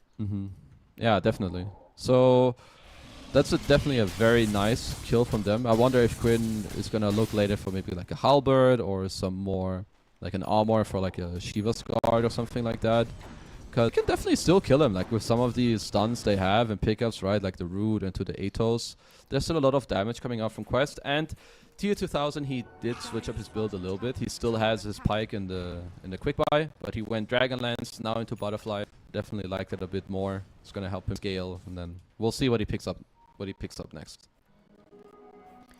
It's getting to a pretty decent proportion. I would assume afterwards it would probably as well be a Scotty playing against Shendu Bloodseeker. Even the Timbersaw and Dark, like their entire line just heals. You need stuff either Shiva's guard or Scotty to try and circumvent that. Yeah, I think Scotty is going to be good for him, as you said. The mind is healing. Like, basically, when you buy Scotty in those type of games, you can think of Scotty gives you even more damage. Like, the item is already great, but then it has more value. So I think him going for either Daedalus or it's going to be great. I think Scotty is probably just his pickup, and then we'll see after what he builds into. But yeah, this Chen is getting scary. As Omar is going to just test his BKB. BKB TP's up from Quinn. All those kills the Silence has been part of, and he's only stolen 2 int. It's actually kind of sad, considering his insane game he had. But one thing to talk about is Omar's quick buy. He is buying a Dagon on the SD, and I think this is a great answer against Darkseer. Like, when Darkseer is like your be-all, end-all counter, he walls the Dusa. You just Dagon the illusion, as the Rachu is just going ham. Yeah, that was an easy kill. Charge forward. I think he even got surged by Ace at the start. So yeah, lanes up. Amar, who's having a really rough game. Yeah, he is. Usually you have like a pipe in this type of matchup, and then maybe you feel more tanky as the Underlord. I mean, you don't only feel more tanky, you are, because honestly, he shredded him like he was paper. I had to check him and be like, okay, does the Rachu have shard? Nope. He doesn't. That was just a Surge Bloodseeker killing Amar like 4 seconds. I think the main reason why he did not go fight this game is because Timber's pure damage, Bloodseeker is pure damage pretty much once he gets shard, especially, but with Rupture as well. There's not necessarily, like, Taki's is tons and tons of damage, but that's also the only one that you really fear in regard. Yeah, no, I definitely don't blame him, but maybe it's more like the matchup may have changed because nowadays you get different items, or I mean, there's also obviously just a net worth discrepancy between the two heroes, right? Down like nearly 6k net worth. Below the chat. Yeah, which is not a good sign. No. Well, to be fair, it is Salary, and he is a very scary player. That's what Chen and for his go-to heroes all the time. To get a little pick on Tofu, and he's just gonna break the smoke. Rachu gonna worry about his Skadi, be a good pickup for him. As tier 2000, I think he's looking for a Silver Edge, so having a small build in crit is decent. Maybe the break as well against Quinn, and like just make it harder for the Darks to find you in the fight. And I do think what you mentioned earlier with the pike, maybe this is like his way to deal with the Darkseer matchup. Like when Ace needs to like run in to punch him, he can pike him, or if he gets stuck in a back wall, he can force out. So yeah. I will trust his expertise. One thing that is, as you mentioned, the biggest plus about that Dagon that's being built up on Omar, where he can one-shot the Dusa illusion, is because Dusa has a butterfly. So it's hard to kill off the Dusa illusion if mineral. Like, it's going to be a pain inside the wall, so you definitely do need Dagon. It does mean that if his Ags is going to take a very long time. Yeah, for sure. Yeah, honestly, when you play against a lineup where we've already mentioned a few times, let's hold on for now, the Ratio. A bit of a pickle, it should just be a... Tries to turn around. Well, he can't BKB TP out because of the Stone Gaze. Oh, never mind. TA doesn't get in front of him, so... I guess you have to be like perfectly in front of him the moment he TPs, because Stone Gaze takes 3 seconds. I actually thought for a moment it was only 2, but the Ratio does make his way out. I mean, still nice play. They got to take over, they got to force his BKB. Stone Gaze is on cooldown. That's the other side trade-up, of course, that you need to make, and that is pretty much a period where the Dusa does not want to fight. Okay, so Ace is getting closer to his Blink. Yeah, I mean, this Darkseer is gonna be very, very, very strong in this game. Like, just Blink, punch on the Medusa, maybe like try to drop a wall on top. And yeah, the Ratio is also like holding some healing lotuses. Like, not just one, he has like 3 different one. He has like 1 greater healing lotus as well. Just dropping it for now so they can do some crafting. It's gonna have a Skadi completed. 10k net worth lead here for Gaimin Gladiators, but still you have the threat of the Dusa. Late game Dusa, scary, he's almost level 20, and then he gets the extra Stone Gaze duration. And we're getting to the point where, you know, Snapfire is also closing in on 20, then that hero becomes a bit scary, is going for his own Silver Edge. So you definitely gotta be careful on Gaimin Gladiators. Do you think it's gonna be them just trying to get the next Roshan and then go? I think they're just going to continue to play the map, as for now Quinn. Very aggressive. No, Quinn, he's a goner, and they tried to heal him as well with the Hand of God, but it's not going to work. Stone Gaze comes out from TA2K. Daracho pops the BKB again. TA needs to get in front of him, but didn't have the Hurricane Pike available. But the Vacuum Wall from Ace. Global Science from Kaori to try and counteract any moves afterwards. Amar doesn't have the BKB at the ready, gets ruptured, and Amar will most likely... Oh, he's going to go for the TP. Does he get away? Nice, he does get the TP to safety. The kisses come in. Daracho does not have a BKB anymore. And he's even going to TP back on the other side for the re-engage onto Daracho. Surge comes out. Can they hold him in place? No, they cannot. Ace is going to be the target instead, but Ace is just going to try and disengage. And indeed, he will be able to get it done. What a wild fight where no one died. Might not even be done yet. As looking Kaori, he's going to try to nope, blast off from downtown. This Celery Inch is going to be a problem as we have a back into the punchback. TA is running out of mana, does use his magic wand, but where is his team? Omar trying to save his life. He did heal up a decent amount of mana, but the normal punch comes out and no mana, no chance. It is a dead Dusa, 70 seconds and no buyback. And considering their lineup is kind of terrible at high ground pushes except for the Chen, maybe you could try and make something happen. Yeah, Gaimin are probably just going to continue to just play the map. I think forcing high ground, as you're saying, it's not that easy. Sure, you have some Chen, but they have Underlord, they have Dusa, even if he's dead right now. You just play the map. You're happy with kind of what's happening in the game. Ace is online. Like, just his blink, punch on the Dusa does so much. It looks like they want to force a bit. Okay. Blink back, holy. That right there is the power of that was a lot of damage. It's 450 max damage with normal punch. Yeah, that was straight out on anime. He just one-shot that clown. And also vacuum does 250, so... Yeah, that's pretty good. That's not bad. You do force the right, right? Roche has respawned. It will go to the Radiant side in a second. That might also be a primary reason why they're not there. Shadow Poison stacks coming out onto Daracho. Dagon from Omar. Yeah, that's not going to do anything against Daracho. He's got 2.7k HP. They're There's just a lot of small things though that you have to play into as quests that you really don't like. Like if I just look at Celery's inventory, there's a Vlad's, there's a Solar Crest, there's a pipe against your low damage, there's an AC coming out as well. As TA2000, nope, he's gonna be okay. It's Gaimin, number one thing on their mind right now just has to be this Roshan. Maybe wait for the Ratios BKB and then force a fight.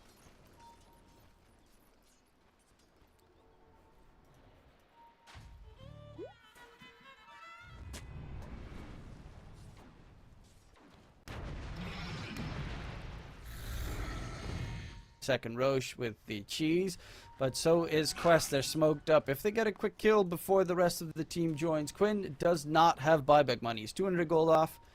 That could be a very big kill. Tofu does have the money available for a buyback. Shadow Blade, TA, 2K going in. There's going to be the Uber. They're gating TP. in.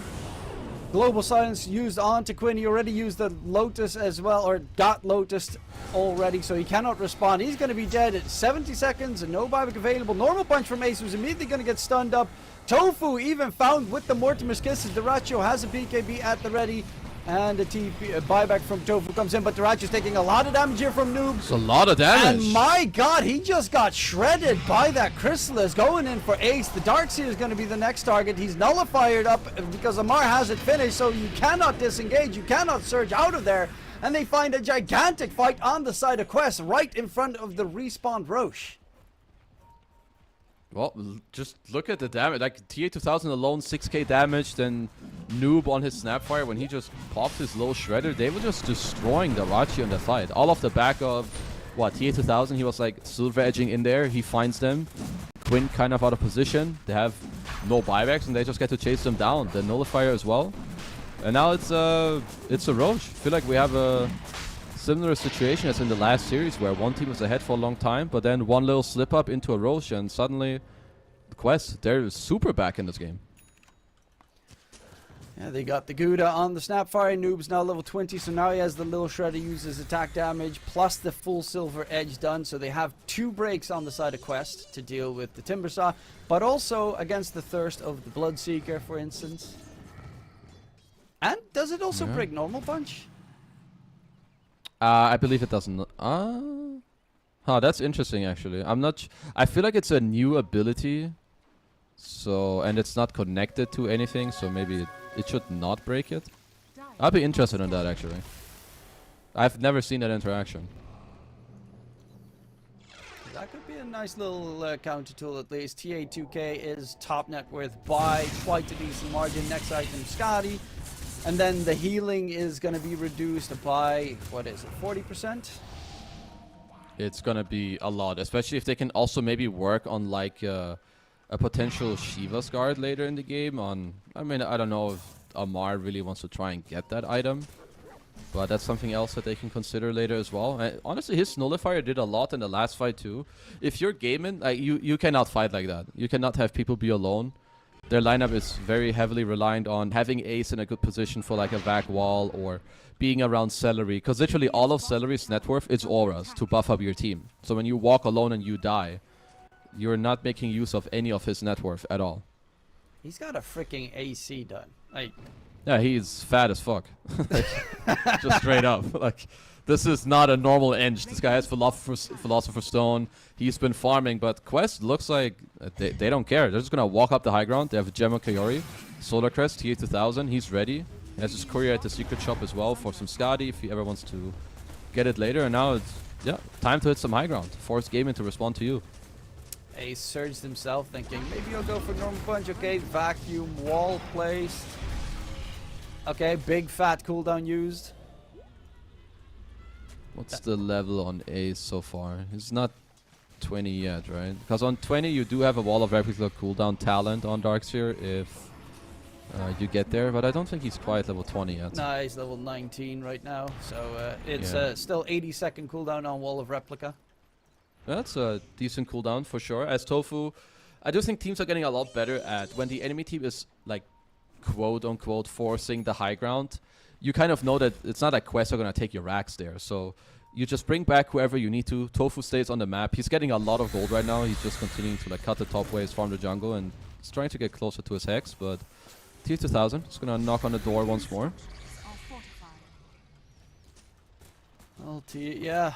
Full Scotty now swapped in. He's also going for a nullifier on TA2K because it's good value, normal punch. They're just trying to lock him down. He still has the Aegis, of course, so his first life doesn't matter too much. Fortification's up.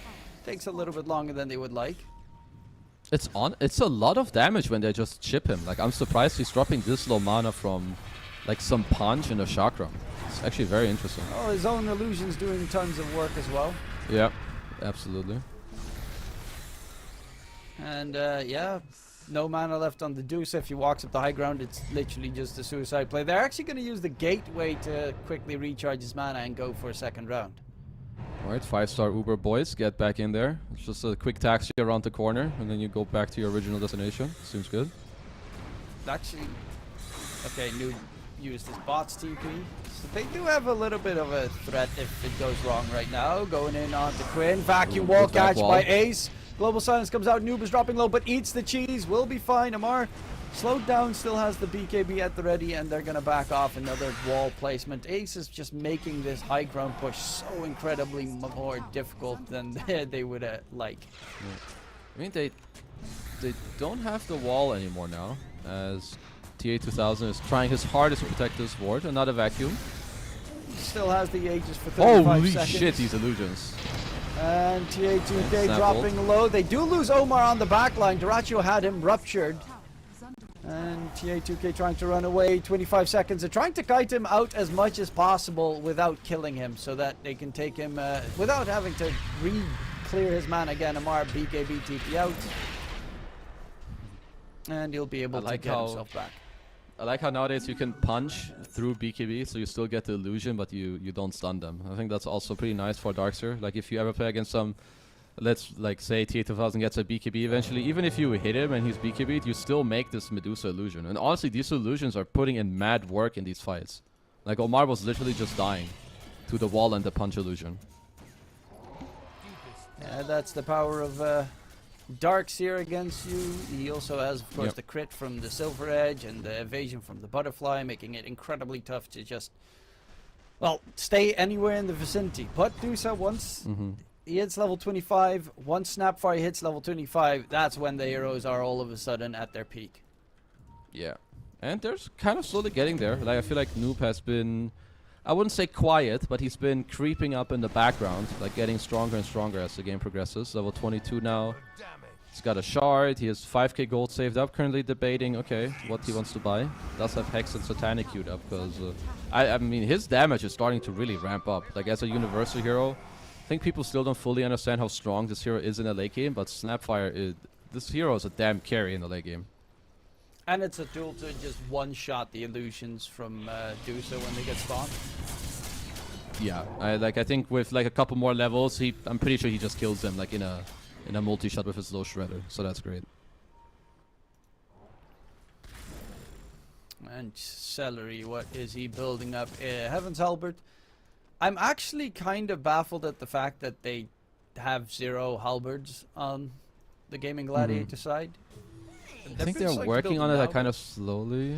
I think like Ace was building one, Celery is trying. We're getting some evasion on Dyrachyo in the form of a butterfly. But yeah, I kind of agree with you.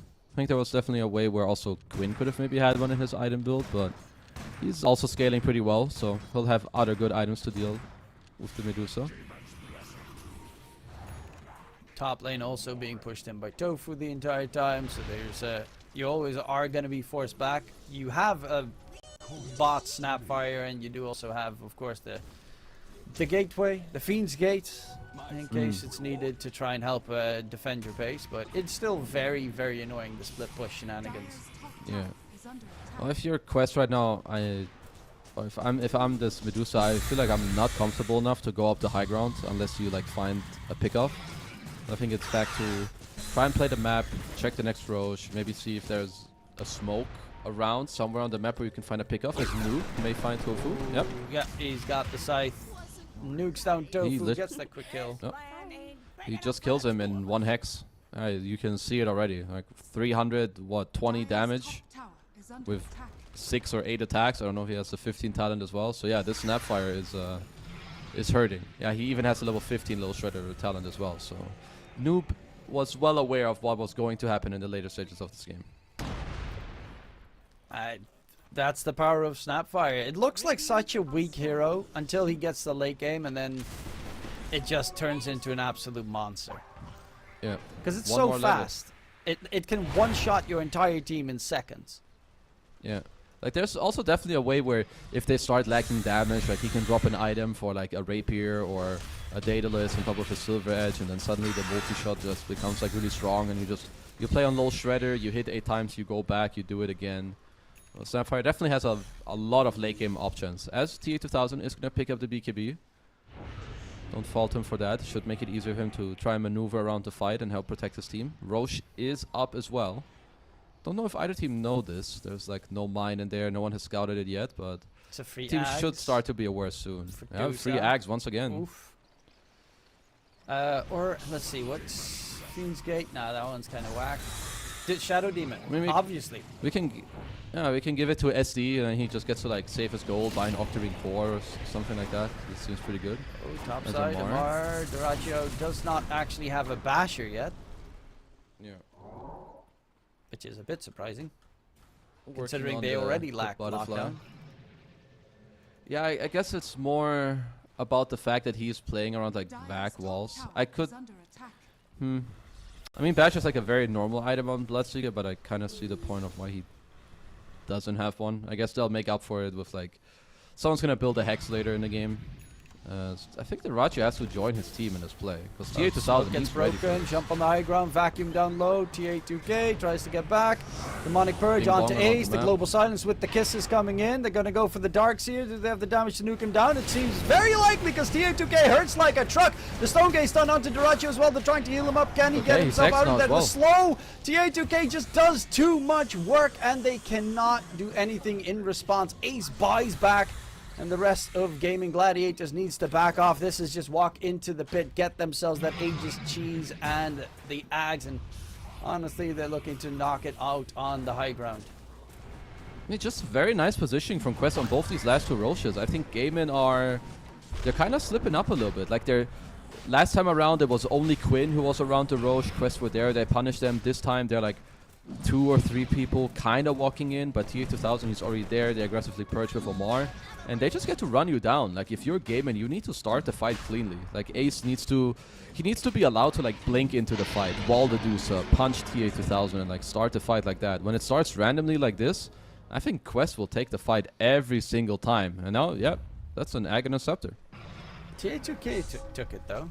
So you do have that like Mystic Snake AoE. Should probably get the shard soon enough then at the very least to combo it with.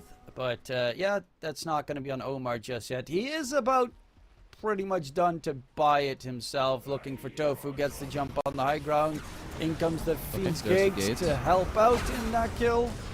And TA2K is here. They're getting it. Vacuum wall gets thrown now. Tofu good dropping low. Noob's actually almost dead is dropping. by the illusions here, but Ace is gonna die back, and that's. I mean, right now it's just walk up the high ground. That is a very bad sign. Holy, that's 100 seconds dead against Aegis, Cheese.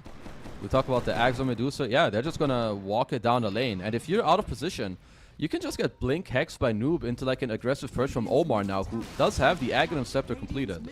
Like whoever they find, if you're out of position, you are dead.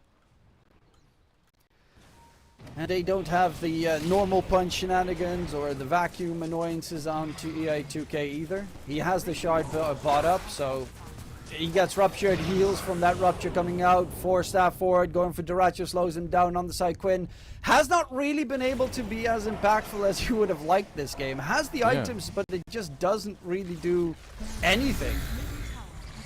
Okay, they're doing a good job stalling. Quinn is 25 with the second Chakram talent. Well, that's gonna the range racks at least gone. AoE split shot use modifiers, always nice as well. TA2K finally loses his first life. Can they take him down a second? Look at that noob just shredding. Yeah. Jump in from Quinn, gets hexed up immediately. Pre-hex. Is broken, is in a lot of trouble. Can they kill him off? The hex in response onto TA2K. He needs to fall back. It's getting a little bit dicey. 20 seconds for Ace to respawn. And fortification, okay, finally goes away. They actually, Amar is going to go back to base because he wants to heal up. Noob should also be fairly careful. Nice four-man blast stun off. from Tofu comes through. Amar is back, but Amar is already dropping pretty quickly. However, who's the one winning this fight? It's gonna be Noob and TA2K. Ace just a little bit too late with the vacuum as well. TA2K does not have any mana left. Normal punch gets thrown out, holds him down with the wall. The illusions are more than enough to clear the Dusa. I'm very impressed with how Gaimin held that. Both teams are playing really well, but right now it's actually Gaimin can very likely force a mistake out of quest here, or at least like trade buybacks. They did use the Ratio's buyback, same with Tofu, but the fact that they did get all these kills and now they're gonna force, I don't know, 1 or 2 buybacks here, or there are they no cut creeps some 'cause they're waves. cut. Actually, Yep. no, yeah, well played, Omar. Wow, he actually just dragged the entire wave. What a gamer moment. Dire's bottom tower is under attack. Yeah, Durachio is Okay. trying to get rid of the range racks, but fortification is a nasty tool. Bottom tier 2 is still standing, so that's delaying everything as well. Probably still gonna need to buy back on one of the two. Dire's Yeah, so they'll do more, so we have some more creep shenanigans coming around. T2000 still forced to buy back, but they can maybe save like an Omar buyback. Let's see if they still have to use 2 of them. Demonic Aggressive first comes break. out, normal punch onto TA2K, global silence gets used. Noob is here, he's They're looking for trying the to run Hex. away, Hex comes out, Durachi would be a big kill, because of course he does not have a buyback available. Durachi, if he drops, that is a dieback on the Bloodseeker, so very close round of Invictus. He's trying to get himself out of there, but he actually clicks onto the Fiend's Gate by accident. He's dead, he's down for the count. Ace now needs to That's a disengage dieback. as well. No buyback available onto the Darkseer either, and Noob is shredding like crazy. No harm, no foul, no problem here for the side of Quest. The triple buyback, sorry, is worthwhile. Or is it? Quinn comes back with a huge kill, getting rid of Noob. In Nice comes blast off Tofu too. as well, throws up the blast off with a couple of the mines, trying to get rid of Omar in the process, knowing that, of course, the buyback He got another kill? And Quinn gets another dieback secured. I was talking about that, I haven't seen him. And now he's coming up Yeah. big. Hey, this is more than big. Like suddenly he gets the second chakra. Nice steal on the gem. Like once he has his talent with the overwhelming blink, he's just going in, bursting the supports and then like chaining out. They need, yeah, this guy is getting away with some illegal stuff right now. Quinn definitely, I feel like he may have even just saved them from losing the game.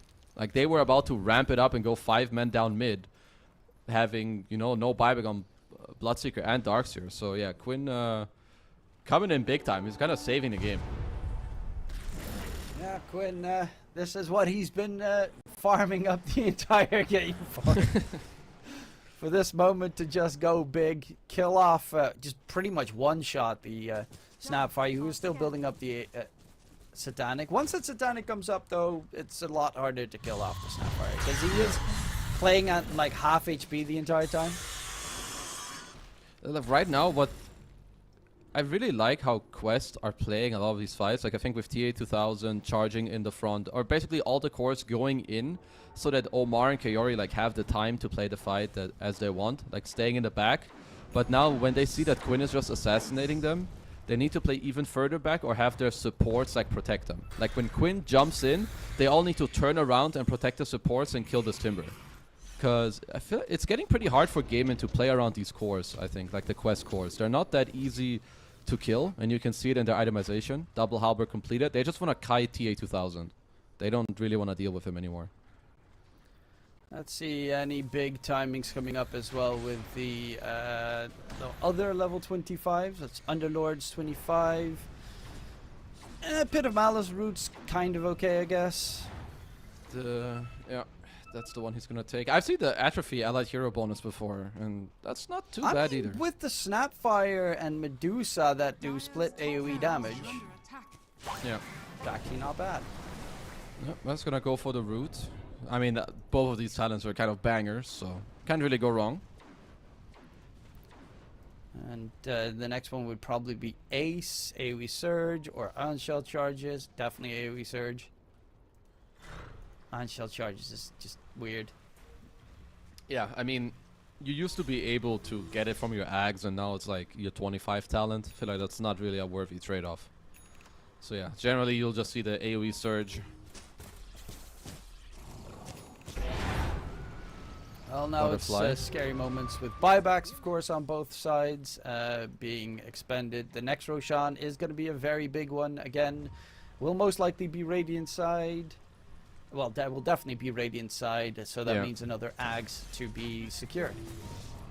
Right now, if you're both these teams, you need to talk about buybacks and how you want to take the next fight. I think it's important that, like for Gaimin, they need to be able to go around and kill these supports. As Coyote in a lot of trouble. Global BKB dead. That's a dead Gory. Walks into a 80 couple seconds. of mines, and Quinn, well, he just sees the mines exploding. So he's like, maybe someone's there. Yeah, that's a free gold for me. Okay, I mean, if your quest, you need to continue to play off of your cores, and honestly, I think Omar and Coyote, they need to stay so far back. Like, all Quinn wants to do is get in there, kill the supports in the backline with this Overwhelming Blink, double Chakram, the Ratio. He has to be careful, actually. Like, there's still... Whoever runs into quests on their own, you just get hexed and you get bursted really quick. 25 on Chen. And the saves are hard to get done with the Nullifier, of course. Yeah. On the Underlord or the double Demonic Purge.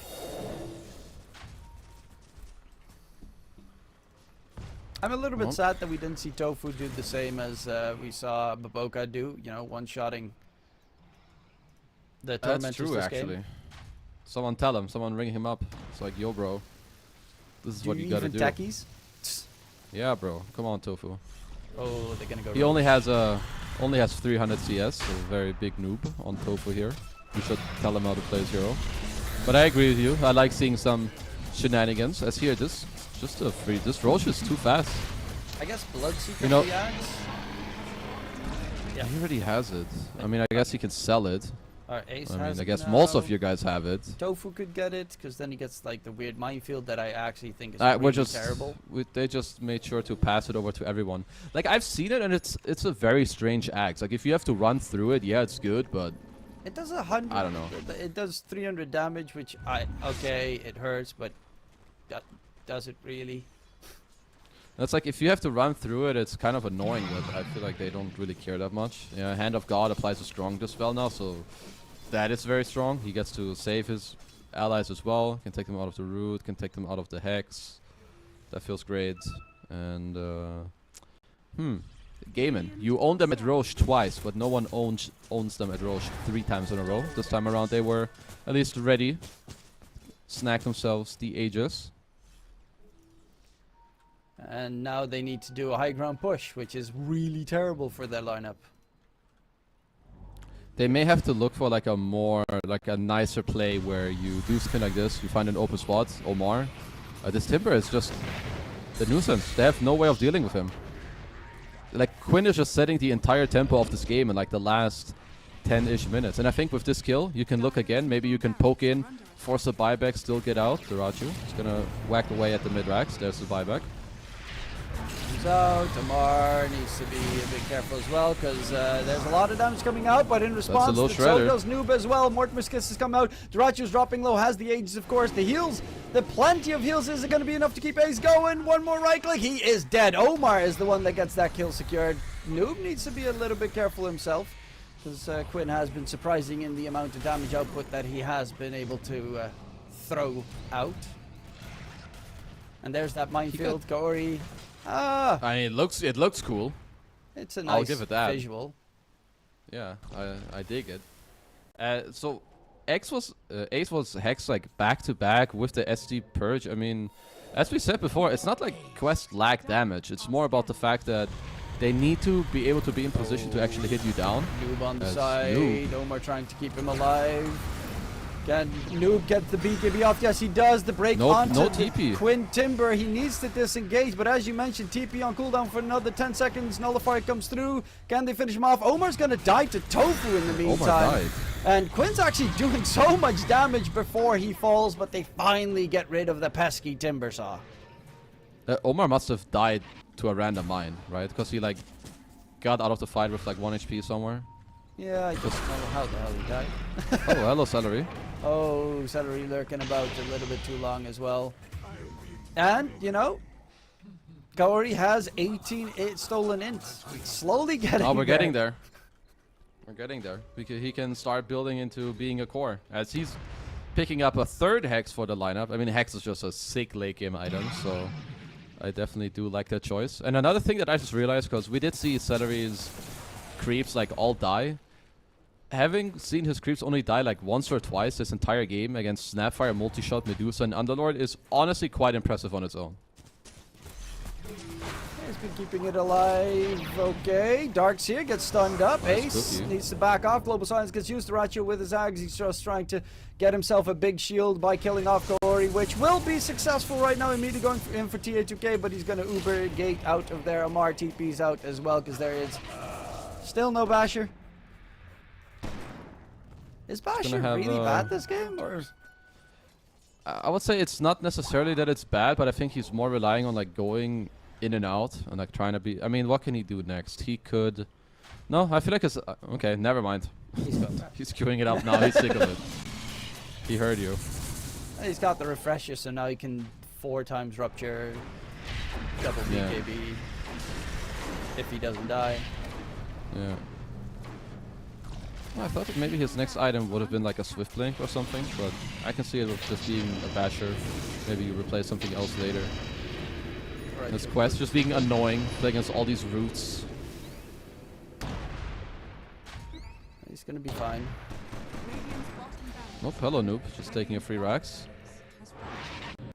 Oh yeah, range Rax quickly nuked down while being back. They are actually spread out. Ace trying to go for the TP out, but Stone Gaze comes in, and Darkseer will be taken down. Omar's even nearby. Demonic Purge onto Duracho to hold him in place.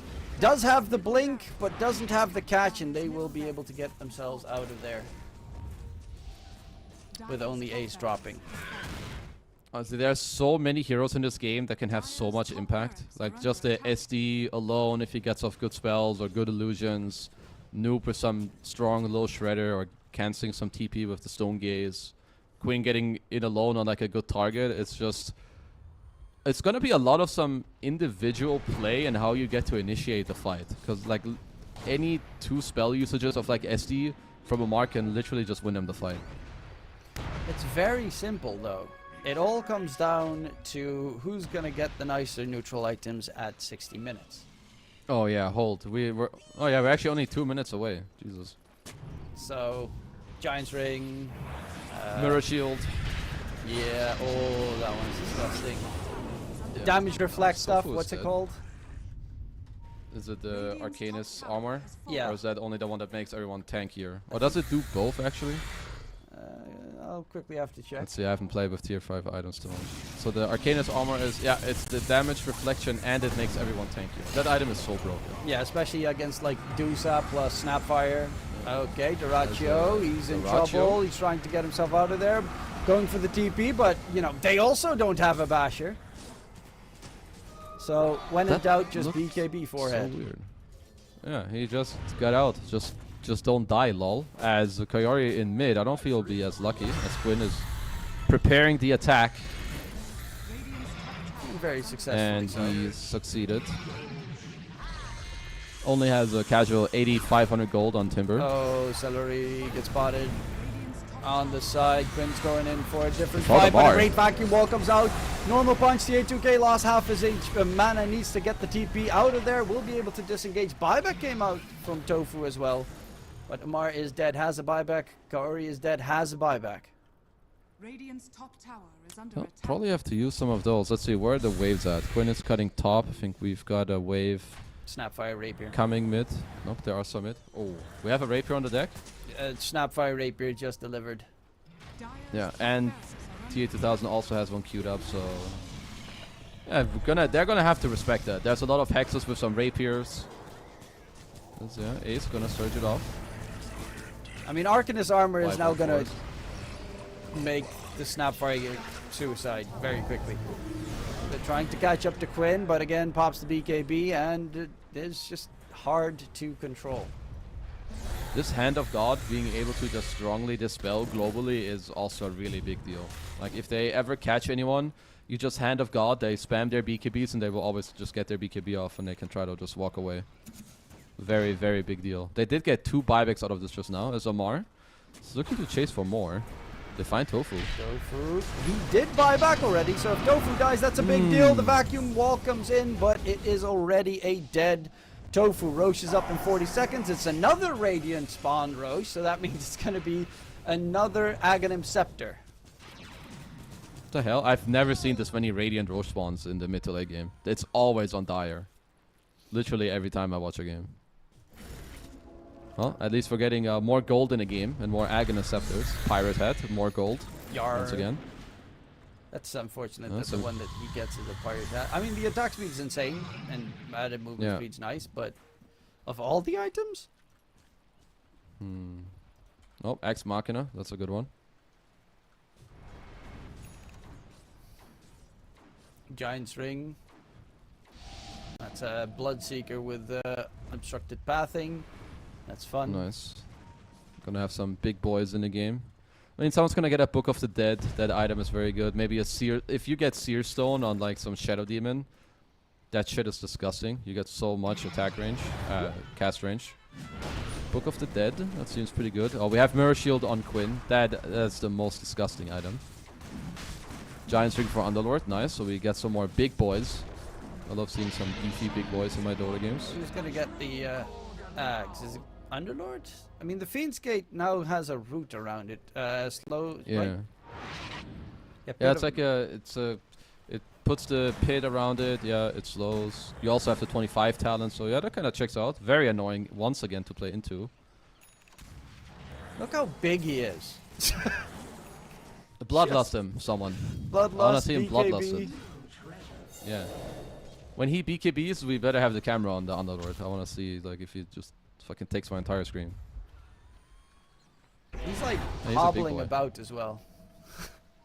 Man, having free pathing is so satisfying.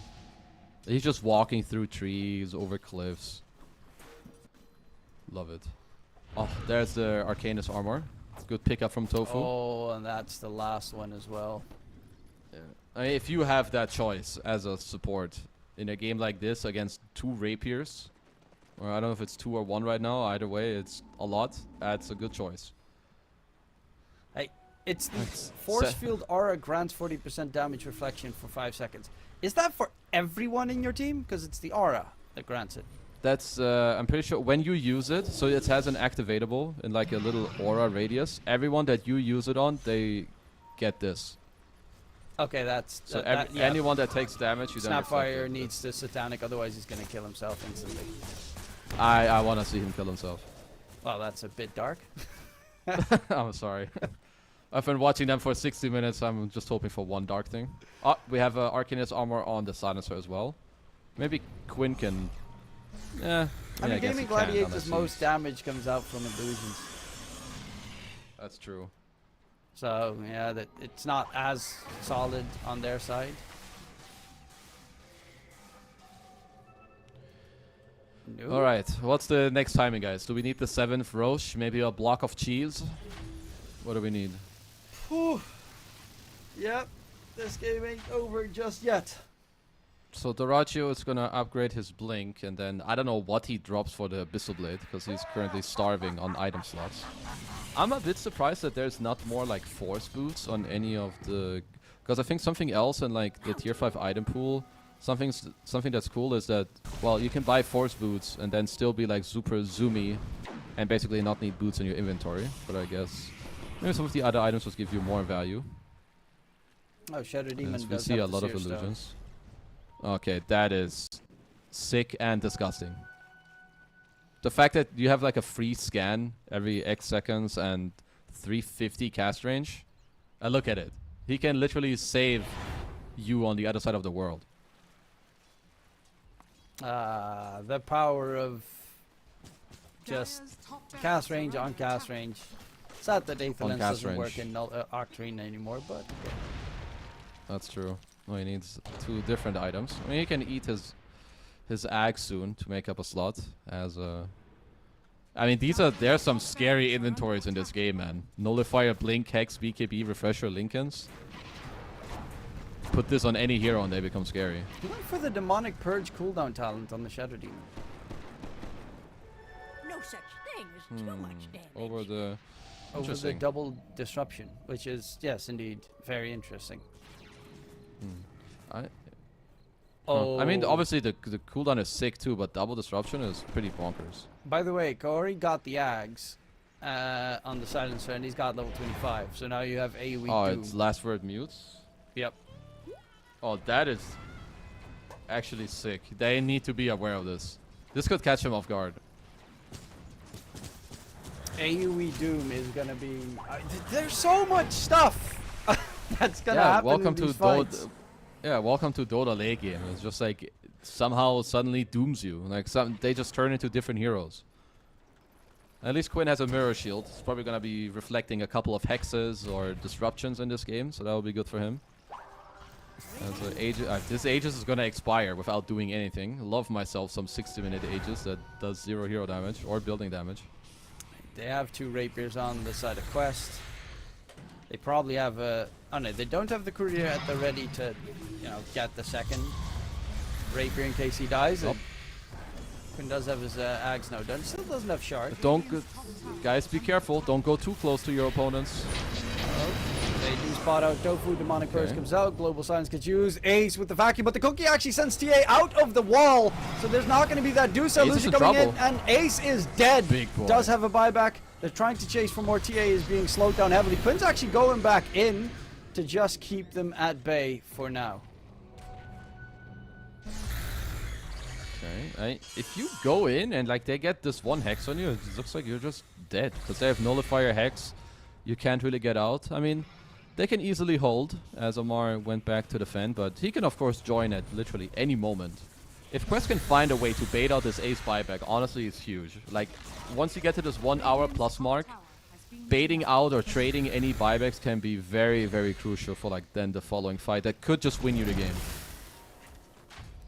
And the net worth difference between the two sides is less than 1,000 gold. That is actually insane. Win percentage. That's actually absurd. Slightly ahead for the Dire side. Experience is 1 level plus. Yeah.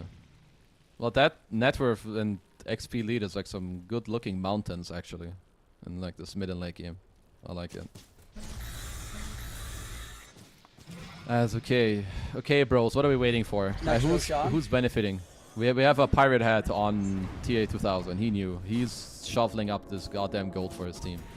Next Rosh is going to be Radiant side. So it's going to be Amar with the Ags, and then everyone has an Ags on the... Oh no, wait, actually Snapfire doesn't have an Ags yet. Okay, let's play... what do you think will be the Roche respawn timer? Oh, I'm going to say... I mean, it has to spawn on the Radiant side, because that's the way this game has been going. So I'm going to say a minute 50. Okay. I'm going to go with 1 minute 12. Let's see how wrong we both are. Yeah, instant respawn Roche. Okay, never mind. Just type spawn Roche. I mean, right now it's just farm central between the two sides because they're terrified. Yeah. Okay, we're gonna have to save... does everyone have buyback in this game? Because also like game shenanigans, like everyone needs... Okay, we have 9 buybacks available. We're gonna have some good team fights. That's for sure. Tofu is the one that didn't get the memo yet. Or he bought a Lincoln's to just make sure someone else doesn't die. So that will hopefully be the case as a noob. Yeah, these guys have some of my dream inventories. Yeah, you never get them in your games. No, you don't play this long. Yeah, like either you don't have the gold or second the game just ends before. Like. Yeah, normally it's like, yeah, I finally got my item. Yeah, now I finally feel like I can have fun this game, and then the game's over. Okay, great. Guys, wait, I just almost have my item. Quest will start leading in gold more and more because the pirate hat is doing big work as... Yeah, I kind of like these moves where you're slowly looking with like smokes to run down side lanes. Maybe you find one guy who's defending on his own. 140, damn. Yeah, I was close. You are very close. I usually win at this game somehow by being very smart, of course.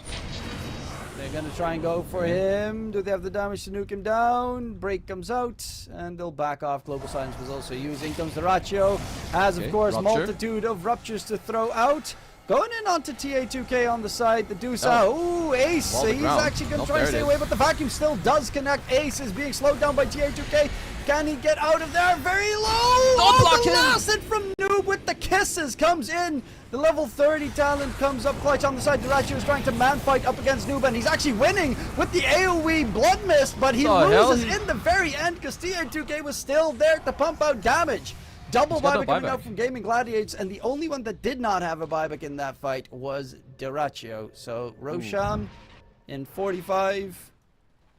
Well, luckily for Gaimin, Quest think that Duracho has buyback, as any sane person would after you farm for 50 minutes. He is actually 200 gold off somehow.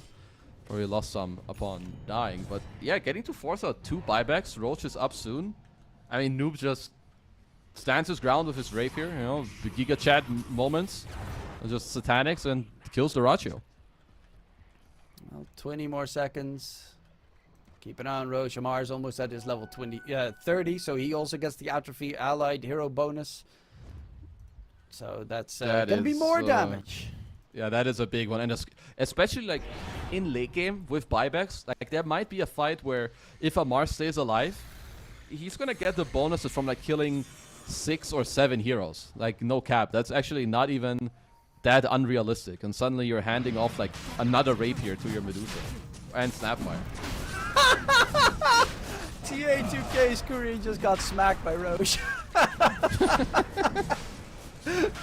I love when that happens. Roche is just against you, or when sometimes you fly it by like neutral creeps when you're pulling it in the early game, and the Kobold is just like, nope.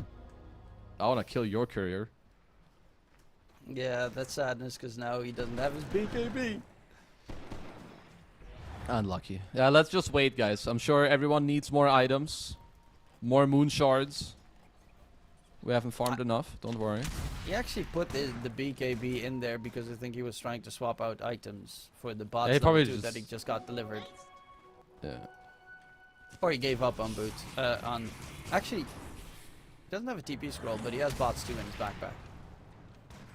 Yeah, so... What, do you just get a TP when you swap them in? Let's see. I'm actually curious as well, because normally that would be the case. No. But no, it okay, isn't. apparently What the you don't. hell? So maybe it like bugs out when they get into like your backpack or something.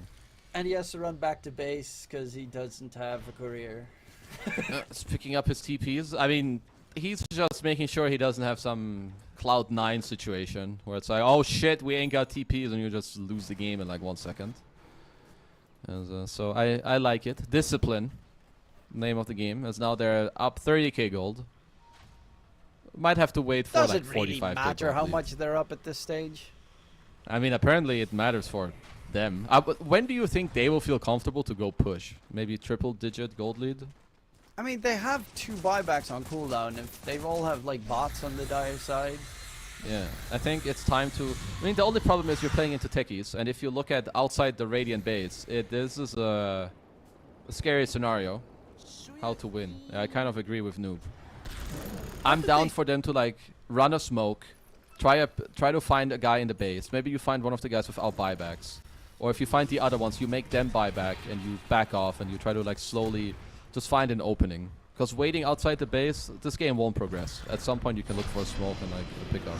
Okay, Still looking for Quinn, Global Silence comes out. They're trying to nuke him down. Hex quite lengthily. Vacuum wall. Ace does get the vacuum wall in, but TA2K immediately forcing himself out of that position to try and deal some damage. Gets disarmed in the meantime. Can he get the damage? Quinn is so Duracho trying to very kill Amar. tanky.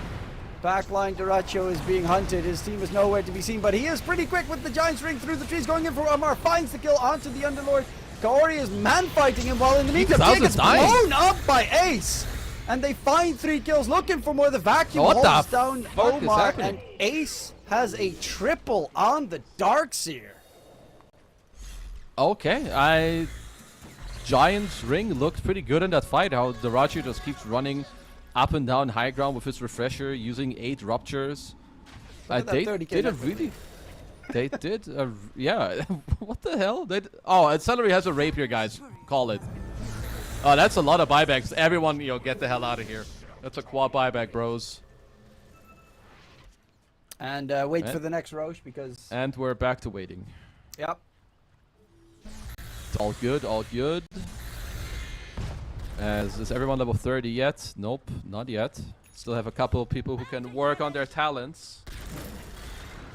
As okay, that honestly crazy fight. I guess so. They tried to go on Quinn, committed a little too deep, and then Gaimin just got to like outplay them. Turned the fight into a very chaotic situation with some vac walls, 8 ruptures, 8 chakrams, 28 mines. Oh, checks out. Are scanning. Yeah, I'm curious at the total damage at the end of this game. Ugh. 1 million damage maybe at the very end if you combine everything. That would be cool. I don't know if I've ever seen that. All these pesky illusions being sent all over the place. The only one that does have a buyback. The only one that didn't die is the one that had the Aegis, by the way. Good old noob. Just got to chill. Watch everyone else die and then get the hell out. Okay, if you're Gaimin, you have a pretty big window. Like there's 4 people on quest who won't have buyback, and you have Quinn's and Ace's buyback coming back in 2 minutes. Radiant's middle barracks are under attack.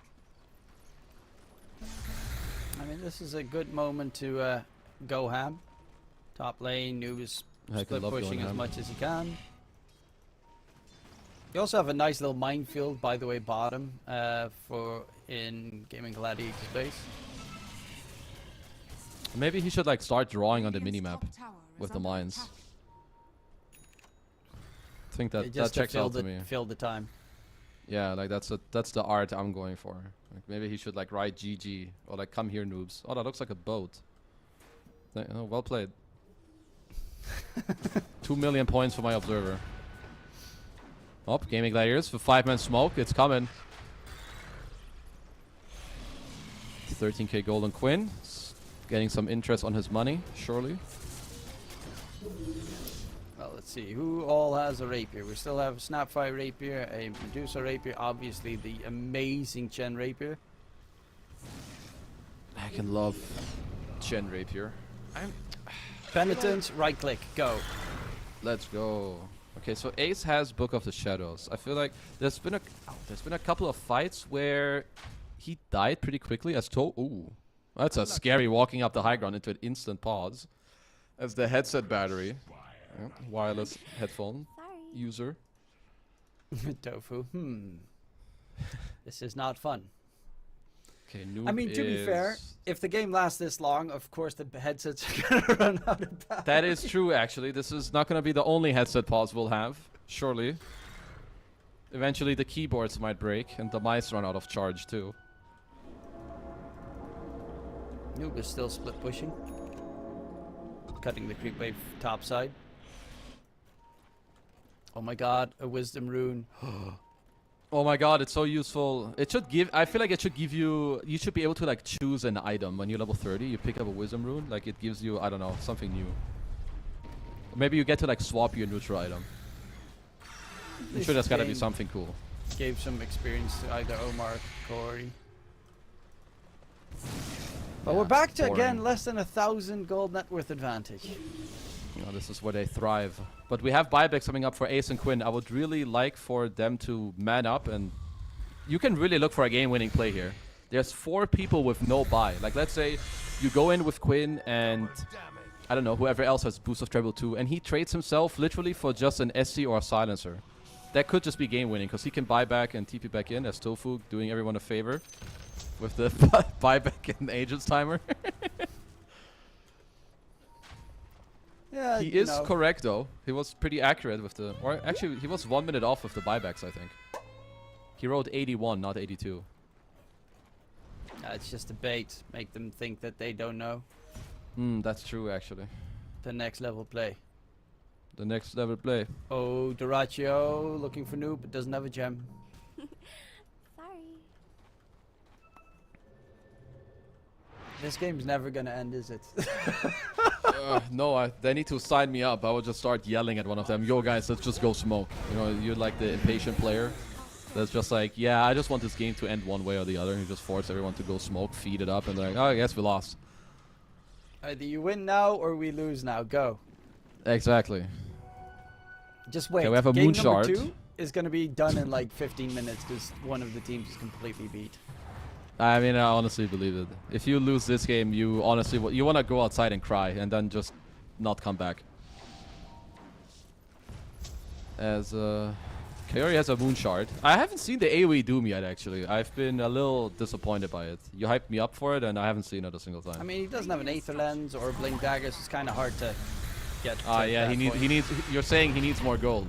He needs more farm. I mean, he has Moon Shard, but like he has 26 stolen int. I don't really get why. I guess the vision of the Moon Shard, but I don't really see why. He wants to slap them. He's gonna turn into a core. He has the shard as he is ruptured somewhere.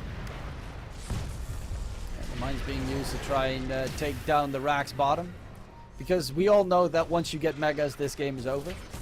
Yeah, definitely. Oh, kill the range Rax, guys! Woo-hoo-hoo! Building damage. I'm getting hyped right now. Yeah, they're getting some illusions as well.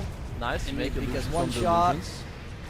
Or trying to with the right click rapier. fight against Celery. That's going to be the rapier about Force to drop. boots. Ooh, gets himself back.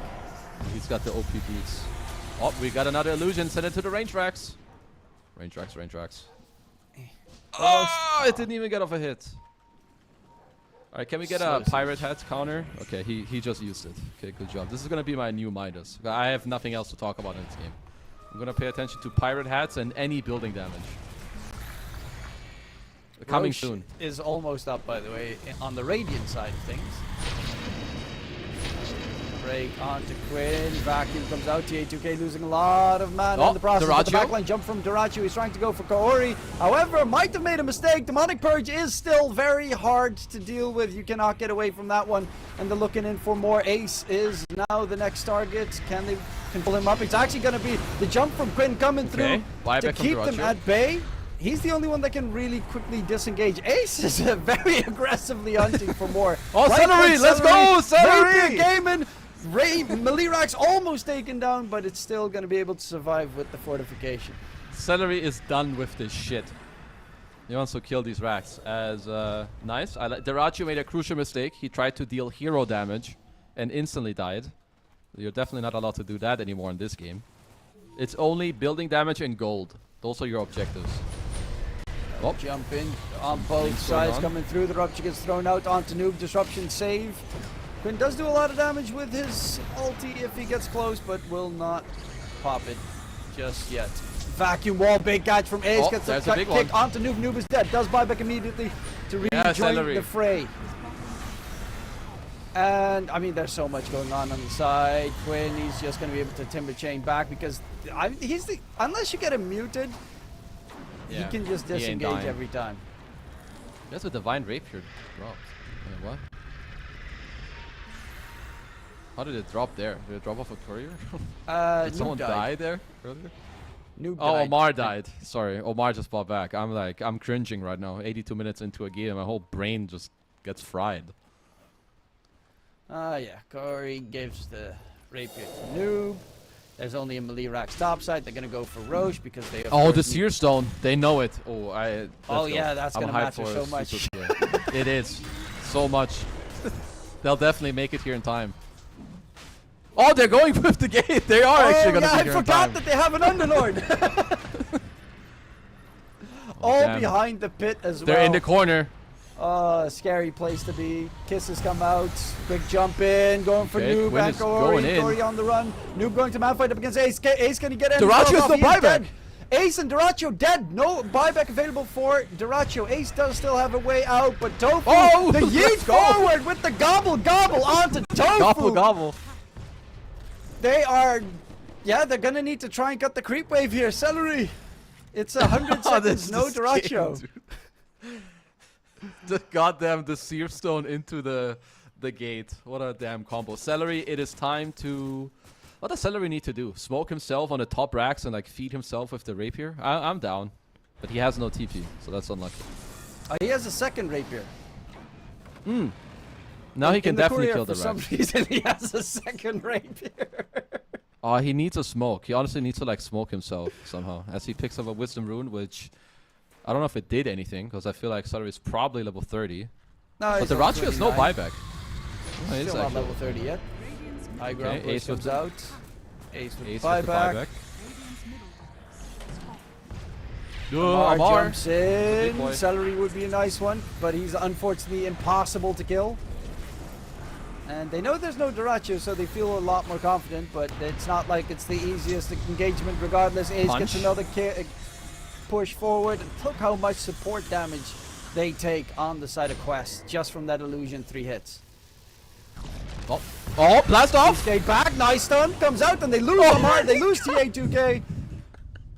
And they could take Give the us a gateway as Celery. well in front of the enemy base, but they're going to go for Omar next. He's going to get punched up, tries to disrupt, save himself, or at least keep them distracted long enough. Because the Diracho is up in 20, they have another couple of buybacks on the side of Quest. Oh, is Celery getting another rapier? He's figuring it out. I would like a rapier check on Chen. Well, Nope, only one. That is very sus. Very boring. topside Tofu, noob is in trouble, gets hexed up. He's a pig. Blast off Blast stun, off. but gets the BKB off in time. And no Basher, no chances. He actually got out. I thought he was dead. Well, doesn't seem to be the way. Celery has a BKB rapier. Just your standard Chen inventory with a rapier BKB. As something happened to Silencer's inventory. There's some items missing. Guess he sold something. Celery does have a second rapier at the ready for when he dies to get a new one. It's actually surprising that it's not the techies that does all the damage, because he almost... Oh, he's look at almost him. on 30. BKB. Oh. Yeah, actually, that's true. I need Tofu to get level 30. Yeah, close, right? 252 damage. He just got level 30. Woohoo! Yes. He's the next on the deck. The next rapier hero in the game is actually Tofu. Did you see that though? Celery walks up the high ground, he BKBs, hits the racks, and just forces 2 buybacks. Celery is my MVP of this game. What a chat. Whoever finishes this game is my MVP of the game. Yeah, it's gonna be Celery. I can tell you already. The Raju's gonna go in and die, and Celery's gonna finish the dirty work for his team. Well, they do manage to get the Aegis, Cheese, and Refresher Shard. This time it's not a Radiant Shard. Huh, we have Double We have vacuum changed. wall, normal punch. Seems about right. Actually, he has We the... have an Oh, he equipped the Ags, okay. we have an overwhelming blink on Darkseer, so we've got some more cool sound design in the game. Oh yes, okay, what else because do during we the have? fights with the chakrams and firestorms and stuff, you're looking for more noise. Yeah, I'm looking for more overwhelming blinks. Maybe a mana void from last game. Implement some anti-mage in this game somehow. Celery is going butterfly. I love it. I mean, no, they have glyph. I thought they forced a glyph earlier. Huh. Whatever. So you can't just even walk up and... Noob's got 2 rapiers. Noob has a bottle. That's what I'm hyped about in his career.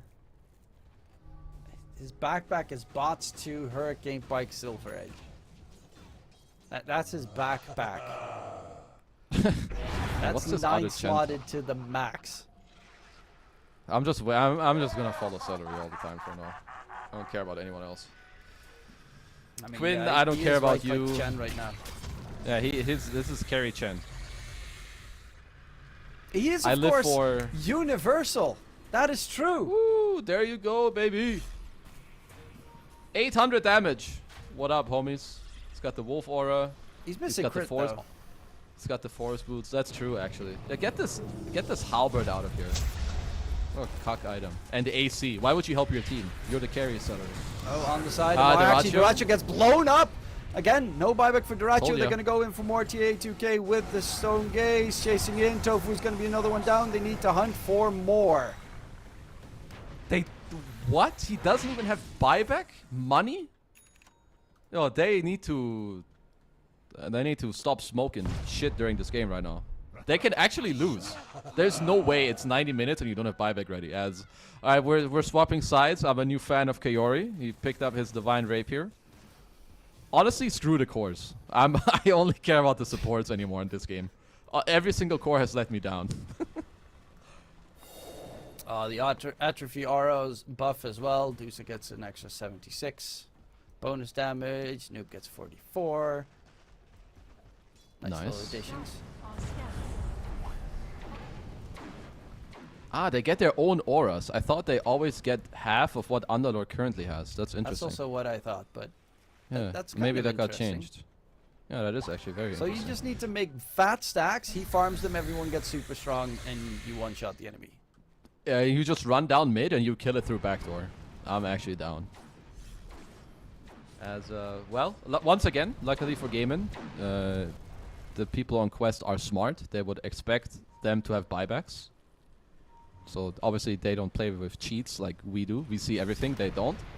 So they're chilling, and they have to run through the good old Gatekeeper's minefield from Tofu that he set up over the last 80 hours of this game.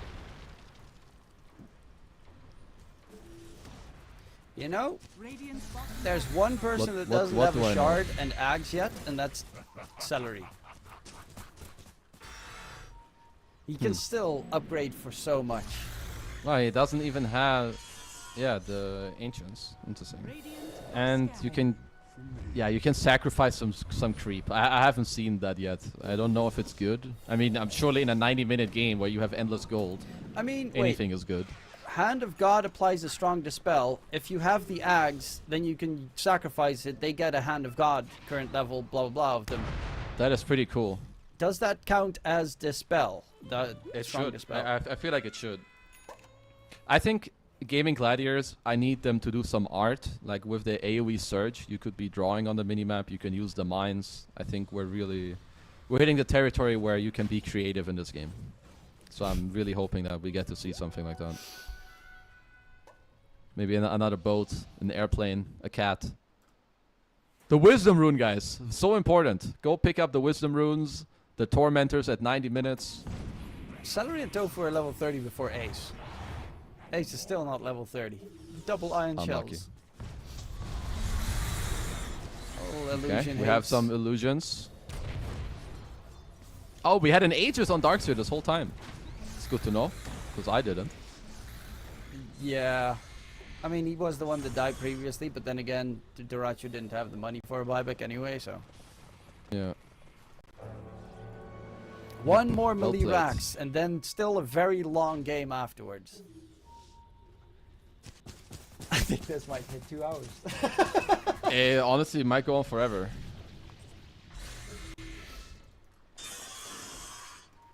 I hope they have some good air conditioning over there in Bali. Because this is definitely a sweaty game. Oh, okay. What are we waiting for now? Oh, we're gonna get back to the state where every single hero in this game has buyback. So 1 times 10 equals 10. We'll have 10 buybacks for all the people who don't know math out there. Hopefully people will keep the money, the ratio that he has buyback for the fight too. That'll be great. 5-man smoke. Let's go, guys. It's a GG smoke. Someone got sick and tired of this game and they're saying, go down mid. I call it Quinn. Probably. He's like, there was a moment in the game where it was amazing. Can we go Yes. back to that moment?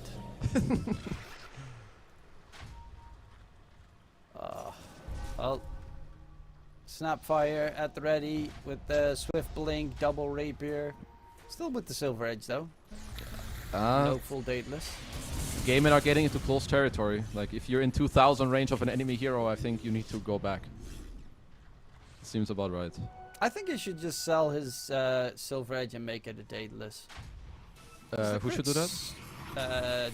Noob, because the crit's so much bigger on dateless. I'm down for that. You know, I think he should have 4 rapiers, a daedalus, and then you can choose his last item. Maybe you want a And second then blink, daedalus. and then he blinks in. They activate. Okay, that, sounds good. Sounds good. That what's it called? The Arcanist armor, and then one shots himself. I like that. Oh, smoke. They're heading out. Tofu topside. Oh, Breaks let's the go. smoke. Go, Power Gonna get the Rangers. catch. They know Noob, Tofu's here. Gobble someone, damn it. Yeah, where's the gobble? Yeah, I need to see more gobbles. I need... just be like, yo, Amar, come here. And you just spit him in there. Awesome. I mean, Tofu is gonna have like 8 billion damage when this game is over. Because he's just stat padding on the mines that they're running through. At this stage, I would just Fiend's Gate bottom lane, backdoor the melee racks, go back.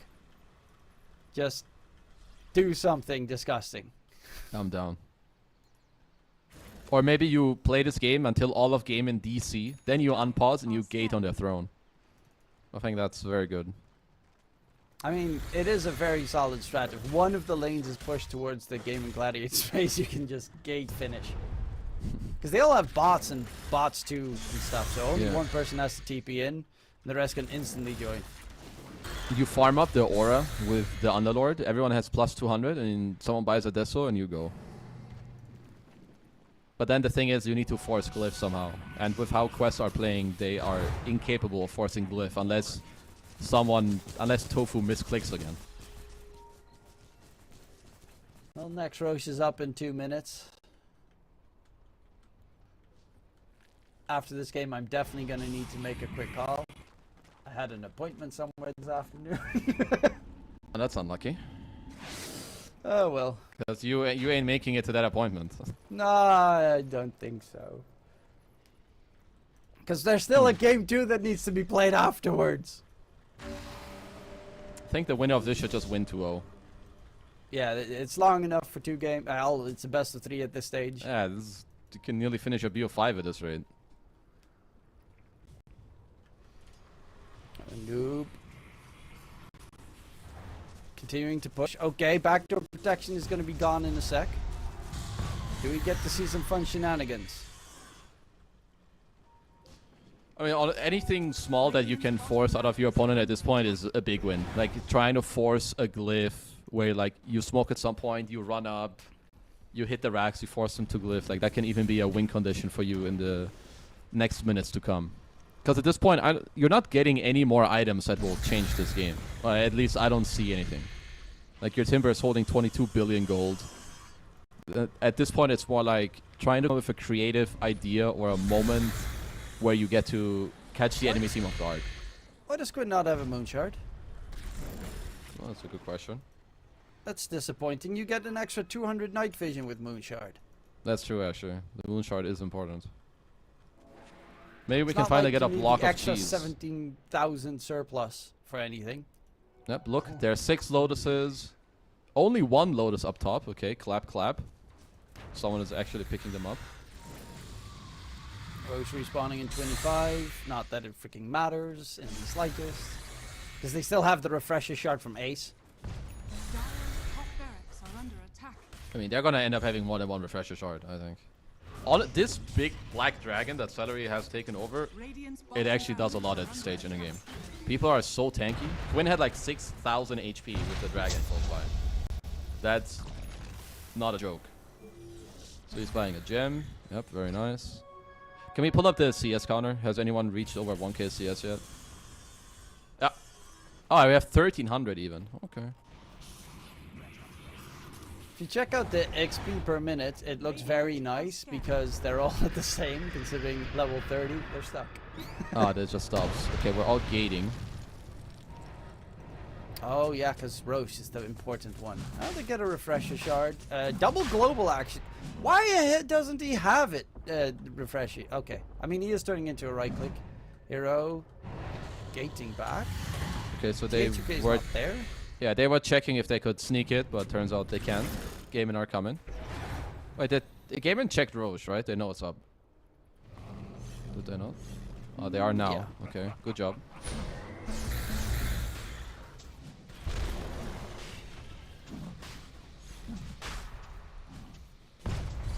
Oh my god, we're on to 100 minutes. I've never been in a 100-minute game. I definitely didn't cast one. I never played one longer than 80 minutes, maybe.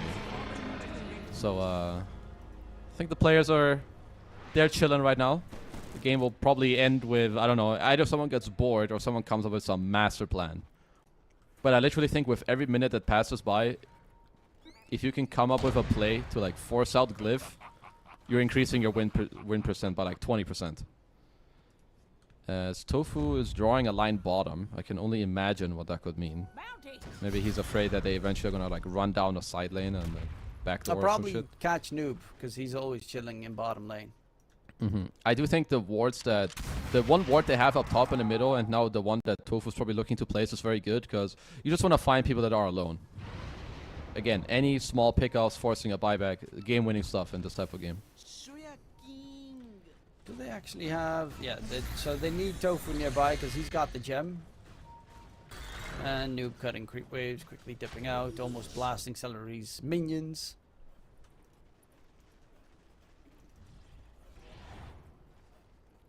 I have honestly no idea who's going to win this game. There's zero clue. If you had any idea, you'd be insane. I don't think anyone has an idea. I couldn't even give you an analysis on this game anymore. We're at 100 minutes. Gaimin This says is why 67% for Quest. Yeah, that sounds like bullshit to me. Who has more rapiers? Let's see. That's how I'll settle this debate. One. Never mind. Dyer has more rapiers. That's why their win percent is higher. Never mind. Checks out, Gabe. You did great. He knows what he's talking about. Yeah. But this is why we need tier 6 and tier 7 items. Yes, the first week. Oh, Amar getting jumped. Do they have the bash? Wait, what?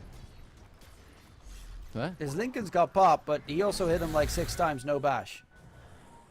Just unlucky. That's very sad. Maybe this is Gaimin stat padding the win percent. He was like, I gave Quest a higher win percent, therefore he doesn't get stunned. Actually, he probably could have broken the Lincolns then with his rupture and then hit him with that pistol play. Definitely could have done that. But I don't think he had enough time to think about that over the last 40 minutes. He is spotted with that nice Oh, vision. Celery, it is time. DD rune. He did get 2 hits off. Doesn't Sadly, have it's not. the level 5 neutral item Deso, a Stygian Desolator. So it all takes a little bit Unluckily. longer. Oh, there's the illusion. Send it on the racks. Let's go. Hero damage. Nope. Oh. Link refresher. Oh, it was X Machina. Never mind.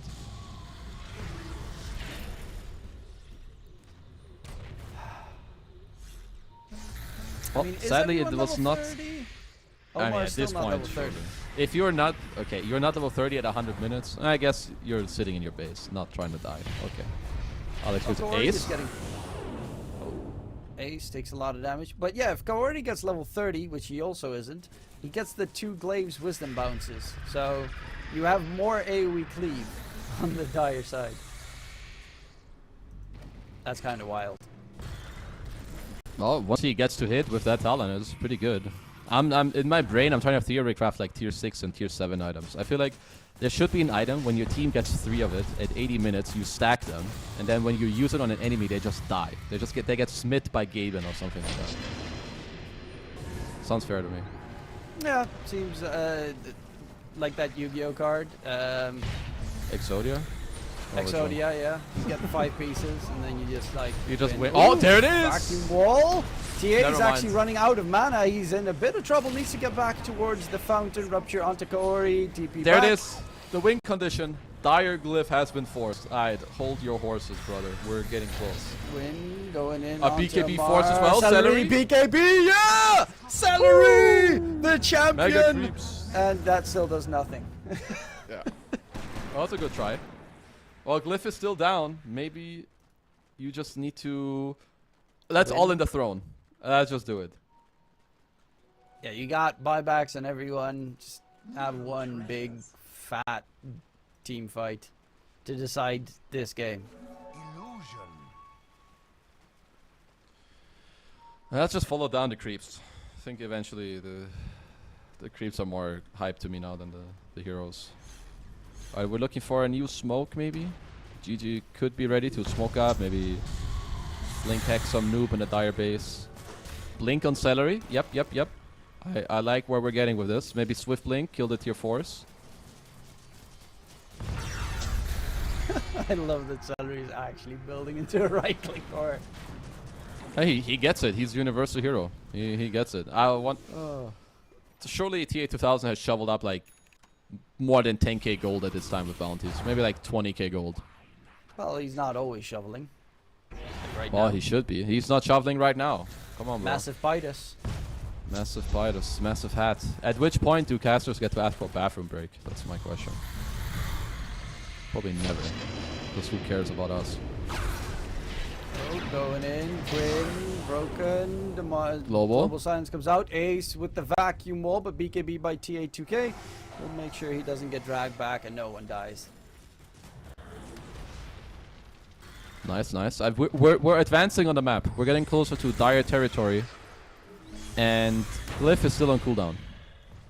I'm hyped for I've never been this hyped for a Glyph being on cooldown. Yeah, but the problem is they have buybacks on the Dire side, so you kill them, they buy back, they kill you. But you don't kill them, you kill their Next buildings. Roshan. Oh, Ace is in trouble actually. He tries to get the normal punch onto TA2K, does get it off. Ace, is he going to be able to disengage Jamar with the right clicks? Chasing in, Kiss is coming in, Ace is dead.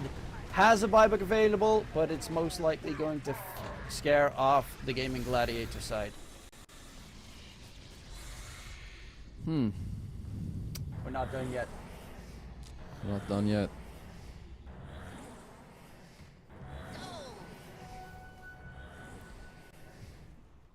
Okay. What's the longest Dota 2 match? Pro match? Too long.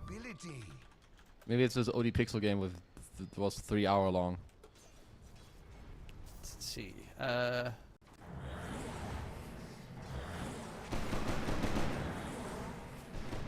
I mean, we can beat that.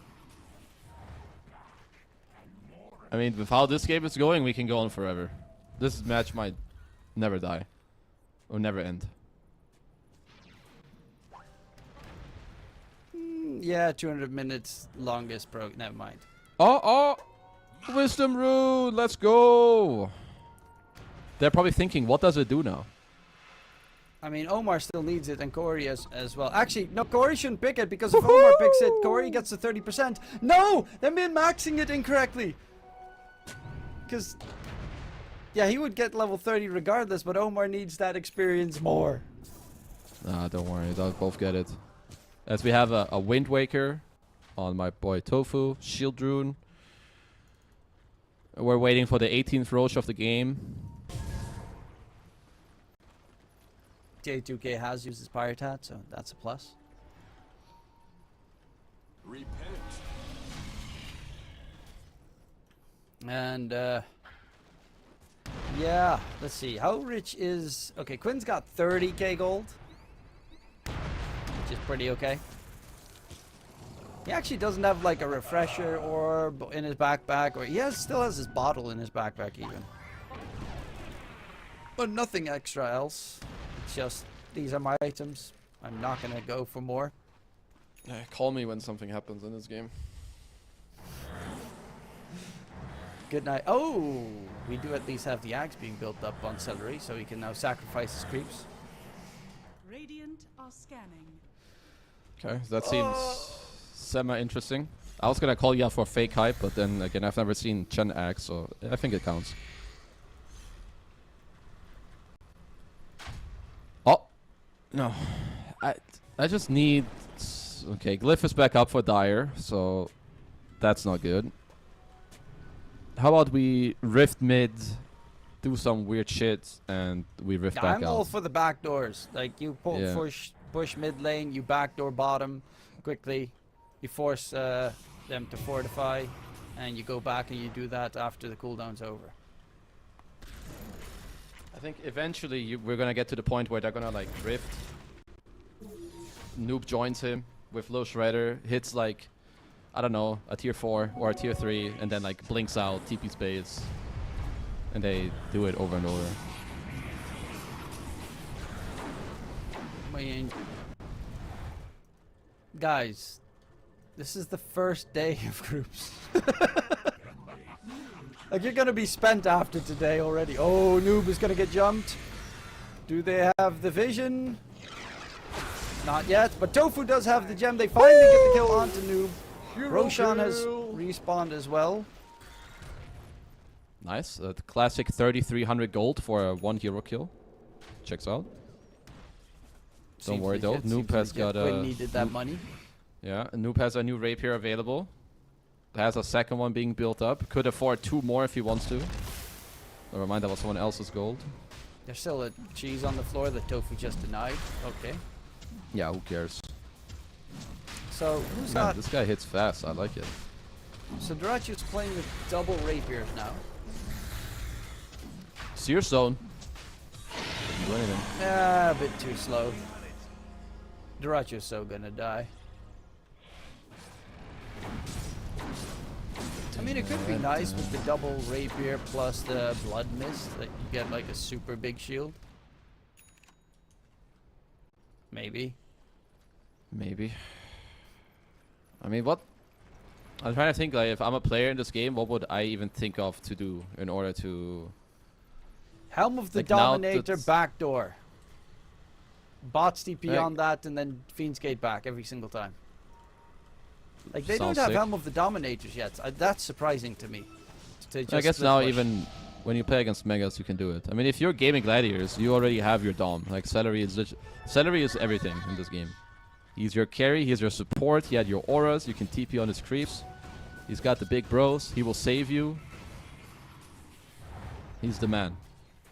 The man, the myth, the legend, Scott Sterling. Yeah, no, Okay, they're gonna smoke it's up. time. Yeah, now it's time to finish this, or at least no, slightly extended. Going in, jump onto Corey, pops the DKB in response. Quinn's dropping pretty quickly. Durachi gets the rupture off. Quinn needs to be able to chain back. Does get the chain back. Ace vacuum wall comes in. Corey dropping low, He's but dying. Ace as well. They find the kill onto the Darkseer. Buyback immediately from Corey. And they just need to disengage. Speaking of which, Nullify comes out onto Tofu, but the Lincolns blocks it. Alright, 1-for-1 trade. Very hype. At least they got a buyback out of Kaori, so that's a small win for them. I like Quinn's efficiency. So that's a bottle at 111 minutes, so when he TP's back, he can refill his HP faster. Value right there. I mean, those neutral items, the runes in the river are also very useful if you're up against nullifiers and demonic purges. Dagon's still level 1 though on the Shadow Demon. He's got 14k gold and his Dagon's still level 1. That's a He's little slacking. bit tilting. Can upgrade his blink. I mean, I want the map to get messed up, like in that 1 2 to 3 hour game. There was like, I don't know, angel light coming from the sky, like sky beaming down. That's what I want to see, or like fire. I'm sure it's supposed to happen Just at the some point. server slowly dissolving.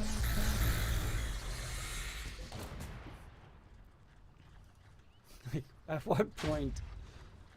How do you win this? That's a great question. Yeah, like if I had the answer, I'd be a god coach. Hey, you'd be the best coach at winning games after 112 minutes. It's a very important skill to have. 550 also gold to kill an surprising- observer ward. Checks out.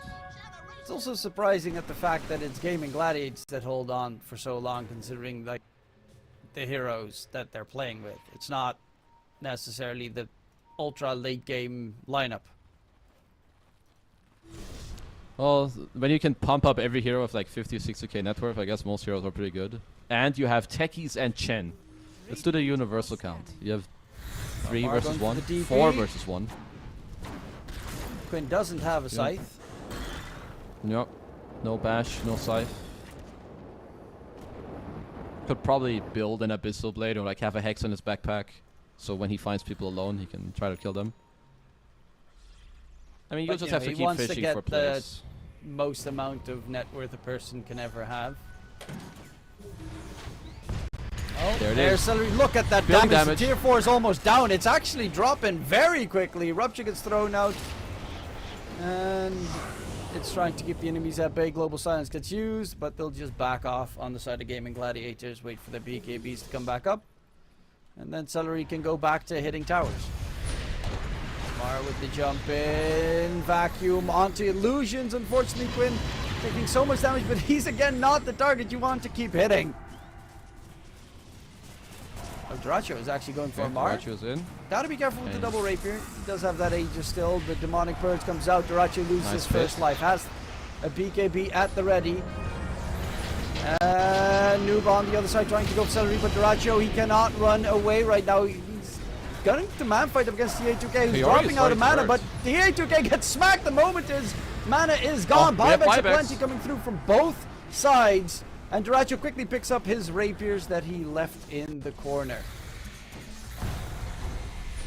Kiori has no trying to go buyback. for Tofu. The A2K also does not have a buyback available at the moment. Noob still does though, and he's also got them double rapiers. Yeet him out of there. Gobble gobble into the Fiend's Gate TP to hold them down, but Tofu's gonna back off. Celery wants the man fight right now, gets hit by Has the force boots nullifier, again. but his force boots somehow work, even though you're nullified. Amar, Underlord dropping very low, but the Duracho. damage onto Duracho, that would be a dieback if he falls. Super Great rapier. vacuum wall comes in, but Duracho is dead. Oh shit, And he right has no now they buyback. need to disengage. He will not be able to rejoin the fray. Tofu on the side will be controlled. Celery's man fighting up against Noob, but Noob heals up to max with the satanic. Quinn is still alive and kicking. Amar is so very close to dropping, but hasn't died just yet. The wall is blocking his exit. The creeps. And the Ancient is under siege. Tofu still Yo, bros, the creeps. chilling right now. Indeed, the Ancient is being attacked. Quinn gets the kill onto Amar. He just wanted to die on the Underlord so he could get the buyback going in. There's We're still not 3 done. rapiers on the ground and just no one gives a damn about it. And Oh now, yes, the range creeps. They're ending the game. now you still need to push out the waves completely. They actually want to go back in. Or, that's kind of wild. I mean, the triple rapiers are just chilling on the side. Yeah, who cares? Silence is going to definitely get one because, of course, he does have that a cleave right now. And Okay, Amar, big boy Chad move. oh, Celery on the run. Why is Celery impossible to catch? He has force. Honestly, force boots are busted. Yeah, the fact should that they be so work happy against he took it. Nullifier is ridiculous. Yeah. Okay. They're still trying to fight. Nice two-man catch coming in. Celery takes a lot Good of quick BKB. damage. But the slow is there. Noob is going to West have to back defend their base soon. Megas are face. coming. Amar, that would be a dieback if he falls, though. But in comes CA2K. Global Silence as well. The Hex onto Tofu. Can they keep him alive? This time he is not going to be able to survive. That's a dive back onto Tofu. And we're still not done. Roche is up in 22, 3 minute 20. Okay, more rapiers are needed. On the next Celery BKB, he's gonna clap some buildings again. I can feel it. No, there's only like one building left. That's true. But he will whack away at it. He will get that glyph. Finally, we've gone through 4 glyphs, and we're slowly getting there. We have dismantled the Dire base, but the throne is still there. Roche up soon. Well, Duracho's got himself a rapier. What a surprise. There's still 3 rapiers lying in the Dire space, by the way. But for good measure, he still bought one. How many are there actually in total? So there are 3 in base. I'm going to quickly check out all the... 1, 2 on the Radiant side. 4 on the Dire. So that is 6, 9 rapiers in game. And there's more to come. Hopefully. Actually, did they pick up the one in base? Yeah, Corey is now carrying 2 rapiers on the silencer. Plus 5. I'm pretty sure what Quest can do. I mean, I love the silencer inventory. I feel like if you play a game on like whose inventory this is, there's no way you'll ever guess that it's any of these heroes. You could do the same with Celery. It's like if anyone guesses that, they're cheating. Like, what the hell is this inventory? But if Gaming Gladiators right now, if they wait for their buybacks and they smoke into the Dire base, I think they can win the game through Glyph. I think they can deal like, what, 4k damage to the Dire throne, even if there's like this Glyph shield on it. Sure, they have to wait it out, but I feel like they could stay alive through it. I think they can do it. Probably, It's 7 but seconds. the question is, do you risk it all? You have the ratio. I feel like if anyone will do it, he could make a game-winning call. I'm pretty sure he would get to do it. But we'll see. Obviously, I mean, you don't really want want. that does right-click damage, so.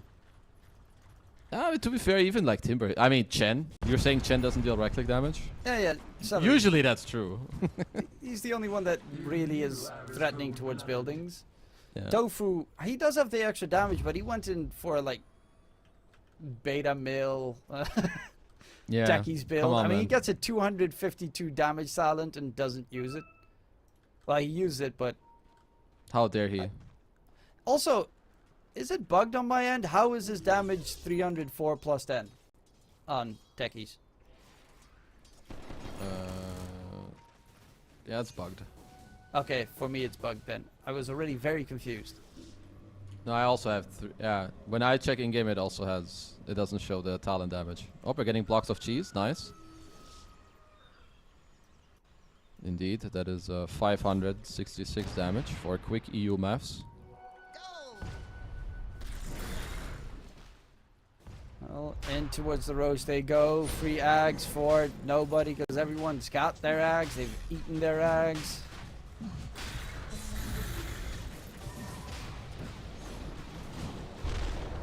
Can you still sell the ags? No, I think the one you get, you can sell your own eggs if you have one. I don't think you can sell this one. Ah,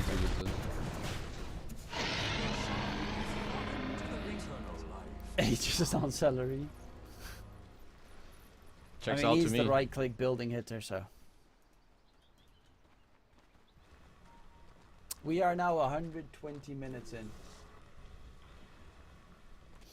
Yep, I thought I'd be eating lunch by now, but I'm here watching people kill creeps. Or I write thought I'd history, be, if we get like- one more hour, actually. It might be True. history. Oh, yes, the wolf creep. I love it. We need the damage. This is gonna be Johnny. I'm gonna name this wolf Johnny. Johnny will not die in this game. He will be the winner of this game. By a random snap.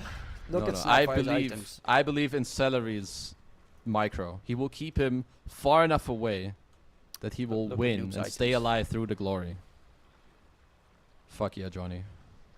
Noob has 4 rapiers equipped, silver edge, swift blink, and 2 rapiers in his stash. That is a good inventory. oh my lord. That's insane. Like, this is a Hail Mary, all or nothing, one jump play. Either everyone dies or nobody dies. I feel like with this damage, he's hitting for 1300 and he can crit. He's Yeah, but he definitely needs able to to make the silver potentially kill. edge a Daedalus, because the crit of Daedalus is, let's see, the crit of Daedalus is 225%, and the crit of silver edge is 160. Yeah, if he wants more damage, which is well what he's itemizing for, he probably wants that. Maybe he feels like the silver edge just helps him get in the fight, or he doesn't get like instant hexed. At this stage, it's just go in to finish it. They're trying to go for Amar. Gets ruptured. Amar actually takes a lot of damage. TP's back towards his base. BKB's on cooldown on everyone's side. A lot of damage. Duke needs to be a bit careful. So does Quinn. Might be a little bit surprised by that burst damage coming through. Kiss it. What do the kisses even do at this stage? They're just beautiful. Just particles on the map. Make us lag, baby. I don't think any other streamer's still live. I envy them. I'm enjoying myself. It's plenty of fun watching Celery Chen. Right click. 4 Divine Rapier Snapfire. Oh, Celery. Oxide aggressively, black wall. vacuum wall. I mean, rapiers are actually pretty good against the illusions as well, which is a big plus for Ace. There's not really much happening here. Already got ruptured. Normal punch comes out. TA2K Oh, Tofu's dead. actually. They find Tofu. Quinn's on the run together with Daracho, who's out of mana. And they'll... The actually, gate? Quinn is stuck at the gate. Can't Timber Chain out of there, and Quinn will die. No, While they Johnny! immediately look for more. Johnny's been murdered. Oh, the disaster has struck. It's Celery in trouble. They find themselves another one. Buyback. Double buyback coming out. They even lose Ace. Noob going for the TP back. Age has got popped by Celery, but he's going to get smacked immediately afterwards. And this is a massive window for Quest. They force out 2 buybacks. 2 more dead at the moment. There's a Rapier on deck. Oh, looks like Dire are...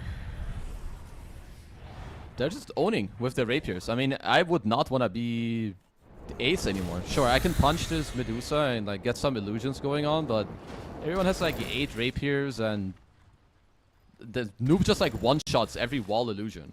How's this game? This is still 50-50 in win chance. This shit is about to change in the next minute because we've got another buyback coming out, I think, from Radiant. It's finally Quest time to, I think, shine. If they help noob to fire at some noobs and they force some more buybacks or maybe get Quinn killed, honestly, they could take it here. They do have a couple of fortifications, of course, on the side of Gaimin Gladiators to delay it. TA, 2K, Stone Gaze, just a quickly nuke down the melee racks. Yes! And fall back. Yeah, they still have some time if they want to go for more. I think they can poke top if they want to. The Rashu is going to want to rupture some people, make some more time. Yeah, Noob does need to be a bit careful. Of course, so without the Satanic in his inventory, he does very quickly die if he gets caught out.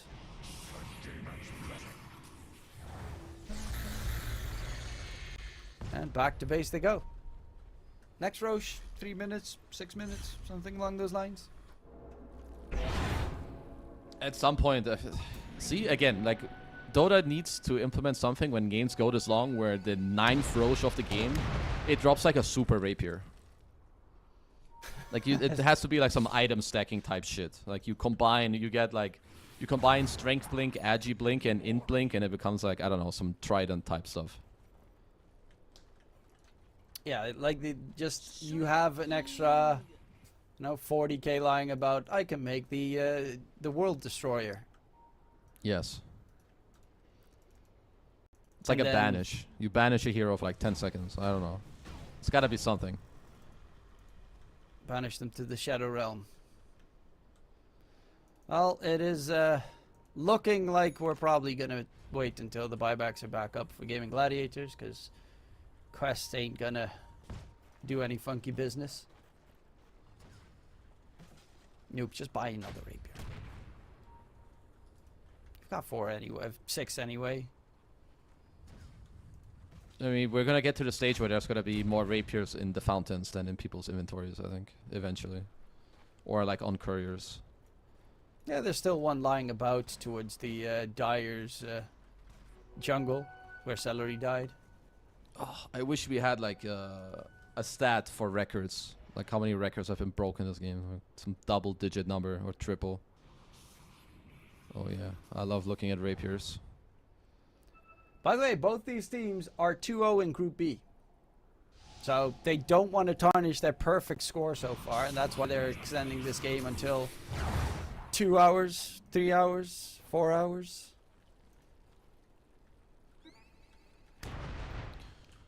Well, Quinn definitely doesn't want to lose. So I'm pretty sure this guy hates losing more than anyone else in the world.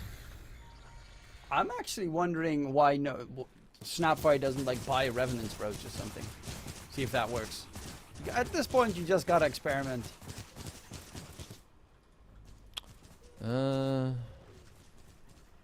Yeah, sure. Why not? That's They'll Timber's have high armor. insane armor, so might as well.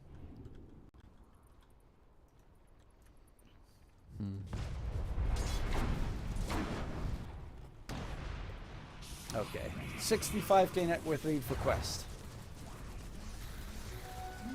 They've got the Uber service from the Underlord at the ready, in case they need to go high ground. Don't know why bottom lane's being pushed in, by the way. Like from why Quest are pushing it in?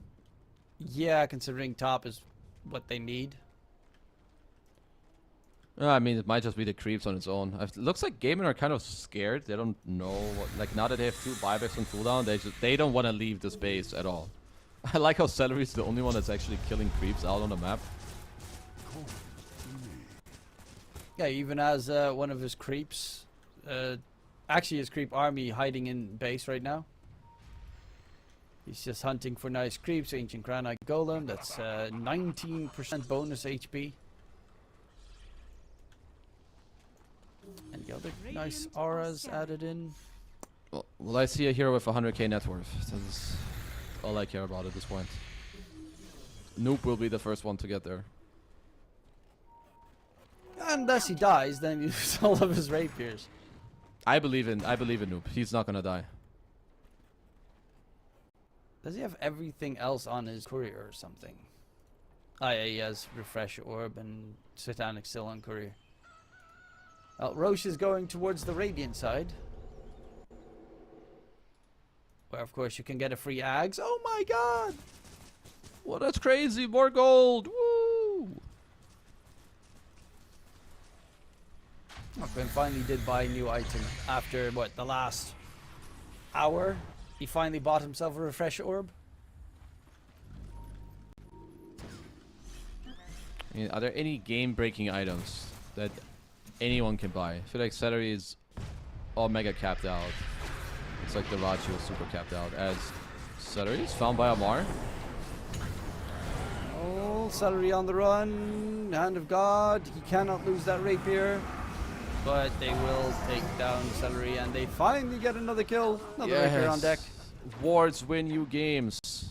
They place the ward on top of the... I don't know what it's called. If it's the mines or something else. Whatever the top half is called. I've never even seen that building. Oh, well. That was a sick ward from Kaori that led to the skills. Maybe they can use this to force out another buyback from the carry of the game, Celery.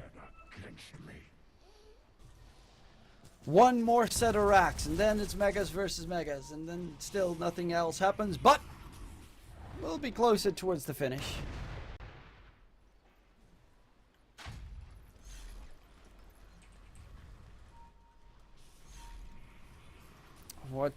I mean, it's just waiting for the first one to make a mistake.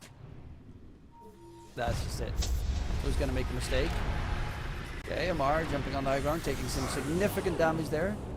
Actually, it's gonna be TA2K with the Stone Gaze trying to man fight, but they'll back off on quest. Are they gonna hunt or chase? No, Noob's gonna TP back to base. We extend this ever so slightly. Just a little bit more. It is called the mines. I'm glad that Noob pinged it out with the X, so I know it's called the mines. They see Celery's creeps who are about to be murdered. Let's go, Noob. This is about the most exciting thing that's gonna happen. Oh yeah, the bird's eye view. Kill him. You got this. Hello, Noob?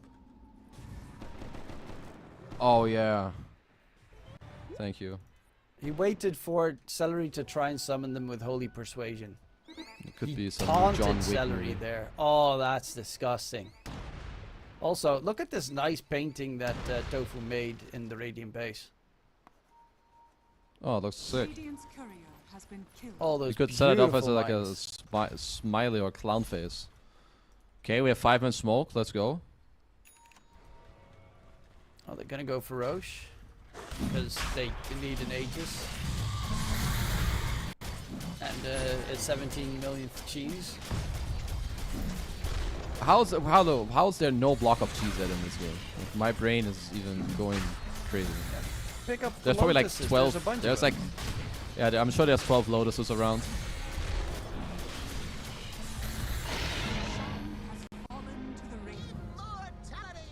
Kun's got the Aegis. They know that they were down towards bottom. TA2K. Well, he's got bots level 2, so can always jump in towards his team.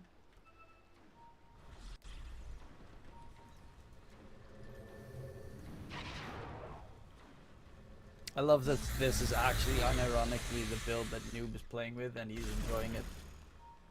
Oh, I would enjoy it. I feel like everyone on Twitch I would enjoy playing this build too. And unironically, it's probably even the best build for this game.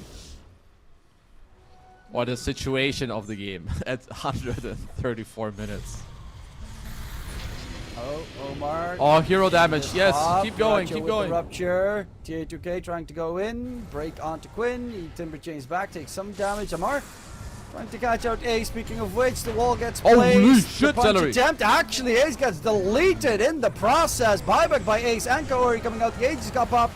TA2K is out of mana, needs to be very careful of how he continues. I don't think they know that he's this low on mana. He gets back to Ratcher's gonna get smacked big vacuum onto the low ground by Ace, but needs to be very careful because again, he just bought back and Ace is gonna get absolutely deleted. Kaori also does a ton of damage on the silencer. In comes Noob with the AoE. Lil Shredder shenanigans. Did buy back after being taken down and they need to fall back now. Quinn gets the blink back. Rupture comes out, Hex is onto Diracho. If he dies, that is going to be a dieback on the Bloodseeker. Very close to dropping. TA2K, he's out of mana, he doesn't care. He's got 800 HP and that's how he's running around. Celery tries to go ham, kills off Omar, but will die immediately afterwards. There's 3,250,000 rapiers on deck, but it doesn't matter at this stage. Oh, he got rooted! He chained through the pit. Oh, he's gonna get Hex. Quinn. Disruption. They're locking him down pretty heavily. Oh, they don't care. Noob is going for the finishing. base. They're trying to finish. I mean, Oh, there building is no damage, ace. baby. Oh, yeah. Give me the building damage. Tofu Oh, jumps blast in, off. misses the stun, and Tofu is very much in trouble. Can he get on the high ground? Nope. Hex versus Hex. And the right clicks are there. Yes, bye. Moves back to triple rapier, by the way. TA2K wants to die so he can buy back and finish the job. Actually, speaking of finishing the job, Celery's trying to backdoor creeps in Quest's base. Sneaky beaky Celery. Okay, we've had us. Now I'm back alive. We've had 8 buybacks. We have 4 rapiers in the middle. So who has buybacks left? One for each team. Noob going in onto Quinn. He's taking a lot of Okay. damage. He's broken as well. Quinn is dead. He does buyback. have a buyback. And TA2K using Stone Gaze to nuke down the tier 4s. Oh, Celery's trying to backdoor. He's Does too the far. damage. Celery's trying to run in. Amar spots him and well, actually blinks past Amar. Right click. Oh, yes. Finish it off. There is no fortification. Celery is on the run. In the meantime, the Radiant base is being nuked down. There is no more defense except for Quinn, and the finish is their secured quest. Take game number 1 after 136 minutes. Chill game. I love my kill 8 million creeps. Honestly, both of these teams feel. But I can tell you that are happy as hell right now, and Gaming Gladiators probably feel like they want to just run outside and cry and back. I would do the exact same. We did 36k healing. But yeah, Quest, big props. Well, Noob MVP? Or who are you going to Yeah, give it to? Noob's MVP for sure. His item build, 18 million rapiers. He had the most rapiers at the end, which is why they win. Checks out for me. Yeah, seems about right. Quest was, I mean, they were just pretty nutty. I think all the others are already down right now. But we love having game number 2. I need to make a very important phone call in it before that happens. But of course, we'll quickly check out the scoreboard beforehand to see how much damage was dealt that game by everyone involved. And also how much damage was received, because that was a pretty big amount. Probably some good.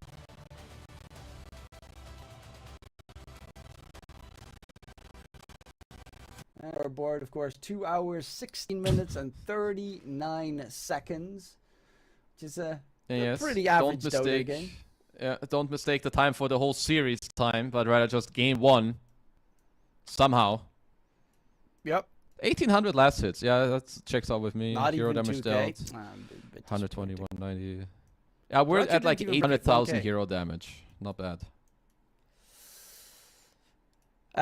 They did manage to win it on the side of Quest with astounding performance. Yeah, exactly. That's how I feel as well, Kazu. It's Yeah, I tiring. feel like I want to just fall asleep.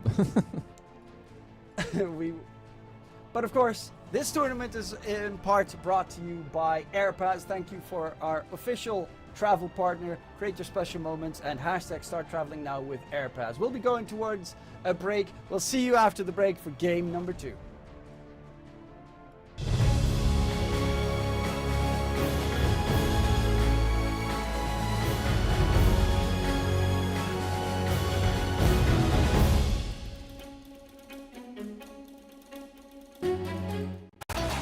Mau lagi, terus aja lagi. Sukroven, seru from the oven. The world is your stage. Take the first step to change.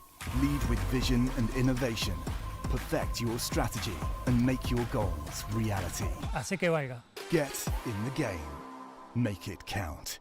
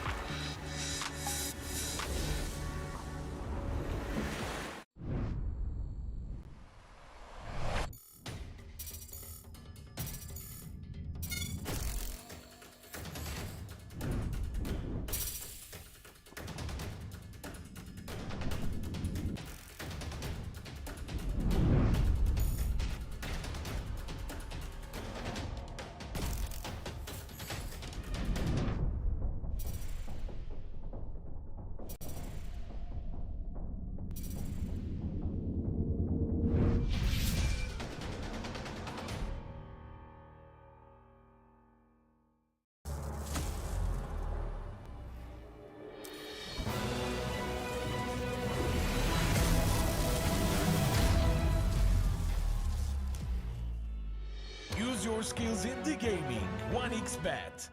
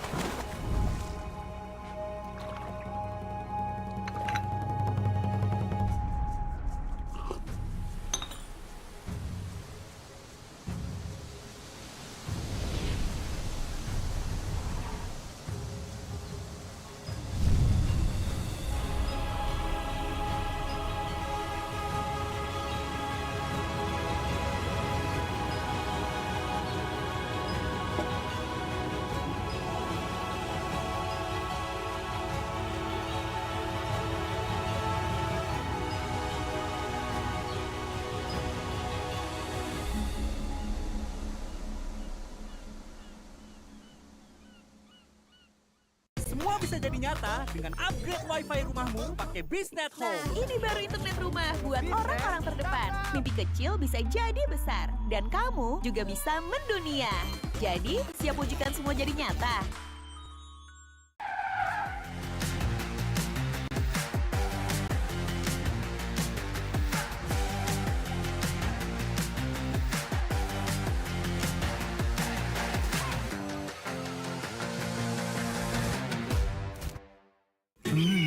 Panas. Di oven nih. Hai. Ya kelar. Wih. Nah ini Super Oven si paling seru. Mau gini seru. Mau gitu seru woy.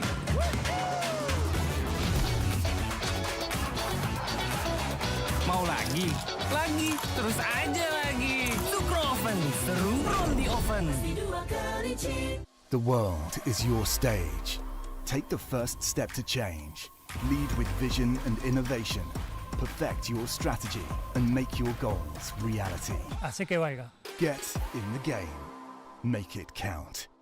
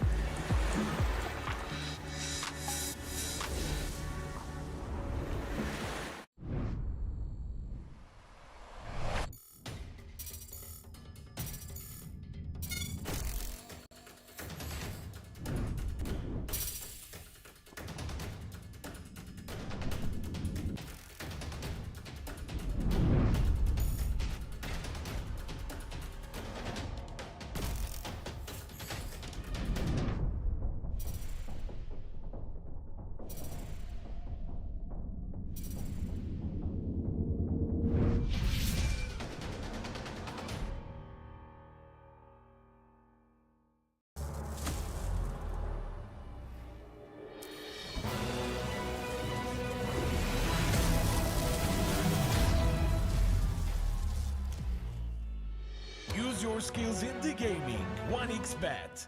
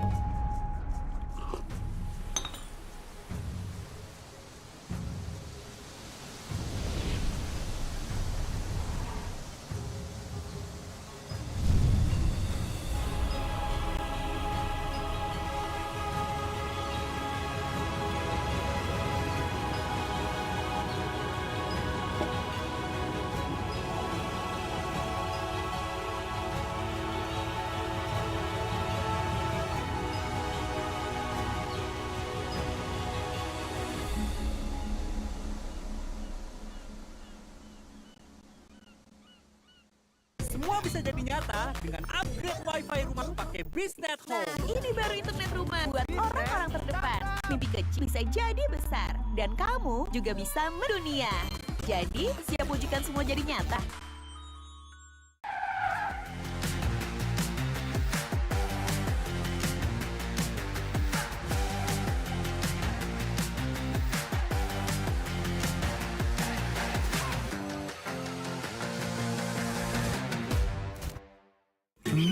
Panas. Di oven nih. Hai. Ya kelar. Wih. Nah ini Super Oven si paling seru. Mau gini seru. Mau gitu seru woy.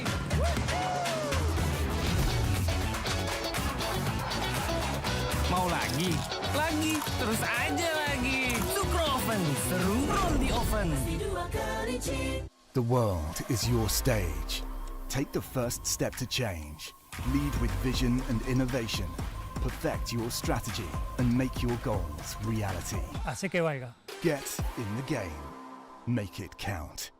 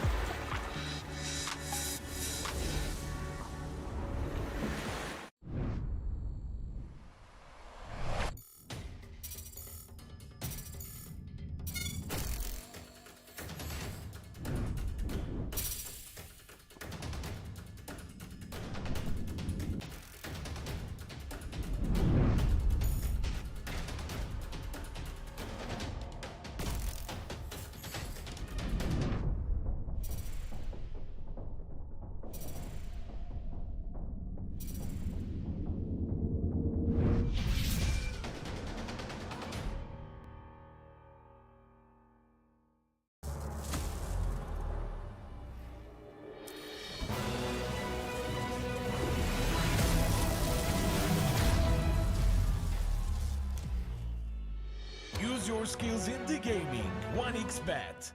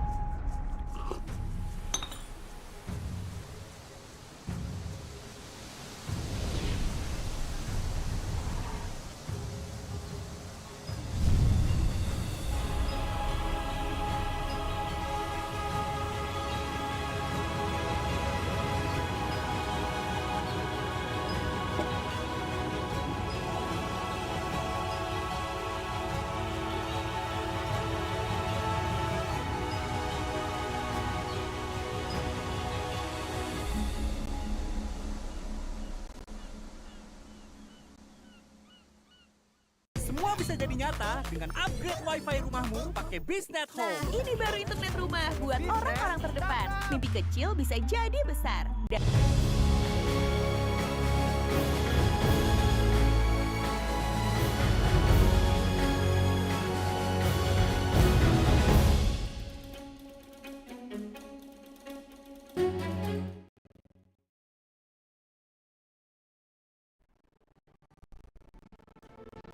Welcome. There is still one game to be played here, Kazu. The last game of the day. All the other streams already done, and we still have to go a full game. Well, it's time for Gaming Gladiators, I think, to strike back. Quest, no one knows. A 2-hour and 20-minute game, you know, they clawed their way back into it. They stayed in it forever, pulled out the victory. I think we'll know like 5 minutes into the next game who's gonna win it. I think Gaimin probably want to win really bad, but I feel like this type of loss, it might just break the hell out of you. or they're gonna get really pissed off right now and they really want to finish it quickly on the side of Gaming Gladiators. It's gonna be an interesting one at the very least, and I assume it's not gonna take another 2 hours, but you never know. These teams 10 are, seconds remaining. well, they're masochists at this point. 5 seconds remaining. How about draft order? I think Gaimin were first pick last game, so that has changed at least this time around. And there's a last strike ban in the first phase, which is kind of interesting. Last game it was. Were they first pick? Yeah, Gaimin first picked Timbersaw. Oh yeah, yeah, you're right. They chose the Timbersaw. Anti-mage.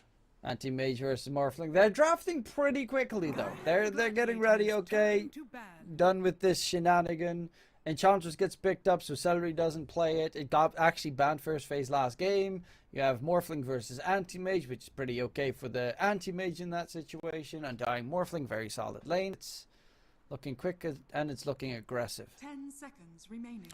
Both teams have like a fairly similar opening where, well, it's basically like their safe lanes with a very strong laning support and kind of their game-winning cores in a way. I mean, Morph is just one of the best carries right now, so you just pick him up early. AM, I would say maybe like top 3 best responses as well to play into the Morph, so checks out. Now both teams are going to look to very likely just solidify these heroes with some of their bans. And yeah, I would say it's on both these teams to try and craft very strong off lanes that make it very hard for the enemy carry to either A, lane, or B, like team fights in the mid game. What I saw Bedboom do a lot against Morphling was that they would try to play Tidehunter +1.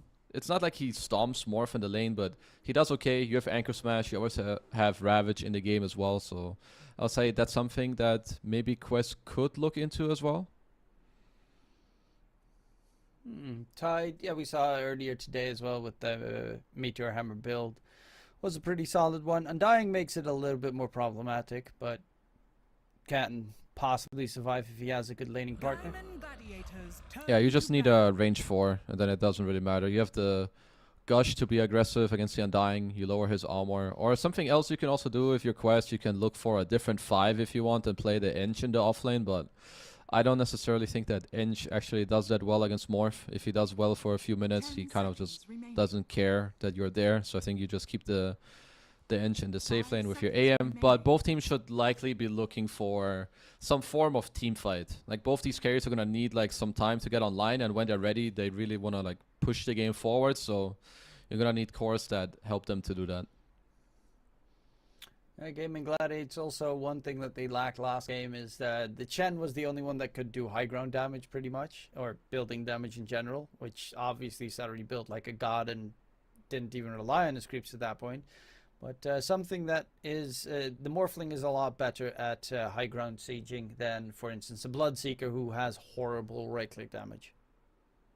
I mean, Morph's just like, he's the whole package right now, I think, in terms of carry. You're gonna have a good lane with Undying Morph. You can always force Roach with the Tombstone, with the Flesh Golem. Morphling has very good timings, like even just the Manta alone is strong. When you get the Ags, you're strong. Your next item, like some Skadi, you can always do that. If you ever get some pick off, you can turn it into a tower. Like this game, it's gonna be a lot more, I think, carry-centric in terms of they're gonna fight when they're online. Last game, there was always this opening of the game dragging out. I think here already you have carries that want to use their timings more aggressively and like really push forward.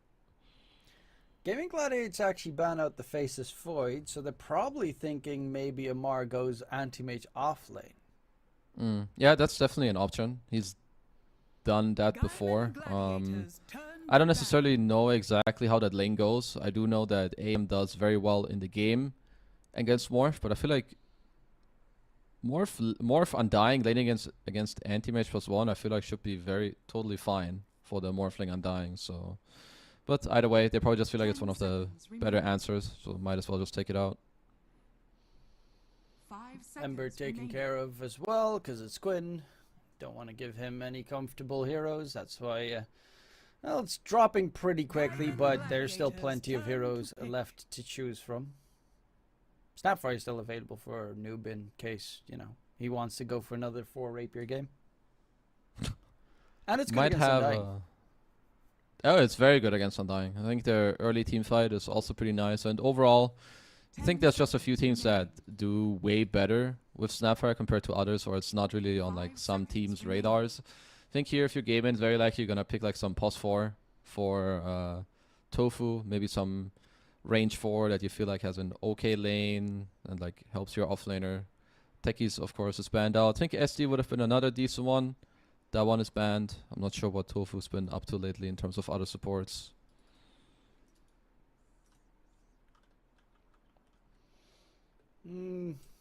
Yeah, Techies is strong. We've seen Clinx's, but that one has fallen off as well.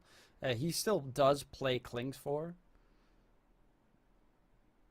But yeah, I haven't seen too much of it lately. But it's good against ENG because you can one-shot the creep in the laning stage.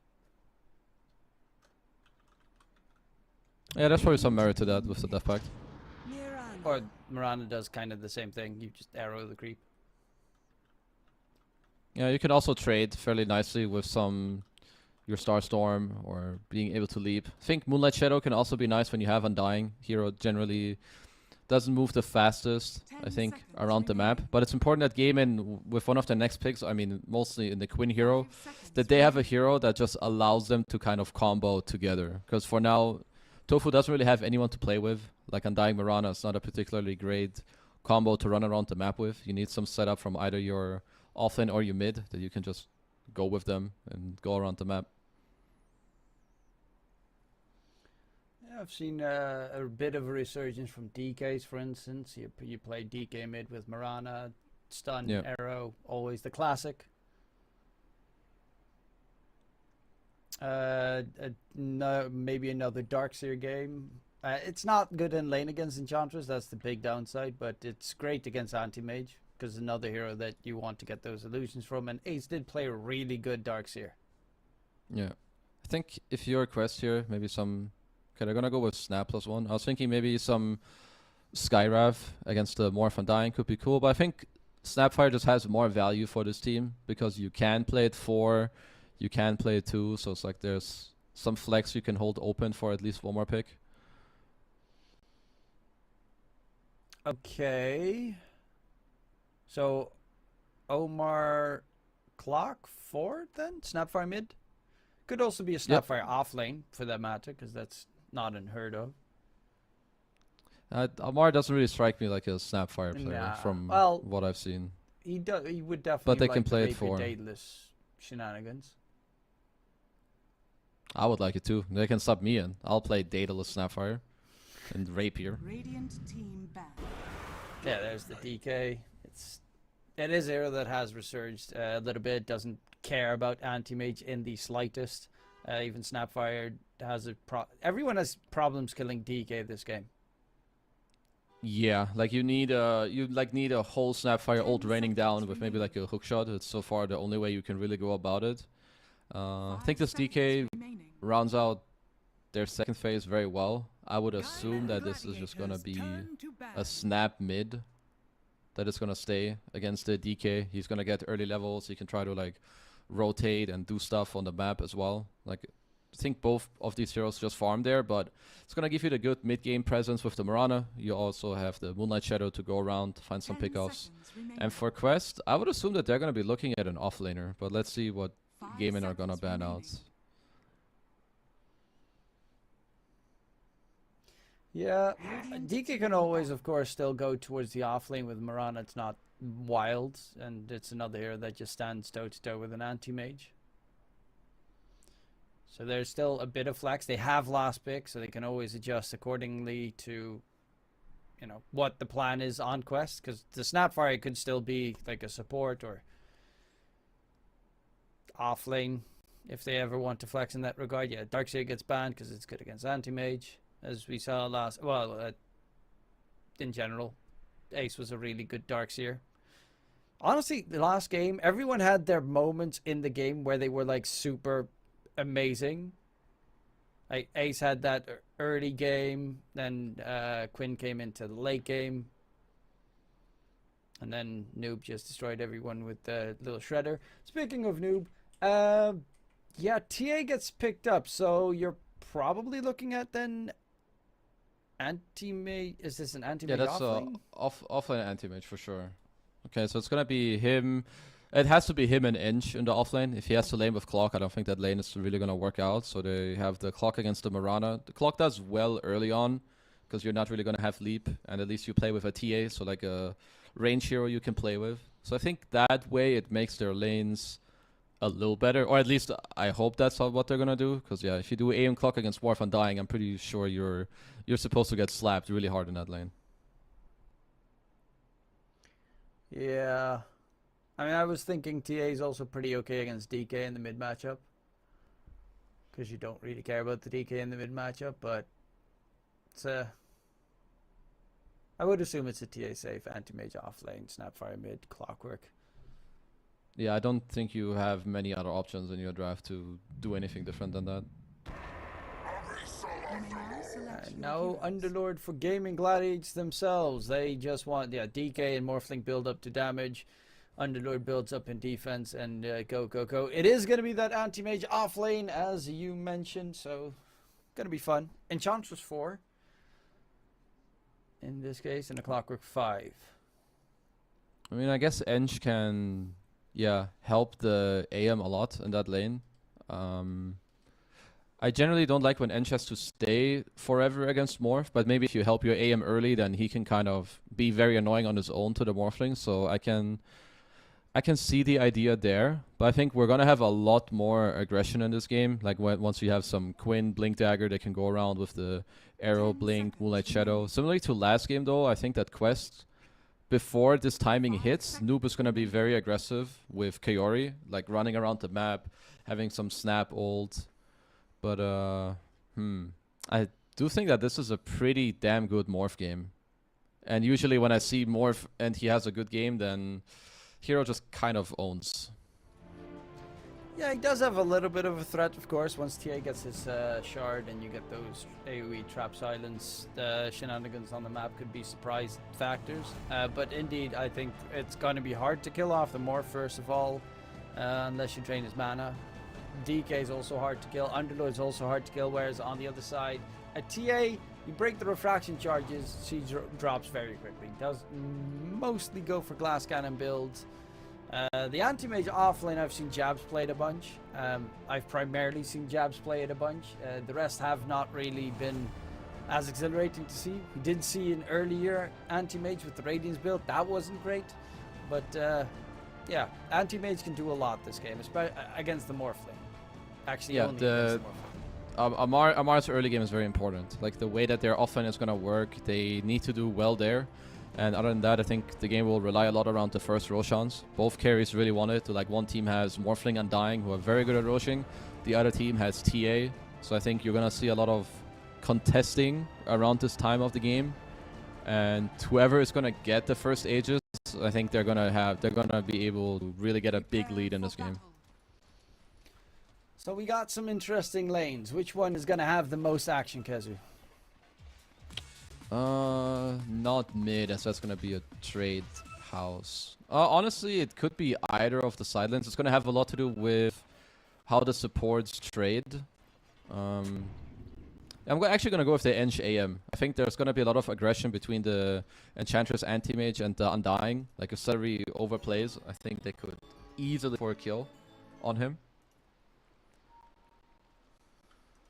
Okay, then I guess top side is where I'll be keeping my eyes peeled the most. They are rotating to start on aggro.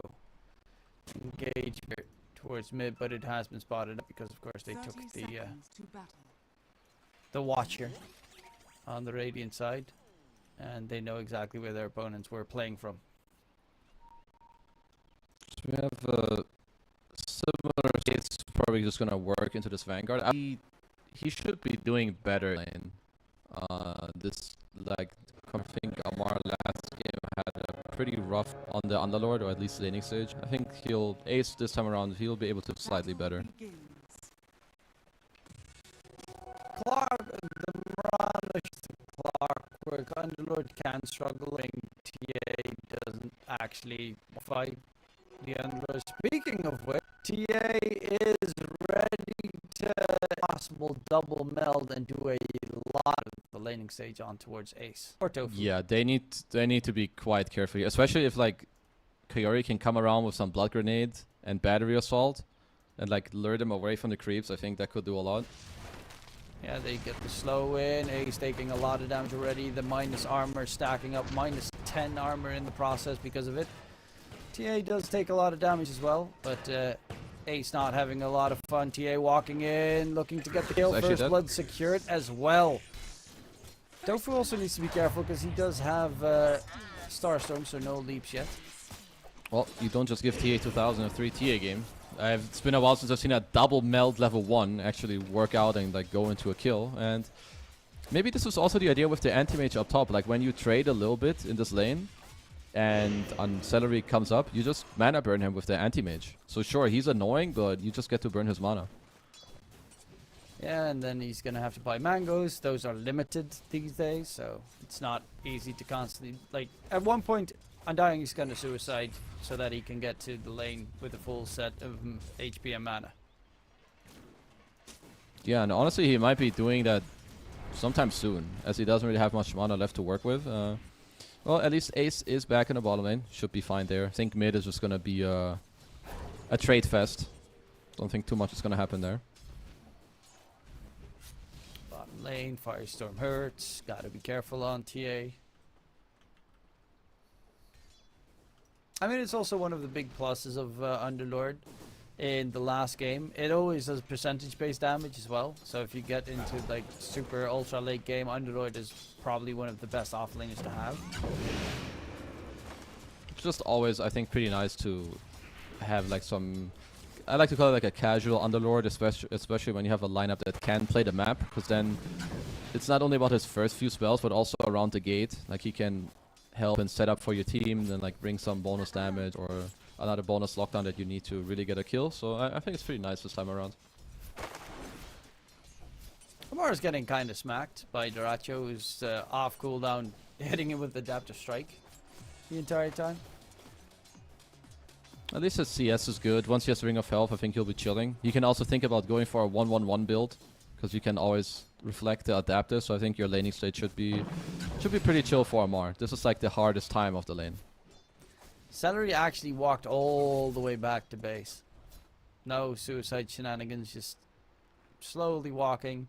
Question is he going to TP mid? Ah, no, he has a DK. He doesn't buy bottle. So never mind. He doesn't even have to support his mid laner unless the 6-minute runes come up. Yeah, he's definitely got to go back top. I think the Rachu is... like this is around the time in side lanes where it can really... where you can make or break like your early game. If you don't come back here, I think the Rachu's lane is... you would forfeit his lane, so I think it's good he comes back. Because now, until Amar has Vanguard, I think he's pressurable. Once he has Vanguard, he is just going to have a field day in this lane. Bottom side, TA, of course, one big advantage that you have is the fact that if you've got some extra time, you can make stacks all across the map, because TA is one of the flashiest farmers in that regard. They're taking Ancients the moment he hits level 6. Yeah, they're gonna try. I would say the best thing you can do around so far is that you help TA 2000 have a good early game, and then you look to play around mid and top with Coyote, and just like kind of free him up to move around, maybe help contest some runes. As for now, it looks like Gaimin are doing a pretty nice job forcing out Amar. Like when he's this low, even the Tombstone and a blood grenade. Yeah, sticks should be okay. Yeah, and he also has that Ring of Health. So Tombstone on cooldown now. He's just gonna walk all the way back to bay. I mean, blink one more time, but he'll be able to refill and get back to the lane pretty quickly. Coyote has nice levels. Already being level 3 this early on with Clock, I think it's pretty nice. And if TA 2000 has a good lane, which I'm pretty sure he will, as they did have a very early kill, he already has Boots, Band of Elven Skin, gonna have Tread soon, or basically he has Treads already with the First Blood Gold, so... When this hero has a good early game, you can always just push out the lane and farm the jungle and kind of have like a back and forth, and TA gets really fat when you get to do that. Amar back in the lane. Duracho and Celery both pretty much out of mana. And that's not great for Morphling, because Because attribute shift, of course, also costs mana these days. I'm actually kind of surprised, well, not necessarily surprised, but with, of course, the change that they made to Adaptive Strike now being able to give you the bonus agi and bonus strength instead of the attribute shift. Most Morphlings go to 2 points in attribute shift and then stop it completely, and then they just max out Adaptive Strike and Waveform. Yeah, you definitely always max adaptive. I think in terms of attribute, I think you're right. It's generally like these 2 levels, then you max waveform, so you just get all the points. Starach a bit of pressure, but he has a mango, he has a fairy fire. I mean, this is already like something annoying. In most other lanes, you don't have to do this as a morph. You don't have to buy a mango to potentially stay alive. As they're picking mid, they want to make a play on Quinn. Like, Noob is 6 before him. He's stunned, the kisses come in. Quinn is caught inside the cogs as well. They cannot interrupt the kisses coming out. Celery also needs to be careful. Omar's on the other side, but the tombstone has not been cleared. And that is starting to do a little bit of damage here. They will lose Kaori in the process. Celery does drop. And now the tombstone should give them some easy money. Noob misses the high ground hit, so it's going to go to Omar instead. But a 2-for-1 trade in mid with the tombstone added in. That's definitely superb for Quest. First kiss is used. I mean, that was a sick play from Quest. You hit 6, you instantly TP mid with the clock. You cookie him on top of the DK. While you're scatter blasting the wave, he levels up to get level 4. To then cog in Quinn, because he didn't have cogs level before that, to then hold him in. You get the first kill, you kill some tombstone, you force both supports mid. This is some textbook play from Quest. That was sick. Knowing their timings to the T does help that, of course, you do have a Snapfire spammer in your team that definitely loves the hero and is, I mean, I'm thinking of all the mid laners that play Snapfire. I'm thinking it's Noob and nothing to say at this stage. Yeah.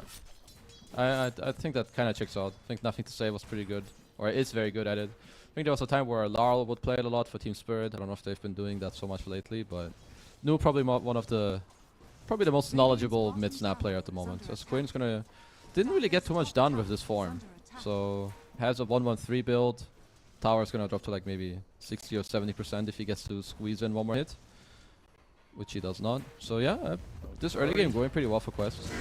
Trouble, DK stun, arrow on top, but this is pretty deep underneath the tower. The rest of them are coming through. Omar actually TP's right on top of them and is immediately gonna die as a response as well. So 2 kills picked up for Gaimin Gladiators. There was no kisses just yet, so the Snapfire could not really join in. And I mean, Anti-Mage had no TP, and well, TA definitely doesn't want to TP.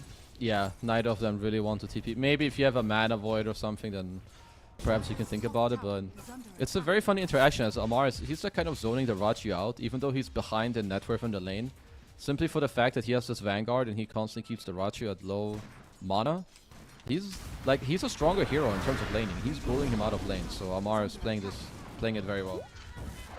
Noob on the run, taking some significant damage. There's another kisses available. Cookie stun comes in. Onto Quinn they go. Nice play and again. It is another kill. 2 kisses, 2 kills onto Quinn so far for Noob. And his bots are pretty much done.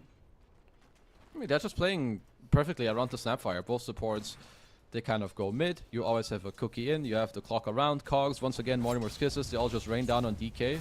And sure, you're tanky, but like Snapfire has a lot of damage in their early game. Some more pressure from Amar. Yeah. That's the Ratio. The Ratio can't... yeah, okay, he does get the healing notice. But if he pops it, he also takes more damage, so he needs to... How much does it give? 150. He actually can't waveform if he pops the healing notice. He doesn't have enough mana. He will... Someone should TP. Well, there's Boots of Travel coming in as well from Noob. Very slowly but surely, in comes the Uber from Ace. And Duracho is going to stay alive. They turn their attention towards Omar. The Enchantress is in trouble, and Duracho is going to be able to secure that kill. So he still survives because it's a Morphling and it's a stupid hero. Yeah, well, they did at least TP a couple heroes, forced Ace to come over with the gate, but yeah, kind of creates HP out of thin air. But I do like that Amar is really pressuring a lot in this lane. TA 2000, of course, he's farming very well. He knows exactly how to play this hero. Him and Noob are just on the top of the net worth chart, and I'm not sure if that's going to change anytime soon. Dragonland's done for the TA to be delivered. Noob's got his kisses up 30 seconds, and pretty much that's the go time for another run of killing Quinn. Who's going for the Blink Dagger, by the way, first item, as you mentioned. Bit more active on the mid lane this game. Yeah, they'll just have to wait for his blink, I would say, to try and play around something. Maybe Moonlight Shadow, you can look for like some smaller plays, but in terms of how Gaimin's mid game is going to look, you're going to have Morph is going to farm, Underlord is going to farm. If nice plays happen with the Mirana, DK, Undying, then Ace will definitely look to join with his gate. But if there's nothing like that being set up, him and Deracho are going to keep farming, and it's going to be on the other three to kind of set up any type of plays around the map. It's Amar building into a Hand of Midas, or at least has it he was queued up. just debating. Yeah, I was about to talk about it, but it looks like he did go for Boots. the treads at the end. Amar always one of the funkier players when it comes to quick buy. Can never trust his stupid quick buy. Yeah, he does that a lot. He knows that we're watching. Bastard. So now, okay, we're getting close to the blink. They're also smoking up, but they're not really finding anything. I mean, Undying Mirana smoke. I think you're being fairly ambitious if you're trying to look for something. As they're smoking the clock and the snap. They know he's there as the smoke broke. But also kind of a hard kill to get on the morph. So just some tower trading going on. Okay. Does need to be a bit careful. DK stun, arrow, the timing is off. Noob does have his kisses. And with the cookie stun and the kisses, Quinn, 3 kisses, 3 kills. So TA needs to be a bit careful as well. The tombstone's nearby, easily cleared up. Little shred at level 1, more than enough to get rid of the tombstone. They get a kill again on Quinn. That's his 3rd death of the game to Noob's kisses. I mean, that is so big for Quest. Like, not just getting kills, but all on DK. As they're not done yet. Another great cookie mid. Ace. Ace in trouble, and yeah, the Morphling cannot fight at this stage in the game, so he's kind of useless, and they can get aggressive themselves. They also have Omar getting a Dark Troll summoner to summon a skeletal army to add in all those buffs to take the towers quicker. Yeah, though, again, very nice move. You don't really want to stay top, sure. Can let the Rachu like farm for 1 or 2 waves, but in the meantime, Amar moves mid, helps him take this kill onto Ace, who was like, okay, if you die, Quinn, it's fine. I'll defend the tower for you. Nope. Quest bring all the numbers. They get the kill. Now the Rachu probably going to be forced out of the top lane. Yeah. It's going to have to go down bottom. And for Gaimin, they need to find like a foothold in this game. With this blink now on Quinn. Good sidestep, but probably still going to end up dying here on Celery. Yeah, if he tries to take the gate, he just get mana voided anyway. So he's just distracting them for as much as he can. Amar even throwing out the high five. Not getting a high five in response. Bit disappointed there in Celery. Might still be salty from the previous game. Yeah, he's definitely mauled from the last game. I'll be 2 hours. As Quinn gets a nice little snack on the rune, but Noob, I mean, he's chilling. What's really going to happen to him? He has Boots of Travel, 1500 HP. Even has 2k gold saved up, looking for a Linken's. Honestly, if he buys Linken's, I'm not really opposed to it. You just block the blink stun arrow combo, which is pretty much the only way you're gonna die in this game.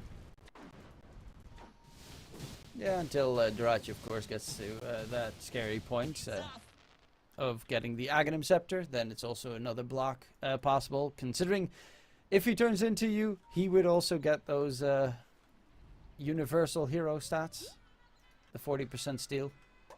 Yeah. I mean, he's likely gonna only look to... I think turning into a TA is probably the best. You wanna lower the damage, and... I mean, Refraction is just such a good spell, especially when you turn back to yourself, because you keep it. I feel like there should be some interactions where you don't keep the buffs from the other spells, but... That's how it is, for now. I mean, then the hero would also be kind of weak, but it's hard to fine-tune morphing. I missed Shotgun Morph, though. That was fun. Oh, Quinn getting pushed back, and guess who's TPing in? Kiss McGee, is he going to be able to get... He's not even needed. Noob doesn't need to hit him with the Mortimer's Kisses this time. 4 deaths on Quinn. The TK is struggling. Going for the Hand of Midas next. They're just looking to take this late. I think Gaimin seem a little lost, actually. Maybe it's a bit hard for them to play around the map with their heroes. When we consider that Underlord and DK don't really play too well together. Like, they only... like really play with each other if you're setting it up with DK and then he gates to you, but in like situations like this, Underlord doesn't really help you. Morph is just gonna farm, so I think in order for Gaimin to have a good map play, Quinn has to be playing with Tofu and they try to find some plays on the map. Because Quests are super happy with what's happening. Like, they're just playing really well around the map. Dire's bottom tower is under attack. Ace is got his mech done, he's going Guarding Greaves. And then probably, yeah, Crimson Guard, blah blah blah, all the defensive tools possible to keep the Morphling alive. But they're definitely going to need to make a play soon, because Quinn's got that early blink, but if you don't actually get a single kill with the blink dagger, then there's not really a point in getting it. Nice smoke read here by TA2000 as well. Like the fact that you're not getting caught by this move. Like if you dodge one or two of these smokes that really need to happen for Gaimin on, like if you dodge it like this when you carry, is such a big swing in the game, as they will find Kayori. And Celery quickly sprinting forward and backwards. TP gets cancelled. And yeah, there's too many of the Gaming Gladiators heroes lurking about mid trying to take the tier 1 tower. While R is pushing top, there's still that a new Dark Troll summoner summoning skeletons to make the push top be a lot more effective. It's just super nice creep. Like it helps you farm, it helps you push. They're gonna force Ace to TP top. Of course, you can always gate around the map, but if you're Quest, I'm sure they can look to. Okay, they are aggressive on Ace. Kiss is coming in. Amar, Well Mana played Void, again. kill My secured. God. And Quinn also gets hit by the kisses, so he can't immediately blink. The way they're playing Snapfire is illegal. Like it is so good.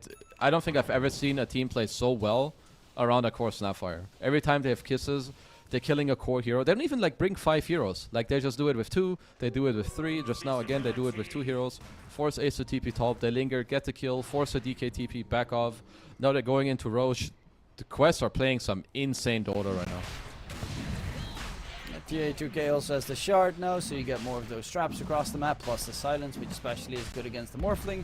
Who, he's getting very close to his Manta. But it's in general, it's always a nice scouting tool. You can catch off the Mirana off guard so that he can't leap, for instance. This TA shard, I also think TA2000 was one of the first ones, as Omar seems to be okay. TA2000 was one of the first ones that made the shard really popular, like when it comes to their early game. I think he's definitely very known for buying it early on. And Gaimin they're not hitting these moves. I've also seen them miss multiple like stuns into arrows now. TA2K, Link Dagger next, afterwards Lincoln's, Noob. He's got almost his Lincoln's completely done. They don't have that many single target spells, but it's mainly the DK stun that you need to dodge because Omar gets himself caught. The DK blink and the heal will not be able to keep him alive. 3k net with advantage still for Quest, though. They're looking very comfortable in extending this game because Omar is also getting close towards his Manta style. Then he's going to go Diffusal, and the moment he jumps on Morphling, all of his mana is gone in 3 seconds. Yeah, this I think Omar in this AM is going to be very, very annoying. Like, even if he doesn't like kill the Morph, if he just blinks in Manta, it applies like a lot of pressure, I think. So the Ratio doesn't even have an Ags queued up at the moment. He looks like he's building into a Butterfly for now. He just wants to, well, kind of offset all the right clicks coming in from the TA and the AM, which, you know, I can see. I just feel like the Ags is so busted that I usually have a hard time justifying people, but I can see it behind the Butterfly. Let's see, Quinn, he's again with Tofu looking for a possible catch. He's actually pretty decently farmed for how horrible the game started out for him. He's catching up to his own course pretty much. He's already got the Ogre Axe, Hand of Might, his Blink Dagger done. His game is not over. Actually, his game is about to start because DK, once you get to late game with Black Dragon, Ags, it becomes incredible. I mean, the Midas, I think, is very important on the DK, as they're looking for play. Yeah, on TA2000. There is not much you can do at that stage. Aegis gets popped, in comes the kisses from downtown. Pit for the blink. Can they kill TA a second time? He does turn his attention towards Quinn. Quinn is dropping. They will finally get the kill onto TA2K. But Quinn dies immediately afterwards. The rest of the team now needs to engage. And on the side, Omar will be left behind. Ratio turn for that kill, but double kills, and mean, that's exactly what needed to do. All of the heroes got to do a lot of fight. They find TA 2000, playing, drop the tombstone. They had the pit ready from Ace. If he just gets to come over, try to collect himself some free kills. As Ace is being a little quiet, getting to do a lot in this game now. So and the Rachu is getting close to its item build. I do really like it. I think now into the halberd against the TA, it's the anti-mage as well. Just help, and most importantly, give mana to going on them. Yeah, always having the just pop the mana, they get low and the aura is kind of insane. 8 armor that you get. A good tool to try and keep your allies alive. Yeah. Eagle Song is ready for. Definitely gonna keep up and farm. Finish the diffusal. I think it can. I mean, it's obviously great on AM. You mana burn them even more. Lincolns, you can also break it like that. It's like an item that just allows you to play fast. So I think it checks out when you play with TA. They're looking for a cache. They've got the kisses. Just came off cooldown. Good hookshot target, but they know he's up here. On Gaimin Gladiators, they fall back, purging the entire engagement. First item Axe, which is the triple rocket flare across the map. That's too good.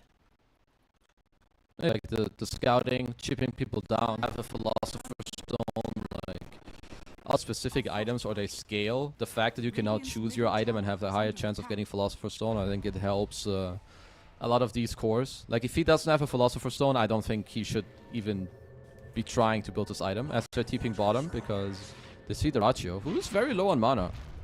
Has no manta either, because he used it to push. And hook shot in. He's in a lot of trouble. Actually, the cogs make a little bit of a mistake there, and he'll be able to just wave for him out of there. Oh, very nice Moonlight Shadow, and he kind of sniffed it out, I would say about fast enough. Definitely could have resulted in him dying, but his team was kind of quick to help him out as well. He gets to walk it off, and okay, Tier 2000 is gonna build a Lincoln's, but I feel like this Link, okay, and also against the DK. Yeah, it's all about. And later, of course, the Heaven's Halberd is gonna be a problem for him. So yeah, a multitude of items will be coming in. At one point, you get Scythify. So the Lincoln's is always value, not always in the early game, but definitely if you get to late portions. The Ratio is soloing the Tormentor. Jiggling between the two. Come on, you got this. So a lot of carries, I think they gain in value as well, simply because of their capability of being able to kind of solo Roche, Morph, Jug.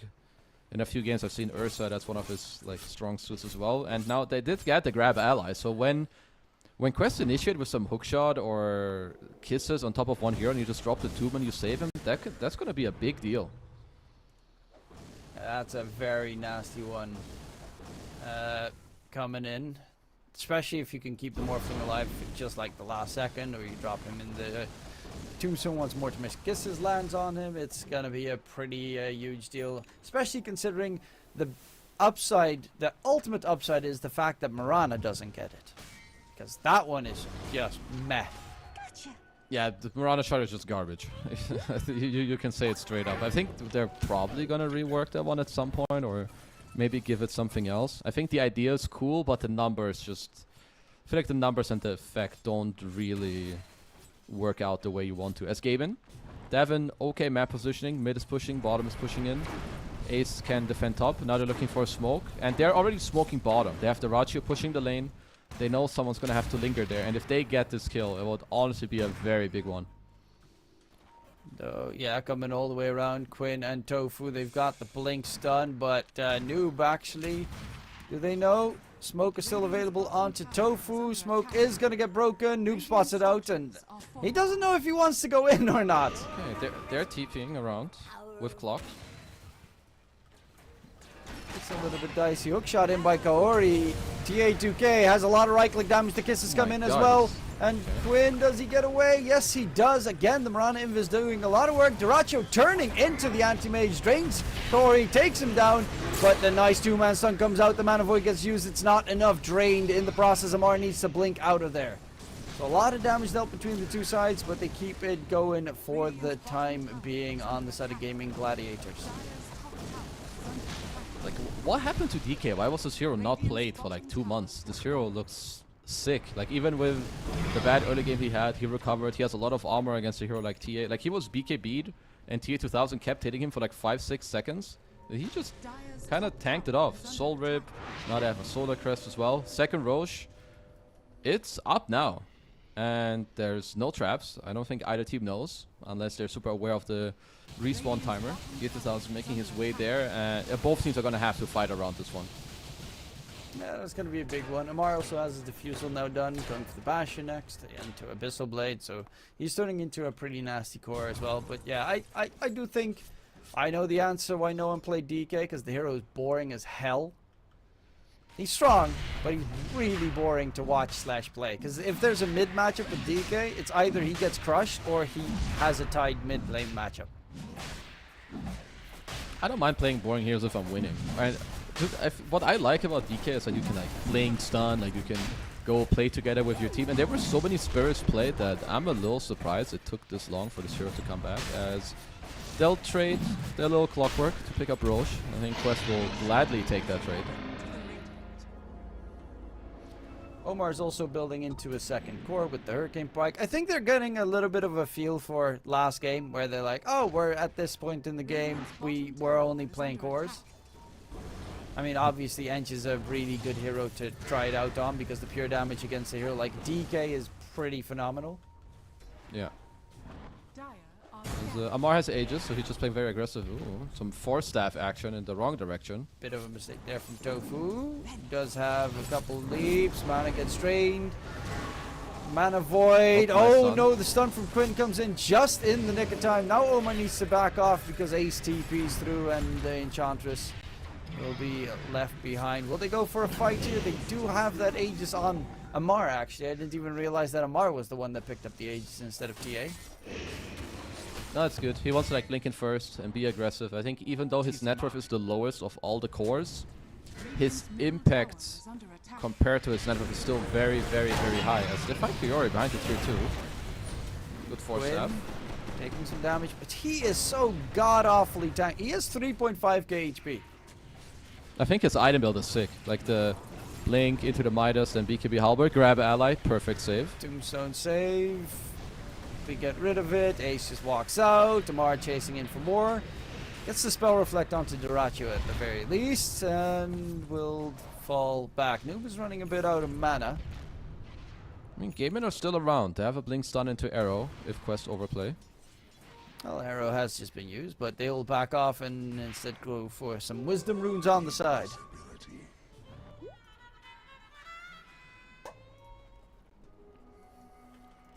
Duracho, Invis rune. Just need to be careful if they have some random sentries placed, which is now the case. Duracho walks up the high ground and that's scary. Especially with Quinn in the vicinity. Make sure he doesn't get the blink off. They also placed 2 observer wards on the high ground, so a little bit of a mistake there from Quest. Not double 400 gold coming in. Oh, Kaori's got the Aghanim Scepter. That's the reveal with the triple rocket flares, AoE battery assault coming in. Mar dropping pretty low, jumping from Duracho to train more of the noob mana. Oh, this rocket's there. And, well, it did just end because the overclocking did make him stunned up in the process of Mar. Can he get the catch? He needs that Mana Void to drop him. They're falling back, and Gaming Gladiators get out scot-free. Oh, nice sidestep by Noob on that arrow. I do like that they're instantly smoking up again. They have Kisses up soon. Morphling ult is over. BKB is over on Quinn as well. 2 minutes on Aegis still. Duracho, his mana does get drained right now, and they might finally get the kill secured. Mana Void comes out. Duracho, nice mega kill streak picked up for Amar. That's a lot of gold. Just too much mana burn, I guess, huh? He only had like 1 second maybe to wait for him out. Amar catching him maybe a little off guard. That's a huge kill. 1300 gold. Like, look at it still. He's the lowest net worth core.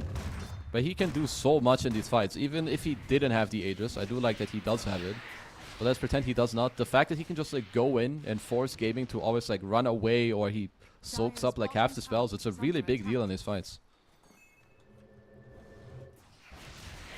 And the reveal of the Aghanim Scepter as well from Corey's it is pretty nice because it does a bunch of stuff. Like Battery Assault becomes AoE, you get attack speed bonus inside the cogs, and the triple rocket flares. I mean, that one's the nuttiest, of course, because you can pretty much solo enemy heroes at that stage, like the Mirana, for instance. We're back to having level 20 on Noob, so he's starting to scale again. Has the Pike already working into his next items. And yeah, I mean, having this like rocket flare that constantly gives you vision and allows your team to like step forward, because they have a lot of like long range poke, right? You have some random impetus that are flying in, you have rocket flares, you have the Mortimer's Kisses. Maybe someone like randomly is forced to BKB or run out of the fight. It all adds up very quickly. Omar has the Hurricane Pike, the shard which he got for free from the Tormentor, and has marked up that his next item needs to be MKB because why not? Yeah, they're just making... Yeah, they're just getting like multiple heroes that are gonna get to hit not only through the butterfly, but also like deal a lot of range damage against DK and Underlord. Like they're basically playing against 3 tanky cores, so yeah, I'm kind of digging their item builds. As you said, tier 2000 gets to solo the Roche as well. Not a great aspect of the hero. Anti-Mage also got himself the free shard, which is always nice. It's gonna get stunned up though. Oh, the arrow gets soaked up by a creep. Amar gets the blink back. Corey hook shots out of there and will still most likely be left behind, but that is so unfortunate. One random creeps walks right in front of the arrow. Damn, I didn't catch it, but that there's more creeps that are blocking this arrow. As Omar still gonna get early at the end. The Wisps has little friends, doesn't really do anything. I just want to point out that he has it. Actually, he's still alive right now. Surprisingly enough, does eventually fall down. And I mean, how much are they going to be able to get done here on the side of Gaimin Gladiators off the back of that? Are they going to knock on the high ground? Elder Dragon form is about to end. He does have his Ags almost done though, so Black Dragon will be coming in. Amar looking for Duracio. TP got cancelled by Quinn. It was a nice instinct to try and cancel your TP and catch Amar. He was too quick with the blink out. I mean, Duracio lost his Ags on the courier, so they don't have that yet. As you said, Quinn now has his, luckily. But ulti is on cooldown. And how far is Noob? Okay, 21. TA2K. He also gets a big timing once he hits level 25 with the 7 refraction instances. It's one of the more nuttier talents, I think, in the game. Like TA, first of all, having a melt dispel, and then on 25 having more refraction charges is sick.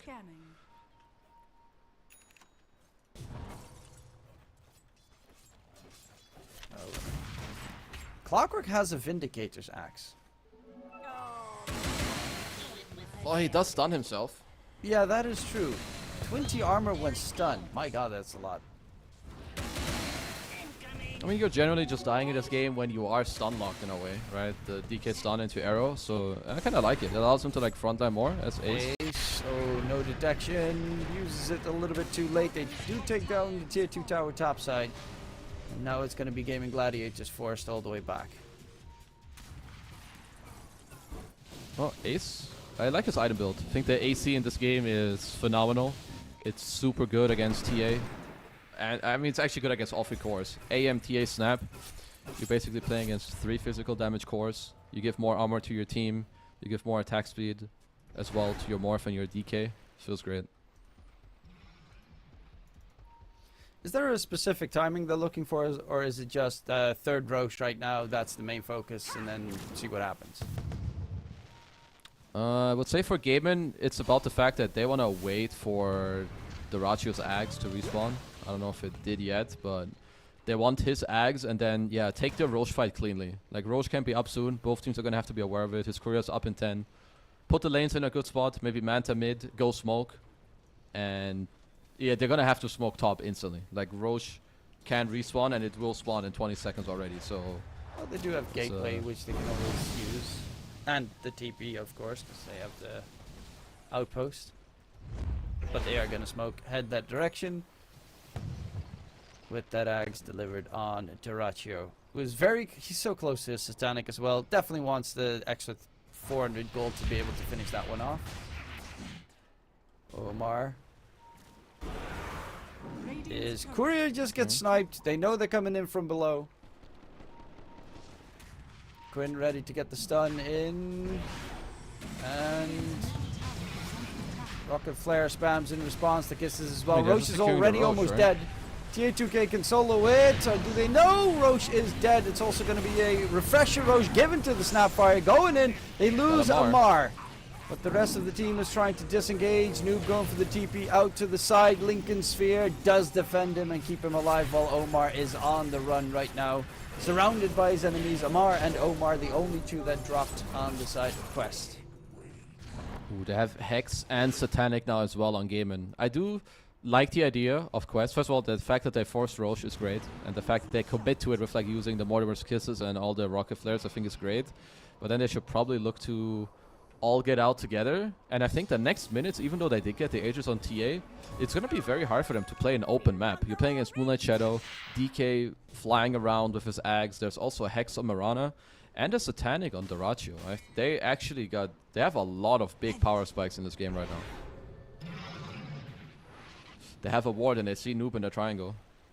Yeah, they're gonna try and get the catch. Quinn, he doesn't even need to use the blink, just walks up to him. They do get the Hex afterwards because the Scythe is already done on Tofu. He is gonna refresh a TP attempt out. Does he get away? Oh my lord, Ace too far off. Oh, you should have Ogre Sealed yourself forward and hit that Pit of Malice. How did they not... Okay, that's very strange. He's just too slick. Nice play from Noob. He's just too slick. Man's too fast, too furious. That's a sick getaway. As GG at least are around mid still. Don't have to Rachi yet. He's dealing with bottom. Maybe gonna Manta another wave. Rook shot in onto Tofu. Nice force. Nice force by Celery. Keeps Tofu alive. Nullifier. That's what they're at the moment. Nullifier Gaming. The force staffs are denying too much. Oh my god, that damage. It's always just been so annoying when you play against force. As I still think Gaimin are gonna be ready to fight. I don't think Quest are gonna shy away from any fights either, as long as they have good positioning. It's gonna be a lot about who gets which jump, which type of vision can you play on. Tofu going first. Nice blink out. Disarm onto TA.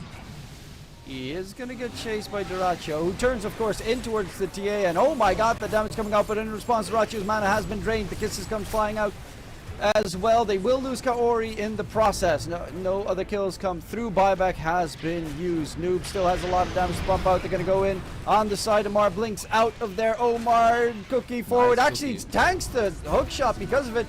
Kaori is back in action. Gets deleted by Durachio, and that is a disastrous fight for Quest right now because Quinn can continue for more on that DK. Unobstructed pathing, gets himself, what, 25% magic resistance.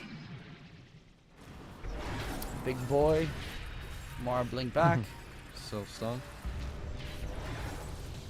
Noob needs to hit that level 25. They need the little shredder multi-shot. It's... This Dragon Knight is just a big nuisance, like in this fight. It's very hard for them to actually kill him. He has 40 armor, evasion, and like he has a counter stun. When he brief fires you, you lose a lot of damage. Morphling turns into TA, lowers his damage too. Because it's not that easy for a Quest to actually follow these supports. Like when Kaori hooks in, sure, Amar can follow you, but he needs to be careful about how early he has to go back out as, Gaimin definitely starting to lead in this game. It was 50%, it's up to 70 now. 69 actually.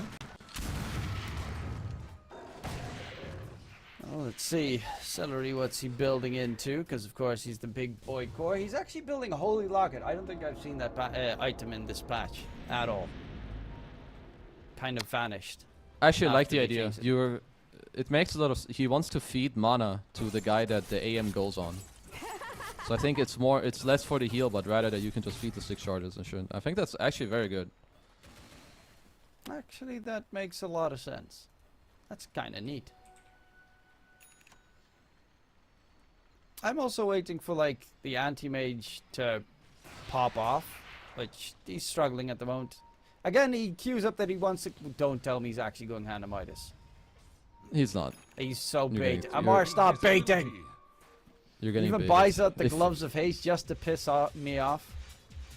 Why's he got a javelin? So they're all buying MKBs basically. So it's gonna be a big timing window as well for Radiant. He's gonna Just go an and Abyss on drain the Quinn. mana of Quinn just to piss him off, and then blink out. He's such a troll. That's a very good play for the state of the map. Like Quinn having no mana, if they gate back to this fight, he has no aggressive blink stun now. As he does get fed some mana actually. Buyback. Clockwork's in trouble, Cookie, and the bit Clockwork late. is dead. Wait for him up the high ground looking for more. TA2K. He actually went for a Moonshard and is just dead. No buyback available for 90 seconds. Black Dragon right in front of their base. The creeps are coming in as well. This is looking rough for Quest. Some of these itemizations from Gaimin, I think, are just giving them way better timings. As Noob is trying to blast down the wave, but they're just glyphing it. I mean, look how fast they push. That's an AC solar crested Morphling. That's a destroyed turned base. into a TA. That's an entire And he base has gone. refraction. No. Blink stun, arrow, Omar. Catch onto Omar. Enchantress, wait for him down, has a buyback at the ready. But they're just...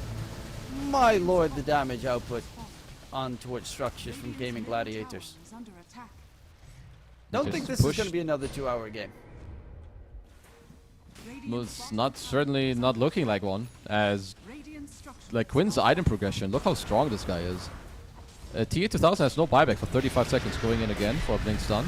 Disarm onto Noob. Amar going back in. Hook shot from Corey. Tries to catch them inside the cogs, but Corey just gets blasted by Duraccio instantly, turning into the anti-mage with an ungodly amount of attack speed.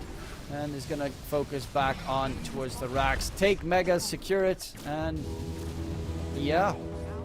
They can defend against Megas, but they're looking like a very rough spot. DK gets the stun in onto the Snapfire Duraccio. The cheese is going to be keeping Noob alive. No, it's not, and that's the GG call. So in the end, it's a 1-1 tie in the series. Right, when in doubt, just pick Ace Underlord. This guy will always have like a good performance. Same with this DK from Quinn. I don't know who it was. I think it may have been LGD who busted out the DK first at Dream League, and then other people started copying, or maybe I'm wrong, but someone did it, and ever since then, every time I see DK, this hero just looks like a baller hero every time. Even if a shitty early game, you can still go your blink, help your team play around the map, you get the Midas, you start scaling, just sick. Yeah, really well done indeed. Even though the early game was disastrous, as you mentioned for him, got killed off by Mortimer Skisses 3 times in a row. But they did manage to win the game before Snapfire hits level 25 and gets that little shred of multi-shot, for instance. But even then, the DK, the Underlord, the Morphling, really hard to kill heroes. They were incredibly tanky the entire game through. Yeah, especially with like, if you think about the AM, like AM, TA, Snapfire, the longer, like when other heroes get like level 10 to 20, they get so tanky, it gets pretty hard for them to actually start killing heroes, and I think they're all fairly single target with like AM, TA. I think Gaming Gladiators just kind of abused it in a way. I think that Quest kind of didn't think hard enough about how they wanted to fight, and yeah, Gaimin with good itemization, good map movement, eventually just clawed their way back in this game. Luckily enough, this time we didn't have a Dusa, because the that was kind of horrible to see in game number 1. We do have a schedule for the matches tomorrow on this stream. We're going to start it off with IG versus Team Spirit, then Gaimin Gladiators versus Bleed, Blacklist up against Shopify, and we too will end the day with 9 Pandas versus Nouns. Speaking of Nouns, they did just beat EG 2-0, so they're currently 3-1, if I'm not mistaken, in the group stage, which is remarkable. Yeah, I mean, Nouns actually, I'm surprised that Nouns are doing so well. I mean, like, in a nice way, you know, I'm happily surprised that they're doing well. As, yeah. What else do we have? They've been doing EG, they played some they had some really strange lineup against EG. Anti-Mage, Brood, Lone Druid, but, you know, if that works for you, it sounds sick to me. They got Move, so they can do some funky stuff as well. And of course, they've got Gunner, so you can literally give him every hero in the world and it will work out somehow. And they've got Asini as their coach behind it. Just had to shout him out for a second. Speaking of shouting out, of course, if you like some good old peanuts, Sucro is the best coated peanuts that has become the pride of Indonesia, bringing happiness and joy to everyone. So don't forget to get you some Sucro peanuts. Now I'm hungry. Sounds sick. I want some. Definitely want some. I'm very hungry. We had a long series today. All in all, the second game was slightly shorter than the first, but nonetheless, thank you very much for joining me, Gezu. Any last words for the viewers at home? I'll go rewatch the 2-hour game for whoever missed it. Probably most of you did see it, and other than that, we'll see all of them tomorrow. Thanks for having me. We'll see you tomorrow. Have a wonderful day, and in case we don't see you, good afternoon, good evening, and good night.